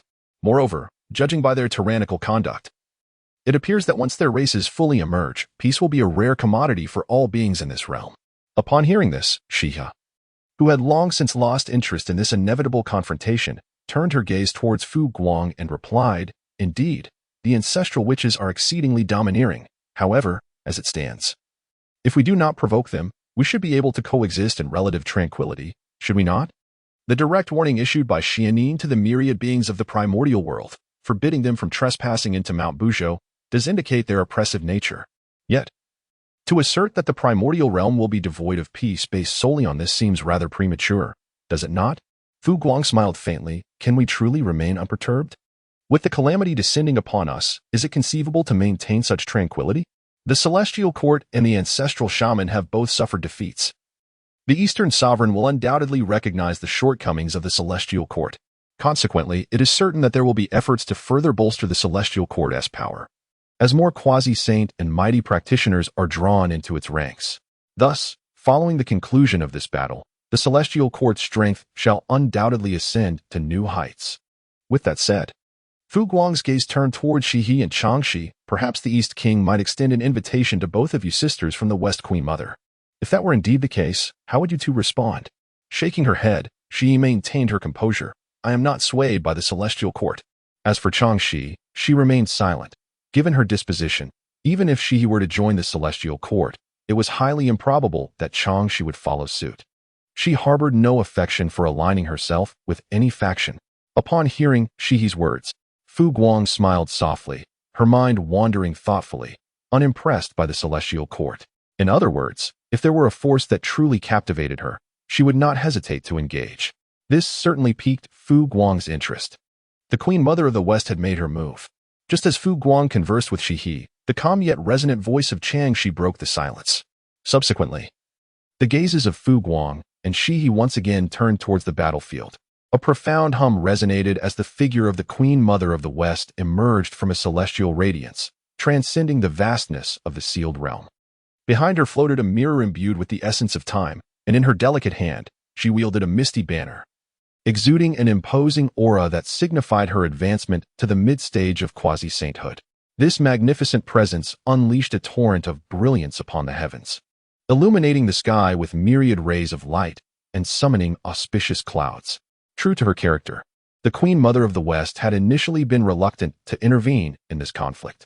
However, as the sovereign of the Celestial Court, she could not idly stand by while 2/3 of the celestial realm's vital forces faced annihilation. Thus, after a brief moment of contemplation, she resolved to take action. With a grave expression, she activated her divine treasure, the Kunlun mirror, a supreme innate artifact that radiated the power of time. As intricate mystical patterns ignited, a resplendent light enveloped everything, and a formidable spiritual energy coalesced, shattering the barriers of the heavens with a thunderous impact. In an instant, the skies trembled, and the earth quaked, as violent ripples surged across the spatial barrier that confined the realm. Gradually, a fissure began to tear open in the barrier under the relentless assault of the Kunlun mirror. With deft hand gestures, she chanted incantations, and at last, a crisp sound of shattering echoed throughout the cosmos. Following this, the entire realm that had been sealed by the ancestral, which was irrevocably breached by the Queen Mother of the West. Yet, upon breaking through the confinement, the Queen Mother's expression remained serious. The ethereal banner in her grasp emanated wondrous phenomena, cascading countless beams of celestial light to shield the celestial army beneath her protection. Then, with a commanding tone, she ordered, "Retreat." As her words resonated, her enchanting gaze lifted, and a golden hairpin in her hand transformed into a divine sword, which she wielded with intent, cleaving towards the space before her. With a clang, a colossal iron fist surged forth from the void, clashing violently against the divine sword in her grasp. The force of their collision reverberated through the heavens, shaking the very fabric of existence. The overwhelming vitality and the power of her divine artifact surged forth, ascending to the highest heavens. The ancestral witch, concealed within the spatial realm, prepared to strike again at the Queen Mother of the West. Such audacity! The originally watchful celestial court's quasi-saint maiden let out a furious roar, her head adorned with a cloud scarf and wielding a primordial sword, as she charged directly towards him, positioning herself protectively behind the Queen Mother of the West. Unfazed by the actions of the quasi-saint maiden, the ancestor witch remained impassive and unleashed a tempestuous assault upon her. The Queen Mother of the West turned her gaze towards the Eastern King, extending her assistance to him, who was currently at a distinct disadvantage. With the burden of battle alleviated by the Queen Mother's intervention, the Eastern King withdrew his hand and once again summoned a shuttle-shaped spiritual treasure. With a hum, the radiant bridge of light connecting the battlefield to the Yingzhou celestial court materialized once more in the world. This time, the celestial army was able to traverse the bridge without hindrance, completing their transfer in mere moments. As the army retreated, the Eastern King and several other powerful beings from the celestial court wasted no time in unleashing their full might, driving back the besieging ancestor witches before employing their escape techniques, decisively distancing themselves from Mount Buzhou. Once they departed, the arriving Queen Mother of the West cast a serious glance at the 7 ancestor witches. Subsequently, the Kunlun mirror behind her tore open a rift in space and time, allowing her to retreat as well. Chapter 61. The Distress of the 3 Pure Ones with the Departure of the Queen Mother of the West. The Celestial Court's second campaign against the ancestor witches of Mount Buzhou ended in failure. Once again, the 7 ancestor witches refrained from pursuing their advantage, manifesting their primordial forms. Xianming and the other ancestor witches surveyed the heavens and earth before proclaiming loudly, "From this day forth, Mount Buzhou is the territory of we, the true descendants of Pangu the Witch Clan. Those who trespass shall face death. Let it not be said that we did not forewarn you." With this declaration, Xianming and the ancestor witches exhibited no hesitation in revealing their origins, undeterred by the potential upheaval their words might incite in the world. After leaving such a statement that would surely send ripples among the myriad beings of the primordial realm, Xianming and the 7 ancestor witches returned to Mount Buzhou. Following the Celestial Court's 2 devastating defeats, Mount Buzhou would undoubtedly become a forbidden zone inaccessible to all beings. The significance of this declaration, while not insignificant, paled in comparison to the implications carried by the phrase true descendants of Pangu. Inside the Golden Crow Palace of the Sun Star, Guang has already retracted the timeline back into his spiritual realm. Stretching with a grand yawn, he appeared at ease. This battle has drawn to a close. Yet the true tribulation has merely begun. The days ahead shall not be devoid of intrigue, indeed. The reason for the ease of Guang's situation lies in the unpredictable reaction of the Eastern King within the Celestial Court upon discovering the true essence of the Witch Clan. However, what remains certain is that the ancestral witches will not simply let matters rest. When faced with 2 incursions, a lack of retaliation would strip the ancestral witches of their identity, just as it would for the Witch Clan itself. Although the ancestral witches have not suffered losses in these 2 confrontations, the essence of being attacked is fundamentally different. The absence of a counterattack can be attributed solely to the fact that the majority of the witch clan's members are still gestating within the Panga temple, with only the 12 ancestral witches having emerged into the world. The descendant of Pangu, Shihi, bore a look of astonishment. It was unexpected that the ancestral witches were indeed descendants of Pangu. No wonder the Xianming ancestral witch's previous remarks elicited no response from the heavenly Tao or that particular individual. If they are indeed descendants of the great Pangu, they possess the rightful authority to speak such words. Upon hearing this, Fu Guang chuckled softly. The authentic descendants of Pangu. Ha ha ha. Some people are bound to feel discomfort. Upon hearing Fu Guang's words, Shihi's eyes flickered with a hint of understanding.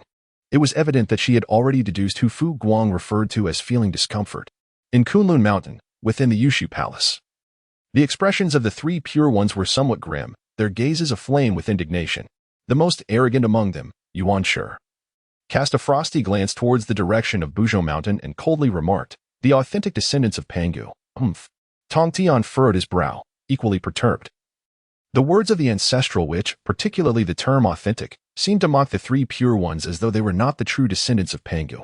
They, the witch tribe, could indeed claim to be the authentic descendants of Pangu, and so could the three brothers. Tong Tian spoke somberly. Moreover, during our travels through the primordial chaos, we have always regarded ourselves as the authentic descendants of Pangu. That ancestral witch and her tribe are merely latecomers, and thus we need not concern ourselves too much. Upon hearing this, Yuan Shi surprisingly acknowledged Tong Tian's words with a nod. Laozi, the leader of the three pure ones, remained silent, yet the furrows on his aged face betrayed his profound dissatisfaction. Although Tong Tian had a point, the three brothers understood that the emergence of the ancestral witch and the witch tribe had irrevocably altered the situation. At the very least, they were no longer the sole bearers of the title of authentic descendants of Pangu in the primordial chaos. In the heavens, clouds drifted like white garments, swiftly transforming into gray dogs. In the blink of an eye, it had been over a Yuan meeting since the Celestial Court's second expedition against the ancestral witch ended in a dismal defeat. During this Yuan meeting, Buzhou Mountain had completely become a forbidden zone for all beings of the primordial chaos. No celestial being dared to venture there in search of fortune, fearing encounters with the formidable ancestral witch and the yet-to-be-revealed witch tribe. Following two calamitous defeats, the Celestial Court redirected its efforts, completely bypassing Buzhou Mountain. Simultaneously, having witnessed the might of the ancestral witch, Dong Wang Gong relinquished the treasury of the Yingzhou Celestial Court, initiating a massive cultivation of elite combatants. The campaign against the various tribes of the primordial chaos and the expansion of their own forces commenced with even greater frequency. Under the immense pressure exerted by the ancestral witch and the witch tribe, the Celestial Court seemed to have lost patience in recruiting the great powers and Luo cultivators from the primordial chaos. Undeterred by defeat, Dong Wang Gong advanced in his cultivation, seizing the opportunity to slay his second corpse. Subsequently, he personally visited several great powers, either making grand promises or employing forceful persuasion, gradually attracting numerous powerful beings to join the Celestial Court. This further strengthened the foundation and fortune of the Celestial Court. Certainly, there are certain entities that are undeniably beyond the reach of persuasion, and thus, the Eastern King did not bother to extend his efforts in vain. For instance, figures such as Fu Guang, the Three Purities, Hongjun, Jin Yuanzi, Fuxi, Nuwa, and the old ancestors of the Blood Sea and the Nether River are unequivocally unlikely to join the Celestial Court. The Eastern King did not even harbor the interest to pay them a visit, as it would be futile. As the power of the Celestial Court once again enters a phase of expansion, beneath the majestic Mount Buzhou, within the Panga Temple, a boundless sea of blood swells, exuding a terrifying and extreme aura of malevolence. On this day, the 12 ancestral shamans, including Xianming, stationed beside the Blood Sea within the Panga Temple, gazed expectantly at the surging waters. Leading them was the formidable figure known as Emperor Jiang, the eldest among the 12 ancestral shamans, who had previously participated in a battle against the Celestial Court, sealing the space of heaven and earth. His gaze fixed upon the Blood Sea, he proclaimed with vigor, "The day of our Wu clan's progeny has arrived." His declaration was met with resounding agreement from the other ancestral shamans. The assembly of shamans echoed in excitement. At last, the moment has come. I could hardly contain my anticipation. Once our progeny emerges, we shall announce our existence to the world through the destruction of the Celestial Court. As the 12 ancestral shamans engaged in their banter, The blood sea within the Pangu temple continued to churn with a thunderous roar, while the ominous aura that enveloped the entire temple surged rapidly into the depths of the sea. Soon thereafter, a cacophony of forms varied in size and shape, some even grotesque, began to manifest and emerge from the blood sea. The Wu clan had finally come into being. Chapter 62. Fuxi and Bei's return to the Sun Star. In this chapter, wave after wave of Wu clan's folk emerged from the Pangu temple. Under the guidance of the 12 ancestral shamans, the countless Wu beings birthed from the blood pool, infused with the malevolent aura, were organized into 12 distinct tribal groups. From the Pangu temple as their central starting point, they expanded continuously in all directions, evolving, proliferating, and growing stronger. As years passed, the Wu clan gradually made contact with the ancient races not far from Mount Buzhou, as well as some solitary cultivators, who bore witness to the formidable nature of the Wu clan. These beings possessed immense physical strength, lacking spiritual consciousness, did not cultivate magical powers, but instead absorbed malevolent energy to fortify their corporeal forms, rendering them a race of extraordinary combat prowess. If it were merely this, the existence of the witch clan would not be particularly remarkable.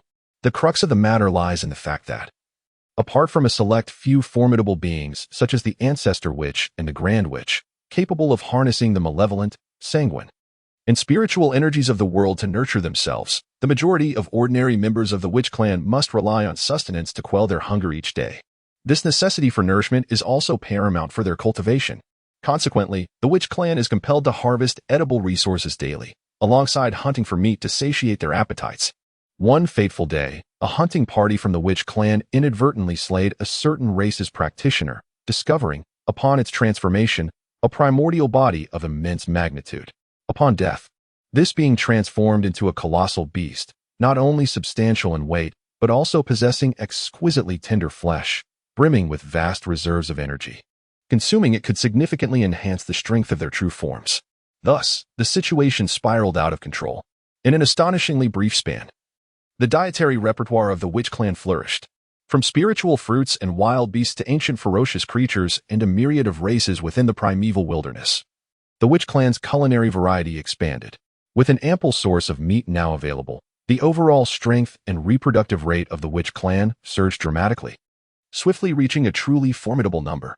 Simultaneously, despite the sluggish reactions of the myriad races of the primeval wilderness, they eventually recognized the irreconcilable discord between themselves and the domineering, powerful witch clan that fed upon them. The witch clan's menu now included every race within the primeval wilderness. This revelation was enough to instill dread among the races, while simultaneously inciting fury in some. It is quite normal for one or two races to oppose each other, treating one another as prey. However, for the witch clan to consider all races as sustenance, this was undeniably an act of sheer recklessness. In an instant, the conflict between the myriad races and the witch clan escalated at an alarming pace, erupting into battles between various races and the witch clan. Unfortunately, akin to a scattered pile of sand, the myriad races stood no chance against the witch clan in solitary combat. Even those few that banded together could only meet a fate of slaughter. In such circumstances, tens of thousands of years slipped by. Within the courtyard of the Golden Crow Palace, Fu Guang, clad in a leisurely attire, reclined against the sacred Fusang tree, eyes closed in a semblance of slumber. Ever since the celestial cord had clashed with the witch clan, a weight had been lifted from Fu Guang's heart, rendering him remarkably at ease. These past years had been nothing short of carefree. While he was indulging in his reverie, Fu Guang suddenly raised an eyebrow. Esteemed guests have arrived. Go greet them and escort these two distinguished visitors here. As Fu Guang's command echoed in the air, Chunlan, who had now attained the pinnacle of the golden immortal realm and exuded a hint of the Tai golden immortal aura, bowed deeply in acquiescence. Yes. With her graceful departure, she ventured forth. After a brief interval, Chunlan, leading the way, was followed closely by Fuxi and Bei's as they entered the courtyard. Upon witnessing this scene, Fu Guang rose to his feet and clasped his fists towards Fuxi, saying, "Fuxi, my esteemed friend, it has been a long time since we last met. How have you been of late?" Upon hearing Fu Guang's greeting, Fuxi returned the gesture with a smile and replied, "Ha ha ha, Fu Guang, my dear friend. It is delightful to see you well. I hope you will pardon my intrusion on this occasion." Meanwhile, Buzhou, who accompanied Fuxi, also bowed respectfully to Fu Guang and proclaimed, "I am Buzhou, a junior, and I pay my respects to you, esteemed Fu Guang." Fu Guang cast a glance at Bai Zhe, then nodded approvingly. Indeed, in such a brief span of time, you have ascended to the late stage of delual. You, my young friend, have a promising future ahead. It is not beyond the realm of possibility that you will soon stand alongside us as equals. Upon hearing Fu Guang's praise, a smile graced Bai Zhe's face, yet he remained humble, responding modestly. It is merely due to the guidance of Senior Fuxi. It is hardly worth mentioning. He nodded in acknowledgement. Fu Guang did not elaborate on the topic at hand. Instead, he invited both Fuxi and Bai Zhe to take a seat. He procured a set of exquisite tea utensils and, with movements as fluid as flowing clouds, began to brew tea upon the celestial table. His gestures were flamboyant, creating a visually delightful spectacle. This piqued the curiosity and astonishment of Fuxi and Bai Zhe, for in the world of the primordial deities, brewing tea was typically a matter accomplished with a mere thought. Such elaborate, seemingly trivial, yet aesthetically pleasing rituals were a novelty to them. Thus, both Fuxi and Bai Zhe found Fu Guang's intricate tea-making process to be quite intriguing. Soon enough, Fu Guang poured a cup of tea for both Fuxi and Bai, saying, "Gentlemen, please enjoy the tea." Upon hearing this, Fuxi and Bai exchanged glances at the cups placed before them, and a sense of solemnity washed over them. After all, Fu Guang, as a formidable figure, had gone through such elaborate gestures to serve them these cups of tea. Even if the taste and effects were identical, the significance of the act was distinctly different. To remain unceremonious would be to disrespect the performance of this extraordinary being, Fu Guang.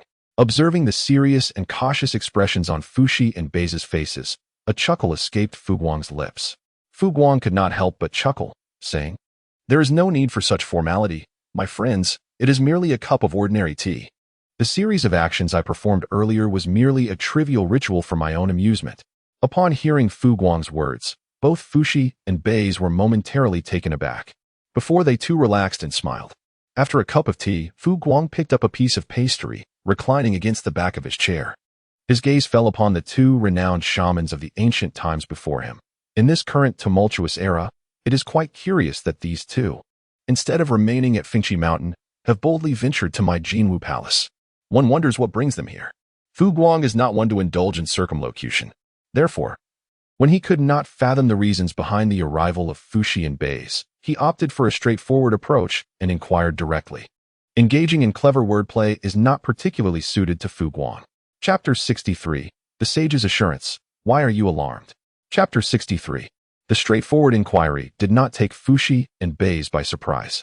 They possessed a certain degree of understanding regarding Fu Guang. After a moment of contemplation, Fuxi furrowed his brow and spoke. "What is your perspective on the ancestral shaman and the shamanic clan? Since the emergence of the shamanic clan, turmoil has pervaded the 4 seas and 8 desolations, resulting in relentless bloodshed. This clan is remarkably unique, seemingly born to be at odds with the myriad races of the primordial world. Some races have even been entirely consumed by the shamanic clan, vanishing completely from existence.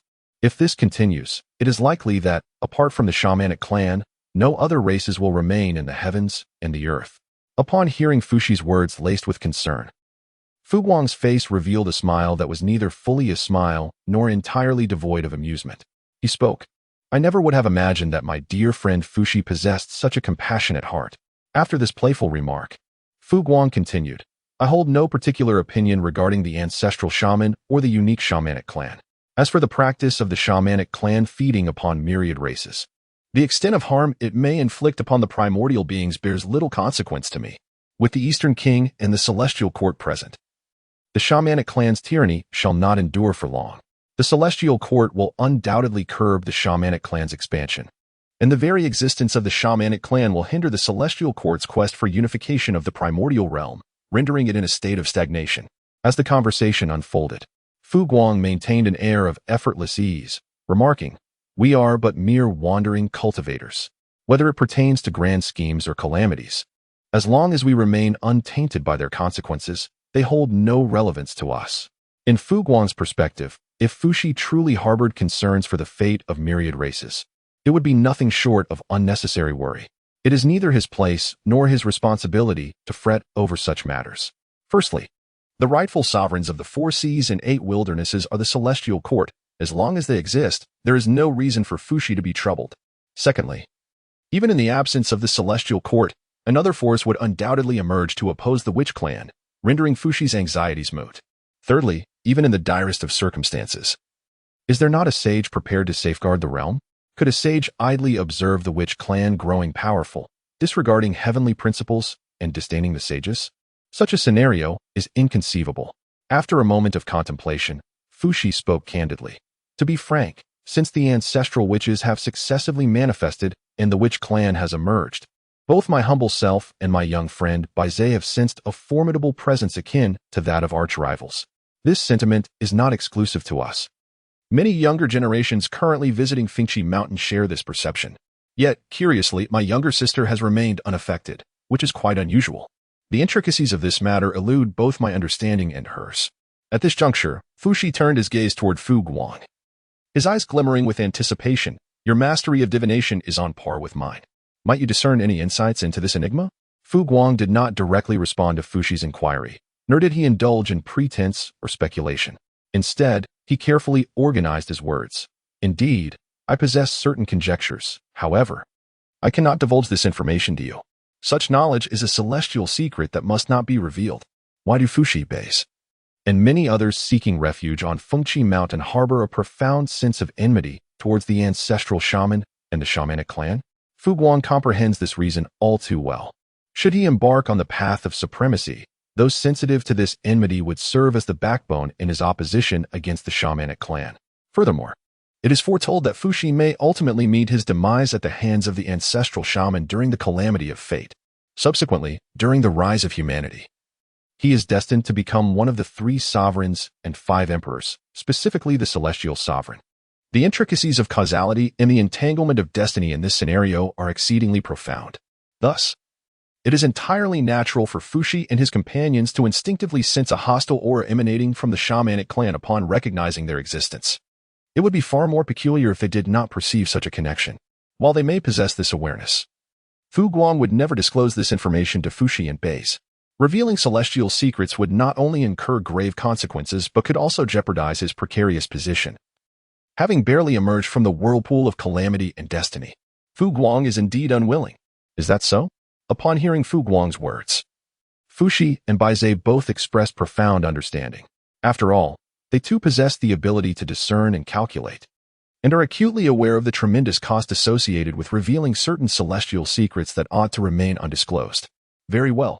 Fu Guang directly intervened to conclude the conversation. Smiling as he said, "It is a rare occasion for guests to visit my Golden Crow Palace. Since you both are here today, how about we engage in a couple of matches of Go?" Upon hearing Fu Guang's words, both Fushi and Base brightened with enthusiasm. If my esteemed friend wishes to invite us, we would be delighted to accept. Both were quite fond of Go, and Fushi had even composed numerous game records. Over this period, his skills had significantly improved, and he was eager to see if he could achieve victory against Fu Guang, especially after the vivid memory of his previous defeat lingered in his mind. Soon, within the confines of the courtyard, Fushi and Base took turns playing against Fu Guang. Time, like grains of sand, slipped away gradually during this process. In the blink of an eye, the years passed. Amid the existential pressures faced by the Wu clan, the myriad of ancient tribes relentlessly sought allies and powerful beings to safeguard their existence. After careful deliberation, the ever-expanding and inclusive celestial court became the choice for many of the ancient races. Thus, when the Wu clan emerged, demonstrating formidable combat prowess and irreconcilable conflicts with other tribes, the celestial court did not suffer a decline in power or prestige due to its previous defeats. Rather, it thrived and grew even stronger. Of course, the transformations within the celestial court and the shifts among the myriad tribes held little relevance to Fu Guang, who resided high above on the Sun Star. He was indifferent to such matters. As long as the celestial court and the Wu clan did not provoke him or drag him into calamities, he had no objections to their commotion across the vast realms. In this moment, Fu Guang is contemplating a significant milestone in his life: marriage. At present, he has already taken a step into the swirling vortex of calamity. It is indeed time to thoughtfully consider this lifelong commitment. After all, one of his fervent desires is to marry a wife, to share a life of mutual support and companionship. Naturally, a wife is the emblem of the household, while the presence of other romantic interests is left to fate. Currently, Fu Guang is pondering a crucial question. As a solitary practitioner, can an ordinary sun deity still attain the heavenly marriage and receive one of the 3 virtues of heaven, earth, and humanity? The matter of whether he is qualified to validate a celestial union is of paramount importance. Chapter 64.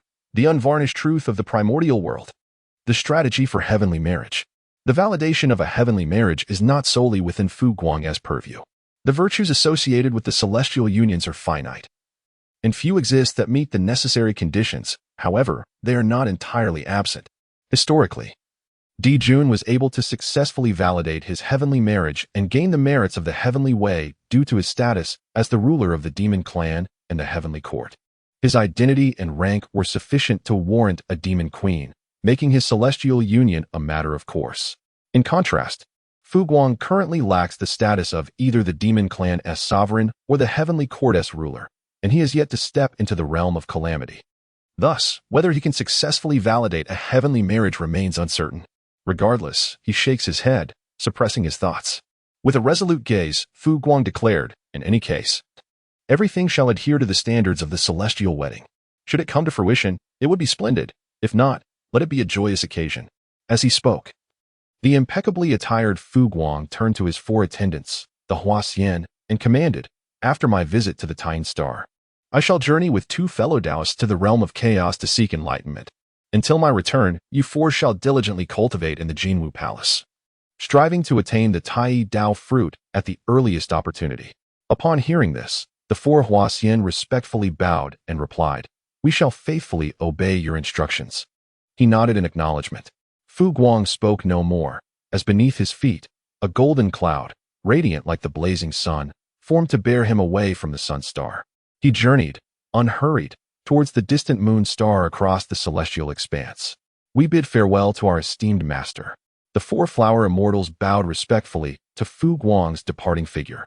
Once he had left, the 4 flower immortals diligently attended to all matters within the Golden Crow Palace before retreating to cultivate in seclusion. To this day, the 4 flower immortals stood on the brink of achieving their Dao fruit, nearly ready to transcend into the Tai realm. For Fu Guang, a Tai golden immortal could, with some effort, substitute for him in various tasks. Thus, Fu Guang holds great anticipation for the growth of the 4 flower immortal, journeying towards the moon star. Fu Guang pauses at various celestial bodies along the way, taking a moment to seize the opportunities that resonate with him, birthed from these stars. Thus, throughout the journey from the sun star to the moon star, the harvest of support has been quite substantial. Once again, I find myself beyond the realm of the moon. With a serious expression, Fu Guang announced, the sun star Fu Guang has come to pay a visit to the 2 esteemed friends. I wonder if you are both available?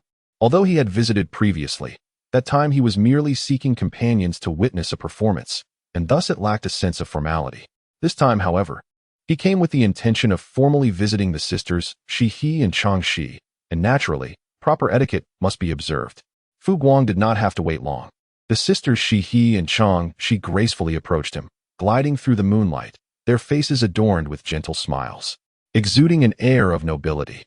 Shi He regarded Fu Guang and inquired, have you come today to invite us to witness another splendid performance at the Jinwu Palace? She paused momentarily, taken aback. Fu Guang, with a hint of embarrassment, spoke up, this time, I have come to formally visit both of you, my esteemed friends. He smiled and gently nodded. As Shi He turned her body slightly to the side, she raised her hand in a gesture of invitation, saying, please, do come in. She was well aware that Fu Guang was indeed here as a guest. His earlier remark was merely a playful jest. Before long, beneath the laurel tree of the Moon God Palace, as Fu Guang, Sanren settled down, an array of spiritual fruits and pastries was presented before them. Just as he took his seat, preparing to pour himself a glass of exquisite laurel brew, a fragrant osmanthus cake was placed before him by Changshi. Her rarely emotive eyes shimmered with anticipation. Changshi gazed at Fu Guang and said, this osmanthus cake is made by me. Do give it a taste. Upon hearing this, Fu Guang gently set down his wine cup, accepting the delicate cake with a warm smile. Thank you, he replied. Earlier, Changshi had invited him to visit Tying Star, promising to prepare pastries for him to savor. This was a fleeting remark that Fu Guang had long forgotten. He was pleasantly surprised that Changshi remembered it. To be honest, her thoughtful gesture truly touched the tenderest part of Fu Guang's heart.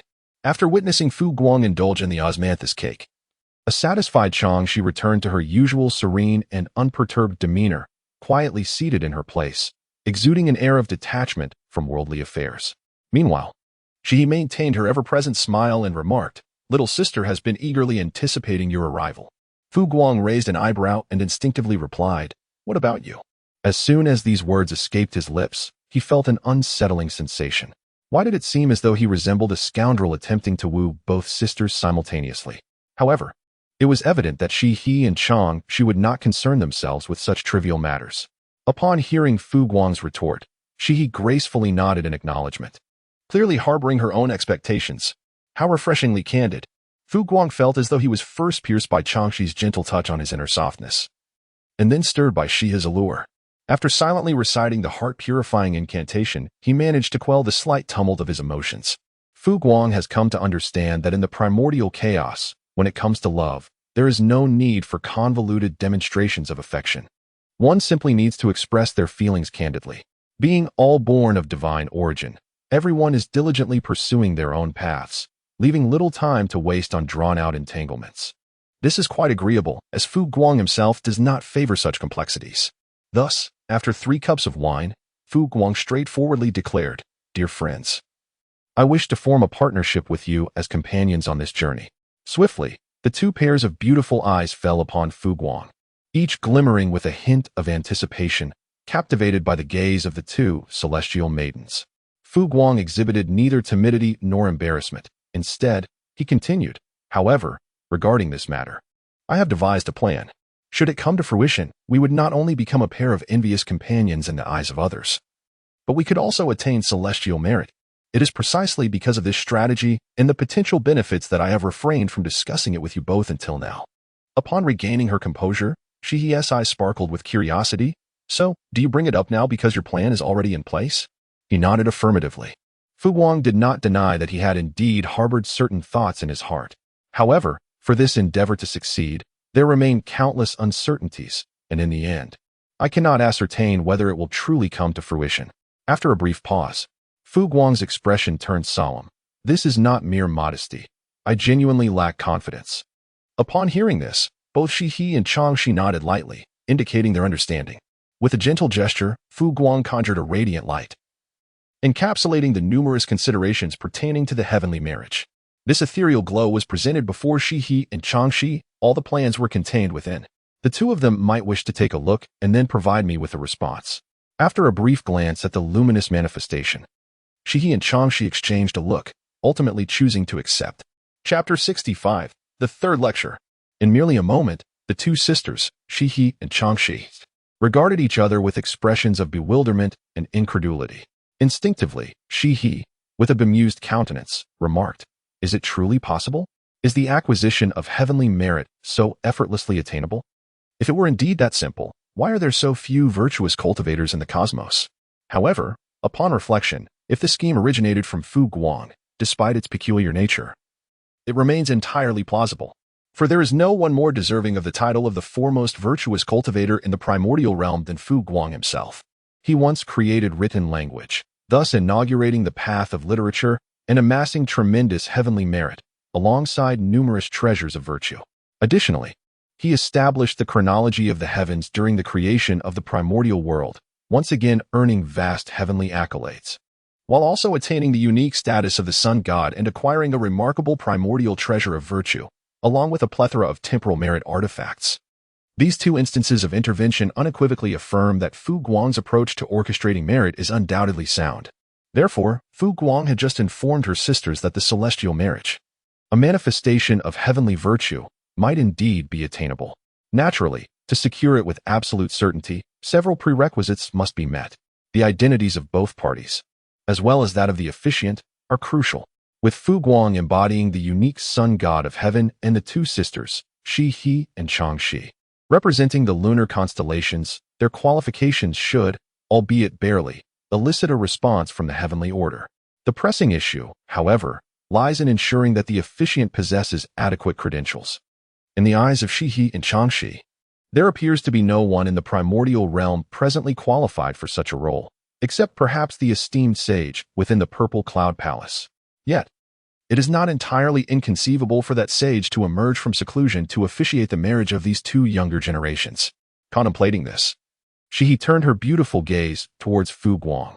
"When do you wish to commence the arrangements for this matter?" With the knowledge of the celestial marriage, She no longer viewed Fu Guang as a simpleton devoid of romantic sensibilities. Rather, her heart now brimmed with a sense of urgency. Conversely, she found herself growing composed. With their innate divinity and boundless lifespans, as long as they do not fall victim to calamities of fate, time itself holds little sway over them. Thus, she did not mind if Fu Guang took his time to meticulously plan this endeavor. There was no rush. Savoring the osmanthus wine and indulging in the osmanthus cake, Fu Guang spoke. To accomplish this plan, we must await a special opportunity.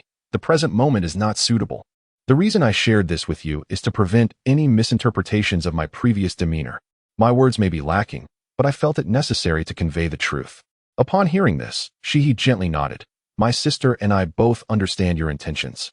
Now that we are aware of your stance, you can rest assured about how to proceed. Should you require assistance or collaboration, do not hesitate to speak. With a nod of understanding, they affirmed their commitment. Fu Guang has not elaborated extensively on the matter of the celestial marriage.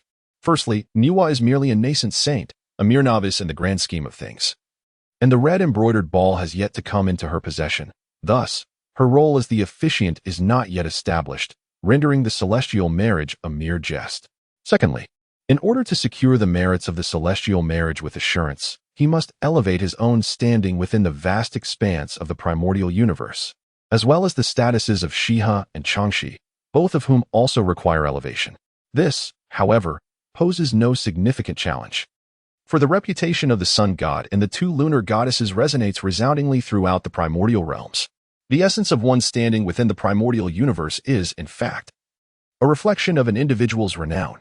What significance does the celestial marriage among heaven, earth, and humanity hold? It is quite simple. It aims to instill in all beings of the primordial realm a sense of ethical structure, moral principles, and legal decorum. It seeks to prevent the emergence of morally discordant relationships such as those between father and daughter, mother and son, sister and brother, and so forth. This clarity in the order of yin and yang serves to promote the development and flourishing of future generations. Hence, officiating a marriage is a pathway to acquiring heavenly merit. Now arises the question, how can the process of officiating a marriage be ingrained in the collective memory of the primordial beings? The answer is straightforward. The parties involved in the marriage, the guests attending the ceremony, and the officiant must all be prominent figures. In simpler terms, leveraging the influence of notable personalities suffices. Jun, as the demon emperor and the sovereign of the heavenly court, need not exert himself in enhancing his own status or renown. He can directly appoint an officiant, for his identity and position command respect. The principle of as above, so below applies here. If the demon emperor and the heavenly sovereign conduct their marriages with propriety, would those beneath them dare to act otherwise? Thus, a culture of adherence to marital ethics naturally begins to take root. However, Fu Guang finds himself in a different predicament. His retinue consists solely of 4 flower fairies, and he is neither a figure of authority nor the leader of a clan. It is precisely for this reason, in the realm of possibilities that Fu Guang could conceive to enhance the likelihood of a marriage proposal, the foremost method was to elevate both himself and the illustrious sisters, Shi and Changshi, thus harnessing the allure of celebrity to inspire the myriad beings of the universe to emulate them, thereby augmenting the probability of his own matrimonial success. Returning to the matter at hand, once the topic of marriage was set aside, the conversation among the three took on a lighter, more mundane tone. They engaged in discussions about the myriad events transpiring across the vast expanses of the universe, shared insights gleaned from their contemplations on the path of enlightenment, and exchanged perspectives on the current state of affairs in the cosmos. Thus, time gradually slipped away.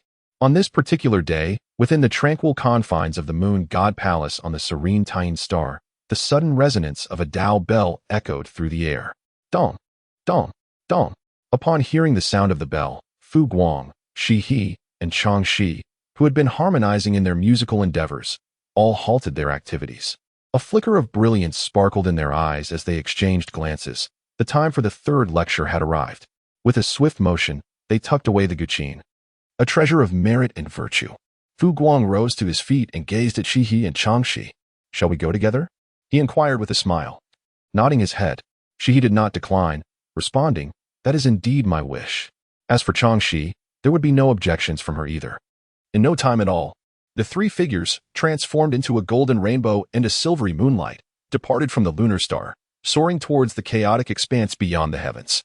In contrast to the effortless demeanor of Shihe and Changxi, at this moment, Fu Guang's expression, however, bore an undertone of gravity and earnestness. In this third lecture, the impending events were overwhelmingly numerous, to the extent that even Fu Guang himself felt a subtle sense of urgency. After all, this third lecture was destined to determine the future saints. To be frank, Fu Guang also yearns for the path of sanctification. However, before he can attain enlightenment, he must first confront the imminent threat to his life that demands immediate resolution. Now that he has extricated one leg from the clutches of mortality, he possesses a modicum of strength to briefly contemplate the splendid vistas of enlightenment. Chapter 66. Is this it?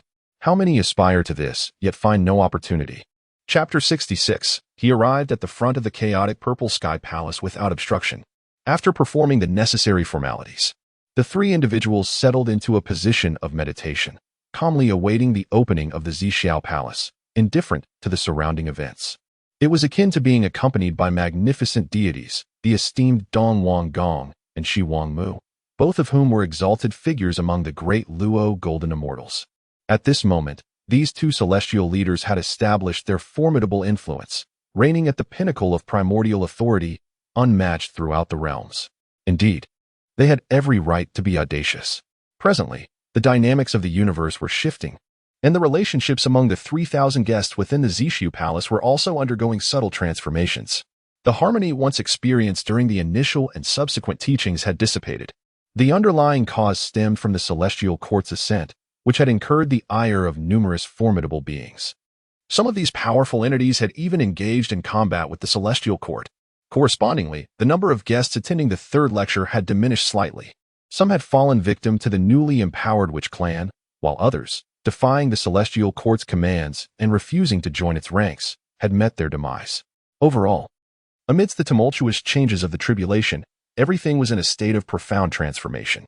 Not long after the arrival of Fu Guang and the three companions, Hongjun and Jin Yuanzi, a pair of intimate partners, along with the siblings Fuxi and Nuhua, also made their entrance.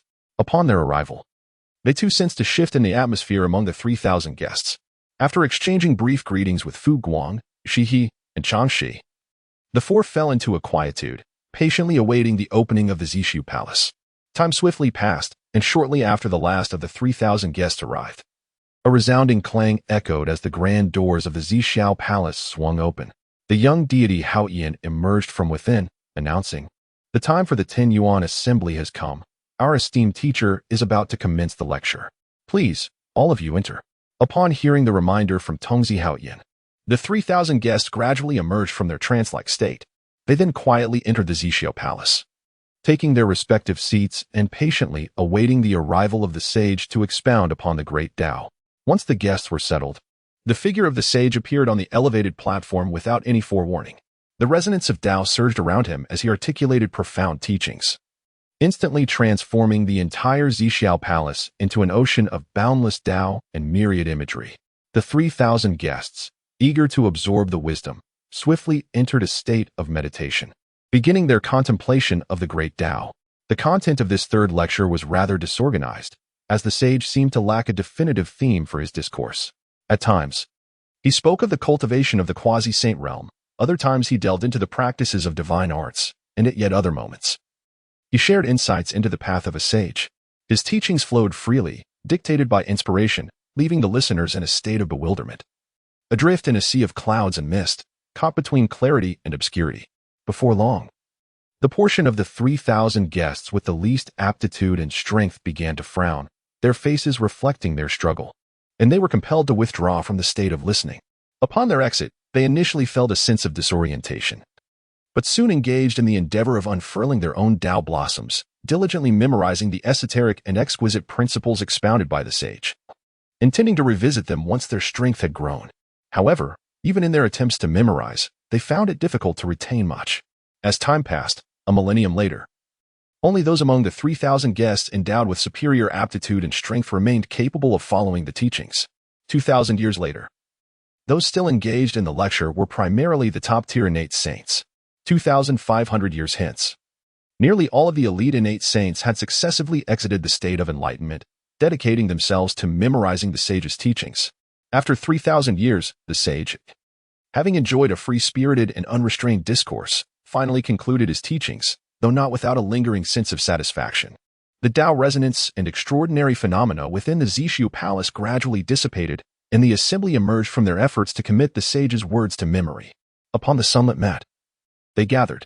Fu Guang emerged from the state of enlightenment, his eyes reflecting a lingering sense of incompleteness. This time, the sage's discourse on the Great Way was exceptionally invigorating. And Fu Guang listened with remarkable clarity, although there were moments when he nearly became ensnared in a mental quagmire. However, with his extraordinary innate talent and the added blessings of the sun god fruit and the ancestral position of the way of literature, he was graced with opportunities that allowed him to keep pace with the sage's teachings. Thus, among the 3,000 guests in the Purple Cloud Palace, he was the only one to fully absorb the entirety of the third lecture. The enlightened ones are aware, as are the sages on the high platform. Yet the others remain oblivious.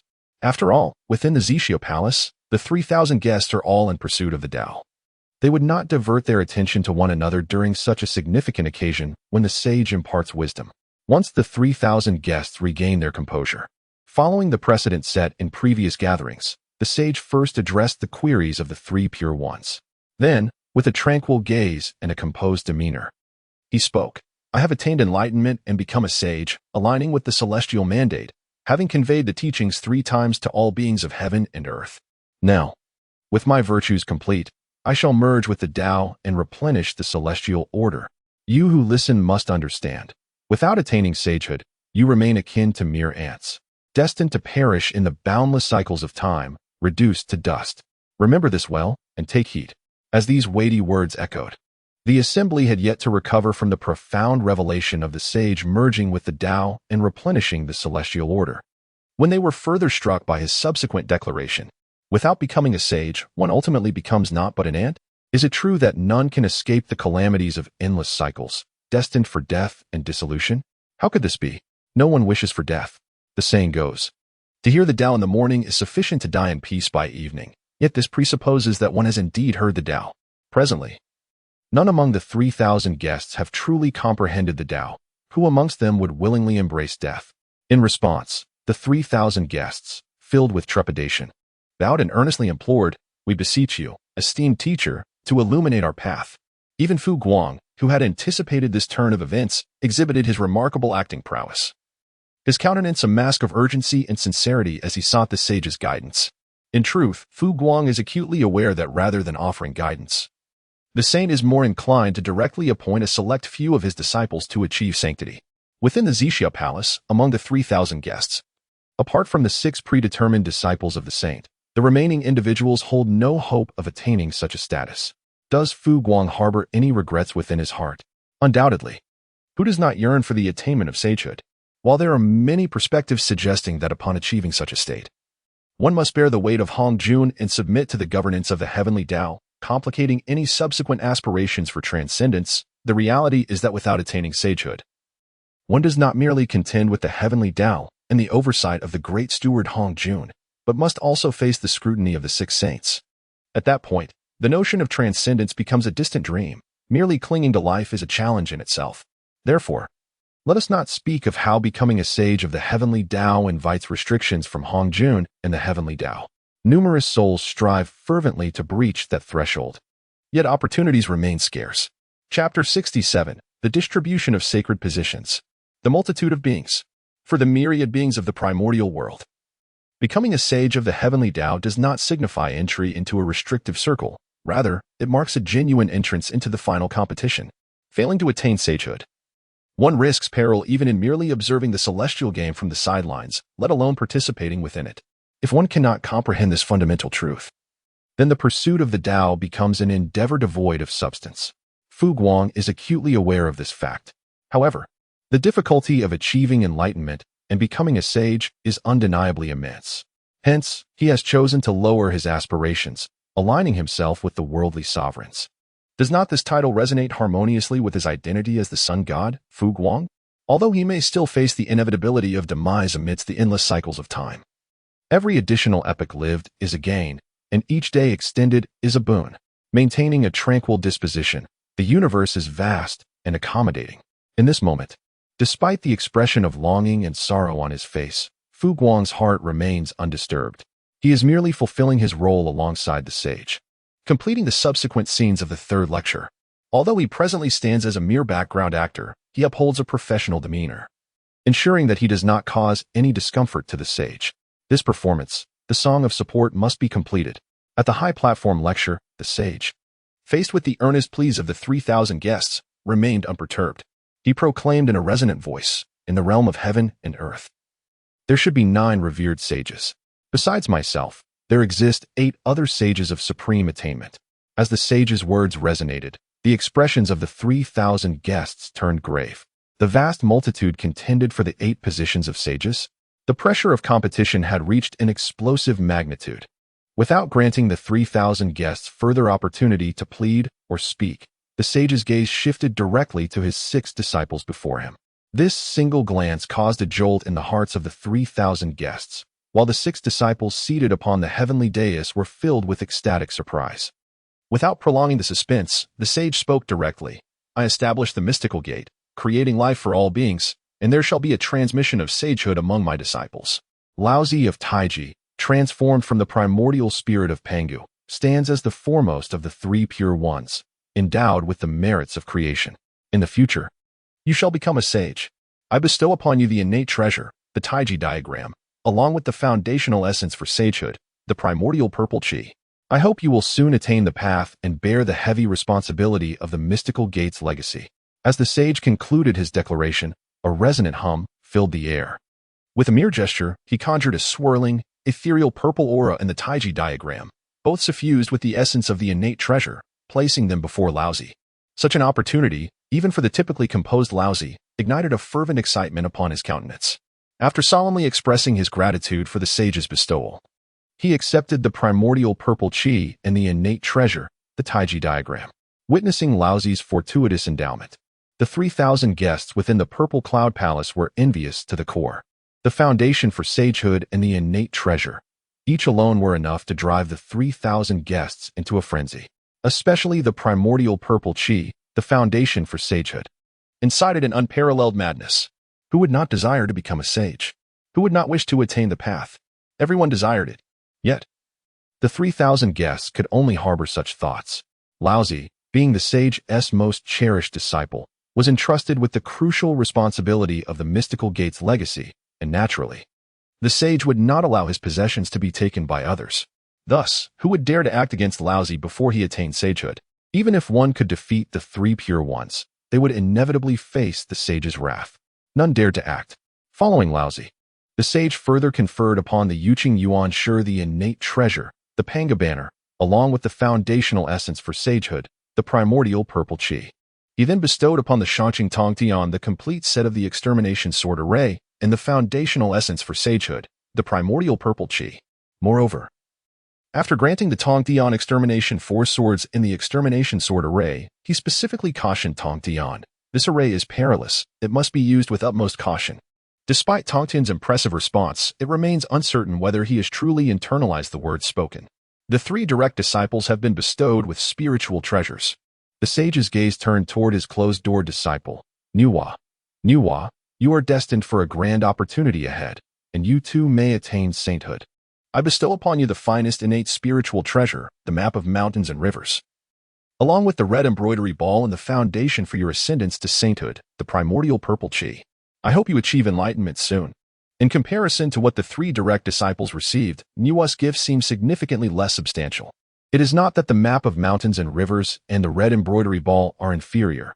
Rather, when placed beside the 2 innate supreme treasures and the legendary, indomitable formation of the sword array that can only be broken by the 4 saints, they indeed fall short. Fortunately, Nuwa understands that comparing herself with the true disciples is futile and does not concern herself with the quality of the treasures.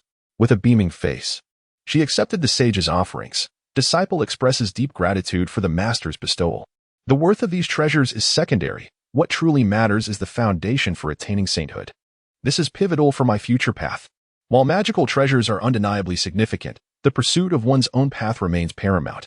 An excessive fixation on the quality of treasures at the expense of one's own journey constitutes a misguided approach.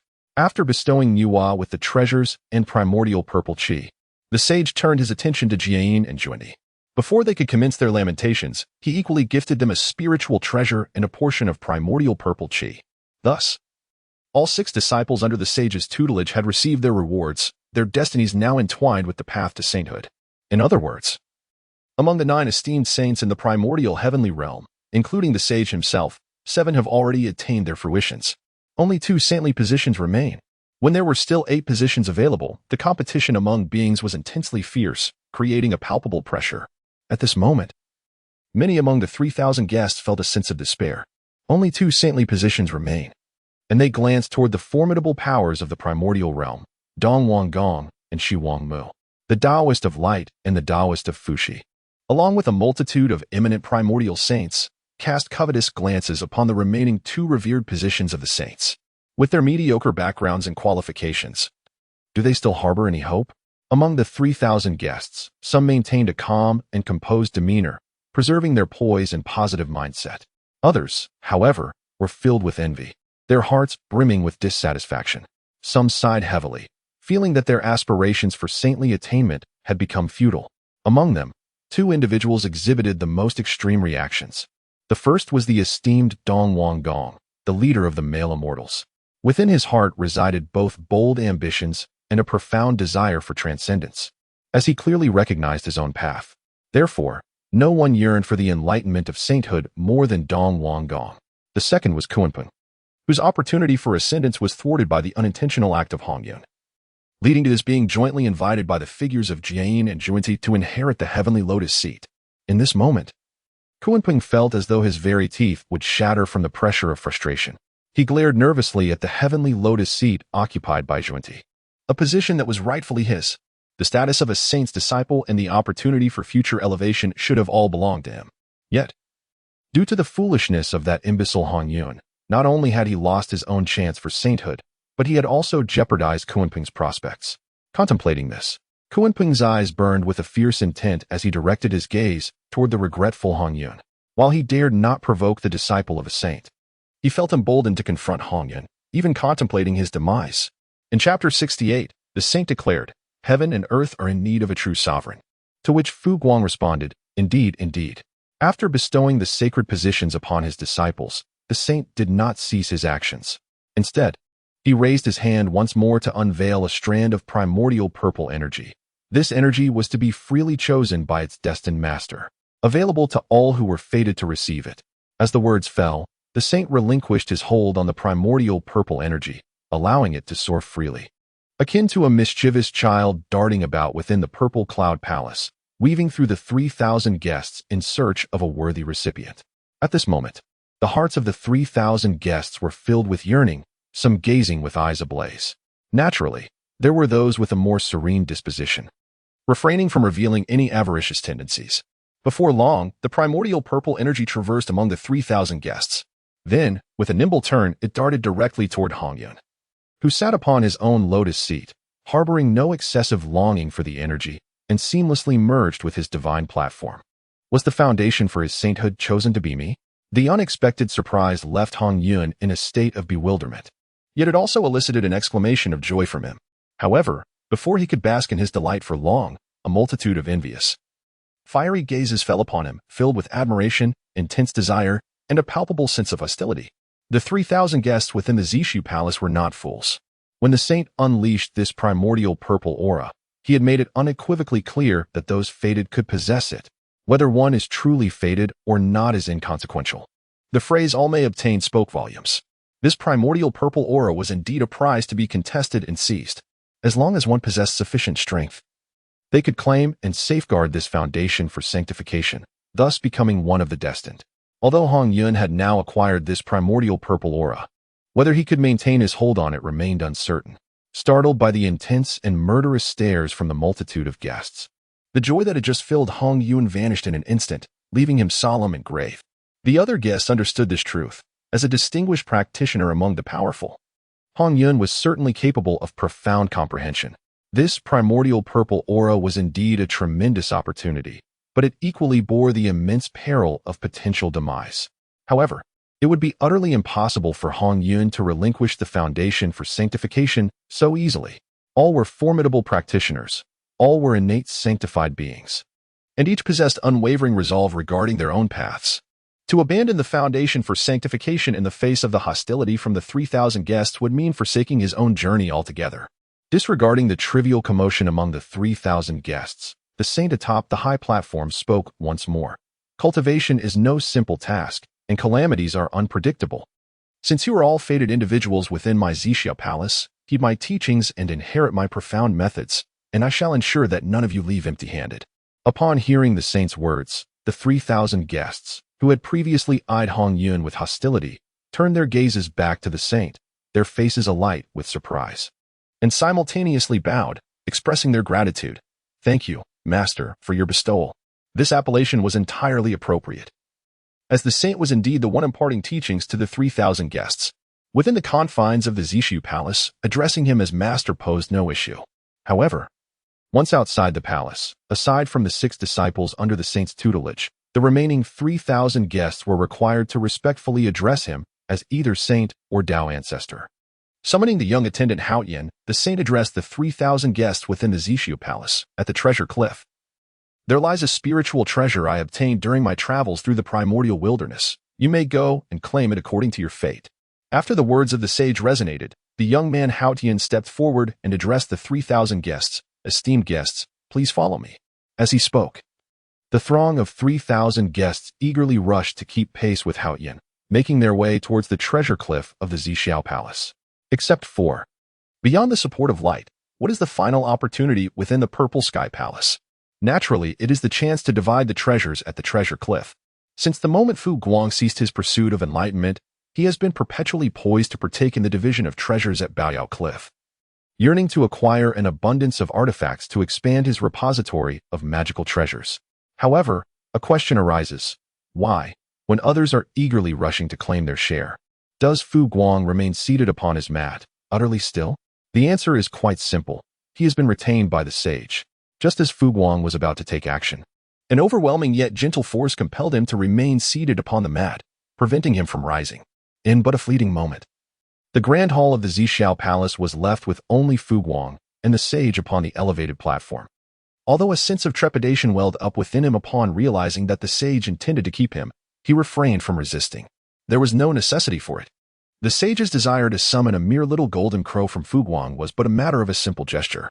Since resistance was futile, it was far more prudent to remain quietly in this place. Guang also believes that the sage would not be so uncouth as to directly take action against him. There must be some matter that requires a private and detailed discussion with him. With this thought in mind, Guang felt an increasing sense of tranquility within, devoid of any panic. However, a tinge of regret lingered, for there were likely numerous treasures atop the Finbao cliff that were destined for him. Should he choose not to venture there, the formidable Yuqing Yuanshe, who would seize even the Finbao cliff itself, would undoubtedly abscond with the spiritual treasures that rightfully belonged to him. The thought alone was disheartening.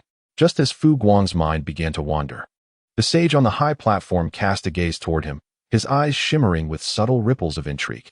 Upon noticing this, Guang momentarily suppressed the myriad thoughts swirling within his mind, his demeanor radiating utmost reverence as he awaited the sage to speak first. There was no need for superfluous words. The sage possessed a remarkably forthright disposition. With a mere wave of his hand, a resonant hum filled the air as streams of ethereal light descended before Guang, revealing a collection of innate spiritual treasures, each corresponding to his fate and of varying ranks. Thank you for your gracious bestowal, esteemed sage.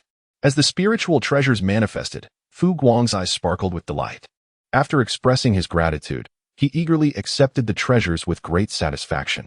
The sage offered a slight nod in acknowledgement, and then, in a clear and commanding voice, proclaimed, "The emergence of the Wu clan has led to a dramatic increase in the malevolent energies of the world, and the calamity has arrived. Yet, despite the celestial court's capabilities, there remains a deficiency in governance. The world still lacks a true sovereign capable of commanding all clans and ruling over the heavens and earth." As Guang absorbed the sage's words, he listened intently. Guang remained silent, a faint furrow on his brow, his countenance reflecting deep contemplation intertwined with a tinge of compassion for the suffering of all living beings. Yet, despite his response, he refrained from engaging with the sage's discourse. How could he possibly respond? To assert that the sage's words held truth, or that the sage possessed profound insights. Such flattery would be excessively insipid, contrary to Fu Guang's nature. Furthermore, the crux of the matter lay in the potential repercussions of indulging the conversation. Should he respond, the sage might smile and proclaim, "You are the one true sovereign of heaven and earth. Strive forth. I shall observe your endeavors from the Zixiao palace." What a predicament that would create! To comply would mean certain death, yet to refuse could lead to his immediate demise at the sage's hand.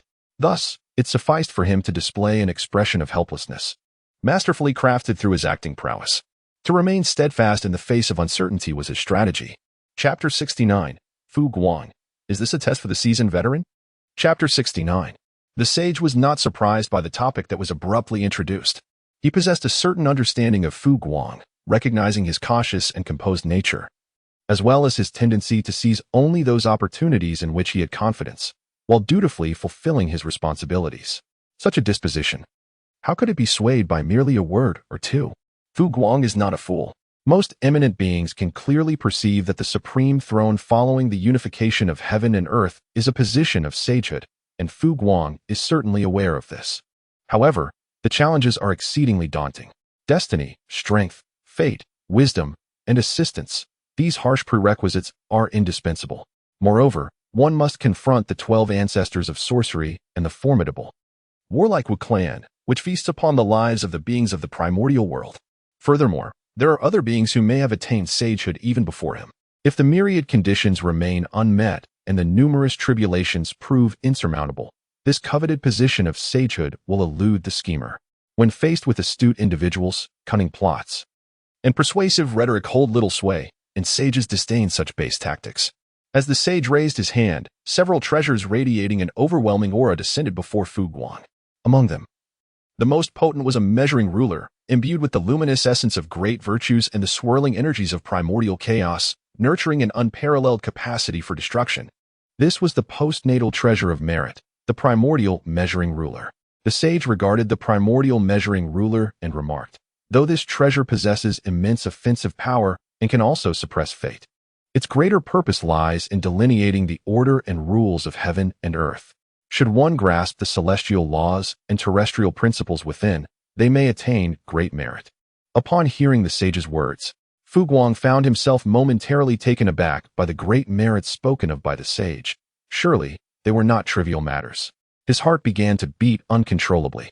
Secondly, there lay a small cauldron, exuding an aura of profound creation, pulsating with the resonance of exquisite innate spiritual treasures, radiating brilliance and boundless potential. This was the creation's supreme treasure, the Qian Kuanding, possessing the ability to reverse the innate order. The sage spoke again. The Qian Kuanding has the power to invert the innate, should one find a complete set of postnatal spiritual treasures. It can be transformed back into innate treasures, aiding practitioners in severing their 3 corpses. Indeed, while there are many innate treasures in the world, the number of such treasures is finite. However, with the dissemination of the Xianmen teachings, the path of celestial cultivation became unobstructed, leading to a significant increase in the number of practitioners. Consequently, the innate treasures capable of assisting practitioners in severing their corpses would undoubtedly be insufficient.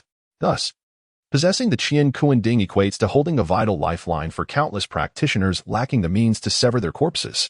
Though one might still attain the quasi-saint realm without severing their corpses, those who do so are far more attuned to their own Tao, boasting strength multiple times greater than their counterparts who do not sever.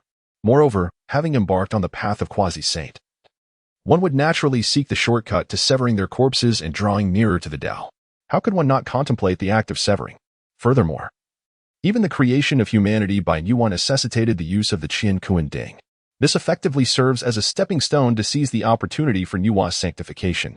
Therefore, the advantages of mastering the Qian Kuanding need not be elaborated upon. Despite Fu Guang's typically composed demeanor, he now found his breath growing heavy. Thirdly, there lay a long, menacing spear, slightly damaged yet still radiating an aura capable of destroying the essence of malevolent beings. This was the Shinsi spear, an innate treasure belonging to the ancient calamities protagonist, the demon ancestor Luohu. Although the spear had been injured due to Luohu's self-detonation, which caused it to fall from the rank of innate treasure to that of an exquisite innate spiritual treasure, it remained formidable. The sage paid no heed to Fu Guang's thoughts and continued. The Shinsi spear was damaged in the previous epoch, having lost its place among innate treasures due to the shattering of an innate divine prohibition, yet its foundation endures. The immortal severing gourd and the chaotic gourd you possess are both wondrous creations. Refining these two spiritual treasures into the Shinsi spear will repair its essence, restoring that lost innate divine prohibition and elevating the Shinsi spear back to its former status among innate treasures. As these words settled, before Fu Guang could fully react, the sage raised his hand once more, summoning a vibrant, primordial purple qi. Upon release, this primordial qi soared towards Fu Guang, encircling him affectionately, awaiting his acceptance. The sage added, "The position of the supreme being in this realm is one of saintly fruit, and there are few practitioners in existence who can match this. You are one of them and the closest of all." Upon finishing his words, the sage closed his eyes and ceased to speak. The grand hall of the Zixiao palace fell into a profound silence. Before him lay the three great spiritual treasures, radiating a sense of intimacy, along with the primordial purple energy that eagerly sought to envelop him in its embrace. Fu Guang fell into a profound silence. To speak candidly, his mind was unwaveringly resolute, steadfast in the path he had chosen. However, the conundrum lay in the sheer abundance of gifts bestowed upon him by the sage. Moreover, the sage had never explicitly commanded him to contend for the title of Supreme Being. He simply conferred upon Fu Guang a plethora of treasures, along with a foundational essence for his sanctification. Subsequently, he made it abundantly clear that while the throne of the Supreme Being was not exclusively reserved for him, he was indeed the closest to that exalted position. What does this signify? It is a blatant stratagem, an overt scheme. The gifts have been granted to you, and the opportunity lies before you. Now it is up to you, Fu Guang, to make your choice. Should you choose to contend, you must immerse yourself in the trials of the cosmic calamity. Conversely, if you opt not to vie for it, you may remain on the solar star, gradually cultivating your essence for sanctification. As for the question of whether relinquishing these spiritual treasures is a loss for the sage on the brink of enlightenment, unless they pertain to pivotal spiritual artifacts critical to the cosmic calamity, these treasures bear little significance. Thus, the notion of loss is rendered moot. Otherwise, the sage would not have so readily initiated the division of treasures. After a moment of silence, with a gentle wave of his hand, Fu Guang effortlessly drew the Hongmeng measuring ruler, the Qinkuan cauldron, and the god-slaying spear into his spiritual platform. Simultaneously, he accepted the affectionate Hongmeng purple qi that accompanied them. He then bowed respectfully to the sage, expressing his gratitude. "Thank you for your generous gifts, master." At this moment, he had yet to solidify his resolve. However, it was evident that the treasures bestowed by the sage were irrevocable. Thus, Fu Guang did not decline. As for the question of whether to contend for the position of Supreme Being of heaven and earth, he decided to ponder that matter carefully upon his return. There was no urgency regarding the calamity of the ages. Presently, the Eastern King was in a state of inflated pride, and regardless of his shortcomings, he had managed to hold his own against the Celestial Court and the Witch Clan in several encounters, enduring a few significant blows. Having accepted the gifts, he felt the stirrings of his heart, now alive with anticipation. At this moment, Fu Guang could not help but marvel at the sage's prowess. Truly, a sage is worthy of the title, for their every action signifies the pinnacle of mastery. Was there a hidden scheme to lure you into the fray? Such tactics are rather pedestrian. They generously provide you with a taste of sweetness in the early stages, only to clearly convey that greater rewards await should you choose to engage. You are left to decide whether to partake in this intricate game. Regardless of your choice, one must express gratitude to them. It is astonishing, indeed, reaching heights beyond measure. Chapter 70. The Sage Unites with the Tao. Hongjun 6:8. The profound silence within the grand hall did not endure for long. The 3,000 guests who had ventured to the treasure cliff gradually returned, each bearing distinct fortunes. Those fortunate enough to be disciples of eminent sages, such as the three pure ones or Nuwa, were naturally elated.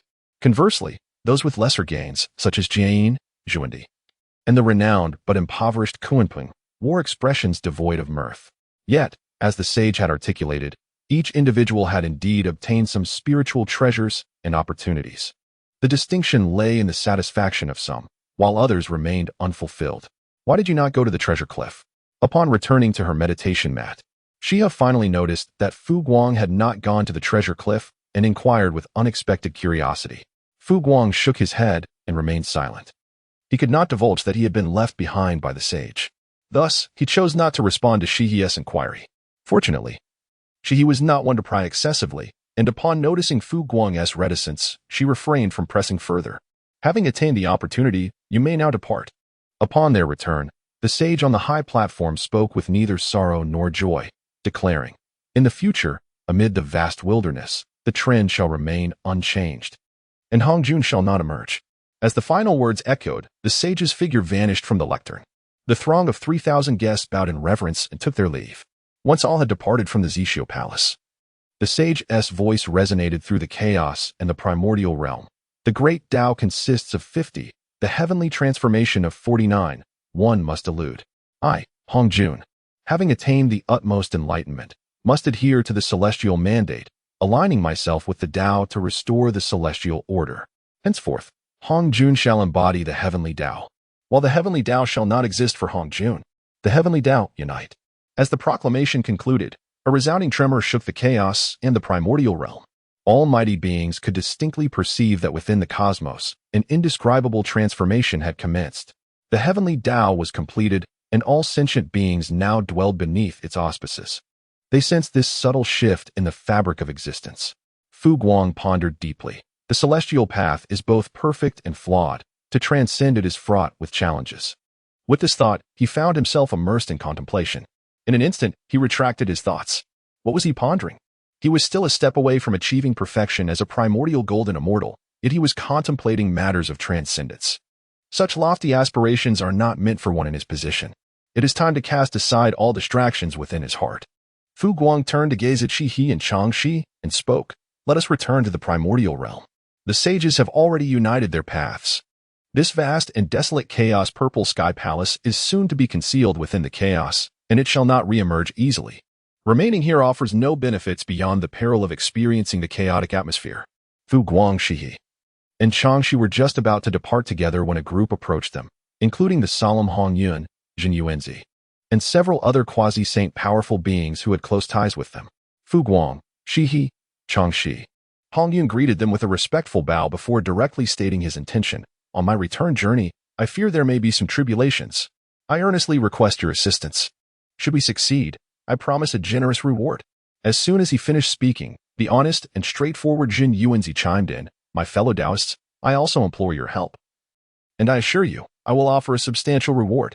In truth, when Hongjun acquired the primordial purple qi, Fu Guang already discerned that his desire to return safely to his own Taoist sanctuary would not be a simple matter. He pondered whether Hongjun would trust his character enough to seek his aid, considering that it was the very foundation for becoming a saint. To be frank, given Hongjun's connections, the only ones willing to assist him at this moment were Jin Yuanzi and a handful of powerful beings, highlighting the immense allure that the foundation for becoming a saint holds over the 3,000. As for the great Luo cultivators among the 3,000 guests, they had already lost the qualification to participate in such matters. A faint smile graced their faces.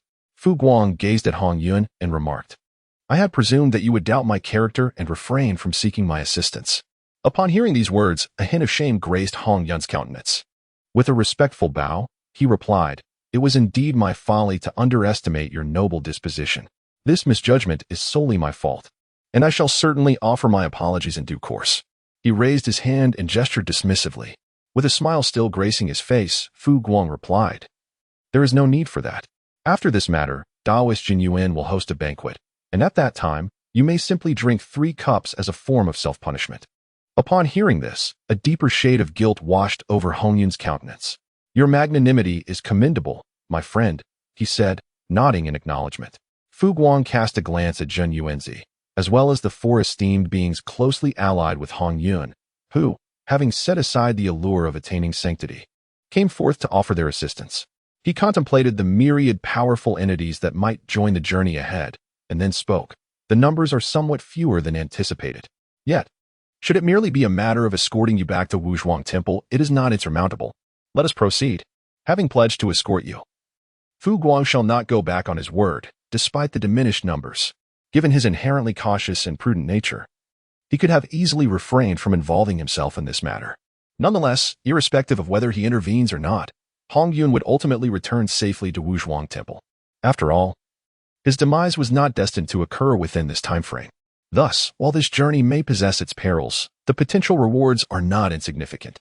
Firstly, Disregarding the compensation owed by Hongjun and Jin Yuanzi, both will find themselves indebted to Fu Guang, creating a bond of favor that may prove advantageous in the future. Secondly, his consistent low profile would eventually lead the powerful beings of the primordial realm to perceive him as weak and easily exploited. To maintain stability, it is essential to occasionally reveal his principles, ensuring that others understand he is not to be trifled with.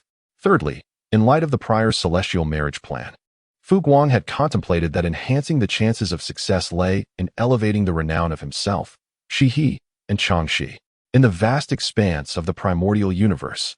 No method of gaining acclaim is more formidable and expedient than directly confronting a multitude of great beings. However, it is undeniable that this course of action carries considerable risk. Deepening the wariness of Dong Wang Gong, there exists a possibility of entanglement in the karmic repercussions of those who take action, or even the chance of being inadvertently dragged into a calamity.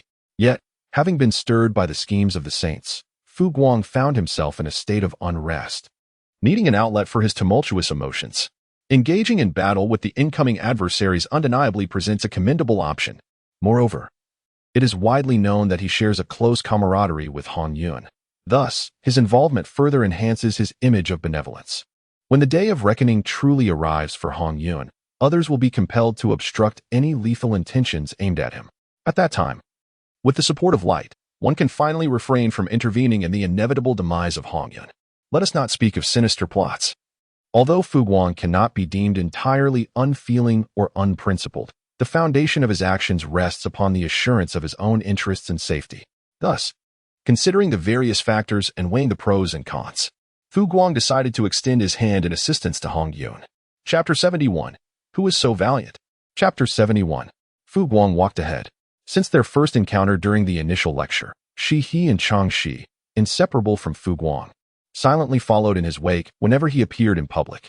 Following them were the solemn and serious figures of Hongjun and Jin Yuanzi, among others. Their journey from the Purple Cloud Palace back to the primordial universe unfolded without any disturbances.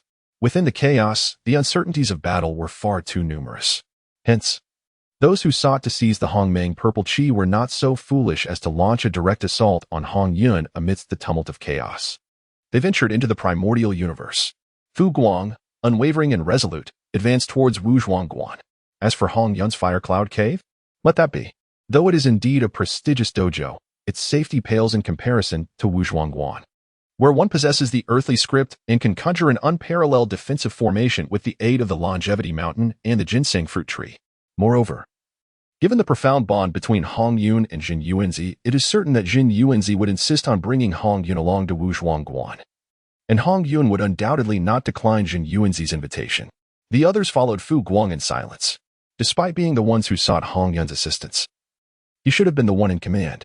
Yet, for reasons unknown in this scene, Fu Guang stands at the center, with everyone around him instinctively adhering to his directives and following his lead. Remarkably, no one perceives anything amiss. Beside Fu Guang, Shihe maintains a tranquil demeanor, her beautiful eyes glimmering softly as she occasionally glances at the silent Fu Guang, who is lost in contemplation. She feels no trepidation regarding the impending conflict. Rather, she is more intrigued by the source of Fu Guang's current dilemma and his thoughts. Typically, Fu Guang is quite conversational and engaging, but at this moment, he appears absorbed in matters of great significance, leaving him little room for interaction. Shihe, being well acquainted with Fu Guang, dismisses the notion that he might be fearful of battle. A true powerhouse like Fu Guang, endowed with profound insights and strategic acumen, could never be daunted by the prospect of conflict. There is no doubt in her mind regarding this. No one understands the enigmatic sun god Fu Guang better than she does. Just as Fu Guang is deep in thought, and the group silently makes their way to the Wuzhuang temple, Fu Guang, who was previously immersed in refining the 3 treasures he had acquired, suddenly senses a shift in the energies of heaven and earth. His brow furrows as he halts, his piercing golden eyes scanning the surroundings before casually addressing the solemn-looking Hongyun beside him. Hongyun, our guests have arrived. Upon hearing this, Hongjun nods in understanding. He too has sensed the presence, albeit not as swiftly as Fu Guang. The others share a similar awareness. Hongjun steps forward and surveys the empty expanse of the sky. Fellow Taoists, since you are here, why not reveal yourselves? As his words resonate, a surge of celestial light heralds the emergence of a menacing Kunping, whose aura marks him as a mid-stage quasi-saint. His eyes blaze with lethal intent as he locks onto Hongjun. Hongjun, you wretch. Your actions have caused me to lose my saintly status. This karmic debt shall not go unresolved. Before Hongjun can respond, another figure materializes from the void, Blood Si Ming He, clad in blood-red garments. Adorned with a lotus atop his head, wielding two fearsome swords, exuding an otherworldly beauty. His intentions are crystal clear. Hongjun, surrender the Hongmeng purple chi, and I may spare your life. With the emergence of the Ancient One of the River of the Underworld, a succession of formidable beings materialized from the depths of space. Among them, the most striking was the Eastern King, adorned in imperial robes and accompanied by several powerful entities. Hongjun, surrender the primordial purple energy, and I shall grant you a revered position, second only to one in the celestial court. These entities appeared openly, intent on seizing the primordial purple energy. However, lurking in the shadows were numerous others, waiting for an opportune moment to act. These concealed beings would refrain from intervention, adopting a spectator's role until the right opportunity arose. One could only wonder how many would choose to strike when that time came. Thus, these hidden figures also warranted caution. Once no further entities emerged from the shadows, Hongjun finally spoke. Since you have all gathered here, it is evident you will not easily concede. I, too, am unwilling to relinquish the foundation of my ascension. Therefore, whether you can seize this primordial purple energy from me depends on your abilities. Initially, Hongjun intended to exchange pleasantries, but reconsidered the futility of such formalities. Many of the powerful beings present were clearly intent on claiming the primordial purple energy.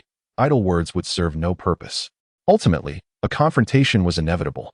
Upon hearing Hongjun's words, the assembled powerful beings grew cold in countenance, stubborn and unyielding.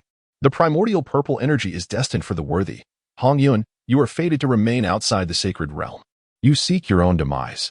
They shouted in anger, yet none dared to strike first. The reason was clear. The combat prowess supporting Hongjun was not to be underestimated. Zhen Yuanzi needed no introduction, being a master among the powerful. The two dark goddesses were among the earliest to achieve quasi-saint status, their cultivation already reaching mid-level quasi-saint. The four allies of Hongjun, while not as renowned, were nonetheless capable of achieving quasi-saint status, indicating they were far from ordinary. Most importantly, the elusive Guang Daoist, whose strength was widely acknowledged as formidable despite seldom engaging in battle, was also present, bolstered by a vast wheel of celestial merit. Engaging such a being would result in dire consequences for the loser, while the victor would gain little advantage. In essence, no one was eager to confront the precarious Guang Daoist. This battle would not easily unfold as long as Guang Daoist remained a factor. After all, who would dare challenge him? Upon realizing this, the formidable beings among the esteemed deities cast their gaze upon the composed figure of Daoist Guang beside Hongjun, whose demeanor remained remarkably tranquil. The venerable ancestor of the Nether River, possessing an illustrious reputation for his indomitable nature, felt no trepidation towards the formidable Daoist Guang, whom many regarded with caution. However, he harbored a reluctance to engage in confrontation with such a powerful entity, fearing the profound karmic consequences it might entail. Just as he intended to approach and inquire about Guang's stance, hoping to dissuade him if possible, another individual reacted with swiftness surpassing that of the ancestor, Daoist Guang. Do you intend to involve yourself in this matter and protect this fellow Hongjun? The words resonated through the cosmos, causing a collective pause among the onlookers, who instinctively sought the source of the audacious declaration. Who could this be, exhibiting such audacity? In that moment, all eyes turned toward the imposing figure of Dong Wanggong. Adorned in imperial robes and crowned with a majestic diadem, flanked by several powerful beings. His countenance exuded an aura of authority. As he addressed Daoist Guang with a calm yet commanding presence, Daoist Guang, your acquaintance with Hongjun is but a mere nod of recognition. I advise you against wading into these murky waters. Remain peacefully in your sun star and fulfill your divine duties without self-deception. This declaration reverberated throughout the realm, instantly silencing the area cloaked in the presence of mighty beings. No one dared to utter a word or make a move. Not even the hidden powerhouses lurking in the shadows. The tension between these two seemingly incompatible forces appeared poised to ignite their inaugural clash. In the past, when the sage designated the foremost male immortal of the Zixiao palace, he first regarded Daoist Guang before affirming Dong Wanggong's position. What was initially a trivial matter became magnified as Dong Wanggong's influence expanded, his tyrannical path leading him further astray. Once trivial concerns that he had previously dismissed now loomed larger, creating an urgent need for him to reclaim a sense of superiority over Taoist Fu Guang, lest he find it increasingly difficult to let go. Although the Taoist of light is known for his kindness and gentle temperament, an inherent pride undeniably resides within him. While he may appear disinterested in contesting with the East King, he seems to have never truly regarded the multiple esteemed identities of the East King, such as the foremost male immortal and the sovereign of the celestial court. It appears that their destinies are intrinsically opposed, destined to be adversaries. This sentiment is palpable among the 3,000 guests and mighty practitioners within the Zixiao Palace. Hence, there exists a collective anticipation regarding the unfolding scene. However, one aspect took all the mighty practitioners by surprise: the East King's uncharacteristically brusque demeanor. Such a confrontational and threatening stance would be intolerable to any formidable practitioner, let alone the proud Taoist of light, who is universally acknowledged as a powerful being. The mask of civility has been torn away. The East King's actions have undeniably escalated the tension. At this moment, the ancestor of the underworld river, who had initially lifted his foot to approach Taoist light, silently retracted his step. Even after withdrawing, he felt a lingering sense of unease and took another step back, with someone stepping forward to confront the challenging Taoist of light. The ancestor deemed it prudent to retreat behind them. After all, though he is reclusive and eccentric, he is not foolish. There is no way he would willingly attract the ire of a mighty practitioner on behalf of another. Upon hearing the East King's threatening words, Taoist light, who had been standing casually without any intention of overshadowing Hongjun, fell into a moment of silence. The ease and mirth on his face gradually faded. His golden eyes turned towards the East King, and with a casual clasp of his hands, he responded, "Thank you for your reminder, fellow Taoist. However, as cultivators, we must act when the time calls for it and refrain when it does not. Fellow Taoist Hongjun is a dear friend of mine, and since he has requested my assistance, I shall not remain indifferent. Here, I also advise all fellow Taoists, my intention is to ensure the safe passage of fellow Taoist Hongjun into the Wuzhuang Temple. To maintain harmony among our fellow practitioners, it is best to retreat peacefully. To advance would lead to unforeseen consequences." He deliberately paused. The gaze of the radiant light shifted among the many manifest and latent formidable beings, finally resting upon the countenance of the Eastern King. A hint of inexplicable mirth graced his features. "Do not say I did not forewarn you." As this final utterance echoed, a momentary stillness enveloped the crowd, followed by an array of peculiar expressions directed towards the Eastern King. In that bygone era, after the Eastern King had personally led his forces into battle, he had been forced to retreat in disgrace. The ancestral shaman had employed a similar phrase to caution the myriad beings of the primordial wilderness. Now, as it was invoked once more by the radiant light, all present could not help but recall the amusing debacle of the Eastern King's expedition to the unyielding mountain. A chuckle escaped someone's lips, but upon realizing the inappropriateness of the moment, they stifled it with great effort. The Taoist Fu Guang, undeterred by the imposing presence of the Lord of the Celestial Court, Dong Wanggong, still maintained a sense of reverence. Indeed, upon hearing the first laughter, the remaining attendees, regardless of their efforts to suppress it, could not conceal the mirth that danced upon their faces. In response to the collective amusement and Fu Guang's mockery, Dong Wanggong's expression remained unchanged. After all, as the leader of a premier power, he was adept at maintaining a faade. Stepping forward with purpose, Dong Wanggong proclaimed, "The red cloud must retain the foundation for attaining sanctity. You, Taoist Fu Guang, cannot safeguard him, as I have asserted."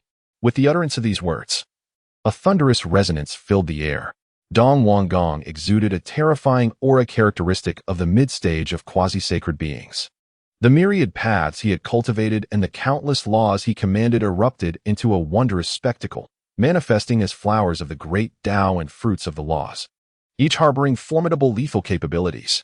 Simultaneously, exquisite spiritual treasures began to emerge from the blossoming flowers and fruits of the great Tao, radiating with dazzling brilliance. From the very outset, Dong Wanggong showcased his remarkable prowess, revealing a profound depth that surpassed that of ordinary great practitioners. One could not help but marvel at the prowess of the Lord of the Celestial Court, a sovereign among the myriad realms of the universe. Even Fu Guang could not hide his admiration. It was undeniable that Dong Wanggong, having stirred the currents of the primordial chaos and contending with one of the protagonists of the demon clan for a time during the tribulation, possessed genuine skill. With these reflections in mind, Fu Guang spoke once more. Esteemed friends, it seems we are destined for a confrontation. Since you have chosen to disregard our counsel, we shall be compelled to demonstrate our martial prowess. Fu Guang no longer conceals the myriad treasures of spirit that have long been known to the world. The myriad scriptures have transformed into a garment of merit.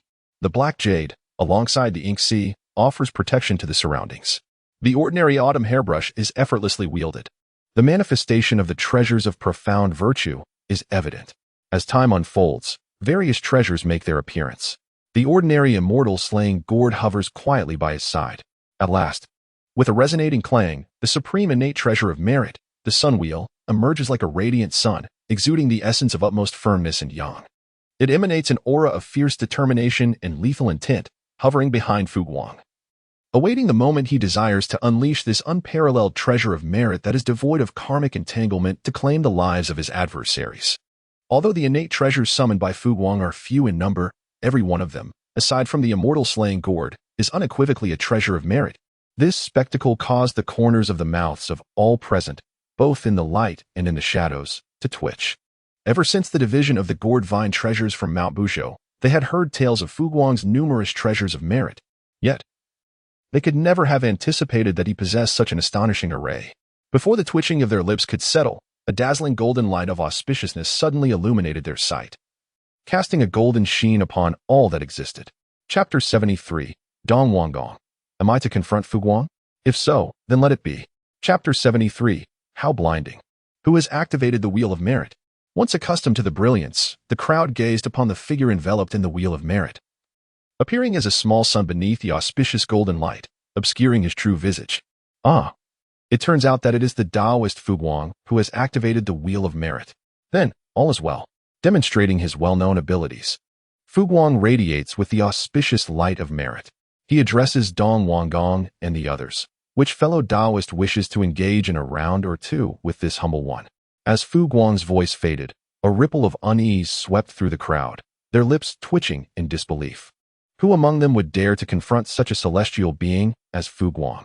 The stakes of defeat were unbearable, while victory brought no solace. On the field, the once formidable assembly of transcendent beings exchanged glances, their gazes settling on the recently emerged figure of Dong Wanggong, who stood defiantly, armed with threats and an undeniable animosity towards Fu Guang.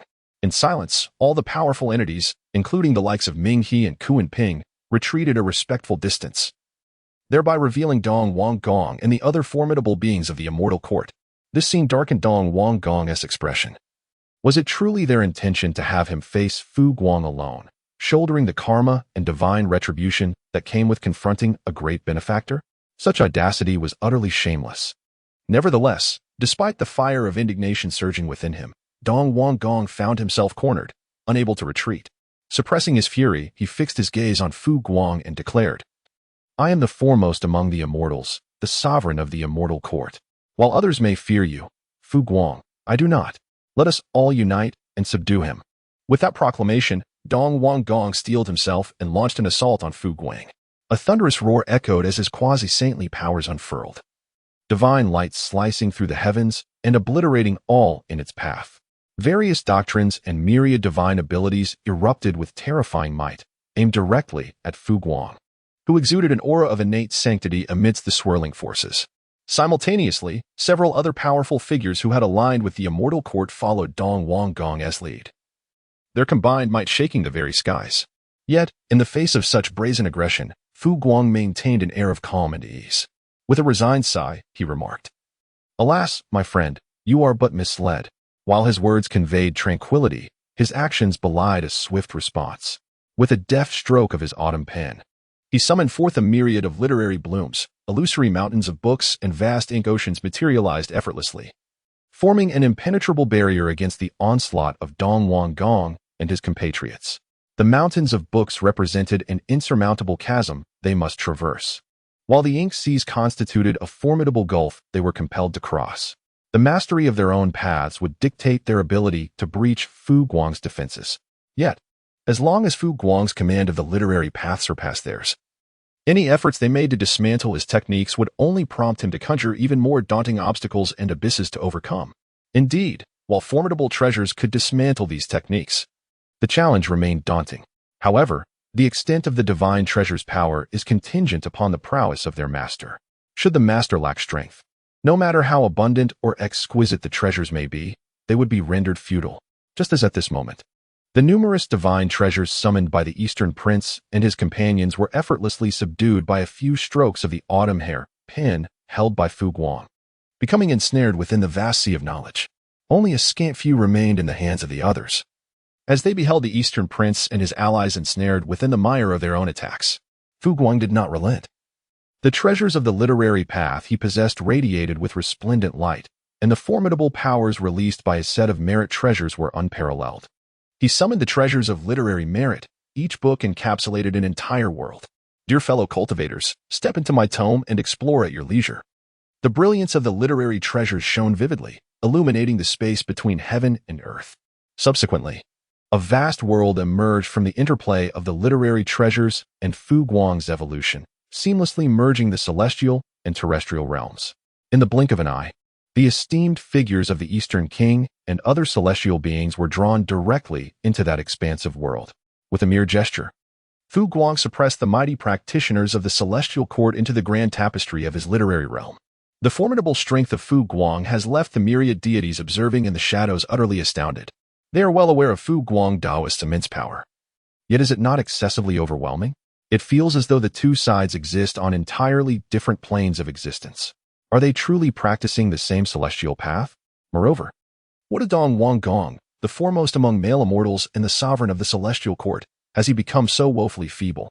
As the multitude of powerful beings watches in a mixture of confusion and astonishment, the great conflict has erupted in earnest. As the river of the underworld surged towards Hongjun, it was firmly intercepted by Zhen Yuan Zi wielding the earth scripture. The vengeful Kuan Pong, filled with murderous intent, recklessly charged at Hongjun, engaging in fierce battle. The remaining combatants, including the sisters Shi He and Chang Shi, along with other friends of Hongjun, similarly made no headway against their opponents. This battle can be deemed the first chaos of quasi-saints among mighty beings in the annals of the primordial era.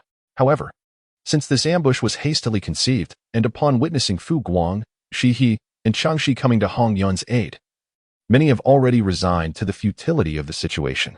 Thus, among the multitude of powerful beings engaged in the conflict, aside from the furious and reckless Kuan Pong, who, in his rage, fought with abandon against Hongyun, the others, including the ancestor of the river of the underworld, refrained from exerting their full might.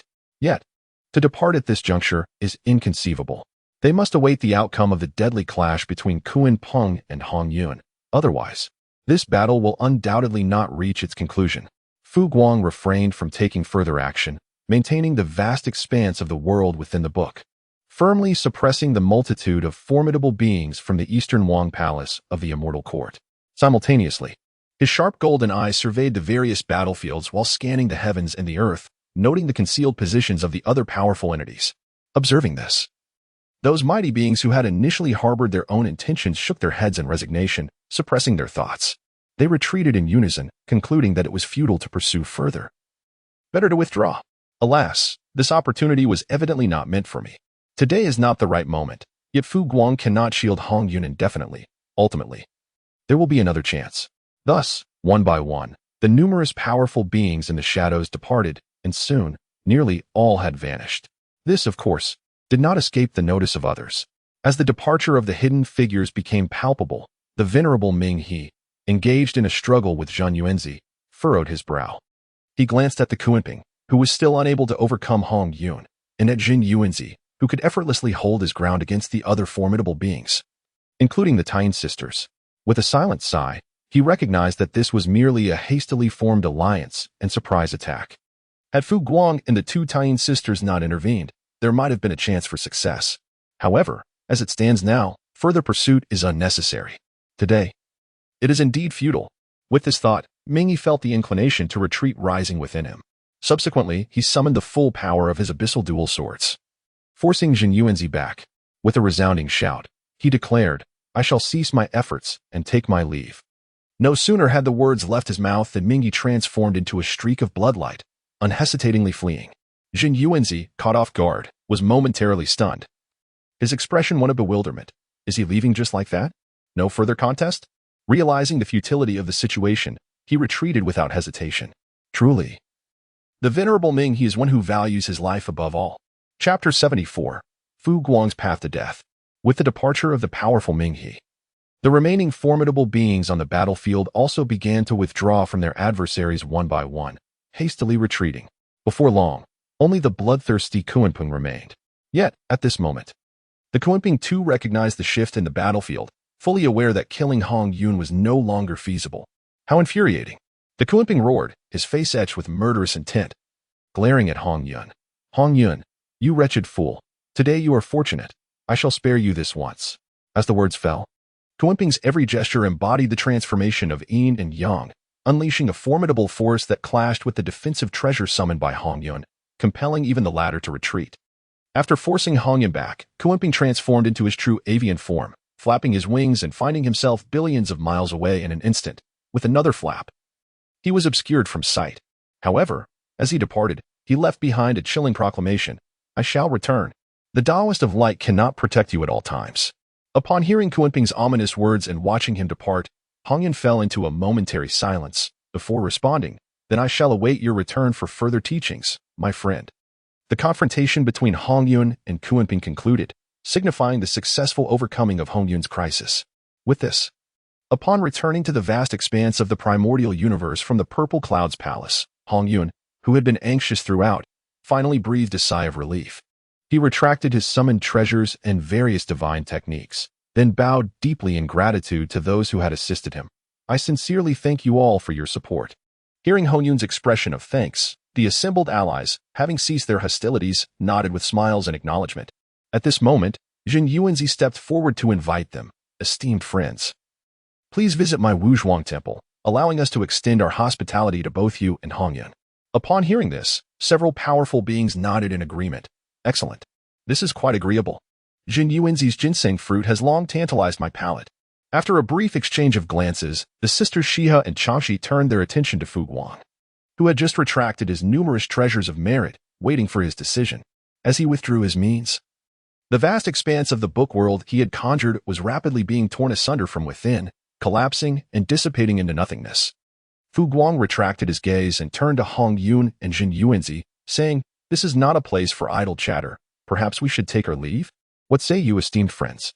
Upon hearing this, everyone cast a glance at the crumbling world within the book, their faces revealing subtle expressions. Subsequently, they all nodded in agreement with Fu Guang's proposal, each employing their respective abilities to swiftly depart from this realm. Not long after their departure, a beam of pure yang celestial light emanated from the world within the book. In but a fleeting moment, it restored the lost spiritual treasures and shattered the world within the book that Fu Guang had presided over. The East King, with a pallid countenance, along with the array of celestial beings displaying hints of trepidation, reappeared in the vastness of the cosmos. Such overwhelming strength. Prior to their assault, no one could have fathomed that their collective might, one mid-stage quasi-saint and several early-stage quasi-saints, would be effortlessly subdued by Fu Guang without him even shifting his stance. This level of power was far beyond their comprehension. When an adversary exceeds one's capabilities by a slight margin, most individuals muster the courage to pursue. When the disparity is vast, many still find the resolve to chase. However, when the opponent is utterly beyond reach, the predominant emotion that remains is sheer panic. This battle ended in defeat. As the East King and his companions emerged, they were acutely aware that they had not witnessed the celestial conflict, yet the implications were clear. Let us depart. His face grim, the East King barked the command through gritted teeth and turned away without hesitation. What more was there to linger for? Would they allow themselves to become the subject of ridicule? He, the East King, was the foremost among male celestial beings and the ruler of the celestial court. To have personally led an expedition only to be vanquished by a host of ancestral witches, had it not been for the timely intervention of the West Queen Mother, the celestial court would have suffered a devastating blow, its strength significantly diminished. Once again, in the pursuit of the primal purple energy of Homing, they were met with inevitable suppression. The East King felt as though his dignity had been mercilessly scraped away, akin to a blade scraping against his very skin. The humiliation was unbearable. The events of today would undoubtedly circulate as a jest among the myriad beings of the wilderness, severely undermining the celestial court's authority and jeopardizing numerous plans. The phrase "a failed scheme results in loss" aptly described the East King's current predicament. with a grim expression. He harbored a silent resentment. This was far from over. Once he bolstered the celestial court, unifying all beings of the wilderness, save for the witch clan, under his dominion. The immense fortune amassed would undoubtedly facilitate his ascent to the late quasi-saint stage. At that time, he would return to claim the primal purple energy from Hongjun, unravel its mysteries, and ultimately attain enlightenment. By that time, the humiliation of today shall be repaid 100-fold to the Taoist Fu Guang. Although it was he who took the initiative to encircle and slay Hongjun, it was also he who provocatively entangled himself with Taoist Fu Guang. Yet, he is the foremost male immortal ordained by the saints, the sovereign of the celestial court recognized by the heavenly Tao. Who would dare to show him disrespect? Who would dare to lack reverence? That Taoist Fu Guang is merely a trivial loose cultivator. How dare he not show deference? It is tantamount to courting death. Within the Wuzhuang Temple on Mount Wanshou, under the gracious hospitality of Jin Yuanzi and Hongyun, Fu Guang and his companions settled in a courtyard, where each table was adorned with spiritual fruits, celestial brews, pastries, and the exquisite ginseng fruit, as instructed by Jin Yuanzi's attendant. This remarkable fruit could be consumed directly or utilized in alchemical processes, ranking among the finest spiritual fruits in existence. In terms of value, the ginseng fruit surpassed the fire mulberries produced by Fu Guang's accompanying spiritual root, the Fusang divine tree. The reason lies in the uniqueness of the spiritual root.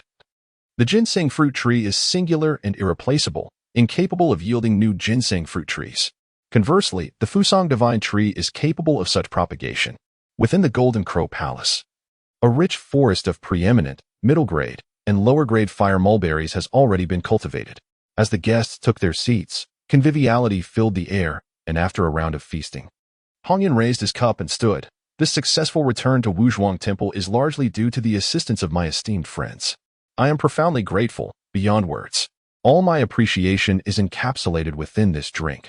I shall take the first sip in honor of you all.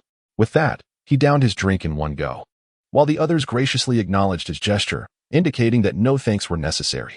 After this toast, the forthright Hongyun did not shy away from expressing his gratitude towards his other friends.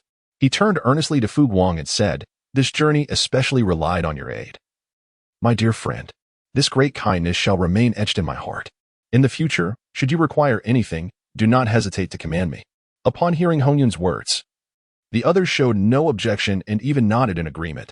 Had it not been for Fu Guang and the two Tian goddesses, the situation could have been infinitely more perilous, and they would not have been able to return to Wuzhuang Temple unscathed. The assistance of the two Tian goddesses was solely due to Fu Guang's presence. Thus, Hongyun's solemn gratitude towards Fu Guang was well understood by all. Chapter 75. Hongyun. Once I attain sainthood, I shall protect you. Chapter 75. A heartfelt gratitude and solemn promise from Hongyun. With a beaming smile, Fu Guang remarked, "It is but a trifling matter, dear friends. There is no need for such formality. Your safety is the result of our collective efforts, not merely the accomplishment of Fu Guang alone. Let us raise our glasses and drink." His words elicited even broader smiles among the crowd, uplifting their spirits further. Everyone generously lifted their cups in a hearty toast. Soon, the atmosphere at the banquet was filled with the clinking of cups and joyful exchanges. After indulging in lively conversation, the gathering naturally transitioned to the essential activity of any grand assembly of celestial beings, discussions of the Tao. Although they had recently attended a lecture at the Zixiao Palace, this third discourse only skimmed a minuscule portion of the realm of quasi-saintship, predominantly focusing on the cultivation of the great saints. While each participant had gleaned some insights, they presently lacked the capacity to fully assimilate them as their own. Conversely, engaging in discourse among peers proved to be far more beneficial, especially with Fu Guang, a paragon among the 3,000 guests present. The opportunity was indeed fortuitous.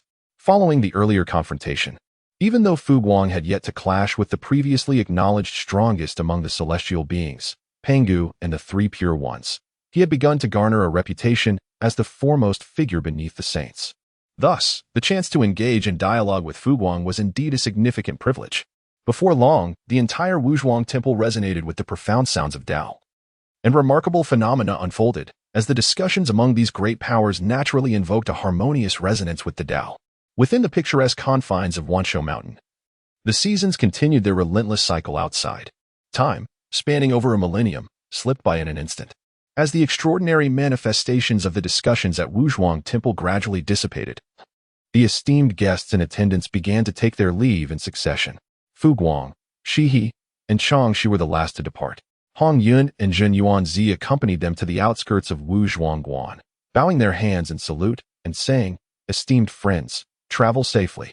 After returning the gesture with a fist salute, he turned to Hongjun and said, "My friend, as you traverse the vast wilderness in the future, do remember to exercise caution in your endeavors. This is merely a humble reminder."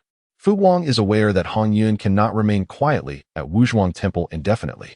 However, as Kuanping has stated, he cannot constantly oversee Hongjun. Therefore, it falls upon Hongjun to exercise greater caution. Of course, after the failure that occurred a millennium ago, even if the myriad immortals of the primordial chaos wish to act against Hongjun, they will undoubtedly devise meticulous plans.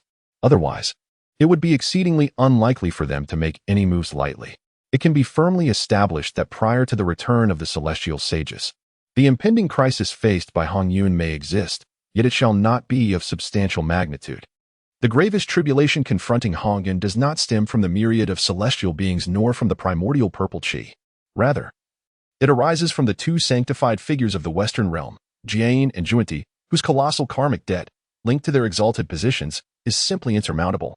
If Hongjun were to survive, Jiayin and Junti would owe him the merit equivalent to one sage's position each, which, when considered in broader terms, amounts to two sage positions. Who could possibly bear such a burden? Even selling these two brothers would not suffice. Furthermore, their ascension to sainthood was facilitated by the vow of 48 great aspirations, borrowing an immense quantity of merit from the heavenly Tao, with their own debts to the heavenly Tao still outstanding.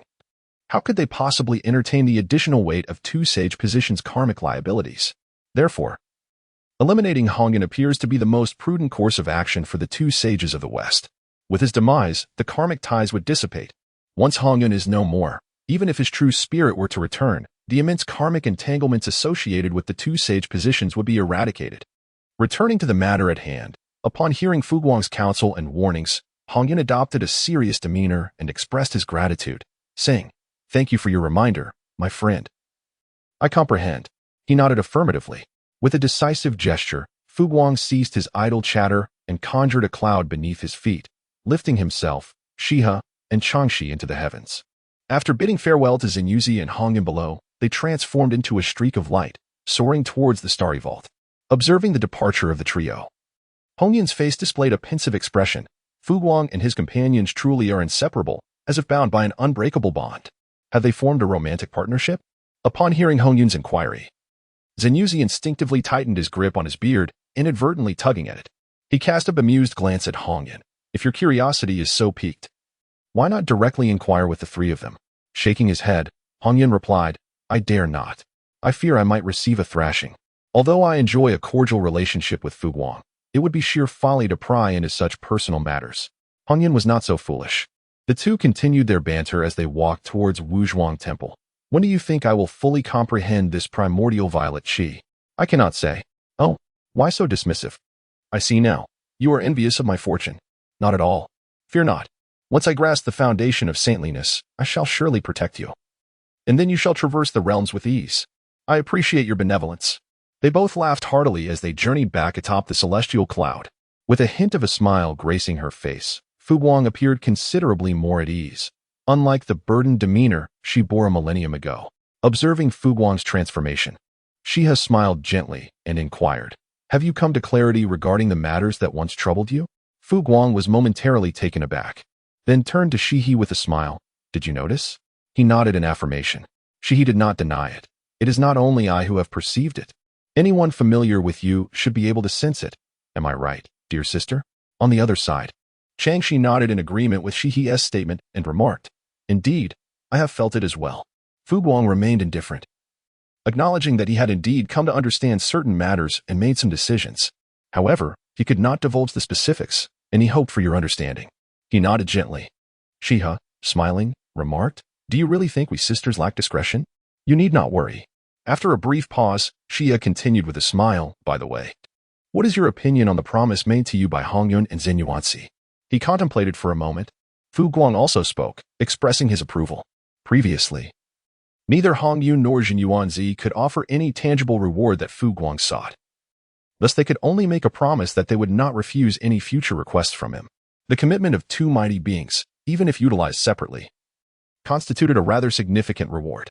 Despite the grim circumstances indicating that Hongjun was ultimately destined for demise, Fu Guang saw merit in leveraging this promise before his own end. Alternatively, should he pass on, it would be acceptable for Zhen Yuanzi to fulfill this promise. Given the relationship between Zhen Yuanzi and Hongjun, it was unlikely that Zhen Yuanzi would renege on his word. Observing the calm demeanor on Fu Guang's face, he pondered, with a simple act of assistance. He had garnered the gratitude of both Hongjun and Zhen Yuanzi, along with a solemn promise. Furthermore, after the battle a millennium ago, Fu Guang's reputation had undoubtedly spread throughout the vast wilderness, enhanced by the benevolence he had previously exhibited. Considering the current circumstances, if he were to rally a call, one could only imagine the multitude that would respond. His intervention this time was indeed masterfully executed. The strategic advantages gained from this single action were exceedingly profound.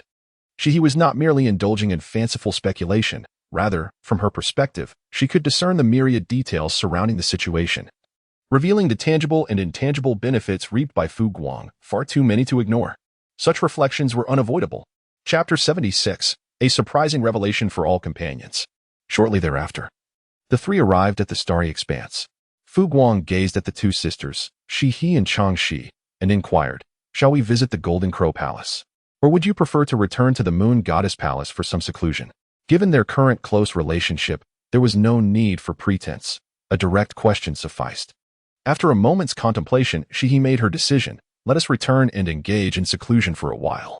I have gleaned some insights from the discussions at Wuzhuangguan, and my previous experiences in the realm of chaos have also yielded some understanding. It is indeed the perfect time to retreat for further contemplation." She paused briefly, her beautiful eyes turning to Fu Guang as she continued, "Your strength is unfathomable. If we, as sisters, do not exert ourselves, I fear we might struggle to keep pace with you." Taken aback by her words, Fu Guang remained momentarily speechless. Fu Guang gazed with a hint of surprise at the solemn expression of Shiha and the silent demeanor of Changxi. Never had he anticipated that his own prowess would impose such immense pressure upon this pair of sisters. This revelation, to some extent, was quite astonishing. Naturally, Fu Guang would never utter words that dampen the spirit, such as suggesting that there is no need for effort with his presence to shield them. Although both parties comprehend each other's intentions, for the powerful beings in the primordial chaos, the pursuit of cultivation remains their fundamental aspiration. This is particularly true in the thoughts of Shihi and Changxi. Fu Guang nodded gently, expressing his heartfelt wishes for their upcoming retreat to be successful, enabling them to vanquish yet another adversary. Currently, both Shihi and Changxi are poised at the level of quasi-saint, having already defeated two adversaries. Should they succeed in overcoming another, they would ascend to the status of quasi-saint with 3 defeats to their name. At that point, even if their realms do not advance, their combat prowess will undoubtedly surpass their current capabilities. "Thank you for your kind words," she said with a smile, expressing her gratitude to Fu Guang. The two sisters transformed into beams of moonlight, soaring directly towards the moonlit star. After a brief pause at their original location, they continued on their journey. With a gentle step forward, a spatial passage materialized before him, and he effortlessly stepped inside.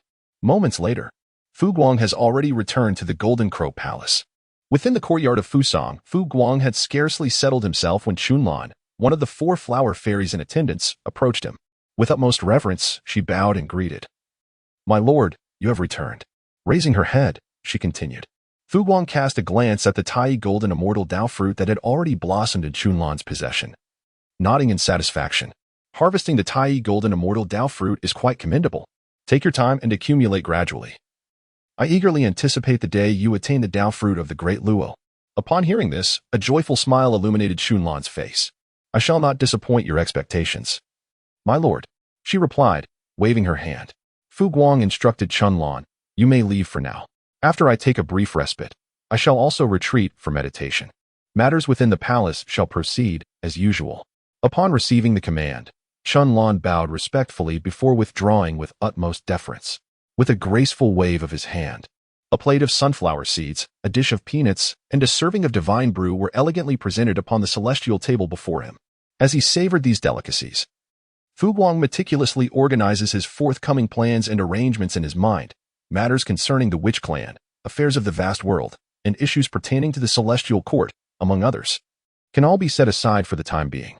At this moment, The utmost priority is to attain the pinnacle of the primordial golden immortal realm. Now, the Tao fruit of the primordial golden immortal has nearly reached perfection. In essence, it equates to the pinnacle of quasi-sainthood. This remarkable strength, which surpasses that of the 3,000 guests and firmly positions him in the foremost echelon beneath the saints, is the very foundation of Fu Guang's willingness to take even a modicum of risk. Were it not for such formidable power, he would exhibit greater caution than he does now. With only one step remaining to achieve the complete primordial golden immortal Tao fruit, Fu Guang is confident that he will accomplish this during his forthcoming retreat. As for the path to be taken once the Tao fruit reaches fruition, Fu Guang himself has yet to fully comprehend the vastness of the primordial chaos. Throughout history, countless formidable beings have traversed this expanse, yet aside from the elusive ancestor Yang Mei, who has long vanished into the void, even the sages remain uncertain about the path to be taken following the attainment of the perfected Hongjun golden immortal. While sages have indeed realized the fruit of the Hongjun Deluo golden immortal path, they have forged their own unique pathways, severing the three corpses to ascend to sanctity, which diverges from the Hongjun golden immortal's journey. Therefore, it is imperative for Fu Guang to delve into self-reflection and synthesis to discern the way forward after reaching perfection. Moreover, after savoring a sip of laurel brew, Fu Guang raised his hand, retrieving 3 recently acquired magical artifacts. These treasures require prompt refinement, particularly the god-slaying spear, once assimilated. It can be wielded against a few particularly irksome adversaries in future confrontations. Subsequently, he plans to restore the artifacts using the Immortal Slaying Gourd and the Chaos Gourd, elevating them back to the rank of innate supreme treasures before engaging in battle. This would undoubtedly leave his opponents astonished, allowing them to witness the true essence of surprise. Imagine the scenario when adversaries presume the god-slaying spear in Fu Guang's possession is merely an exquisite innate spiritual treasure, only to be shocked when it reveals itself as an innate supreme treasure once again. The element of surprise, indeed, is beyond compare. Naturally, in the presence of worthy adversaries, Fu Guang would prefer not to deploy the god-slaying spear unless absolutely necessary. At this juncture, none among those who hold grievances against him warrant the summoning of such a formidable weapon. Buzz, amidst a haze of purple light, Fu Guang extracted the primordial purple energy he had acquired from within himself. Releasing his hold on the primordial energy, it adhered to him as if drawn by an invisible force, eagerly rushing towards him the moment he relinquished his grip. Fu Guang harbored no doubt that the primordial purple energy cast forth from the sun star would ultimately return to his side. There was no need to hasten the refinement of the primordial purple energy. His fingers incessantly prodded at the ethereal essence. Fu Guang pondered within his heart. If I were to attain the Tao fruit of the supreme golden immortal, I could swiftly refine the primordial purple energy, thereby securing the position of a saint. Should I ultimately rely on merit to attain enlightenment, the heavenly Taoist merit will simultaneously allow me to refine the primordial purple energy in an instant. Thus, focusing my thoughts on comprehending and refining this primordial purple energy would be a futile endeavor. This is distinctly different from the approach of those like the 3 purities, Niwa, and the guiding figures of Chan and Jie, as well as the crimson clouds present in the 5, who immediately contemplate refinement upon obtaining the primordial purple energy. Fu Guang harbored no intention of diligently refining the primordial purple qi. The reason was simple: as long as he could attain enlightenment, he could directly refine it without the need to squander time and effort at this moment. If he were unable to achieve enlightenment, the refinement would be futile, rendering any expenditure of time on the primordial purple qi unnecessary. Moreover, Fu Guang has yet another task to diligently accomplish: the refinement of the chaotic bell.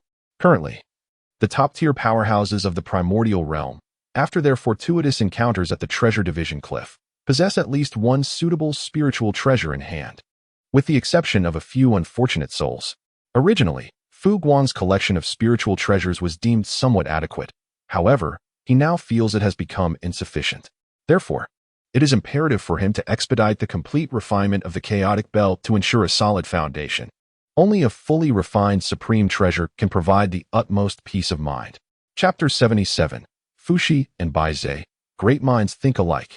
Chapter 77. Sitting idly for several years. Snap! Fu Guang set down his wine cup leisurely and stood up, meandering towards the Golden Crow Palace, the grand hall where he often secluded himself. With a resounding clang, the doors of the Seclusion hall shut tight, and once more, The Golden Crow Palace returned to its tranquil state, undisturbed like a still pond. As the palace enveloped itself in serenity, the echoes of the battle from a millennium ago began to circulate among the myriad of formidable beings in the primordial realm. In the Western Spirit Mountain, the ancestral heart of the West, and the sacred ground of the two revered transcendents, Jane and Junti, was a place long sought after by the denizens of the West. However, at present, Jane and Junti had yet to open their gates or establish their teachings, leaving only a few worthy cultivators from the West able to ascend the mountain for training. Despite the West's desolation, there remained some practitioners of commendable aptitude, albeit few and far between. At this moment, Jane and Junti were gathered, having recently learned of the outcome of that ancient conflict. Junti furrowed his brow, saying, "With Fu Guang protecting him, I fear that the karmic ties between Hongjun and us brothers may prove insurmountable." Indeed, from the very beginning, Jane and Junti had no intention of repaying the karma owed to Hongjun. Rather, they wished for this overwhelming karmic debt to dissipate with Hongjun's demise. Jane, maintaining a calm demeanor, replied without haste, "Brother, you are becoming too attached to these matters. Our most pressing task is not to resolve karmic debts or interfere with the affairs of the 4 seas and 8 desolates, but rather to swiftly refine and thoroughly comprehend the primordial purple energy so that we may attain the path to sanctity. Our master has said, without becoming a saint, one remains akin to an ant. As long as we, as brothers, can achieve sanctification, all karmic debts can be repaid and resolved." Upon hearing this, Junti experienced a moment of clarity and nodded in agreement. "You are right, brother. It is indeed I who have become too attached. As long as we can attain the path to sanctity, even with Fu Guang's protection, the karmic ties between Hongjun and us shall surely dissipate." Attaining sanctity was the greatest foundation of confidence for Jane and Junti, for once they both achieved this, few would stand against their combined might in the world. Thus, there was no need to rush these matters at all. As this thought settled, the heart of the Guanyin found tranquility, allowing her to engage in profound discussions with the guiding sage while diligently refining the primordial purple energy. In the heart of Kunlun Mountain, within the Yushu Palace, the 3 pure ones, who have taken upon themselves the title of the authentic lineage of Pangu, remained unfazed upon receiving the news. Each brother was engrossed in solitary retreat within his respective palace, preoccupied with numerous undertakings, refining treasured artifacts, comprehending the primordial purple energy, and assimilating the insights gained from the teachings of the Zixiao Palace. They had little inclination to concern themselves with the movements of others. The current disturbances seemed trivial in comparison. Only the attainment of sainthood remained the eternal pursuit of the Pangu 3 pure ones. In Fengqi Mountain, after her return from the Zixiao Palace, Niwa immediately entered seclusion. Having acquired the foundation for sainthood, her resolve to pursue the Tao is unwavering, and she eagerly sought to unravel the mysteries concealed within the primordial purple energy.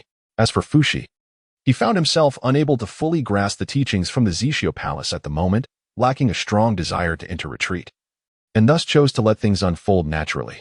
At this moment, reflecting on the events of the battle a millennium ago, Fuxi furrowed his brow, silently and without a trace. "My esteemed friend Fugong has indeed advanced beyond us all. It is truly remarkable. Yet, given his steady disposition, even while aiding the Taoist Hongyun, he would not easily confront the sovereign of the orthodox celestial court, Dong Wanggong, unless, of course, Fugong has already devised some plans." All these interpretations stemmed from Fuxi's earlier calculations regarding Fugong's supreme destiny, based on the exalted 9-9 supreme fate. As a master of the innate Tao of divination within the primordial universe, Fuxi placed immense significance on fate and causality. Hence, he never harbored the slightest doubt regarding Fugong's inevitable greatness. Just as Fuxi's thoughts wandered, Beis approached him. "Esteemed Fuxi." Coming back to his senses, Fuxi turned his gaze to Beis and warmly congratulated him. "Your attainment in the Tao of the Great Luo is now complete. With one more step, you shall enter the realm of quasi-sainthood and join the ranks of your fellow Taoists. Congratulations, young friend." At that moment, Beis exuded a perfect aura of the Tao, his essence rounded and harmonious, clearly having reached the pinnacle of the Great Luo golden immortal state. Upon hearing Fuxi's words, Beis' face lit up with joy as he bowed once more. "Thank you, esteemed Fuxi, for your guidance and teachings over the years. Otherwise, I fear I would have languished for some time before reaching my current state." He raised his hand to invite Beis to sit. Fuxi did not deny his assistance to Beis, deeming it trivial. At this moment, however, Fuxi was more concerned with a particular matter. "Young friend Beis, Your arrival at Fengqi Mountain was guided by the esteemed Fu Guang, correct? This inquiry momentarily stunned Baze, yet he nodded in affirmation. Indeed. After the venerable Fu Guang imparted wisdom upon us, he indicated two destinations, Fengqi Mountain and Wanshou Mountain. We unanimously chose Fengqi Mountain to seek the protection of the two esteemed elders. Upon hearing this, Fuxi nodded in understanding. I see. Perhaps I can surmise why Fu Guang would guide you. A hint of curiosity graced his countenance. Baze then queried, I humbly request your guidance, esteemed elder. Shaking his head, Fuxi refrained from providing a direct answer, instead recounting the events that transpired after the teachings at the chaotic Purple Celestial Palace, including the battle a millennium ago involving numerous powerful beings against Hongjun. Throughout Fuxi's narration, Baze focused intently on the venerable Fu Guang. After absorbing the entirety of the tale, a contemplative expression emerged on his face. Given Fuxi's words, it was evident that Fu Guang's invitation to Fengqi Mountain held profound significance. Unfortunately, his own understanding was not as profound as that of Fuxi. Nevertheless, Baze felt no discontent regarding Fu Guang's arrangements. After a moment of reflection, Baze spoke, Esteemed Fuxi, I must confess, upon first meeting the venerable Fu Guang, I sensed he was a born sovereign destined for great accomplishments. In comparison, the current ruler of the Celestial Court, the self-proclaimed leader of the male immortals claiming heavenly mandate, appears rather unremarkable. The clash of destinies between Fu Guang and Dong Gong may not be coincidental. Pausing briefly, Baze looked at Fuxi, his eyes conveying deep meaning. I believe the venerable Fu Guang embodies true heavenly mandate. What are your thoughts, esteemed elder? At this, Fuxi smiled. In years past, I calculated Fu Guang's fate. It is of the highest and most exalted position of the ninefold heavenly mandate. With this revelation, Baze immediately grasped the implication. Though not explicitly stated, Fuxi's words undoubtedly conveyed to Baze, great minds think alike. Understanding this, Baze and Fuxi exchanged knowing smiles. For the astute, everything is understood without the need for words. Chapter 78, The Transformative Celestial Court. Among the Stars. Chapter 78, The Green Mountains Remain, the setting sun rises and falls. In the swift passage of time, yet another Yuan festival has come and gone. At this moment, within the Fusang courtyard of the Golden Crow Palace, Fu Guang leisurely perused the timeline of the vast cosmos, observing the turbulence and turmoil that unfolded across the realms. In the wake of his seclusion, he now indulged in the splendid days of utilizing the merits of the primordial calendar to witness the live broadcasts of events transpiring upon the primal earth. The battles were indeed fierce. As he beheld the unrestrained growth of the Witch Clan and the multitude of wars that plagued the myriad races, Fu Guang smiled and reflected. To him, the fate of the myriad races was of little concern. It was merely the survival of the fittest, a natural selection. The Witch Clan preyed upon the myriad races, while the latter in turn slayed the witches to extract their blood for refining treasures. The inherent discord between the two factions was fundamentally irreconcilable. Nevertheless, despite their bellicose nature and relatively smaller numbers, the Witch Clan maintained a fierce unity and exceptional individual combat prowess, consistently holding the upper hand in this intractable conflict. One could even assert that they possessed an absolute advantage. The myriad races, though they sounded formidable, ultimately resembled a scattered assemblage. Their occasional alliances were marked by mutual suspicion, with external enemies and internal discord. The fact that the myriad races had not yet been completely eradicated by the Witch Clan was merely a reflection of the latter's population not having reached its peak. Each hunt for the myriad races corresponded to the quantity required for the sustenance of their tribes. Once the population of the Witch Clan reaches a critical threshold and enters a period of resurgence, the myriad races will inevitably face a far graver predicament. While the current phase is perilous, it has not yet escalated to a life-and-death crisis. This is evidenced by the fact that the great witches of the Witch Clan are still discerning and selecting the most succulent and energy-rich races to hunt. When food becomes scarce, the members of the Witch Clan will no longer have the luxury of being picky. The old fellow, Dong Gong, has indeed made considerable progress in silence. After observing the dynamics between the Witch Clan and the myriad races, Fu Guang's gaze shifted towards the direction of the celestial court of the primal world. With his perfected strength as a Hunyuan golden immortal and aided by the fully functional innate treasure, the chaos bell, he could slightly perceive the fortunes of sentient beings. Among the myriad beings, the fortune pillar of the Witch Clan shone particularly brightly, drawing attention to the celestial court. During this period, it seemed that Dong Gong had been inspired, altering his previous high-profile demeanor.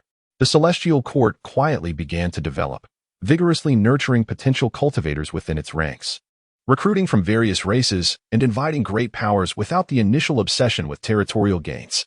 Instead, they now placed greater emphasis on the accumulation of their own foundation. Fu Guang found it quite amusing. It appears that after suffering consecutive defeats at the hands of the ancestral witch and myself, the Eastern Prince has finally grasped the art of restraint and the virtue of enduring humiliation. However, I am left pondering how much credit the Eastern Prince deserves for the flourishing changes within the Celestial Court, and to what extent the seasoned and cunning West Queen Mother has exerted her influence. While others might perceive this as the Eastern Prince's resurgence following his multiple failures, Fu Guang harbors a different perspective. He suspects that a significant portion, perhaps as much as 60%, of the Celestial Court's transformation may have been directly or indirectly orchestrated by the West Queen Mother. Given the Eastern Prince's nature, any alteration in his demeanor, though conceivable, would certainly not manifest so swiftly and completely. A strategy must be devised to deepen the connection between the West Queen Mother and the Celestial Court. He mused while stroking his chin. Fu Guang's visage bore a contemplative expression, with the addition of the Queen Mother of the West and the Eastern Prince. Along with the numerous formidable deities who have recently joined the Celestial Court, it should be sufficient to withstand the Witch Clan, albeit perhaps marginally. Yet, it may be prudent to draw the Kuanping into the Celestial Court. Given the temperament of the 12 ancestor witches, they would undoubtedly engage in battle with the Celestial Court. As for the reason behind their inaction at present, it is likely twofold. Firstly, they may not regard the Celestial Court with much seriousness.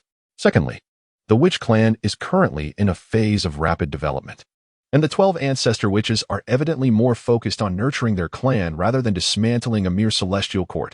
The Celestial Court can be confronted at any time. Yet the growth of their own kin must be carefully tended to, ensuring they are not oppressed by outsiders. In the face of the visibly formidable Witch Clan, even with the full might of the Queen Mother of the West, the Celestial Court may struggle. However, should the Kuanping be added to their ranks, they might possess the strength for a formidable contest. Convincing the Kuanping to join the Celestial Court, however, presents a considerable challenge. Can one subdue him? The Eastern Prince lacks the power for such an endeavor. Thus, it seems a promise of substantial reward will be necessary. There is no rush. This matter can be deliberated over time. Fu Guang raised his cup and drank it in one swift motion. The sole reason behind his desire to assist the Celestial Court was the faint allure of the bait cast before him by the saint. There was no denying it. He was indeed an outsider, yet he was also a seeker of truth who had traversed the endless epochs of the primordial chaos in pursuit of enlightenment. The opportunity to attain the Tao lay before him, while his identity as an outsider rendered Fu Guang cautious. His nature as a seeker made it difficult for him to resist such temptation, until he could formulate a path with a 98% chance of success and solidify his resolve. The Eastern King and the Celestial Court would need to lend him some support, shielding him from the tempests of tribulation ahead. Little did he expect that one day he would find himself worried about the inadequacy of his enemy's strength. With a decisive motion, he set down his cup, rose to his feet, and collected the celestial calendar of the primordial era. I shall step out for a while. You all manage the affairs of the palace and devote yourselves to your cultivation, he instructed, glancing at Qiuju, who was attending to him. Upon hearing this, Qiuju bowed respectfully and replied, yes. Without further ado, he departed. As Fu Guang stepped forth, he had already departed from the Golden Crow Palace, embarking towards the vast and desolate expanse of the primordial starry sky. Once Fu Guang had taken his leave, Qiuju respectfully performed a bow, tidied up the wine cup and other items left behind by Fu Guang, and then retreated into the Four Seasons Palace within the Golden Crow Palace for seclusion.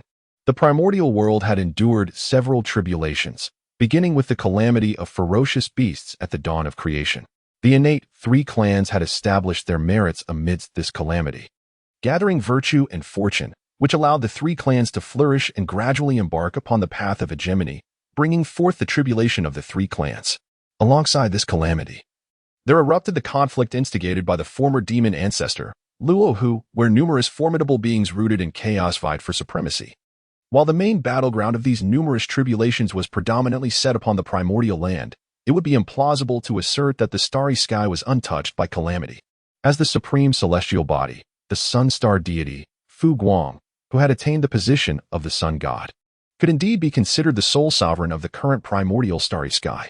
Even the sisters Shihi and Changshi, despite their higher standings, could not compare to him. After all, the primordial starry sky has only truly nurtured two celestial positions, the sun god and the moon god. The genuine moon god, the great deity Wangshu, had long perished in the previous calamity. Given that he and Chang, she could only claim the position of the sovereign of the Tying star. They indeed fell short of Fu Guang's legitimacy in governing the primordial starry sky. At this moment, Fu Guang traverses the cosmos, simultaneously harnessing the essence of the myriad celestial bodies and gathering the materials of the stars. At the same time, with the authority bestowed by the constellations and his own immense magical prowess, he diligently mends the damaged expanses of the primordial sky, restoring the chaotic celestial patterns among the stars.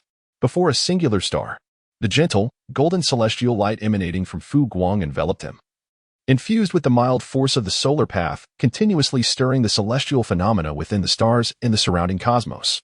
Before Fu Guang could complete his current task, two beams of lunar radiance descended from the direction of the moon star, settling beside him. The figures of the sisters, Shi and Changxi, emerged from the moonlight. Upon witnessing Fu Guang's actions, Shi, with a look of surprise on her face, inquired, "Are you mending the heavens? How can you be so leisurely?" As the sovereigns of the moon star, the sisters were acutely aware that many parts of the primordial cosmos had been adversely affected by the calamities. However, given their formidable prowess, mending the vast expanse of the primordial universe remained an arduous undertaking. Furthermore, numerous powerful beings within the primordial realm possessed means to manipulate the celestial forces, thereby influencing the celestial mechanics. Their efforts to repair the cosmos proved to be exceedingly inefficient. It was likely that their pace of restoration was outstripped by the rate of destruction, which is why the sisters hesitated to engage in such a thankless endeavor. It is indeed the same with Fu Guang. Upon witnessing Fu Guang's actions, Shiha was taken aback. Chapter 79. Shiha, sister, the waters here run deep. Chapter 79. Upon hearing Shiha's inquiry, Fu Guang smiled silently, merely gazing at the two sisters.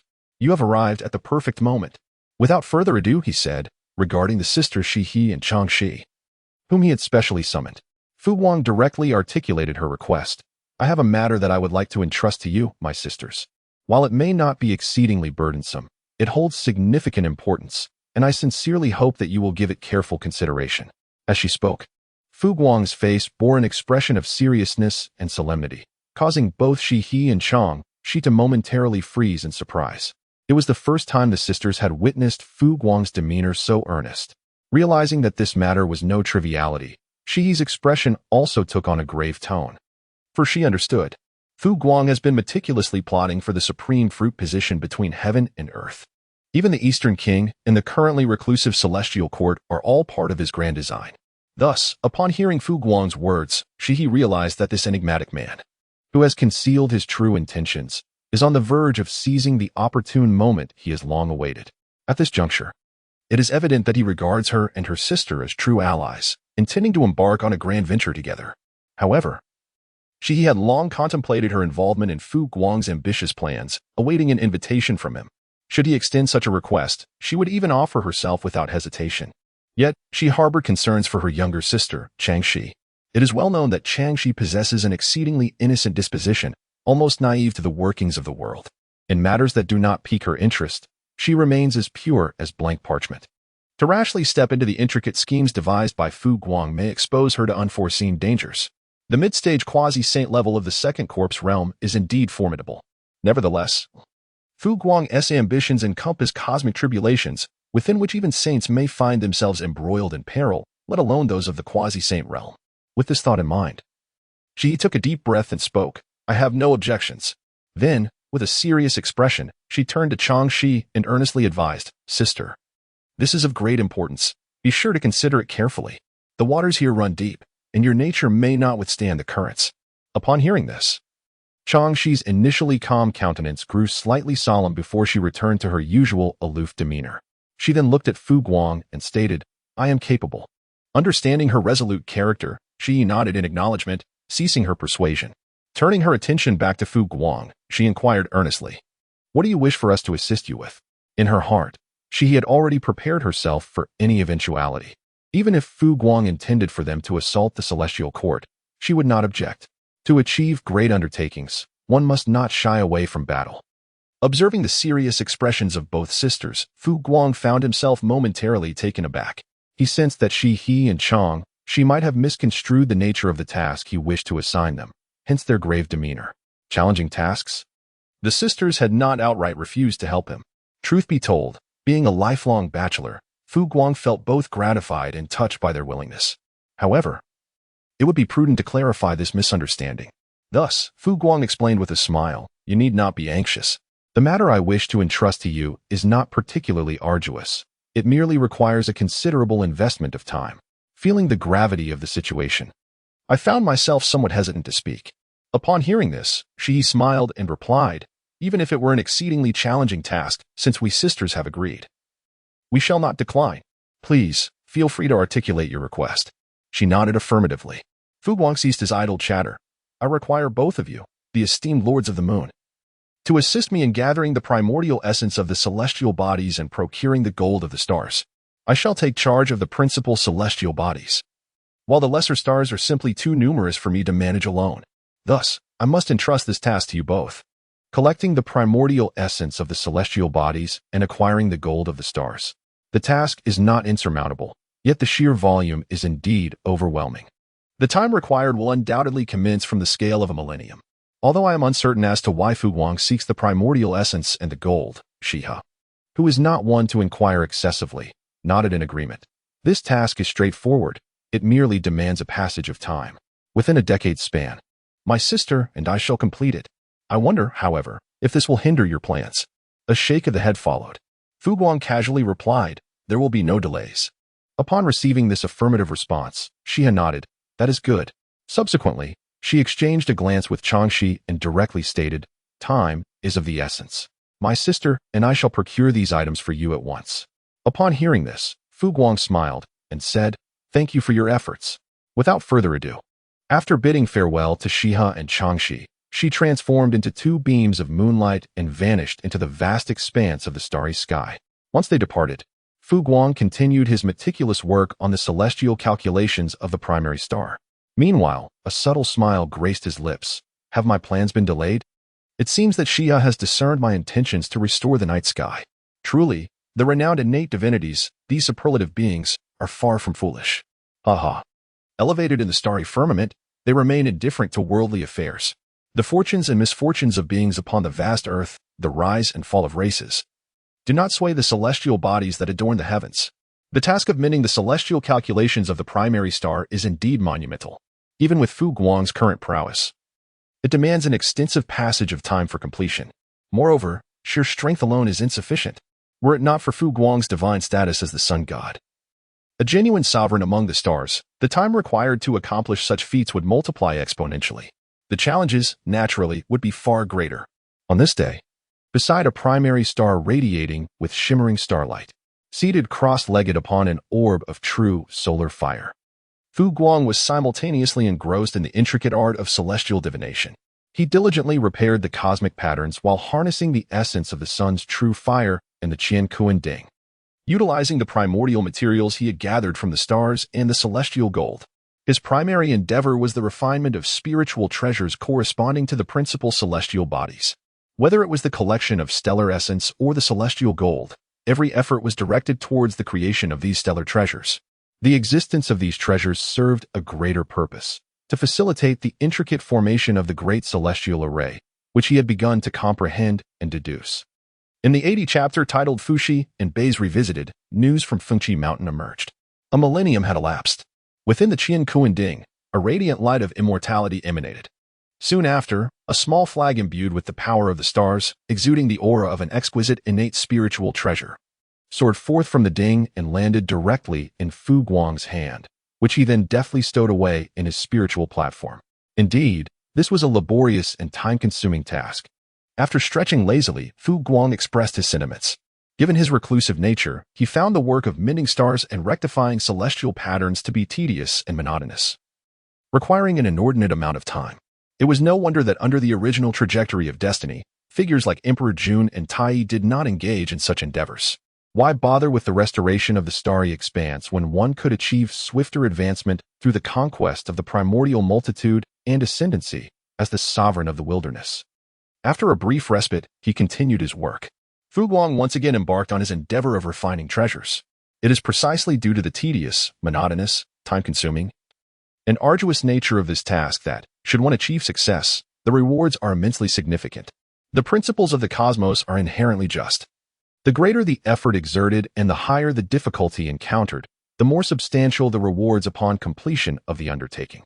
The ambitions harbored by Fu Guang undoubtedly extend far beyond the mere creation of a successful Zhou star array.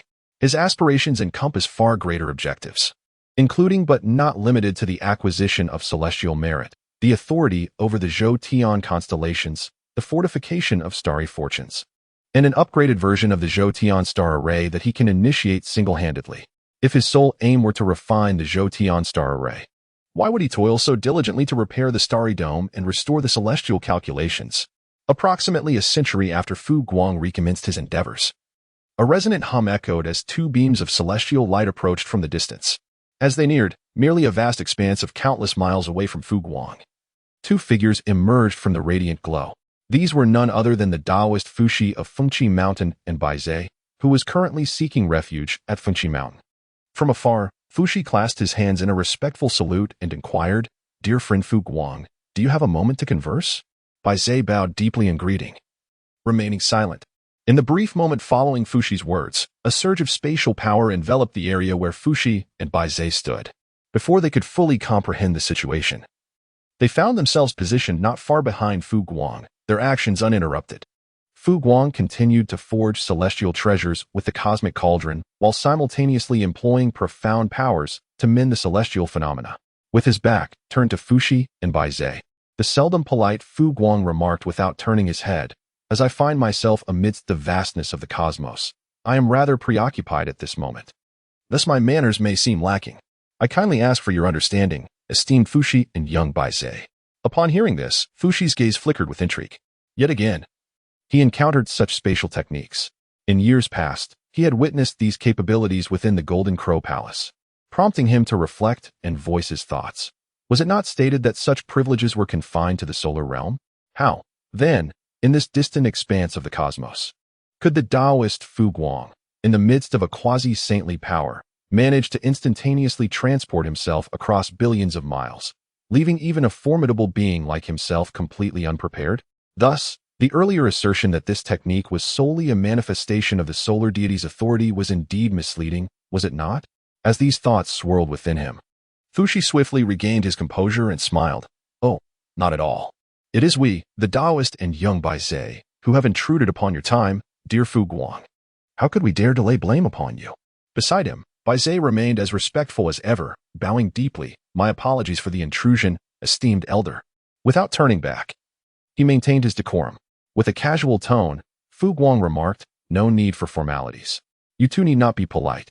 I wonder if there is a particular matter that brings you to seek me."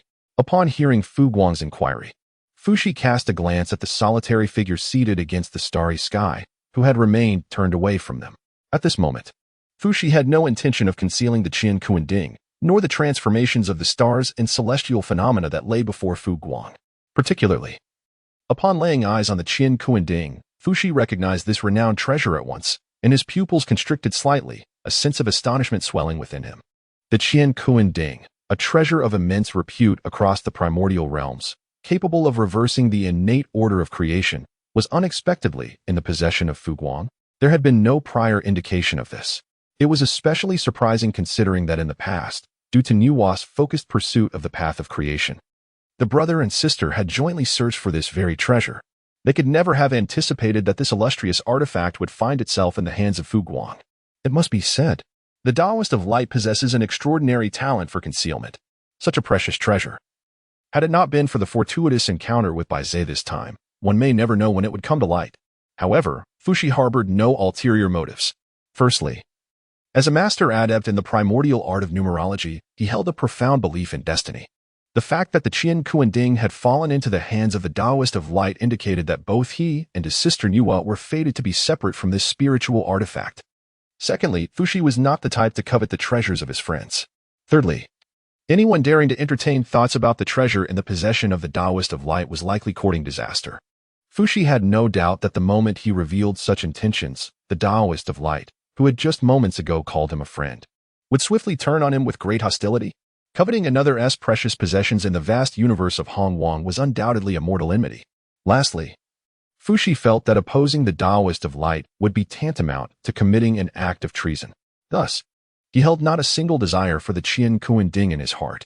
After pondering what the Taoist of light might currently be engaged in, Fuxi's expression grew solemn and earnest as he responded to the inquiry. I have come with certain matters to discuss with you, dear Taoist, but the timing seems unsuitable. Let us regard this as an opportunity to share a few tidings instead. After a brief pause, Fuxi glanced at Buzhou beside him and continued, in the past, you guided the young Buzhou and several other promising juniors to seek refuge with my sister and me at Fengqi Mountain. Now, Buzhou has successfully attained the perfected Tao fruit of the great Luo Golden Immortal, and several other young ones have similarly achieved the same. Additionally, among those seeking the protection of my sister and me at Fengqi Mountain, many have also attained the great Luo Tao fruit. They are indeed a promising group of future talents. Fu Guang raised an eyebrow in surprise, astonished that Buzhou and the others had all attained the great Tao fruit. Aside from Buzhou and his companions, there were also quite a number of great Luo Golden Immortals at Fengqi Mountain. This place is truly remarkable. Fu Guang sighed. Not bad.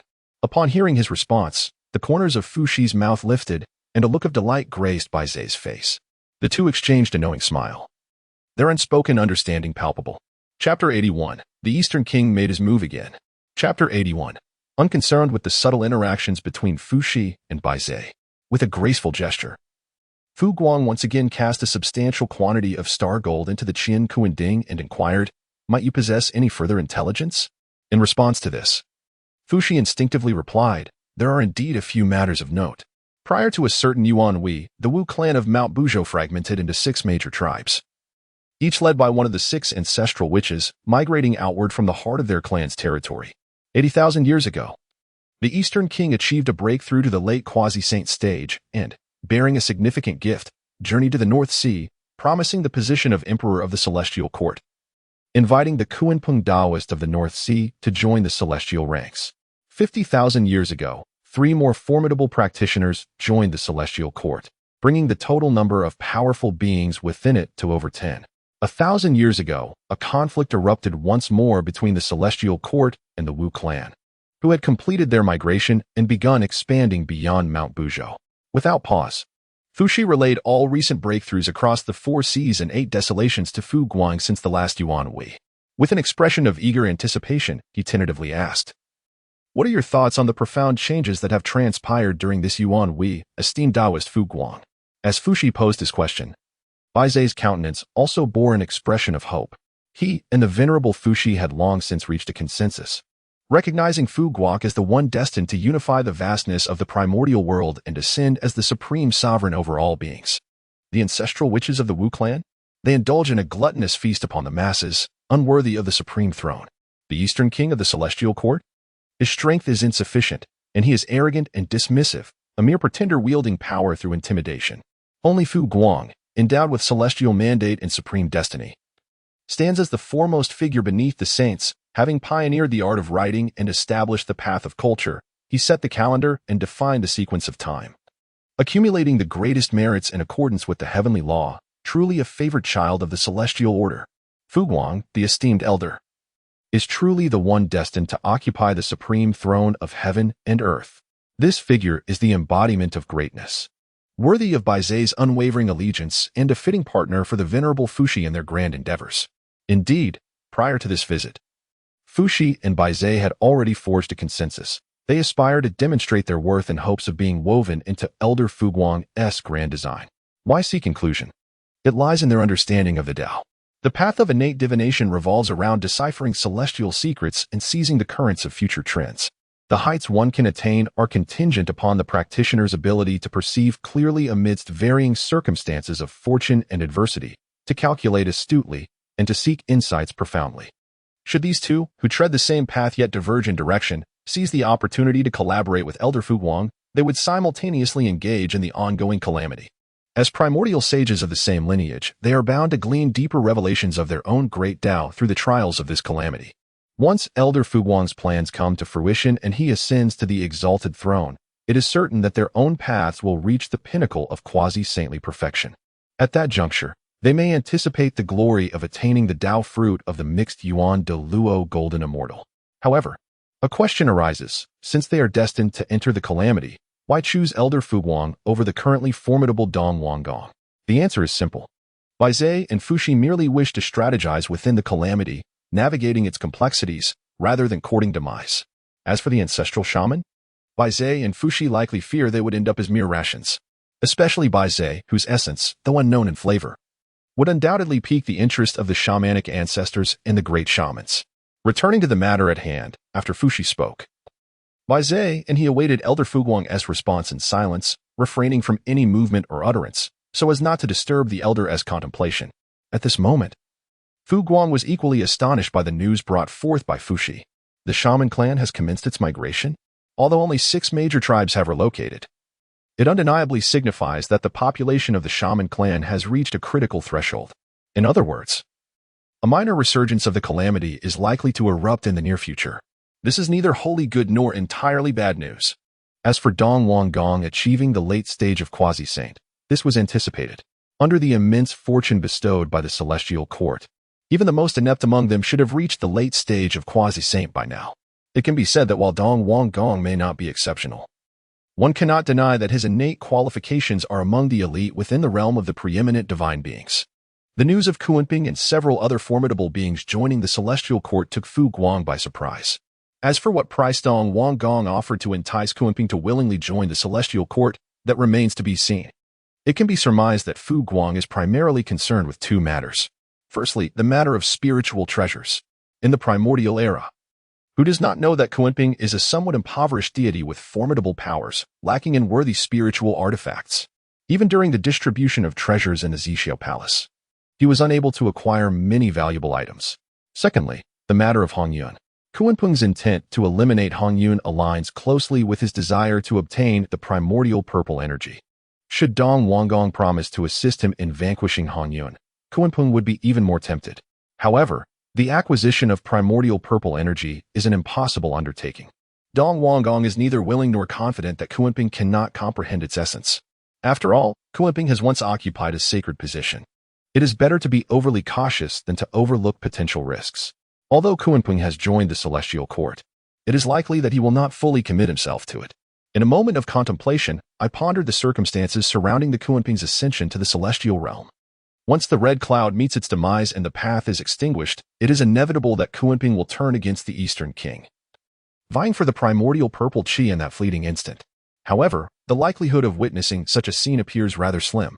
The final tidings brought by Fuxi reveal that friction has once again ignited between the celestial court and the witch clan. Presently, the celestial court flourishes with fortune, brimming with talent and advancing in strength. Moreover, among its ranks, there are 10 formidable beings of great power, including the likes of Kunping. Can it be that the Eastern King can restrain his impulses and refrain from seeking retribution? Surely, he shall find it impossible to contain himself. The tale that he recently lowered is poised to rise once more. Should the Eastern King, in his fervor for vengeance, confront the ancestral witches and the witch clan, he will undoubtedly face the wrath of the ancestral witch's formidable might and the witch clan's overwhelming counterattack. The recently invigorated celestial court would be met with a devastating blow.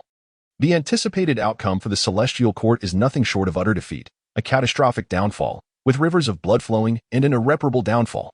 The haughty Eastern King, who has reveled in his arrogance for countless ages, may soon be approaching his demise. Chapter 82. A tragic state of affairs, alas.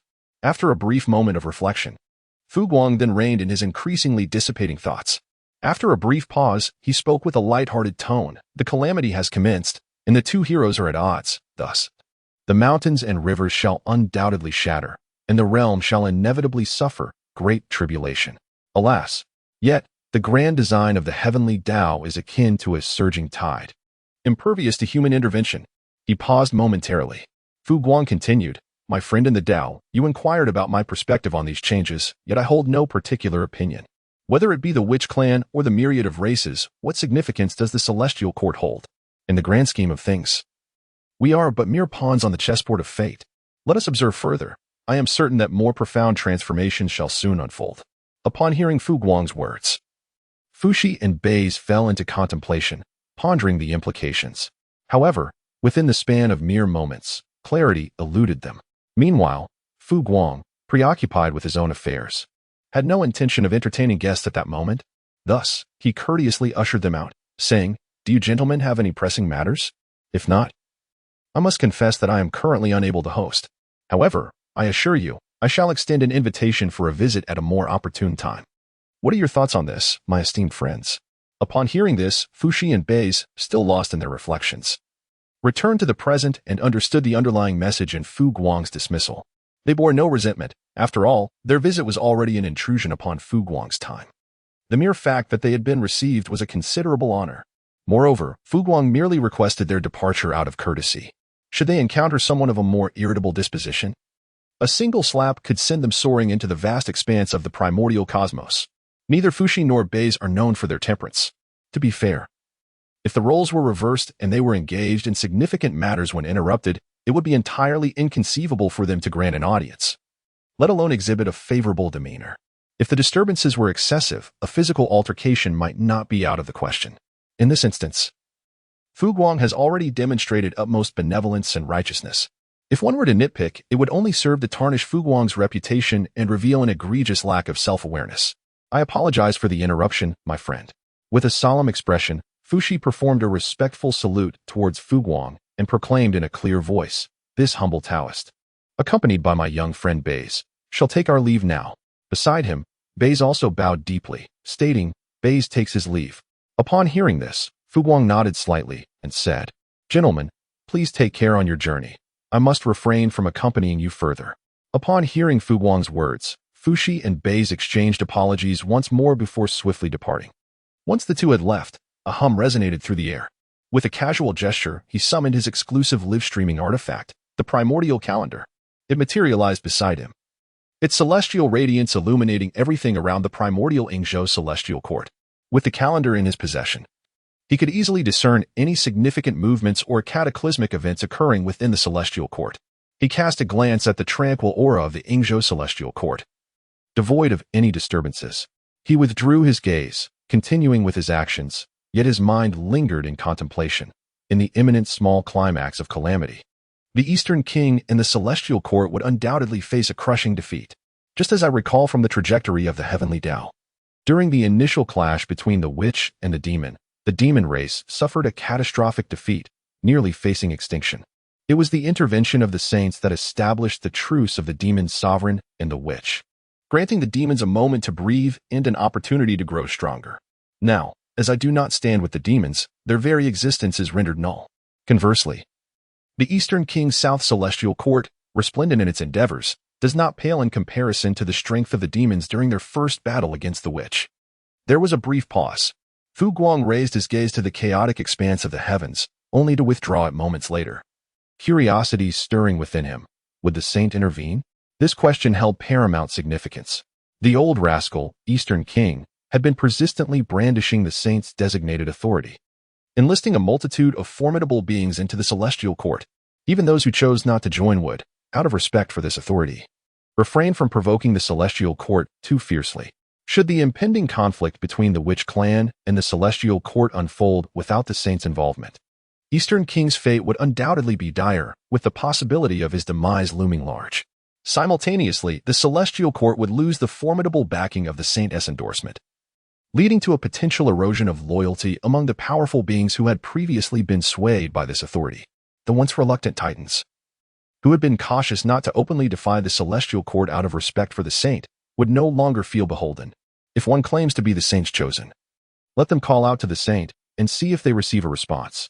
Conversely, should the saint choose to intervene, the authority once wielded by the celestial court would transform into a genuine shield of protection. It is likely that, apart from the witch clan, no one would dare to oppose the celestial court's commands. Even the disciples of several saints would be compelled to show deference to the celestial court, at least outwardly refraining from any opposition. After all, their revered teachers stood in support of the celestial court. Could they, as disciples, truly oppose their own mentors? This dynamic would undoubtedly solidify the celestial court as an unassailable force, with the saints serving as a formidable backdrop, embodying an aura of unparalleled majesty. If, in the forthcoming clash between the witch clan and the celestial court, a saint of the Tao were to take the stage, the ramifications would be profound. Fu Guang resolutely extinguished all the thoughts that had begun to surface within him. He then obediently concealed himself within the solar star, determined to refrain from harboring any notions or ideas that might draw him into this impending calamity. After attaining sagehood and aligning with the Tao, he had already provided his support to the Eastern Prince. It is difficult not to suspect that the heavenly Tao is favoring the immortal court and selecting the Eastern Prince. Given this circumstance, why would Fu Guang seek fortune and peril? He could simply content himself in the role of the sun god, living a life of ease and comfort. As for the primordial purple aura he had secured, along with his future path to enlightenment, he would endure the grind. His Tao fruit as a Hongjun golden immortal had reached completion, and he had already gleaned some insights regarding the path that lay ahead after achieving such perfection. He was untroubled by the prospect of his future being completely severed. The primordial purple aura could be gradually refined through his own merits, fortune, and strength. However, whether he could fully refine this primordial purple aura before the arrival of the immeasurable calamity remained an uncertain variable. Furthermore, if this calamity did not lead to enlightenment, once the 6 saints of the heavens returned to their positions, both Fu Guang and the myriad powerful beings within the chaos would need to proceed with caution and humility in their endeavors. It would not be uncommon in the future for his cultivation and Tao fruit to be on par with those of the disciples of the saints, placing him alongside the younger generations. The concept of hierarchy would become secondary. Strength is the true foundation upon which actions are taken. If possible, who would willingly lower their head and play the subordinate to others? Fu Guang maintained a serene demeanor, his mind momentarily tranquil as he reigned in a multitude of thoughts. He resolved to cease dwelling on the matter and instead awaited the sage's forthcoming decision. During his time at the Zixiao palace, the sage had bestowed numerous treasures upon him, allowing Fu Guang the autonomy of choice. Yet, choices have always been reciprocal. Now, it seemed Fu Guang was offering the sage a choice in return, to safeguard the established male celestial sovereign, Dong Gong, or to protect himself, the still unaccomplished sun deity, Fu Guang. It remained to be seen whether the sage would intervene in the impending conflict between the witch clan and the celestial court. Chapter 83. Fuxi, Reckless. Chapter 83. Above the auspicious clouds. Recently, after bidding farewell and taking his leave from Fu Guang, Fuxi and Buzhou were making their way back to Fengqi Mountain from the starry expanse. At this moment, Buzhou, filled with curiosity, turned to Fuxi and inquired respectfully, "Senior Fuxi, may I ask if you have discerned Fu Guang's perspective on the witch clan and the celestial court?" Upon hearing this, the refined figure of Fuxi, stroking his intentionally kept goatee, allowed a contemplative look to flicker in his eyes. After a prolonged silence, he spoke, "Given the rapport and understanding I share with my friend Fu Guang, I have indeed grasped a portion of his thoughts. It is not particularly challenging. If you were to engage more with Fu Guang, with your intellect, you would undoubtedly comprehend his sentiments." Buzhou, upon hearing Fuxi's words, exhibited a glimmer of admiration in his gaze and addressed Fuxi, "I humbly request your guidance." Nodding affirmatively, Fuxi wore a confident smile before elucidating for Buzhou. In essence, it can be summarized as, not to be feared. Buzhou's eyes sparkled with newfound understanding. After a brief pause, Fuxi continued with a detailed explanation. Has not our friend Fu Guang articulated, whether it be the witch clan or myriad races, what of the celestial court? In the grand scheme of things, they are but mere pawns. We have long recognized that Fu Guang harbors profound strategies and has been calculating his ascent to the pinnacle of existence. Now that the calamity has commenced, Fu Guang's assertion that all active parties are merely pawns underscores that his plans remain undisturbed. The witch clan, myriad races, and the celestial court cannot impede his grand endeavors in the slightest. At that moment, Fuxi, with an air of certainty, stroked his beard and declared, thus, "This unexpected turn of events is but a ripple for Fu Guang, truly insignificant. Surely, all of this is part of Taoist Fu Guang's grand design." At this point, a profound sense of admiration and contemplation graced Fuxi's visage. Truly, he is an embodiment of the supreme destiny of the 99. Even the tribulations have been meticulously accounted for. Such magnanimity, such foresight, such composure is indeed worthy of immense praise. Upon hearing Fuxi's comprehensive and deeply insightful analysis, Baze nodded in agreement. He then expressed his admiration, saying, "No wonder it is the esteemed Fu Guang. Everything is indeed within his foresight and planning." It is little wonder that after announcing unsettling tidings that leave beings across the 4 seas and 8 wildernesses in trepidation, he remains unperturbed, calmly seated beneath the stars. One might suspect that his remark, "We are but pawns in the grand scheme," is a statement of humility. Powerful yet humble, noble yet gentle, what a true sovereign. In conclusion, after sharing a knowing smile, both Fuxi and Bei's were engulfed in a moment of reflection. Eventually, Fuxi, regaining his seriousness, chuckled and remarked, "This time, we acted rather recklessly. With Taoist Fuguang's capabilities, how could the events transpiring across the 4 seas and 8 wildernesses elude his calculations? Our visit has not only intruded upon Taoist Fuguang's endeavors, but has also proven to be of no use whatsoever. Henceforth, we must not act so rashly." Nodding in agreement, Beis concurred with Fuxi's sentiments. In fact, after some contemplation, Beis felt a tinge of embarrassment. What were they thinking? How could they presume that a being who strategizes with calamities as his chessboard would be unaware of the shifting tides within the 4 seas and 8 wildernesses? Their mission to convey news left Beis with a sense of folly. Coincidentally, Fuxi shared this sentiment, albeit he did not express it outwardly. Instead, with utmost seriousness, he stated, "Upon our return, we must encourage everyone to diligently cultivate their skills. If we wish to partake in Taoist Fuguang's grand undertakings, our current abilities are indeed insufficient." At these words, Beis nodded solemnly. "What you say is profoundly true." As they spoke, the two discussed their future plans while swiftly making their way back to Finchi Mountain. Upon their return, they promptly sealed the mountain gates and awaited the impending upheaval among the Witch Clan, the Celestial Court, and the myriad races. Time flows swiftly. Like a fleeting shadow. In the blink of an eye, an entire UN has passed. During this epoch, the malevolent aura of calamity has been steadily increasing throughout the primordial realm, affecting every facet of existence. A significant number of cultivators, influenced by this ominous energy, find it increasingly challenging to attain tranquility, hindering their path of cultivation. Sentient beings, too, have begun to exhibit signs of restlessness under the weight of this malevolence. The threads of fate have become entangled and obscure, with even the opportunities that exist between heaven and earth growing dim and uncertain. The ubiquitous spiritual essence of the cosmos seems tainted by this sinister energy. Among the cultivators who remain unaffected by this calamity, only those blessed with extraordinary fortune or protected by the virtues of the Tao can evade its grasp and continue to advance their cultivation. Consequently, among the scattered practitioners persevering through this calamity, apart from a few exceptional individuals such as Fu Guang and a handful of disciples of saints, there are virtually no others. Conversely, those belonging to formidable factions, under the auspices of their collective fortunes, remain largely unscathed. The mightier the force, the lesser the impact they endure. Dominant powers, such as the Celestial Court and the Witch Clan, not only escape the repercussions but, by virtue of their amassed fortunes, command vast resources, enabling their cultivators to progress even more rapidly than in previous times. As their strength burgeons, so too do their ambitions swell uncontrollably. Each member of these factions, having tasted the benefits, yearns for more. Yet, the pursuit of abundance necessitates contention. While many recognize that relinquishing desires embodies profound wisdom, few can truly embody it. Take, for instance, the supreme beings within the Celestial Court, such as the exalted Daluo immortal lords. Upon their entrance into the Celestial Court, they discern their entanglement within the calamity, understanding that they are among its principal characters. Naturally, they aspire to leverage their fated prominence to orchestrate greater schemes, seeking to extend their paths in the Tao, broadening their horizons. Coupled with the subtle yet pervasive influence of the calamity's malevolence, the prospect of remaining in quietude and developing in seclusion is utterly implausible.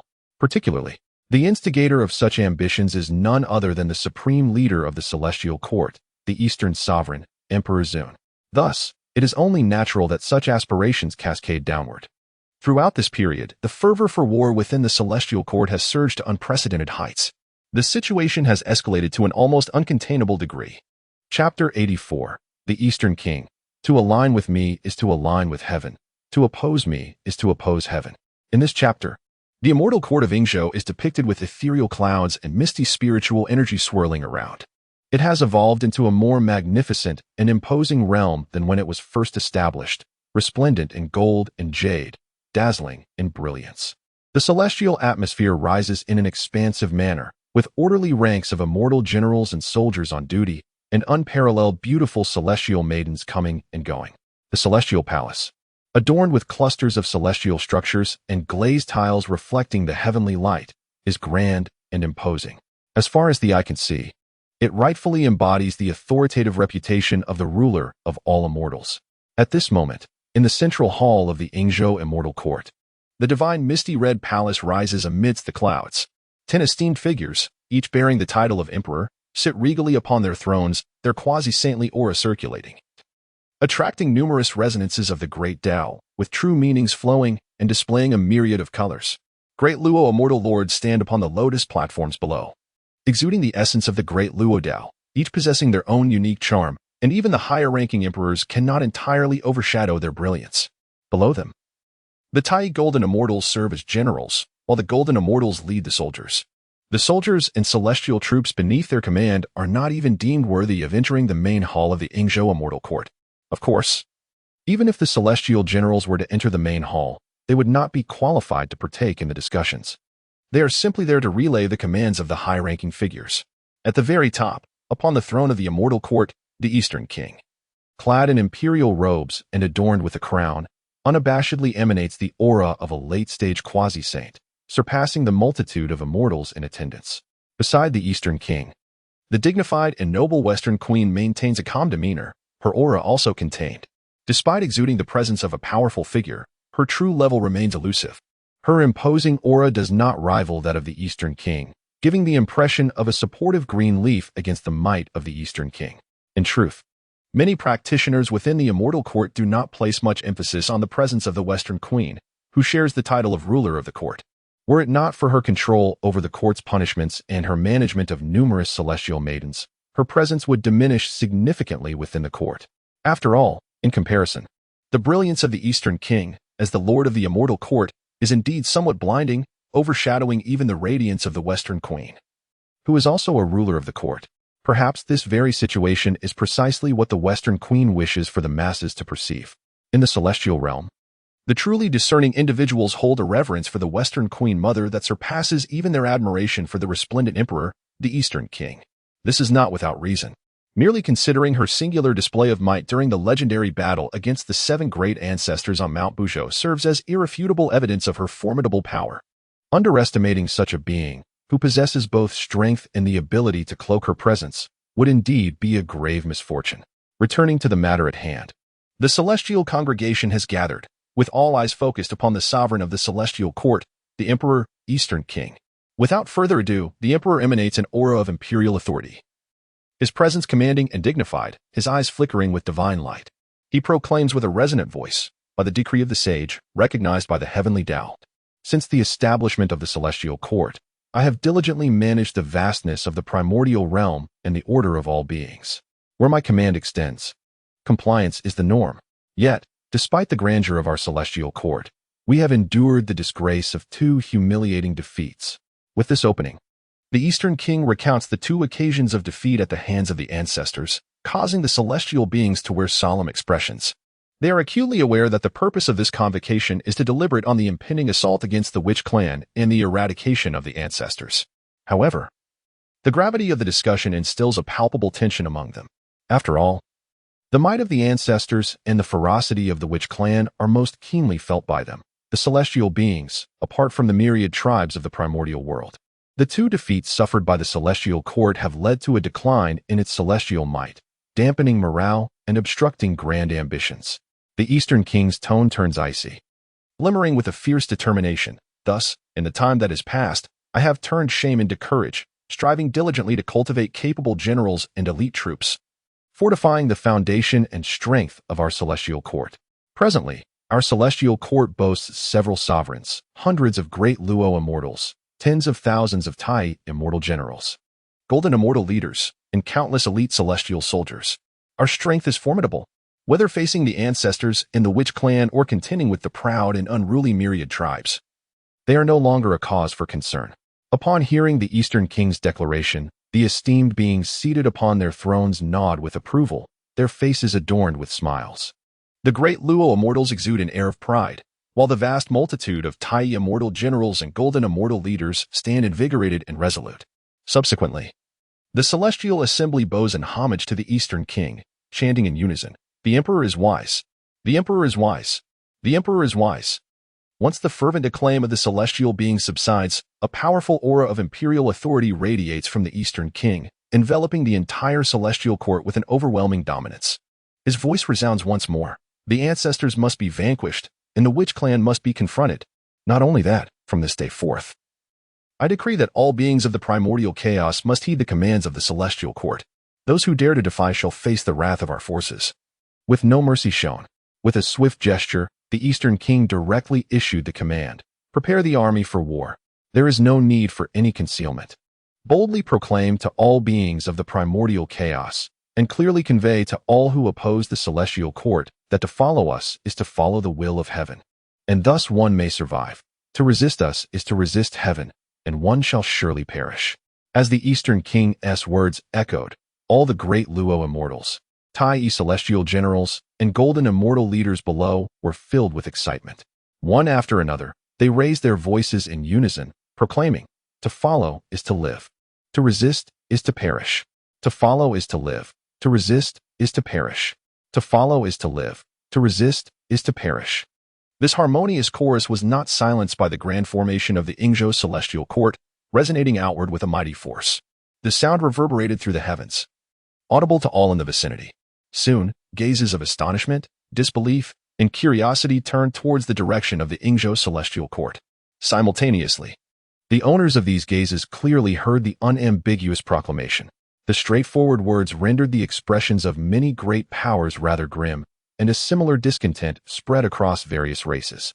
The great powers themselves felt the impact of these words less acutely, but for the myriad races yet to join the celestial court, it was a bitter pill to swallow.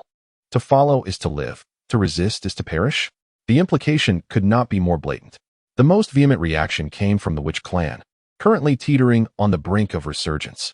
The great witches among the various tribes, agitated and cursing, swiftly conveyed the news of the celestial court's impending actions to the ancestral grounds of the witch clan at the foot of Mount Buzhou, reaching the ears of the ancestral witches meditating within the Panga temple.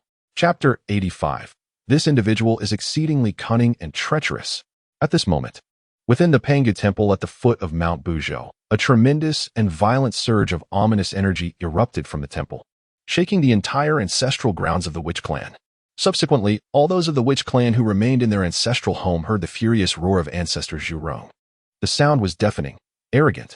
Upon hearing the furious outcry of ancestor Zhu, all the members of the witch clan were filled with fervor, their gazes turning towards the direction of the Panga temple. Experience told them that when the ancestral witch was enraged, it either signified a brawl among the ancestors, promising a spectacle, or some ignorant outsiders were rebelling, presenting them with an opportunity for conflict. However, by customary understanding, such intense fury from the ancestral, which often indicated an impending clash among themselves. As for the outsiders, they are but mere farm chickens and stray dogs, merely a dish on the dining table of the Wu clan. How could they truly provoke the ancestral shaman to such an extent? Many of the great shamans exchanged excited glances. It is the ancestral shaman Zhu. He is furious once again. I wonder which ancestral shaman he will clash with this time. It must be the ancestral shaman Guang. I believe it will be the ancestral shaman Xianming. Guang. Xianming. Oh, you little rascal, are you feeling frisky? Ha, your tongue has slipped, hasn't it? How dare you? I will strike you down. A heated debate ensued among the great shamans regarding Zhu's fury in whom he might engage in battle, and soon they were unable to convince one another, leading to a physical confrontation. In no time, these formidable figures, far more terrifying than ordinary Luo cultivators, erupted into chaos.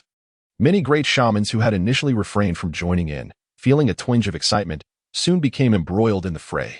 The Wu clan had grown accustomed to such spectacles.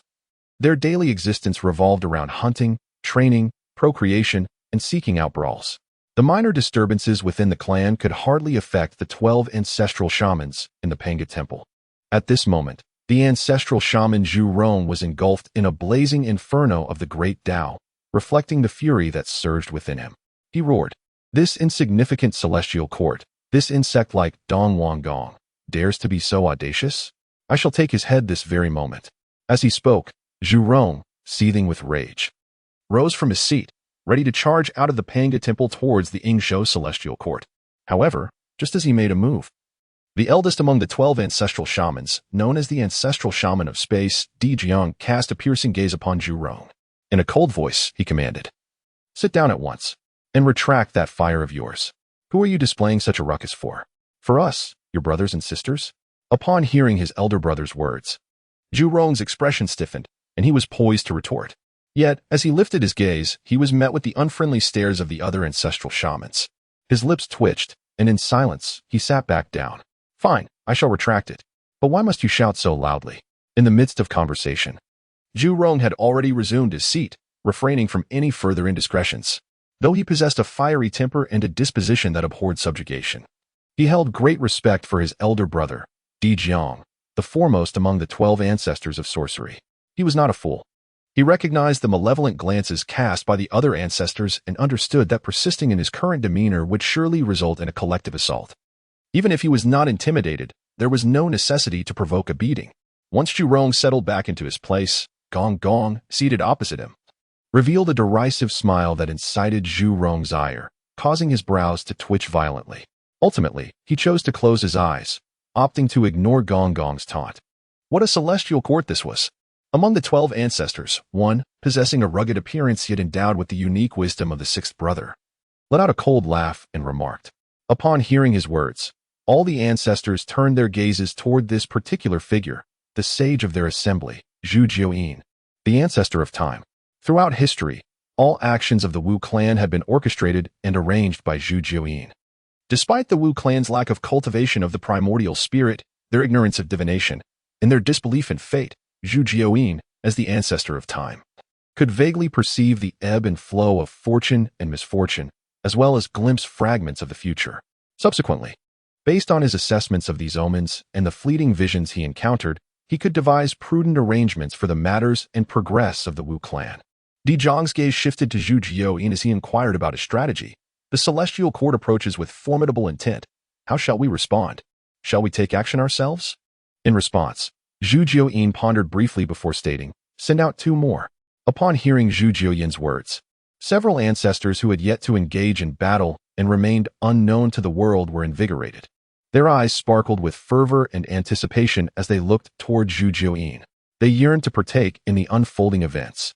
However, for the sake of the Wu clan and in anticipation of the formidable adversary they would encounter shortly after the emergence of the 12 ancestors, an opponent that Zhu Jiuyin had foreseen in the ripples of time, they were compelled to adhere to Zhu Jiuyin's directives.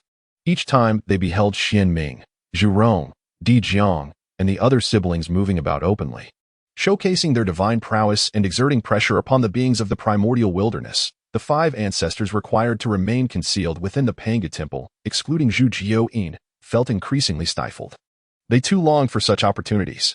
At long last, the opportunity has presented itself to traverse the primordial realm with utmost dignity, to manifest one's prowess before the masses, and to exert pressure upon the myriad beings of this ancient world, seeking out those lofty figures of immense power for battle.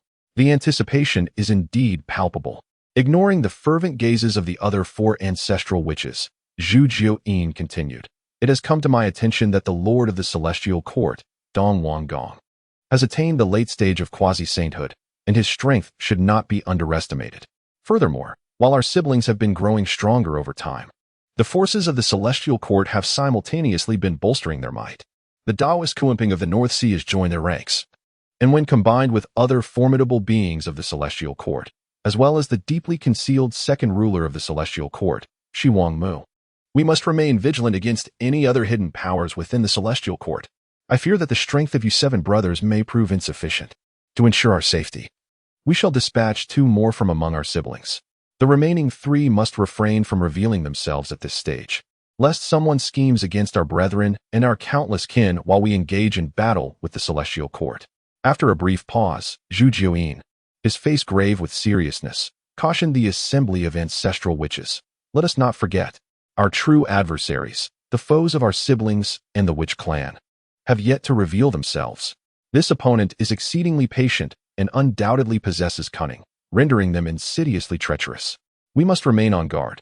Chapter 86. The stirring tides before the great battle. Upon hearing Zhu Jiuyin's analysis, the ancestral witches nodded in agreement.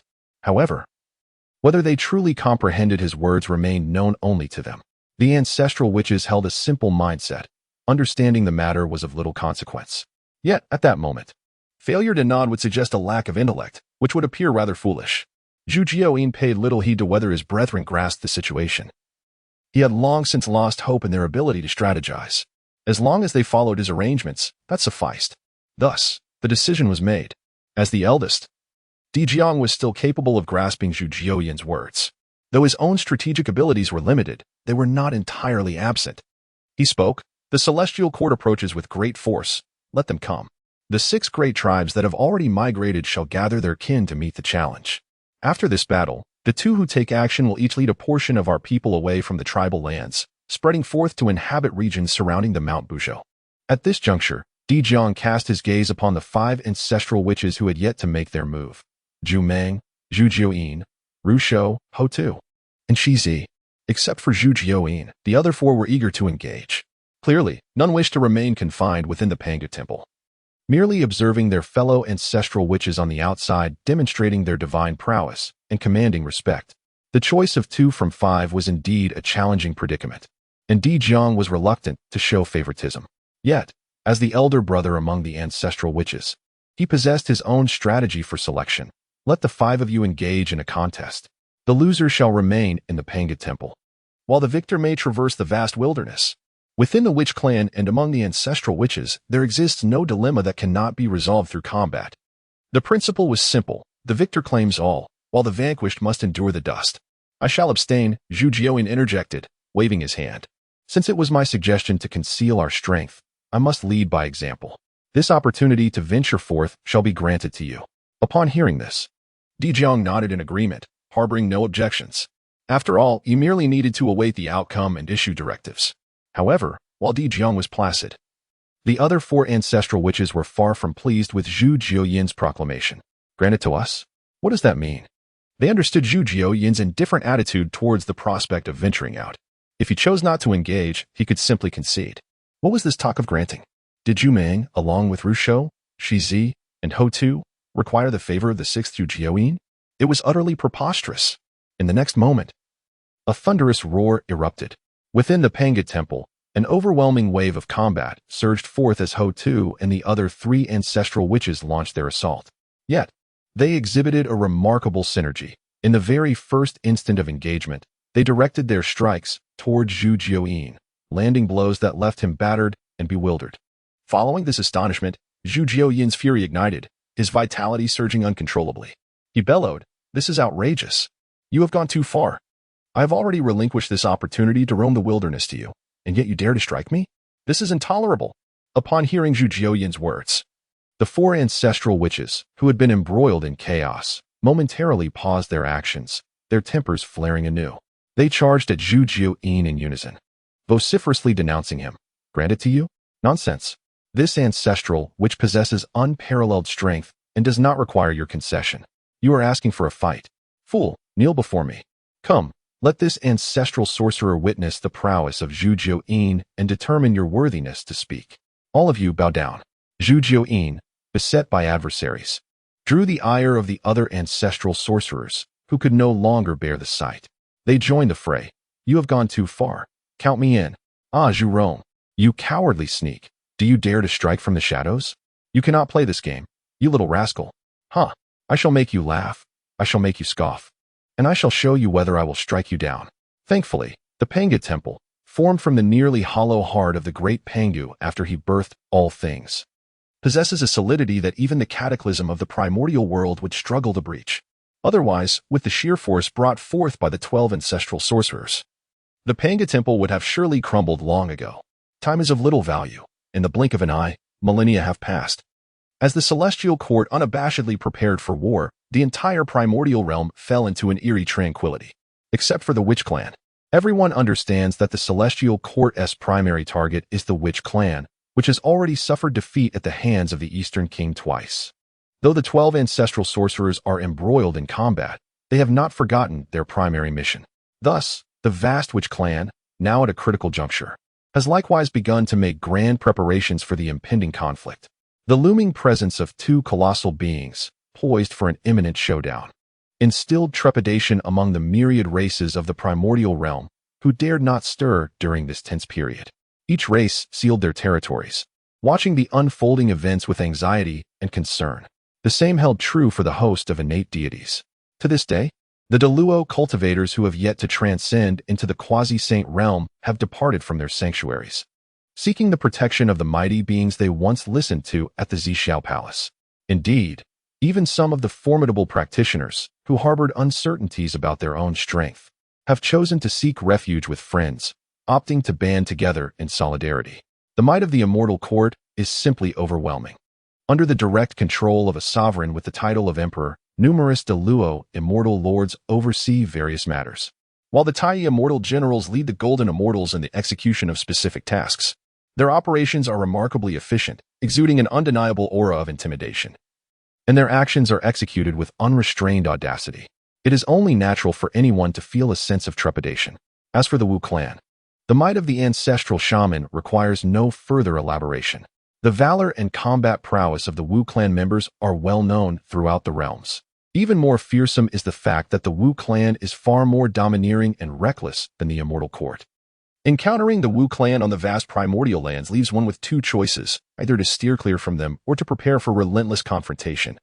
Forever haunted by the prospect of unending strife, countless innate beings have fallen victim to the Wu clan's ruthless hands. Moreover, those who have managed to escape their grasp and seek refuge in secrecy tremble at the mere mention of the Wu clan. They have all endured the harrowing experience of being ambushed on the road or within their own sanctuaries, suddenly confronted by one or a group of Wu clan members. After appraising them with keen eyes, the assailants might grin and say, "Brother, you smell delightful." The terror evoked by such a scene is indescribable.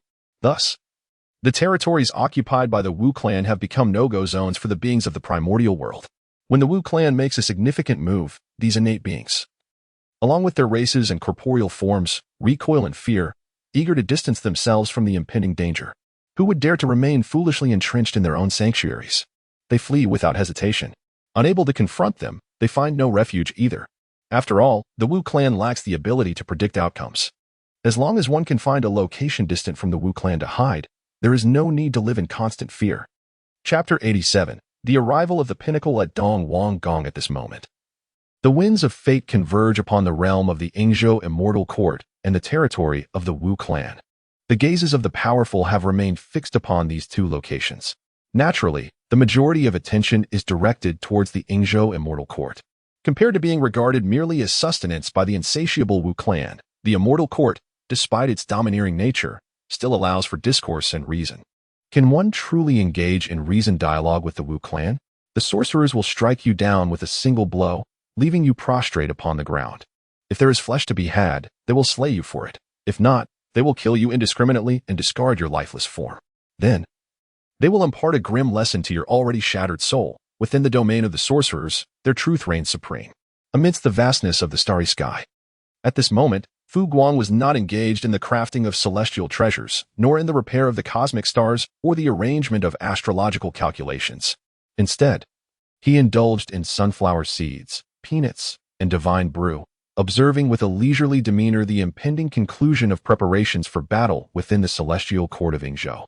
As recorded in the annals of primordial time, he savored a sip of laurel wine. Guang grasped a handful of melon seeds, munching on them with an expectant gaze.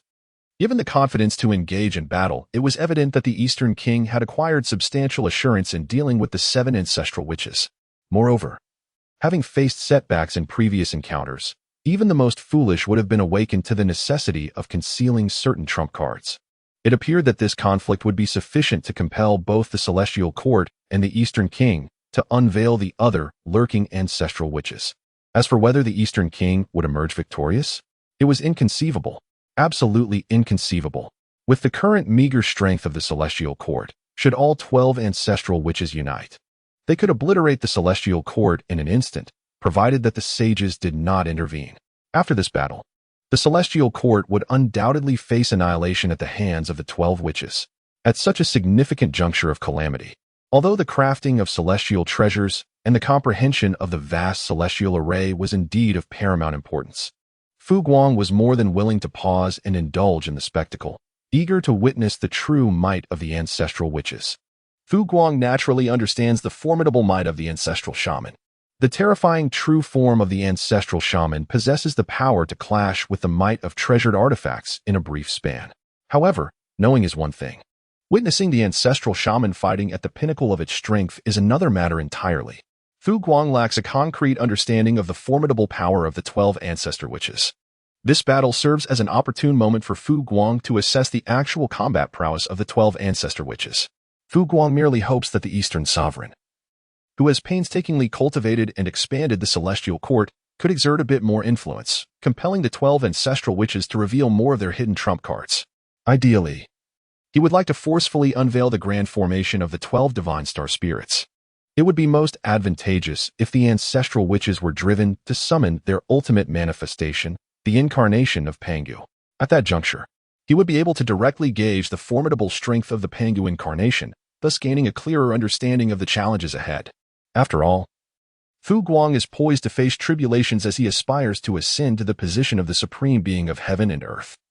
He currently lacks any means to circumvent the obstacles posed by the ancestral witches and the Pangu incarnation. In the face of such inevitability, it is prudent to acquire prior knowledge, allowing him to possess a measure of foresight.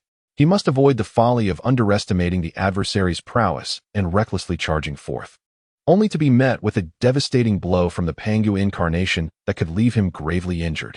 Returning to the matter at hand. After Fu Guang languidly sat for several centuries, a thunderous sound erupted.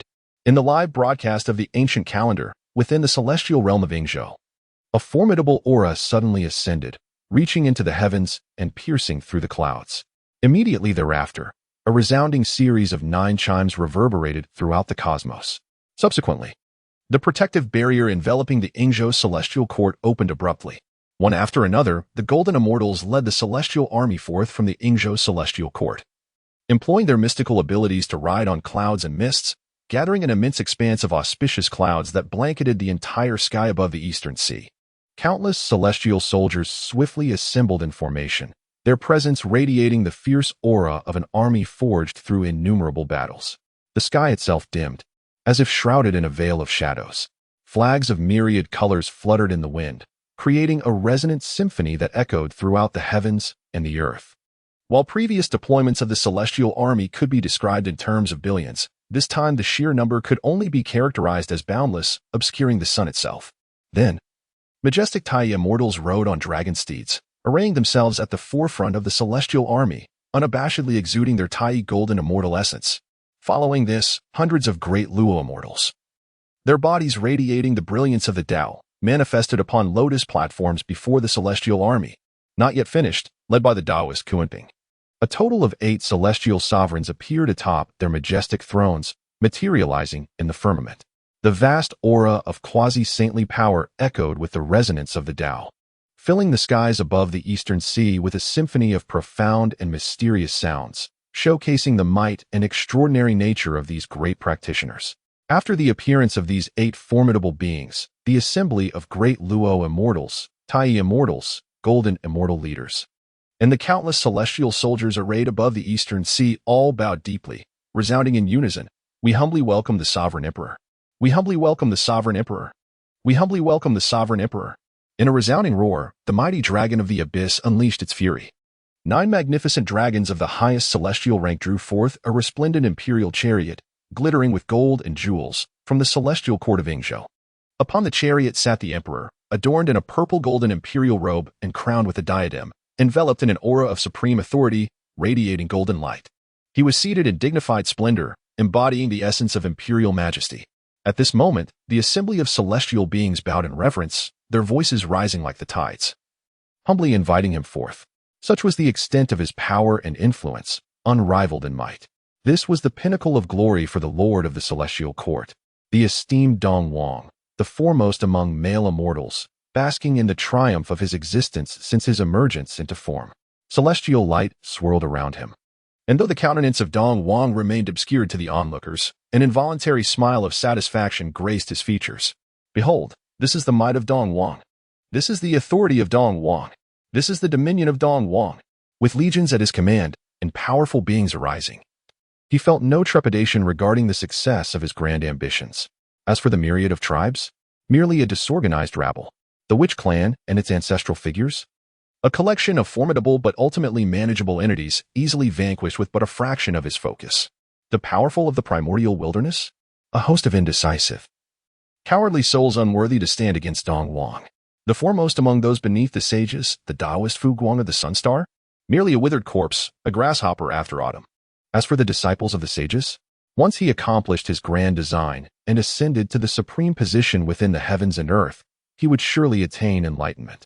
At that juncture, even the sages would be powerless to intervene in his endeavors, let alone their disciples.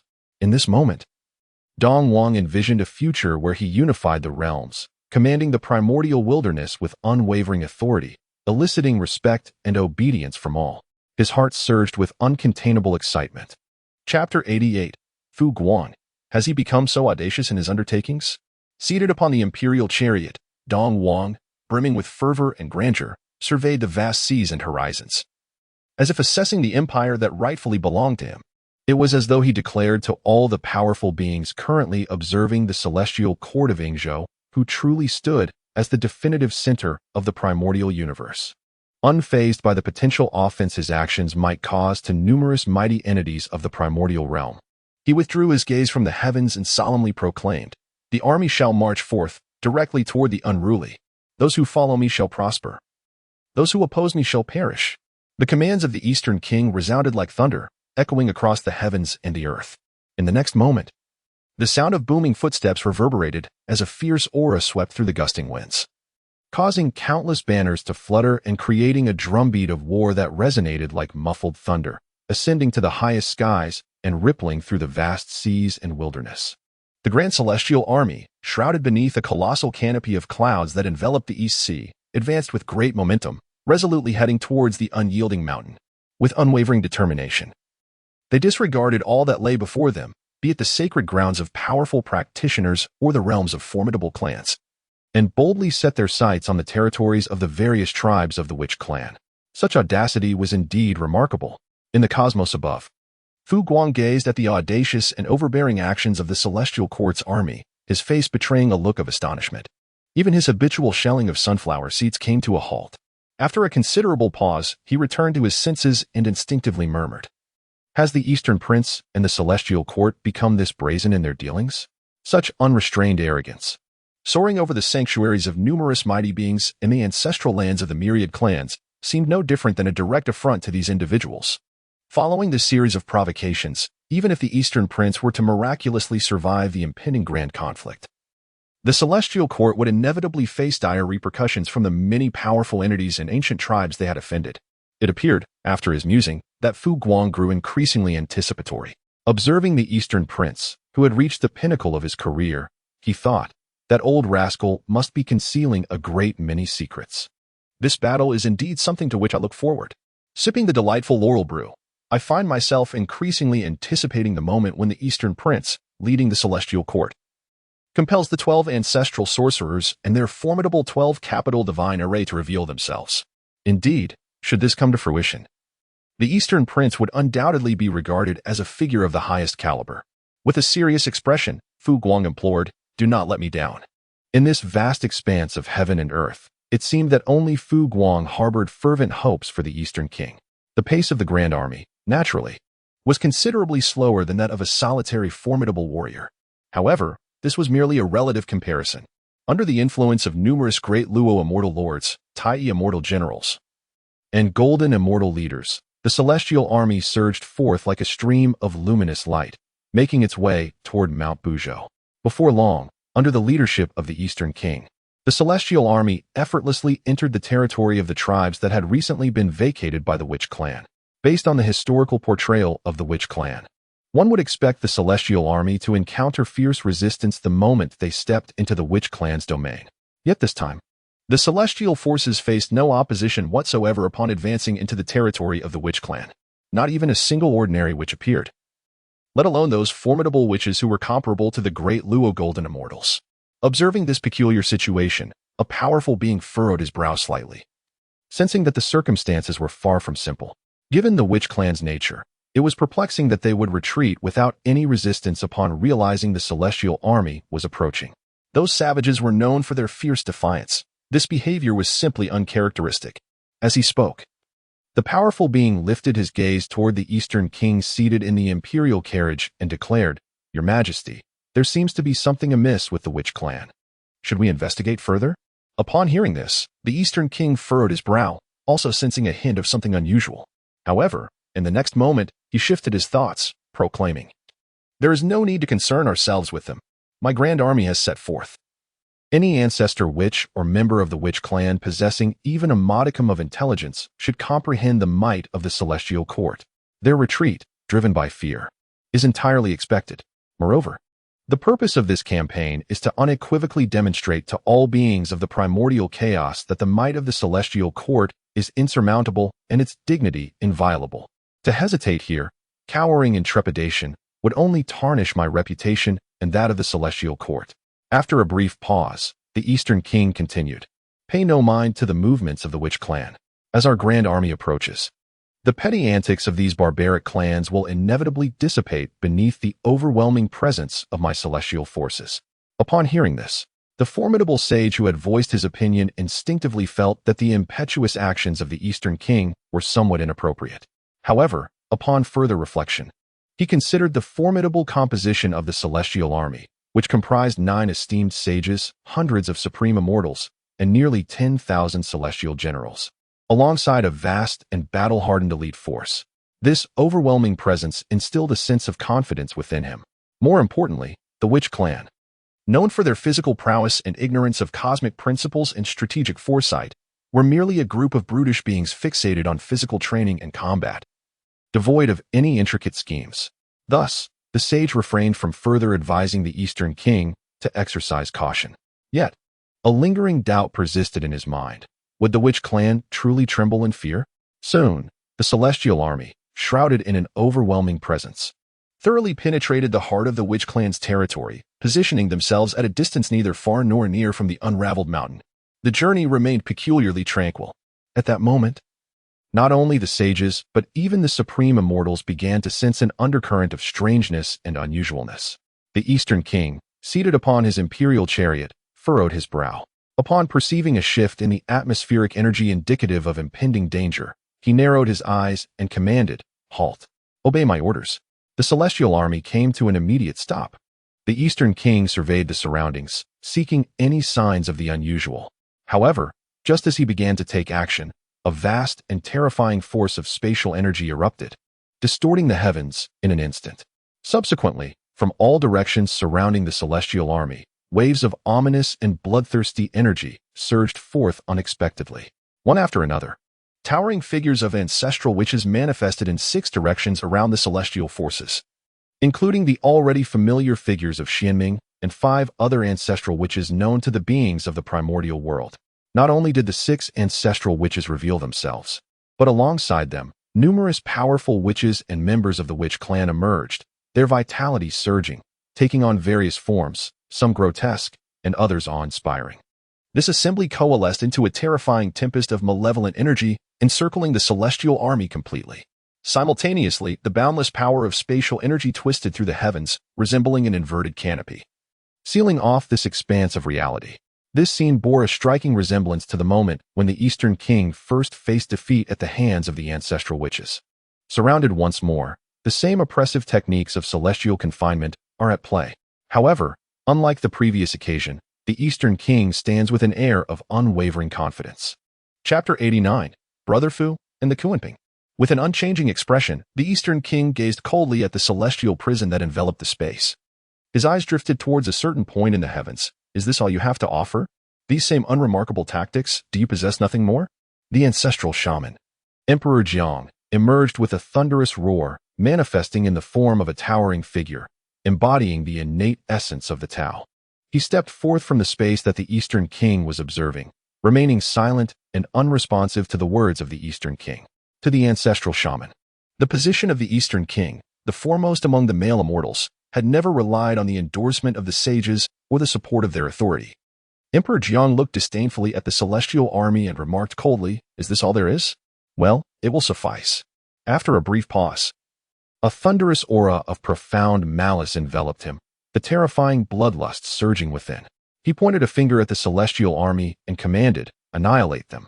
With that single decree, All the great shamans and clansmen of the Wu tribe were filled with fervor, their eyes gleaming with excitement. They roared as they charged at the celestial army, which was trapped in their midst. Kill! Slaughter them! Grandfather has spotted the plump, ancient serpent. The broth will be delicious. All of this is mine. The great shamans and members of the Wu tribe clamored, their mouths watering as they fixated on the leaders of the celestial army, the golden immortals, the Tai, celestial generals, and even the great Luo celestial lords. To the Wu tribe, the celestial army was not an adversary but rather a bounty of fresh, delectable ingredients delivered straight to their doorstep. Unyielding in their obstinacy, the Eastern King's countenance darkened upon realizing Emperor Zhang's disregard for him. He roared in fury. You ancestral shamans, blind to the heavenly decree, shall face obliteration.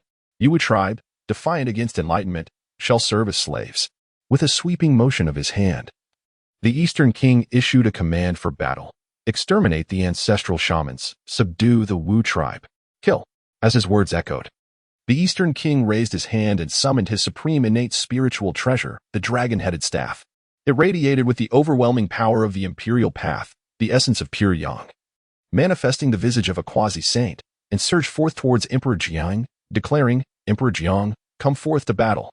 The voice of the Eastern King resonated through the heavens and earth like a muffled thunder. In response to his challenge, Emperor Jiang, who did not even regard the Eastern King with a glance, wasted no words. With a surge of formidable and terrifying malevolence coursing through him, he unleashed a powerful punch to meet the spiritual treasure wielded by the Eastern King. With each strike of his fists and feet, he effortlessly neutralized all of the Eastern King's offensive treasures. Subsequently, he advanced, employing both fists and feet in a grand display of power, swiftly dimming the brilliance of the Eastern King's treasures and shattering the terrifying might of his quasi-saintly Tao of the Emperor and pure Yang energy, reducing them to mere fragments. The Eastern King, who had boldly challenged Emperor Jiang, now found himself bereft of grandeur, his once mighty presence diminished. Despite commanding a plethora of spiritual treasures and executing various quasi-saintly techniques, he was still forced to retreat, overwhelmed by Emperor Jiang's relentless fists. The notion of countering was out of the question. Even defending proved to be a considerable challenge.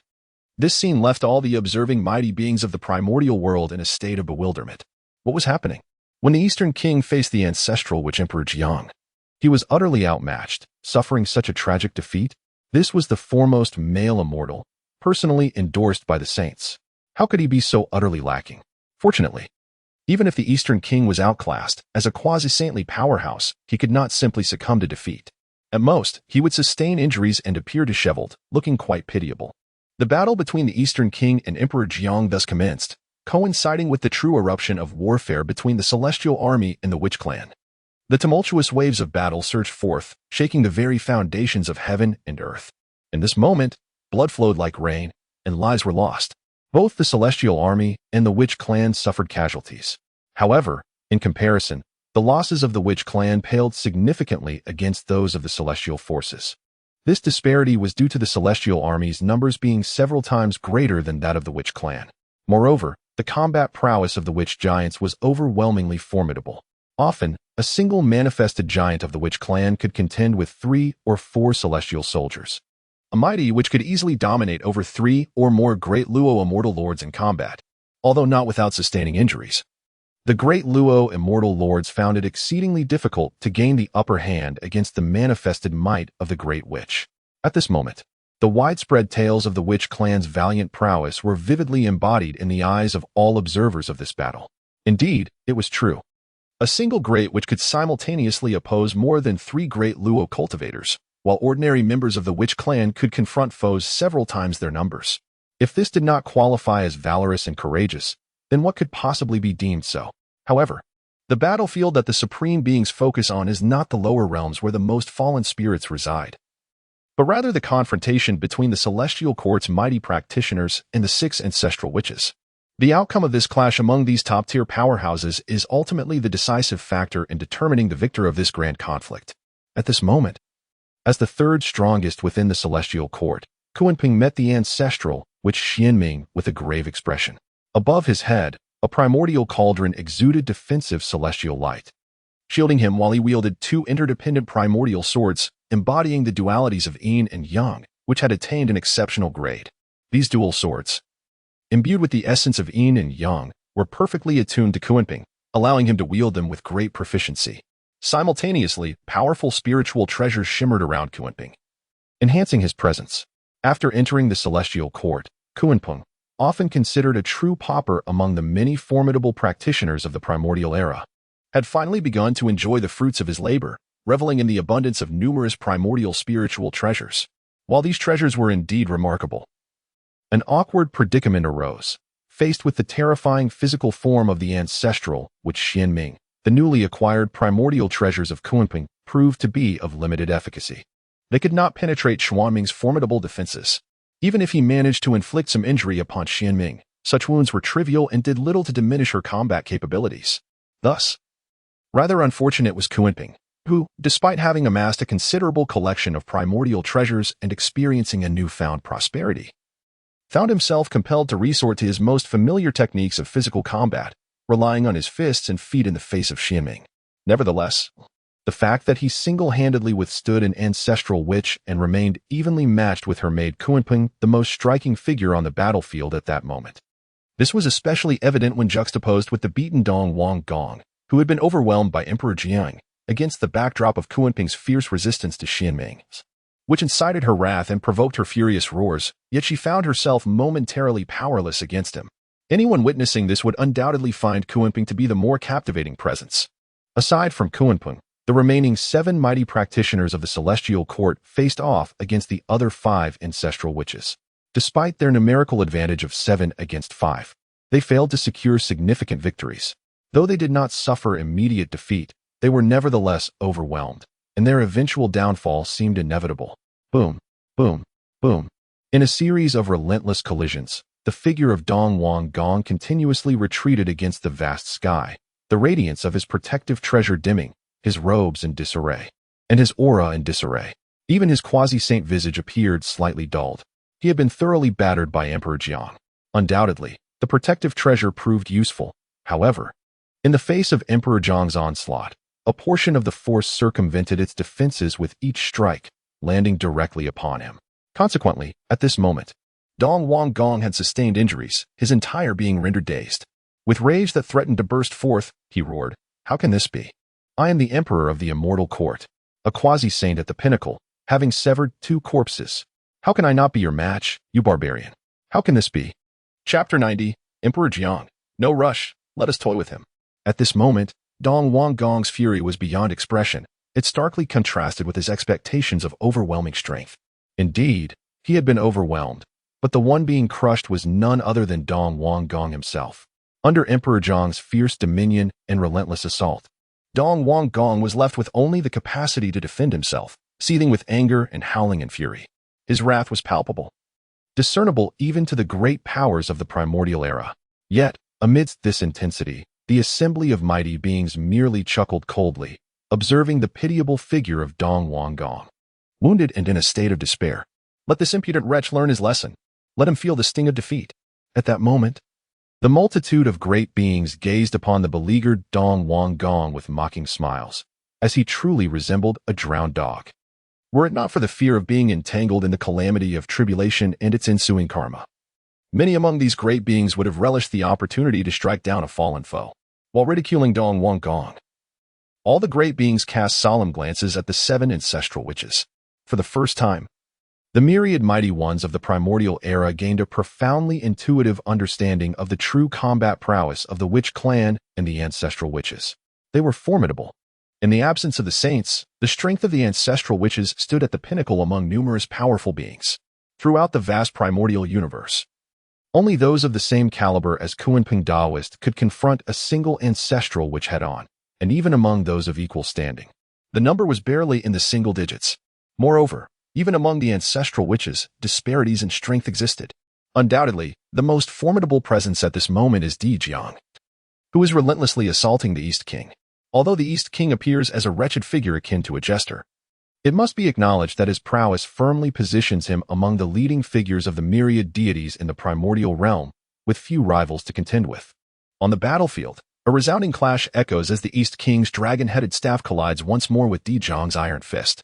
In an instant, a cataclysmic surge of celestial light radiates forth, tearing through the heavens and rending the earth, reducing all that it touches to mere ashes, dissipating into the ether. Amidst the golden, pure yang celestial radiance, the disheveled East King, leaning upon his dragon-headed staff, finds droplets of golden celestial blood trickling from the corner of his mouth. He wipes the blood away, and fury ignites within his eyes, a terrifying malevolence emanating from him. With reddened eyes, he bellows, "Form the formation." As his voice reverberates, the East King swiftly retreats, positioning himself above the celestial army. Concurrently, the formidable powers of Kunping and other celestial beings erupt, momentarily evading the grasp of the 6 ancestral witches to regroup behind the East King. Meanwhile, various great Luo immortals and Tai immortals swiftly take their positions.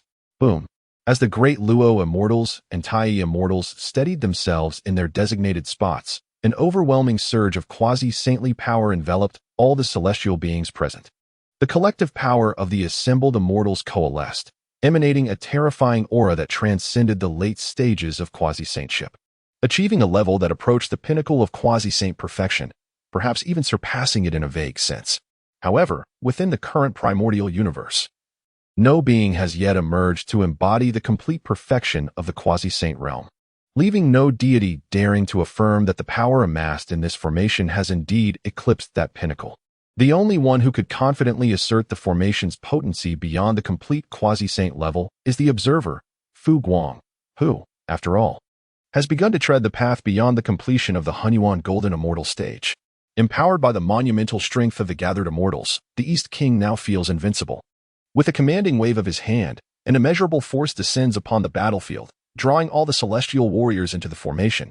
With the inclusion of countless elite troops from the celestial realm, the collective might of the immortals grows even more immense, amplifying the strength of the formation. This is becoming quite intriguing. With arms crossed, Jiang maintained a demeanor of detached interest as he observed Dong Wanggong's movements without intervening. A subtle smile graced his face as he finally regarded this inconsequential opponent. You possess a modicum of skill, but that is where your merit ceases. Not only Jiang, but the other 6 ancestral witches also scrutinized the grand formation assembled by the denizens of the celestial court, offering their assessments. Its power is somewhat commendable. Just barely. What is this? I could shatter it with a single blow. Mere words without action are a sham. If you dare, come forward and test it. Humph. A test it shall be. Enveloped in true fire, the beast-headed, human-bodied Zhu Rong, adorned with crimson scales, displayed an eager glint in his eyes. Poised to advance and gauge the prowess of the celestial army's formation. Yet, in the next moment, Jiang obstructed his advance. Patience, my friend. Jiang's gaze remained fixed on the celestial formation as he spoke. Let us toy with them. As he spoke, Jiang's eyes shifted to the direction of the Yingzhou celestial court, his expression revealing disdain. Let the lads be more astute. He still possesses a trump card left in his homeland. Upon hearing Jiang's words, the ancestral witches expressed some confusion, yet soon cast aside these contemplative thoughts. Each one fixated intently on the celestial formation that was still brewing and gathering momentum. Since our elder brother has suggested we engage in some playful antics with the celestial court, let us oblige. As for how to proceed? Uncertain. We shall heed our elder brother's guidance. Observing Jiang and the other 6 ancestral witches as they scrutinized the formation, channeling the collective power of the immortals to consolidate its might, Dong Wanggong felt once again belittled. His countenance darkened, yet he also felt a sense of relief. Fools. Knowing that I still possess a hidden card, they dare to act so brazenly. Unaware of their impending doom, they continue to watch, completely disregarding my authority. In the midst of his thoughts, Dong Wanggong raised his gaze, locking eyes with the spatial dome that enveloped the heavens. A sudden intensity filled his eyes. With a thunderous roar, a vast surge of imperial power, a pure yang force, coalesced into unmatched celestial radiance, soaring into the heavens and striking fiercely against the spatial dome erected by Jiang. Boom! The canopy trembled, and the entire firmament appeared as though a colossal meteor had plunged into the tranquil surface of a lake, sending forth tumultuous waves. Crack! Bang! Immediately thereafter, the formidable means employed by Emperor Jiang to seal the heavens and the earth was shattered. Upon witnessing this, the Eastern King displayed a triumphant demeanor. His crimson-tinged gaze then fell upon Emperor Jiang and the other ancestral witches. Just as everyone anticipated that the Eastern King would make his move, his attention shifted towards the direction of Yingzhou's celestial court. The witch clan is rampant. May the Queen Mother assist me. Chapter 91. Queen Mother of the West. This wretch is unworthy of counsel. As the Eastern King spoke, all the powerful beings observing the scene momentarily froze, subsequently directing their gazes towards the celestial court of Yingzhou. Meanwhile, within the celestial court of Yingzhou, after the Eastern King had led the majority of its forces into battle, the Queen Mother of the West, who remained behind to oversee the court, observed the great formation he had established, along with his plea for assistance. She let out a deep sigh. Alas, he is more prone to failure than success. This Eastern King is truly inept, having already formed a great array. Why does he not strike directly at the ancestral witches, with his own strength, coupled with the enhancement provided by the formation? While he may not defeat all 7 ancestral witches, he could certainly hold his ground for a time. During that interval, the Queen Mother of the West, could seize a splendid opportunity to inflict a grievous blow upon the 7 ancestral witches, thereby securing victory. Moreover, I could ascertain whether the 7 ancestral witches are concealing any additional powers to prevent any irretrievable mishaps without means of counteraction. This is an opportunity that offers manifold benefits. Yet, what transpired? The moment the Eastern King spoke, he drew the attention of all powerful beings in the realm, including the 7 ancestral witches. After this, even if she restrained herself from acting and sought an opportunity later, it would be impossible. The combat prowess of the 7 ancestral witches is unparalleled. And they are not fools. Aware that the Queen Mother of the West harbors formidable hidden trump cards, how could they not take precautions against her? It is utterly foolish. With a slightly grim expression, the Queen Mother of the West rose from her throne and declared solemnly, to presume upon the mandate of heaven.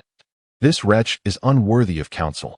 The Queen Mother understood clearly that this individual was not incapable of such strategy. Rather, he had been so thoroughly intimidated that his courage to confront a formidable foe had been shattered. Previously, when he faced defeat at the hands of the ancestral witches, though he fought valiantly against many, he was still left in a woeful state, yet one could argue that he retained a semblance of honor in his defeat. However, this time, he was alone, battling the ancestral witch Emperor Guang, and was brutally overpowered.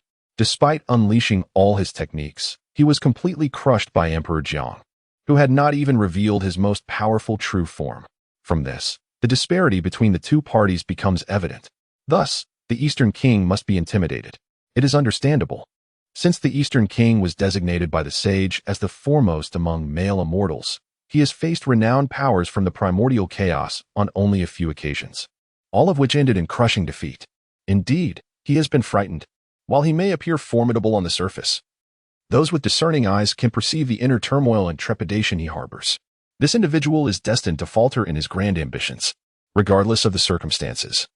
With a flicker of resolve in her gaze, the Western Queen has firmly decided to take action. The Celestial Court cannot suffer another defeat at the hands of the Ancestor Witches or the Witch Clan. One defeat may be overlooked, 2 may be tolerated, but a 3rd would spell catastrophe. Should the Celestial Court be vanquished thrice by the Ancestor Witches and the Witch Clan, the immense fortune and power it has amassed, along with the celestial mandate shared between her and the Eastern King, would crumble in an instant. Without the celestial mandate and the great fortune of the Celestial Court, the titles of the foremost male and female immortals would become mere shadows of their former selves. Moreover, the opportunity to delve into the path of enlightenment would dissipate entirely. In matters of enlightenment, even the Western Queen, who desires to strategize meticulously, is unwilling to relinquish her grasp, fully aware that she has ventured too deeply into the cycle of calamity. Furthermore, she possesses a measure of confidence due to the sage, even in the face of impending failure. The sage who appointed her and the Eastern King as the foremost male and female immortals in the Palace of Purple Clouds would likely not stand idly by as they fall into ruin. As long as that sage exists, even if it requires a heavy toll, she and the Eastern King still have the means to extricate themselves from their predicament. Thus, even the typically composed and cautious Western Queen dares to strive for her path of greatness. With this thought, the Western Queen steps forth, her form manifesting in the skies above the celestial court of Yingzhou. A radiant light of celestial brilliance flows forth, accompanied by the power of divine retribution, and pure energy materializes in the heavens. The blooms of the great path flourish resplendently, and the laws of the cosmos coalesce into a unified tapestry. The realm of quasi-saintship, a state bearing the mark of a sage, is revealed, naturally accompanied by profound mysteries. Behind her, the Kunlun mirror hovers majestically, one hand holding the plain-colored cloud realm banner, while the other wields a primordial sword, with clouds swirling around her form. She is an embodiment of unparalleled grace, noble and unattainable.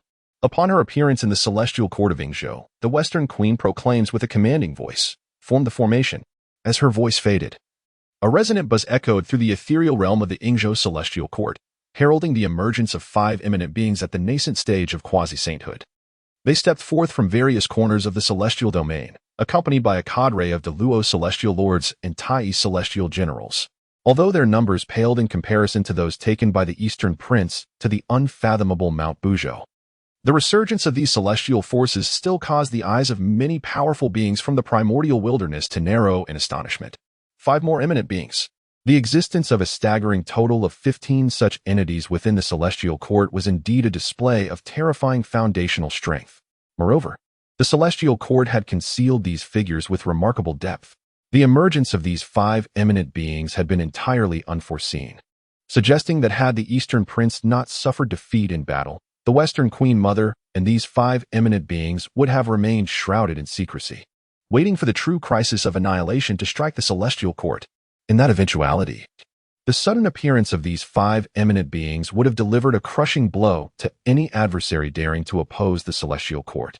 In that moment, the gazes of all powerful beings turned toward the Western Queen Mother with a palpable shift in perception. The flamboyant and domineering nature of the Eastern Prince made it implausible for him to orchestrate the concealment of 5 eminent beings without revealing their presence. Such a maneuver could only be attributed to the Western Queen Mother, who maintained a relatively low profile within the celestial court and seldom revealed her powers in the broader expanse of the primordial world.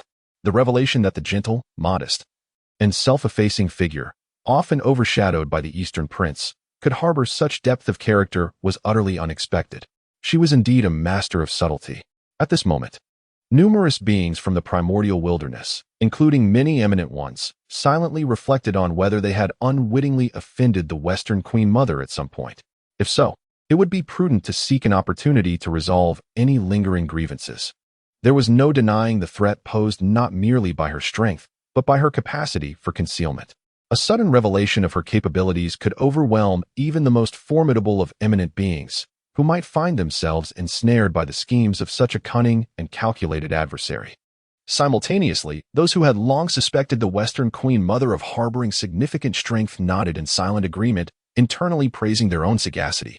After all, how could one who alone commanded a third of the celestial court's fortune, enjoyed a corresponding share of its resources, and steadfastly occupied one of its 2 principal thrones, be merely a supporting figure? The Western Queen Mother was undoubtedly concealing much more than what had currently been unveiled. What was revealed now might only be the tip of the iceberg. Chapter 92. The Celestial Being Striving for Recognition at this moment. The Queen Mother of the West served as the focal point of the formation, with 5 supreme beings positioned in the cardinal directions. Accompanied by a substantial number of great Luo immortals and Tai immortal generals arranged in intricate configurations. Ultimately, the entirety of the Yingzhou celestial court formed the foundation of this grand array. Commenced the formation. As the celestial beings took their positions, an overwhelming force of the great Tao coalesced around the Queen Mother, resonating with the other immortals within the array, unifying their strengths and invoking a harmonious resonance of the Tao. A thunderous hum reverberated, echoing with celestial might, instilling a sense of dread akin to divine wrath. An aura of unfathomable terror surged forth from the Yingzhou celestial court, enveloping the entire eastern sea. A resplendent light ascended to the heavens, harmonizing with the formation currently being established by the Eastern King on the battlefield. The powers of the 2 grand arrays intertwined, merging pure yin with pure yang, imperial authority with celestial retribution. Following their fusion and elevation, the Queen Mother's previously revealed quasi-saint late-stage aura ascended to a stable and complete quasi-saint level. In response to the Eastern King, who had likewise attained the pinnacle of quasi-saint status within his own array, their auras elevated further still. At this moment, the entire expanse of heaven and earth was suffused with radiant bicolored celestial light, the formidable presence of both celestial court rulers spanning the cosmos, drawing the attention of all powerful beings in awe. This formation was truly remarkable. In the starry sky, Guang, calmly observing the spectacle, noted the collaboration between the Eastern King and the Queen Mother, manifesting 2 formidable arrays. His eyes sparkled with golden light, with 9 yang and 6 yin. Combined with the strength of the celestial beings, and bolstered by the complementary forces of their pure yang and pure yin Tao, The power of this formation was indeed substantial. Upon witnessing the Eastern King establishing the array, Fu Guang had anticipated that the formation he would unveil might be the famed 10,000 Immortals array. Rumored to be either conceived by the Celestial Master of Heaven or attributed to the protective array of the Eastern King's celestial court, given its reference value. Even if the Eastern King were to present the 10,000 Immortals array, Fu Guang would not have found it surprising. However, it now appeared that the protective array of the Yingzhou celestial court was, in fact, a complete formation forged by the collaboration of the Eastern King and the Queen Mother. Each array, remarkable on its own, now resonated with one another, merging into a singular entity, thereby amplifying their formidable power to even greater heights. It seemed evident that Fu Guang pondered deeply, had I not established the Demon Clan and erected a celestial court to contend with the Eastern Sovereign's heavenly realm. The latter's strength would indeed surpass my previous recollections by a considerable margin. 15 quasi-saints. What an impressive display of power. Such strength befits a celestial court ordained by destiny. Although, in the presence of the 12 ancestor witches, 15 quasi-saints might seem insufficient, under the aegis of the Grand Formation, they would not be easily dealt with, even by Emperor Jiang and the other 7 ancestor witches. The other ancestor witches are bound to manifest in this battle. At that juncture, the myriad beings of the primordial world, especially the myriad clans, will come to comprehend the sheer terror of the witch clan. It will thoroughly shatter any lingering notions within them of I can do it too, we can join forces. And the witch clan may not have the strength to annihilate us before we strike back. Subsequently, when the opportune moment arises, Fu Guang will raise his banner and announce his presence, undoubtedly attracting numerous forces to devoutly seek his protection and allegiance. At that point, without the necessity of formally establishing the Demon Clan, Fu Guang can effortlessly acquire a formidable foundational power. Thereafter, with careful strategizing, he shall cultivate this power to greater heights. The position of Heavenly Sovereign will then be within his gradual reach. In this moment, the plan in Fu Guang's heart has gradually taken shape, and it is truly magnificent. As long as the Celestial Court lends its strength and the Eastern King is sufficiently powerful, the beings of the primordial world will witness the unparalleled might of the Witch Clan, and everything will proceed smoothly. In Kunlun Mountain, the 3 Pure Ones are also observing this battle. They are indifferent to the outcome between the two sides. Naturally, if given a choice, the 3 Pure Ones would prefer the Celestial Court to emerge victorious. After all, they harbor a disdain for the Witch Clan, finding their barbaric demeanor unappealing and scornful of their ignorance of the heavenly order and the greater trends. However, while they may observe, Laozi and Yuanshi focus their attention on the 7 great ancestor witches, whereas Tongtian's gaze shifts between the formidable formation created by the Eastern King and the Western Queen. A formation that combines the strength of numerous immortals is indeed intriguing. Tongtian muses, if I could create such a formation, perhaps my elder brothers would regard me with newfound respect and admiration. Currently, the 3 Pure Ones remain united, sharing a close bond akin to being 2 peas in a pod. Yet, in the eyes of Laozi and Yuanshi, Tongtian is merely the younger brother. Not only does he lack significant influence, but his opinions are also of little consequence. Due to his temperament, he has often been reprimanded and disciplined by Yuanshi. As the elder brother, Laozi pays little mind to such matters, let alone intervene in Yuanshi's admonishments of Tongtian. Thus, Tongtian, who is still enduring this treatment, harbors the desire for his brothers to recognize his worth. For now, he has no further thoughts beyond this. Secretly, Tongtian begins to devise the formations composed of the celestial beings, preparing to showcase them in the future, hoping to earn the praise and acknowledgement of Laozi and Yuanshi. In Fengxi Mountain, Fushi's expression is grave and solemn. Upon witnessing the emergence of 15 formidable beings from the celestial court, he finds himself deeply concerned. Even though many of these powerful entities are merely at the initial stage of quasi-saint, their sheer number is indeed somewhat daunting. Despite the fact that after the teachings of the saint in Zixiao Palace, the great Luo Golden Immortals are no longer at the pinnacle of power, Fushi, who has remained secluded in Fengxi Mountain due to the calamities of the world, did not anticipate that the number of mighty beings would proliferate like bamboo shoots after the rain, akin to the great Luo practitioners. Soon, once Fushi regains his composure, he begins to introspect. One must not underestimate the myriad beings of heaven and earth. Although great beings are few, they are not uncommon in this era. Underestimating the vastness of the universe and the myriad beings within it leads to dire consequences. Subsequently, Fushi steadied his mind and continued to observe the battle. devoid of any sense of urgency. Indeed, even among the mighty, there exist disparities, some of which can be likened to the chasm between heaven and earth. More importantly, Fuxi unwaveringly believed that the one destined among the stars would surely foresee all of this. After all, that was the unfailing Taoist companion, Guang. The reactions of various powerful beings were diverse. At this moment, the two sides at the heart of the universe were too engrossed to pay heed to anything else. The formation was complete. The Queen Mother of the West stood atop the celestial dome of the Buzhou fairy court, channeling the power of the formation to support the Eastern Prince. Her cool voice reminded the Eastern Prince, who was immersed in the might bestowed upon him, "Your Majesty, the formation has been established. If we do not engage in battle now, when shall we?" Chapter 93. The Uniqueness of the Witch Clan. Tongdian, I shall undoubtedly achieve greatness. On the battlefield, as the words of the Queen Mother of the West resonated, the Eastern Prince, positioned at the center of the formation and imbued with an unprecedented power, once again displayed a confident and flamboyant smile. He laughed heartily. "Ha ha, with such immense power at my disposal, who but I shall unify the primordial chaos and attain the path of sainthood." As he spoke, with a thunderous wave of his hand, the complete protective formation of the fairy court was unleashed. The magnificent pure young celestial light swept across the heavens, dispelling much of the sinister aura gathered by the 7 ancestral witches and their kin, restoring a semblance of clarity to the world. Simultaneously, the overwhelming pressure of the perfected quasi-saint enveloped the 7 ancestral witches.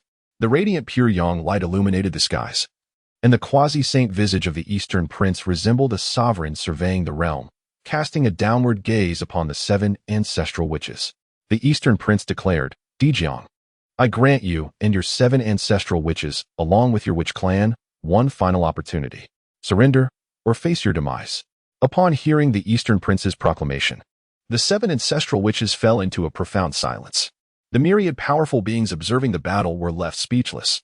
The Queen Mother of the West, who was maintaining the formation and assisting the Eastern Prince in preparation for a fierce confrontation with the ancestral witches, could hardly contain her irritation. Foolishness. Arrogance. How utterly ridiculous. With the formation activated and power coursing through him, why waste words on a band of brutes? They should engage in combat directly. Does maintaining the formation not require resources?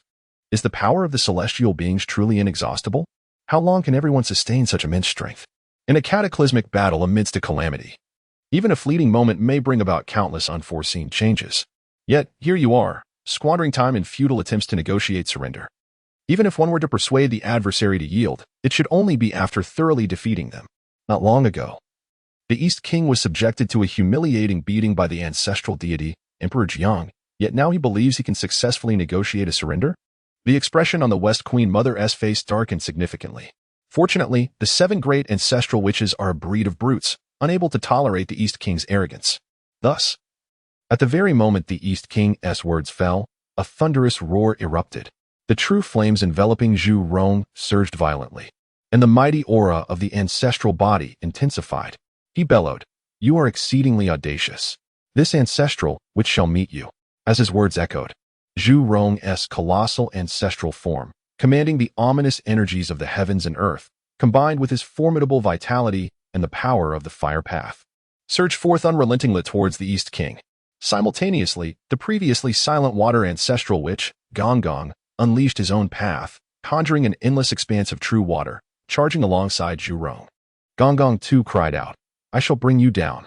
With Zhu Rong and Guang taking action, the other ancestral witches could no longer remain passive. One after another, they joined the fray, converging upon the East King and the assembled celestial forces of the immortal court. A cold smile crept across Emperor Zhang's lips as he cast a glance towards the direction of the Yingzhou immortal court. At this moment, he was certain of one thing. Nearly all of the immortal court's hidden cards had been revealed. Even if there were remnants, they were insufficient to warrant excessive caution. With a crack, he moved his joints, and the fighting spirit in his eyes ignited, his vitality surging forth. Having endured for so long, this ancestral which was ready to stretch his limbs. As he spoke, Emperor Jiang took a step forward with a thunderous sound. An overwhelming aura of malevolence erupted from him, soaring into the heavens and shaking the firmament. The terrifying form of the ancestral which manifested. Emperor Jiang roared as he charged towards the East King. "Kill!" Amidst his furious roar, Emperor Jiang, in concert with Xianming, Zhu Rong, and the other 6 ancestral witches, encircled the East King and the Celestial Army, wielding their path powers to continuously extinguish all the tactics the East King currently employed. On the periphery of the battlefield, all the great shamans of the Witch Clan, unable to partake in the battle, erupted with a formidable presence, their immense vitality stirring the surrounding malevolent energies. The entire Witch Clan roared in unison, rallying for the 7 great ancestral witches, witch, accompanied by the fervent cheers of the Witch Clan and the terrifying blood energy that seemed to coalesce into a singular force. An inexplicable momentum began to rise within the world. This extraordinary momentum seems to echo the howls and roars of the Witch Clan, as if the heavens and the earth are responding to their call. On the battlefield, an ever-increasing tide of malevolent energy surges and converges. Simultaneously, all the formidable beings observing this conflict can distinctly sense that with the accumulation of this sinister energy, the aura emanating from the 7 ancestral witches grows ever more potent and terrifying, their combat prowess escalating in tandem. This spectacle leaves all the powerful entities in awe. They marvel at the Witch Clan's unique ability to unify in their fervent cries, which seemingly elicits a response from the very forces of nature. Is this the true worth of the descendants of Pangu? Given that the primordial world was carved out by the great deity Pangu, it is only natural for the heavens to acknowledge his legitimate progeny. Truly, the descendants of Pangu are remarkable.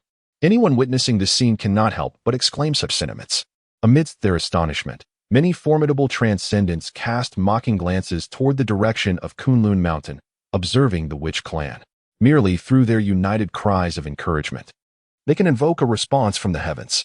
And what of your Panga Sanqing? Though you proclaim to be the true heirs of Pangu, have you ever demonstrated any celestial response akin to that of the Witch Clan? No, absolutely not.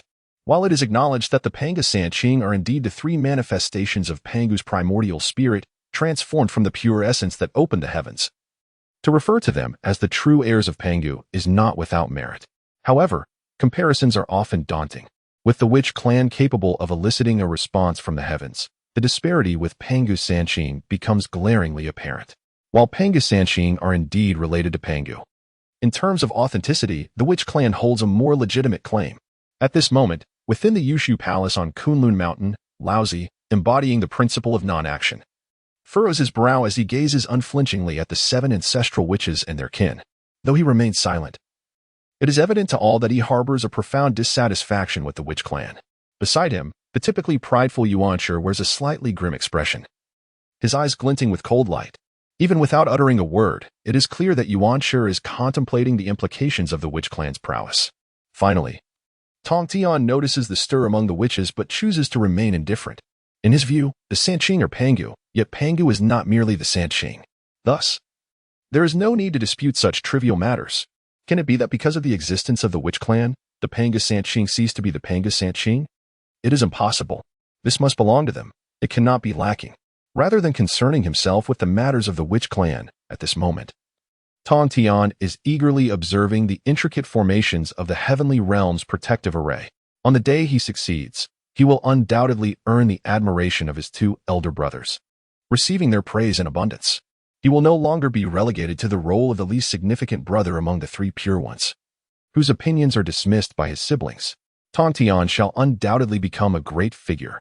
Chapter 94. These brutes still have a backup plan? Celestial light surged as divine powers and spiritual treasures emerged. The terrifying aura of vitality and malevolence intertwined. At this moment, on the battlefield, the 7 grand ancestors of the Witch Clan joined forces to launch a relentless assault, simultaneously occupying distinct strategic positions. The formidable energies emanating from the 7, infused with a sinister essence, appeared poised to merge under a unique atmospheric pressure. This nascent energy, not yet fully unleashed, caused the combat prowess of the 7 grand ancestors to escalate exponentially. Before long, their strength reached an apex. At this moment, facing the 7 grand ancestors, Dong Wanggong initially relied on the support of 2 powerful formations to withstand their onslaught. However, as time passed, he soon found himself once again in a passive position, succumbing to the tide of battle.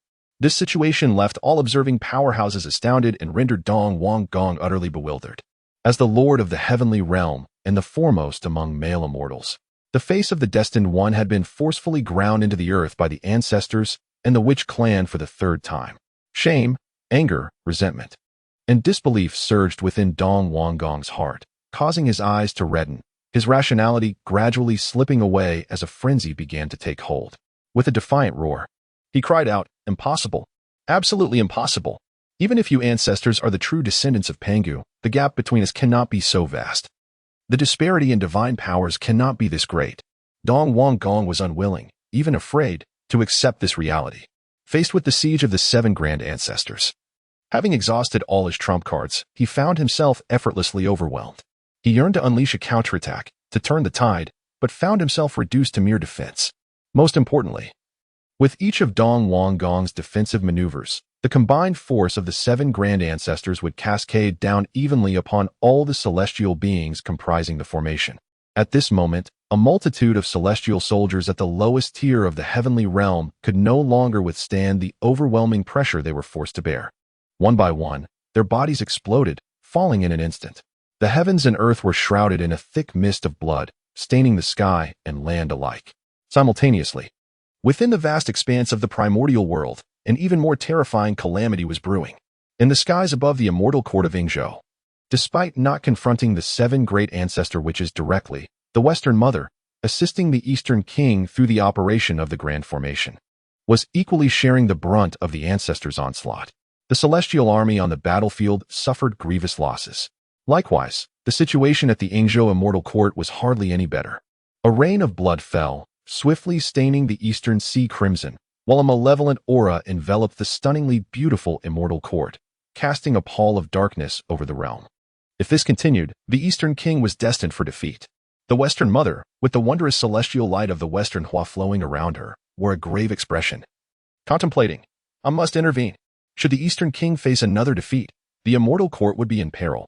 With this thought in mind, the Western Mother summoned her accompanying spiritual treasure, the Kunlun mirror, which radiated profound celestial light. A surge of potent temporal power emanated from the mirror as she prepared to tear open a rift in space-time, intending to rush to the battlefield from the Yingzhou immortal court. However, just as she took a step forward, a terrifying surge of malevolent blood erupted through the heavens above the Yingzhou immortal court. The power of the space-time pathways exploded, distorting the celestial dome. And from within the fabric of space emerged a colossal figure.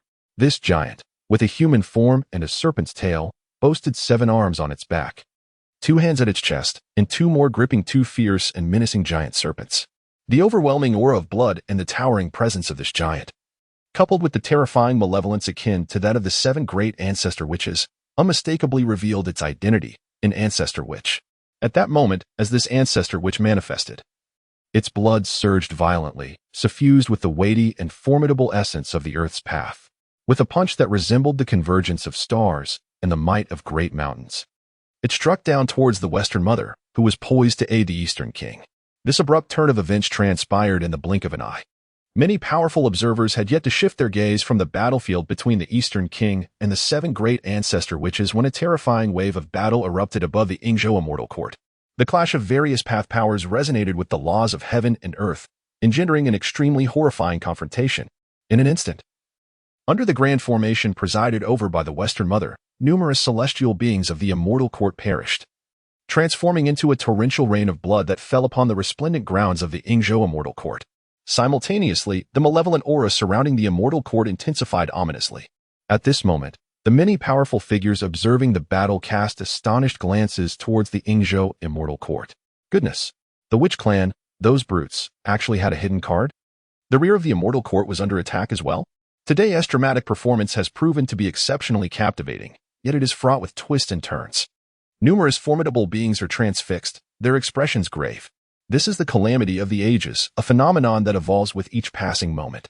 In the celestial realm of Yingzhou, a radiant and profound essence of pure in illuminates the heavens, as the power of divine retribution manifests in the form of resounding thunderbolts. At this moment, the countenance of the West Queen Mother is decidedly grim, with the resplendent cloud banner of the celestial realm floating beside her, its protective radiance impenetrable, impervious to all forms of assault. Her beautiful eyes are fixed intently upon the emerging ancestral witch. In a low voice, she declares, yet another ancestral witch. How deeply the Witch Clan conceals its secrets. There are indeed 8 ancestral witches. No, wait. As she speaks, a realization dawns upon the West Queen Mother, leading her to assert with unwavering certainty, beneath the heavens, there are 9 as the ultimate. If my calculations are correct, your witch clan possesses not 7, nor 8, but a full 9 ancestral witches. Upon her words, a sudden brilliance emanates from the Kunlun mirror behind her, its surface shifting to survey the entire expanse. Ultimately, the celestial light of the Kunlun mirror focuses on a specific spatial position. The West Queen Mother gazes intently. Since the 9th ancestral witch has arrived, why hide? Reveal yourself. As her voice resonates, yet another formidable ancestral witch, overflowing with vitality and exuding an aura of ferocity, steps forth from the void. The sight of this ancestral witch causes the West Queen Mother to inhale sharply, her expression visibly tense. 9 ancestral witches. The witch clan possesses as many as 9. One ancestral which can overpower 2 or more great practitioners. What then of 9? Cursing inwardly, the West Queen Mother seethes with rage. How dare they conceal 2 more ancestral witches? This miscalculation is utterly disastrous. Moreover, I had not considered this possibility at all. Such oversight is inexcusable. It appears that she has delved too deeply into the calamity, unwittingly influenced by its malevolent energy, leading her to lose some of her usual caution in planning. Yet, there is still hope.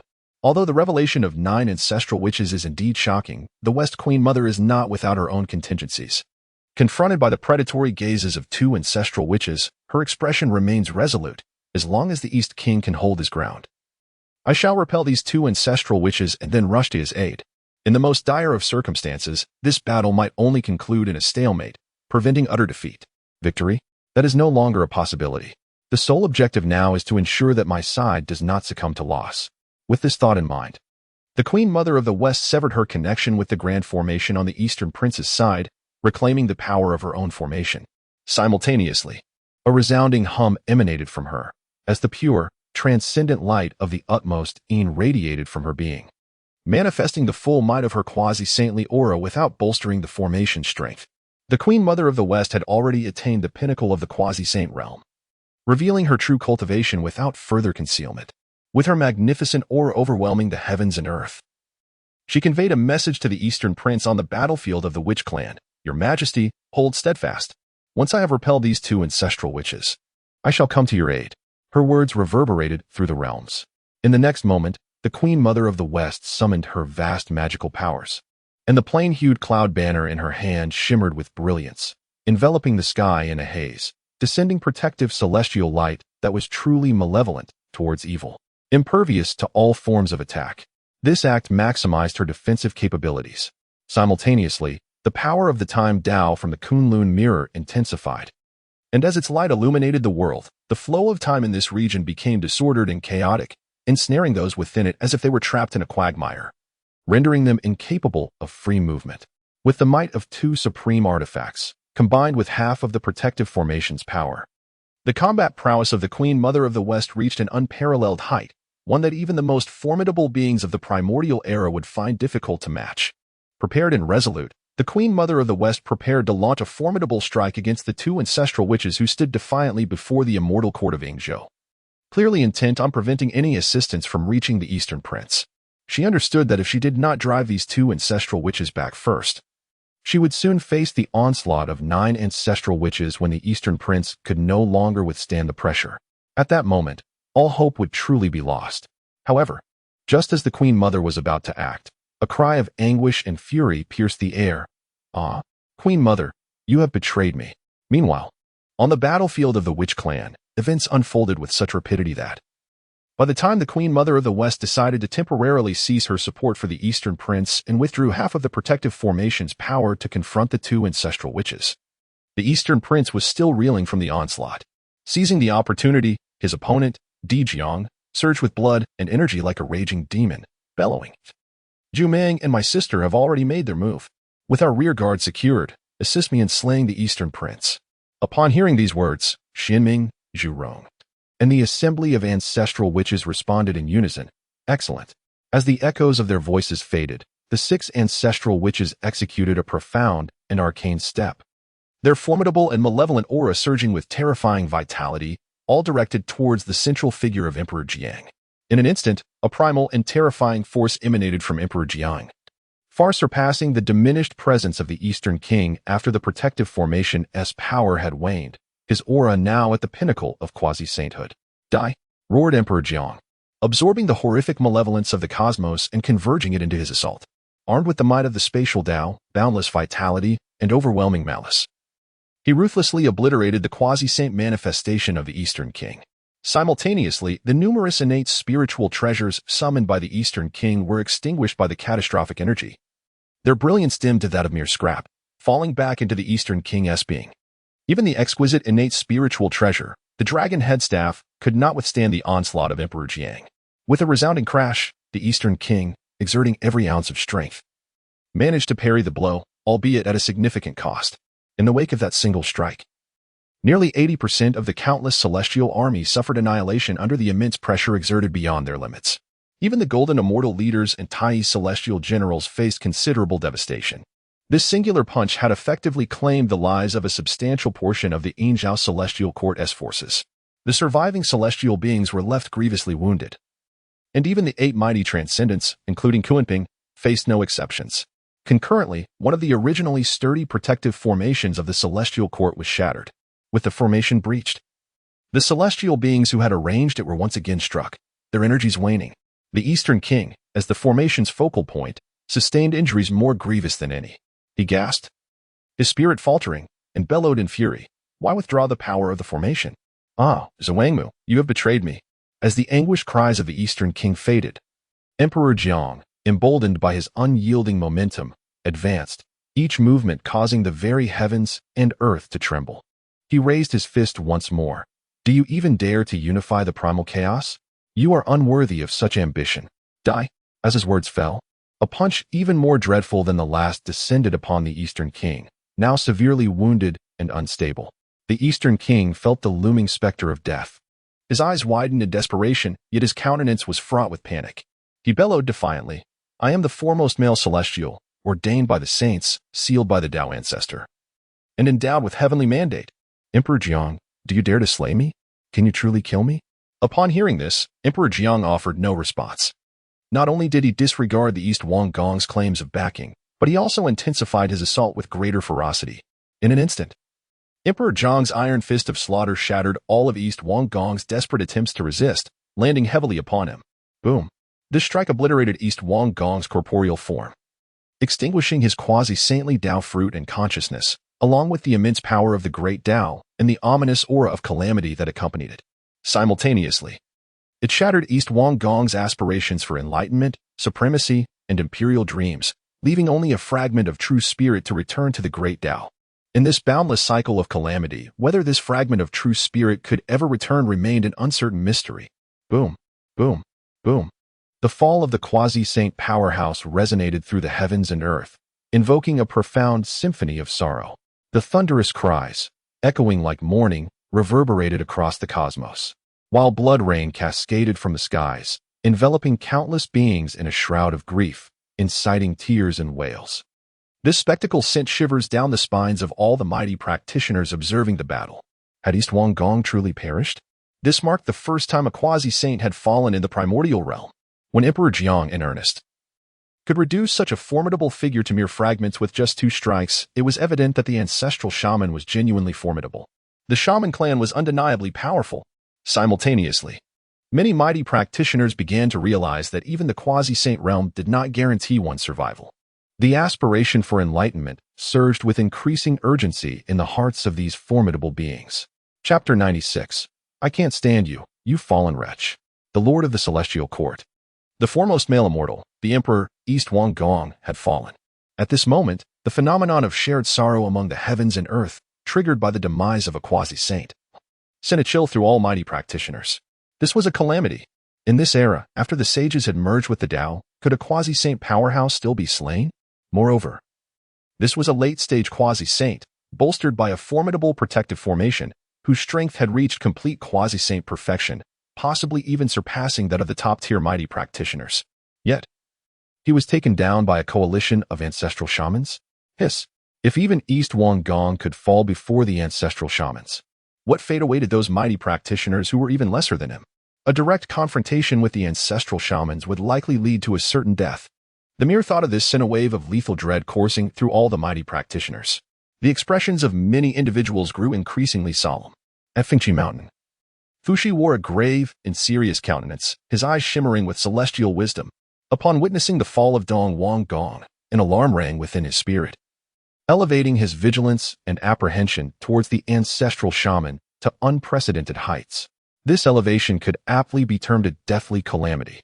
Could it be that I, a humble practitioner, am destined to perish at the hands of the ancestral shaman? Stroking his beard, Fuxi's gaze narrowed slightly. Could it be that my impending involvement in the grand enterprise of my esteemed companion Fu Guang would ultimately lead me to confront the shamanic clan, thus inviting the risk of cataclysmic retribution upon myself? Once this thought crossed his mind, Fuxi's heart swelled with certainty. In other words, should he choose to persist with his prior plans, he might very well meet his demise at the hands of these formidable and lethal ancestral shamans in the future tides of destiny. After a moment of contemplation, a faint smile graced Fuxi's face as he declared, "My path lies within this venture. How could I possibly retreat? If I can transcend this perilous ordeal, then my path shall be realized. Conversely, even in demise, my path may still come to fruition. As a quasi-saint practitioner, how could Fuxi not take a chance?" Willingly stepping back, moreover, he possessed great confidence in his inherent ability to manipulate the fates, firmly believing he could navigate the forthcoming tumultuous currents and find a glimmer of hope amidst this deathly calamity. The fall of Dong Gong, stroking his beard, led Fuxi to employ his means in divine calculations. Thus, the celestial court's efforts in this battle were deemed a failure. Even with the Western Queen Mother reaching quasi-saint perfection, she could not restore the celestial court's destined mandate. The foremost concern of the myriad celestial beings within the court was no longer unifying the wilderness under heaven's decree, but rather how to survive under the grasp of the ancestral shamans and their kin. After a brief pause, Fuxi's gaze turned toward the direction of the sun star within the starry sky, smiling silently. With the loss of heaven's mandate and the fall of Dong Gong, where had the celestial decree vanished? The answer was, of course, self-evident. Was this part of your calculations as well? Fuxi mused, truly remarkable, my friend Fu Guang. Without the sun star emerging, you have perceived and meticulously calculated all that transpires across the vast expanse of the world. Fuxi harbored no doubts that the fall of Dong Gong was not outside of Fu Guang's foresight. Indeed, he even suspected that Fu Guang may have played a subtle role in orchestrating Dong Gong's demise. After all, a vast primordial realm cannot accommodate two sovereigns. The existence of the Eastern King undoubtedly obstructs the ascension of the Taoist Fu Guang to the supreme throne of heaven and earth. Even if one does not directly scheme against the Eastern King, it remains permissible to subtly incite his downfall, does it not? To the myriad beings, one must possess both majesty and virtue. To friends, one should embody magnanimity and righteousness. To foes, one must be ruthless and cunning. Such a being ought to be the sovereign of the universe. Within the confines of Kunlun Mountain, specifically in the Jade Void Palace, the reaction of the three pure ones to the fall of the Eastern King is marked by solemnity and gravity. However, their thoughts diverge. Laozi harbors some concerns regarding the formidable might of the Witch Clan and their ancestral shaman. Will they, in the future, challenge the three pure ones, leveraging the name of Pangu's true lineage? If such a confrontation occurs, while the three pure ones would not fear the 9 ancestral shamans, they would undoubtedly face a significantly troublesome adversary. Yuan sure is particularly incensed. His ire does not stem from the ancestral shaman's lethal nature or overwhelming power, but rather from their blatant disregard for the natural order. It is outrageous that after the Eastern King proclaimed the saint's endorsement, recognized by the heavenly Tao, they still dared to execute the Eastern King, disrespecting the saint and defying the celestial order. Tong Tian is also somewhat angered. However, his frustration lies in the fact that the 9 ancestral shamans have shown utter disregard for his revered teacher. This, especially for the sentimentally inclined Tong Tian, is profoundly disappointing. Nevertheless, he acknowledges the formidable strength of the 9 ancestral shamans. At the very least, should a duel arise, he is unlikely to be a match for them. Amidst the starry expanse, at this moment Fu Guang stared in bewilderment at the scene of the Eastern King's fall, the sunflower seeds in his hand forgotten, poised mid-air. Is he truly dead? In his dazed state, Fu Guang muttered, "Is it over just like that? Wasn't there supposed to be a grand battle lasting a millennium, compelling all ancestral witches to intervene? Wasn't the intention to unleash the full extent of their formidable power? Wasn't there to be immense pressure on all ancestral witches, leading them to reveal their trump cards? Is this really it? Is this all there is?" He bellowed in rage. Suddenly, the imposing aura emanating from Fu Guang surged uncontrollably. A resounding boom echoed as an overwhelming pressure, far surpassing the pinnacle of the Hongjun golden immortal, enveloped the boundless cosmos, stirring the very essence of the celestial realm. Simultaneously, the distant sun star seemed to sense the wrath of the sun god, its brilliance flaring up dramatically. However, in the blink of an eye, that terrifying pressure dissipated like an illusion, and the sun star's unusual activity swiftly subsided, returning to its original state. In the vastness of the starry expanse, a resounding thud marked Fu Guang as he retracted his formidable presence and kicked over the celestial table before him, unleashing his pinned-up fury. Incompetent fool. Ignorant buffoon. You wretched grandson. Pathetic. Worthless. Useless scoundrel. How dare you? He vented his frustrations with no regard for his dignity. With such meager strength, can't you just grow up? What audacity to act so brazenly. I had thought you possessed some substantial confidence and skill to behave so recklessly, flaunting your defiance. 15 against 9. Yet you still allow others to breach your defenses and strike you down. You lack even the strength to hold out for the Queen Mother of the West Side. Why do you have to be so arrogant? As the most ardent supporter of the Eastern Prince's grandeur, he could not contain his disdain. At this moment, Fu Guang suddenly realized that his anticipation for that old rascal, Dong Wang Gong, rendered him nothing short of a fool.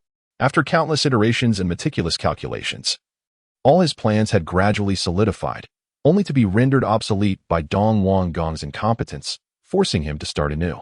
Were it not for his remaining composure, he would have exploded in anger. Chapter 97. Even in death, one must apologize. After venting his frustrations, with a graceful wave of his hand, Fu Guang restored the overturned celestial table to its original state and settled back into his seat. Meanwhile, having calmed his tumultuous emotions, complex feelings danced in his golden eyes. The Eastern King had fallen, and the sage had remained passive throughout. This signified that the sage had made a choice. Thus, it was time for Fu Guang to immerse himself in this grand game of cosmic tribulations.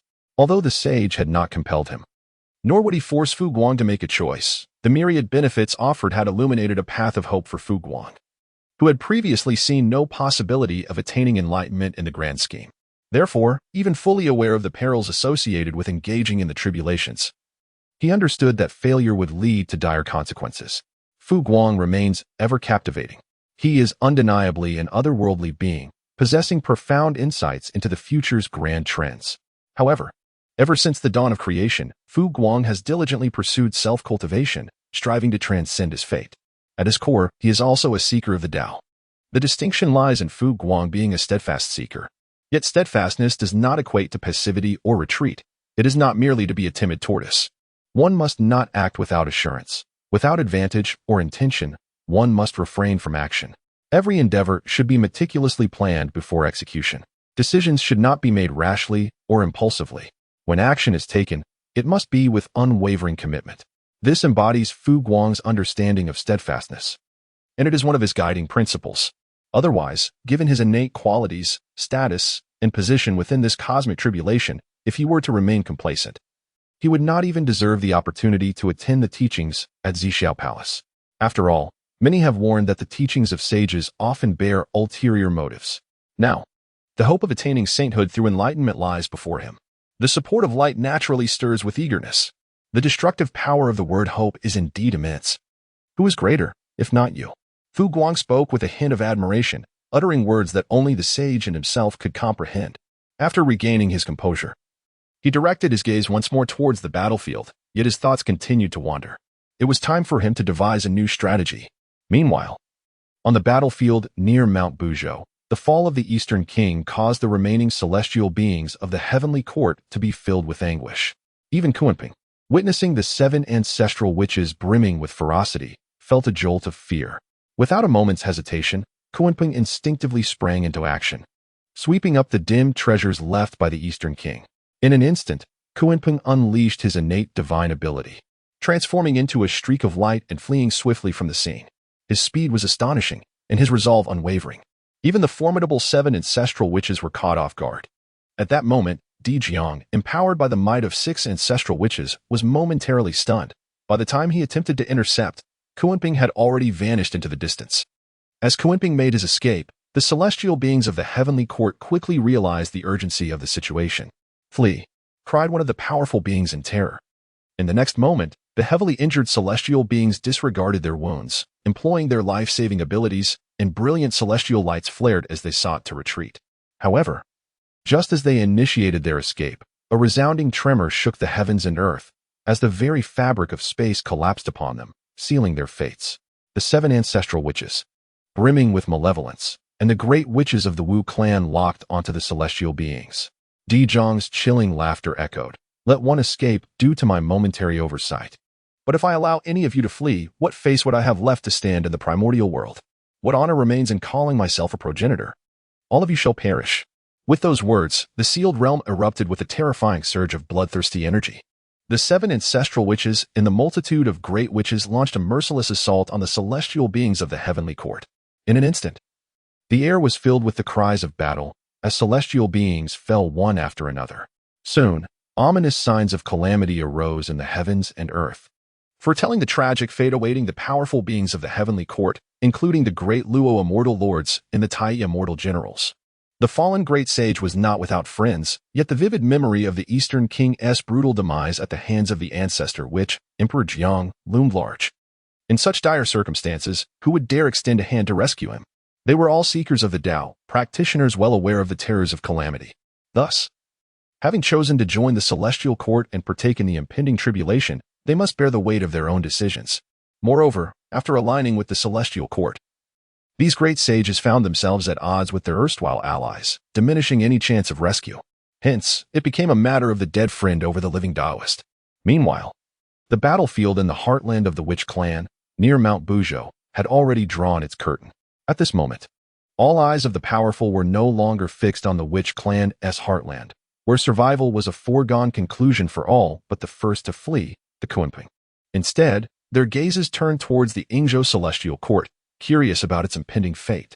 The Western Queen Mother concealed many secrets. However, with the loss of divine mandate, the absence of the saints as her support, and the Witch clan's victory now assured, neither her perfected quasi-saint strength nor the remaining essence of the Yingzhou celestial court could avert its destined annihilation. Standing beneath the celestial dome, the Western Queen Mother, unharmed and at the pinnacle of her power, had completely lost her will to fight. She felt only the chill of despair. The Eastern King had fallen, obliterated by Emperor Jiang immediately after uttering the saint's decree. Throughout this ordeal, the greatest assurance of her heart, the saint, never appeared nor uttered a word, and the heavenly Tao remained undisturbed. In other words, although the saint had appointed the Eastern King as the foremost male deity and herself as the foremost female deity, there was never any intention to support them. The Western Queen Mother, who had naively believed the saint would act as a pillar for them, now realized her hopes were but a delusion. Furthermore, despite having undertaken numerous actions under the saint's auspices, the Eastern King and Western Queen Mother could not reproach the saint for her lack of support. Rather, they owed her gratitude for not chastising them for their audacity. Even in death, the Eastern King must seek the saint's forgiveness for his past deeds. With this thought, the Western Queen Mother's once ambitious aspirations faded into oblivion. She felt a profound chill enveloping her, realizing she had plunged too deeply into the calamity, lacking a backing and the requisite strength. It seemed her end was nigh. Chapter 98. The Self-Rescue Measures of the Queen Mother of the West. At this moment, the Queen Mother of the West was remarkably clear-headed. What grand enterprise? What celestial mandate? What heavenly court? Since her defeat was now certain, it became evident that her path to enlightenment should not lie within the celestial court. Thus, there was but one course of action for her now: self-rescue. With unwavering resolve, and without a hint of hesitation, even in the presence of 2 formidable ancestral foes, the Queen Mother of the West exhibited an expression of utmost solemnity. With great reverence, she performed a deep bow towards the chaotic realm beyond the heavens. In a voice imbued with sincerity, she proclaimed, I, the Queen Mother of the West, bearing the title of the foremost female immortal, have, under the pretense of the sage's name, committed numerous absurd acts within the primordial world, which have tarnished the sage's prestige. Today, I have come to my senses. However, a grave error has already been committed. I humbly beseech the Tao ancestor to consider my unintentional misstep, and, in light of my years of diligent service and adherence to the laws of the celestial court, to forgive my transgressions. I earnestly implore the sage's mercy. As she spoke, the Queen Mother of the West, with utmost respect, bowed 3 times towards the chaotic expanse. Afterward, she rose, not lingering in prostration. She dared not do so.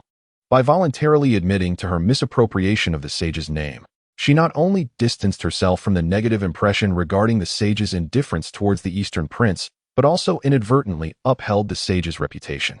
She sought neither favor nor a plea for her life from the sage. She merely wished to avoid inciting the sage's disdain. Given the circumstances, the prospect of punishment from the sage loomed large, a burden too great for one as proud as the Queen Mother of the West to bear. At this juncture, the Queen Mother had done all that was necessary. To prostrate herself indefinitely would amount to moral coercion, compelling the sage to speak on her behalf and save her life. Yet, should such a scenario arise, whether the sage would intervene remained uncertain. Even if the sage did choose to rescue her, what would follow? She would be destined for demise, a fate sealed by her own actions. Thus, the Queen Mother of the West struck a commendable balance in her approach. This decisive action also drew the attention of many powerful beings observing the conflict. In a public display before the primordial beings, she knelt to acknowledge her faults. Assuming full responsibility for all misdeeds, whether real or imagined, alongside the Eastern Prince, thereby absolving the sage from any negative repercussions. It must be said that the Queen Mother of the West was indeed quite astute and demonstrated remarkable decisiveness and execution in her actions. After all, upon introspection, many formidable beings perceive themselves in a predicament akin to that of the West Queen Mother. Perhaps, the majority would choose to fight valiantly, allowing their true spirits to return to the vast ocean of the Tao, awaiting a chance for resurgence, rather than prostrating themselves before the myriad beings of the primordial world, pleading for the forgiveness of the saints. Such an act is deemed shameful and contemptible by many powerful practitioners, including those of the great Luo level. There exists a faction that chooses to remain indifferent, believing that every individual possesses their own path and choices. The actions of the West Queen Mother, in their view, are beyond reproach, simply her personal decision. Additionally, there are those who harbor a modicum of admiration. These strong entities believe that those who can relinquish their pride to pursue their objectives are undoubtedly endowed with great wisdom and perseverance. Indeed, the West Queen Mother stands as a pinnacle among the perfected quasi-saints, unperturbed by the thoughts of the numerous mighty beings and the denizens of the primordial realm. The West Queen Mother only seeks to garner the saints' understanding and perhaps a measure of goodwill.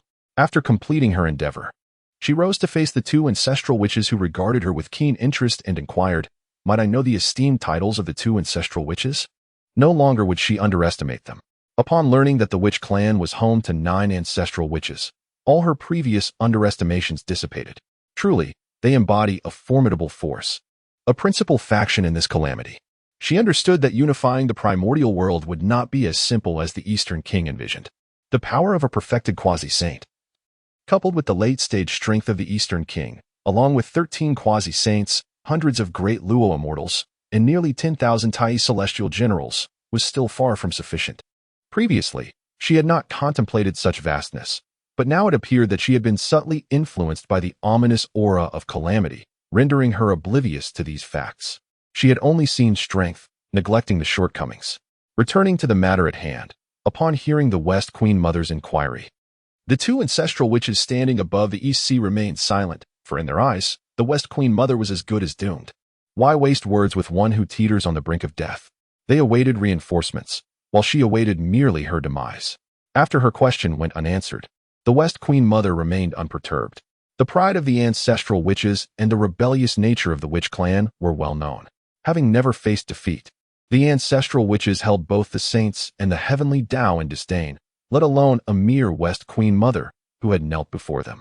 Unfazed, the West Queen Mother, with a serious demeanor, addressed the onlooking Tao friends. "I shall open the treasure vault of the celestial court. The treasures and resources within are yours to claim.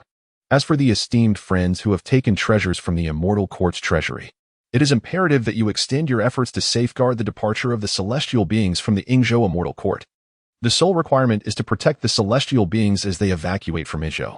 This agreement is witnessed by the heavenly Tao, and should there be any breach, punishment will befall both mortals and immortals alike." With the words of the Western Queen Mother resonating, a thunderous clap of divine retribution echoed across the firmament. This celestial thunderbolt marked the affirmation of the pact established by the Western Queen Mother. In that moment of divine endorsement, a relieved smile graced her countenance. She remained the recognized Queen Mother of the immortal court, the foremost among female immortals, capable of invoking the response of the heavenly Tao. Once her mirth subsided, the Western Queen Mother turned to the assembly of celestial beings, her expression a blend of gravity and sorrow. This is the final strategy one can devise for your survival. Whether you can preserve your lives now hinges upon your individual fortunes. With a graceful wave of her jade hand, an exquisite beam of celestial light erupted forth. For the first and last time, the Yingzhou immortal court, once shrouded by the grand formation, unveiled itself entirely before the myriad powerful beings of the primordial age. Countless beams of treasure light surged into the sky, painting the heavens with a resplendent hue. Within the treasury of the immortal court lay enough celestial materials and earthly treasures to fill an entire myriad of worlds, along with batches of refined postnatal spiritual treasures and a multitude of innate spiritual artifacts. All of these marvels were laid bare before the powerful entities of the primordial age. As the treasury was unveiled, the Western Queen Mother's expression grew solemn. Flee. At her command, the celestial beings of the immortal court sprang into action, employing their abilities to escape. Simultaneously, the ethereal cloud banner in the Western Queen Mother's grasp radiated light, and the time power of the Kunlun mirror began to tear open a rift in the fabric of space and time, preparing for her imminent retreat. However, in the next moment, an overwhelming force of spatial Tao energy surged forth, heralding the arrival of the ancestral witch, Zixiao, who traversed the space with formidable might. He launched a fierce assault upon the Western Queen Mother, declaring, "Your immortal court is doomed to annihilation, and no one can protect you, I assure you." Chapter 99. A startling ancestral witch. Zixiao struck. Although this attack did not amalgamate the powers of the other 6 ancestral witches, it was still exceedingly fearsome. At the same time, the ancestral witches Hutu and Jumong, who were stationed there, also engaged in combat. However, their targets were the other formidable beings of the immortal court.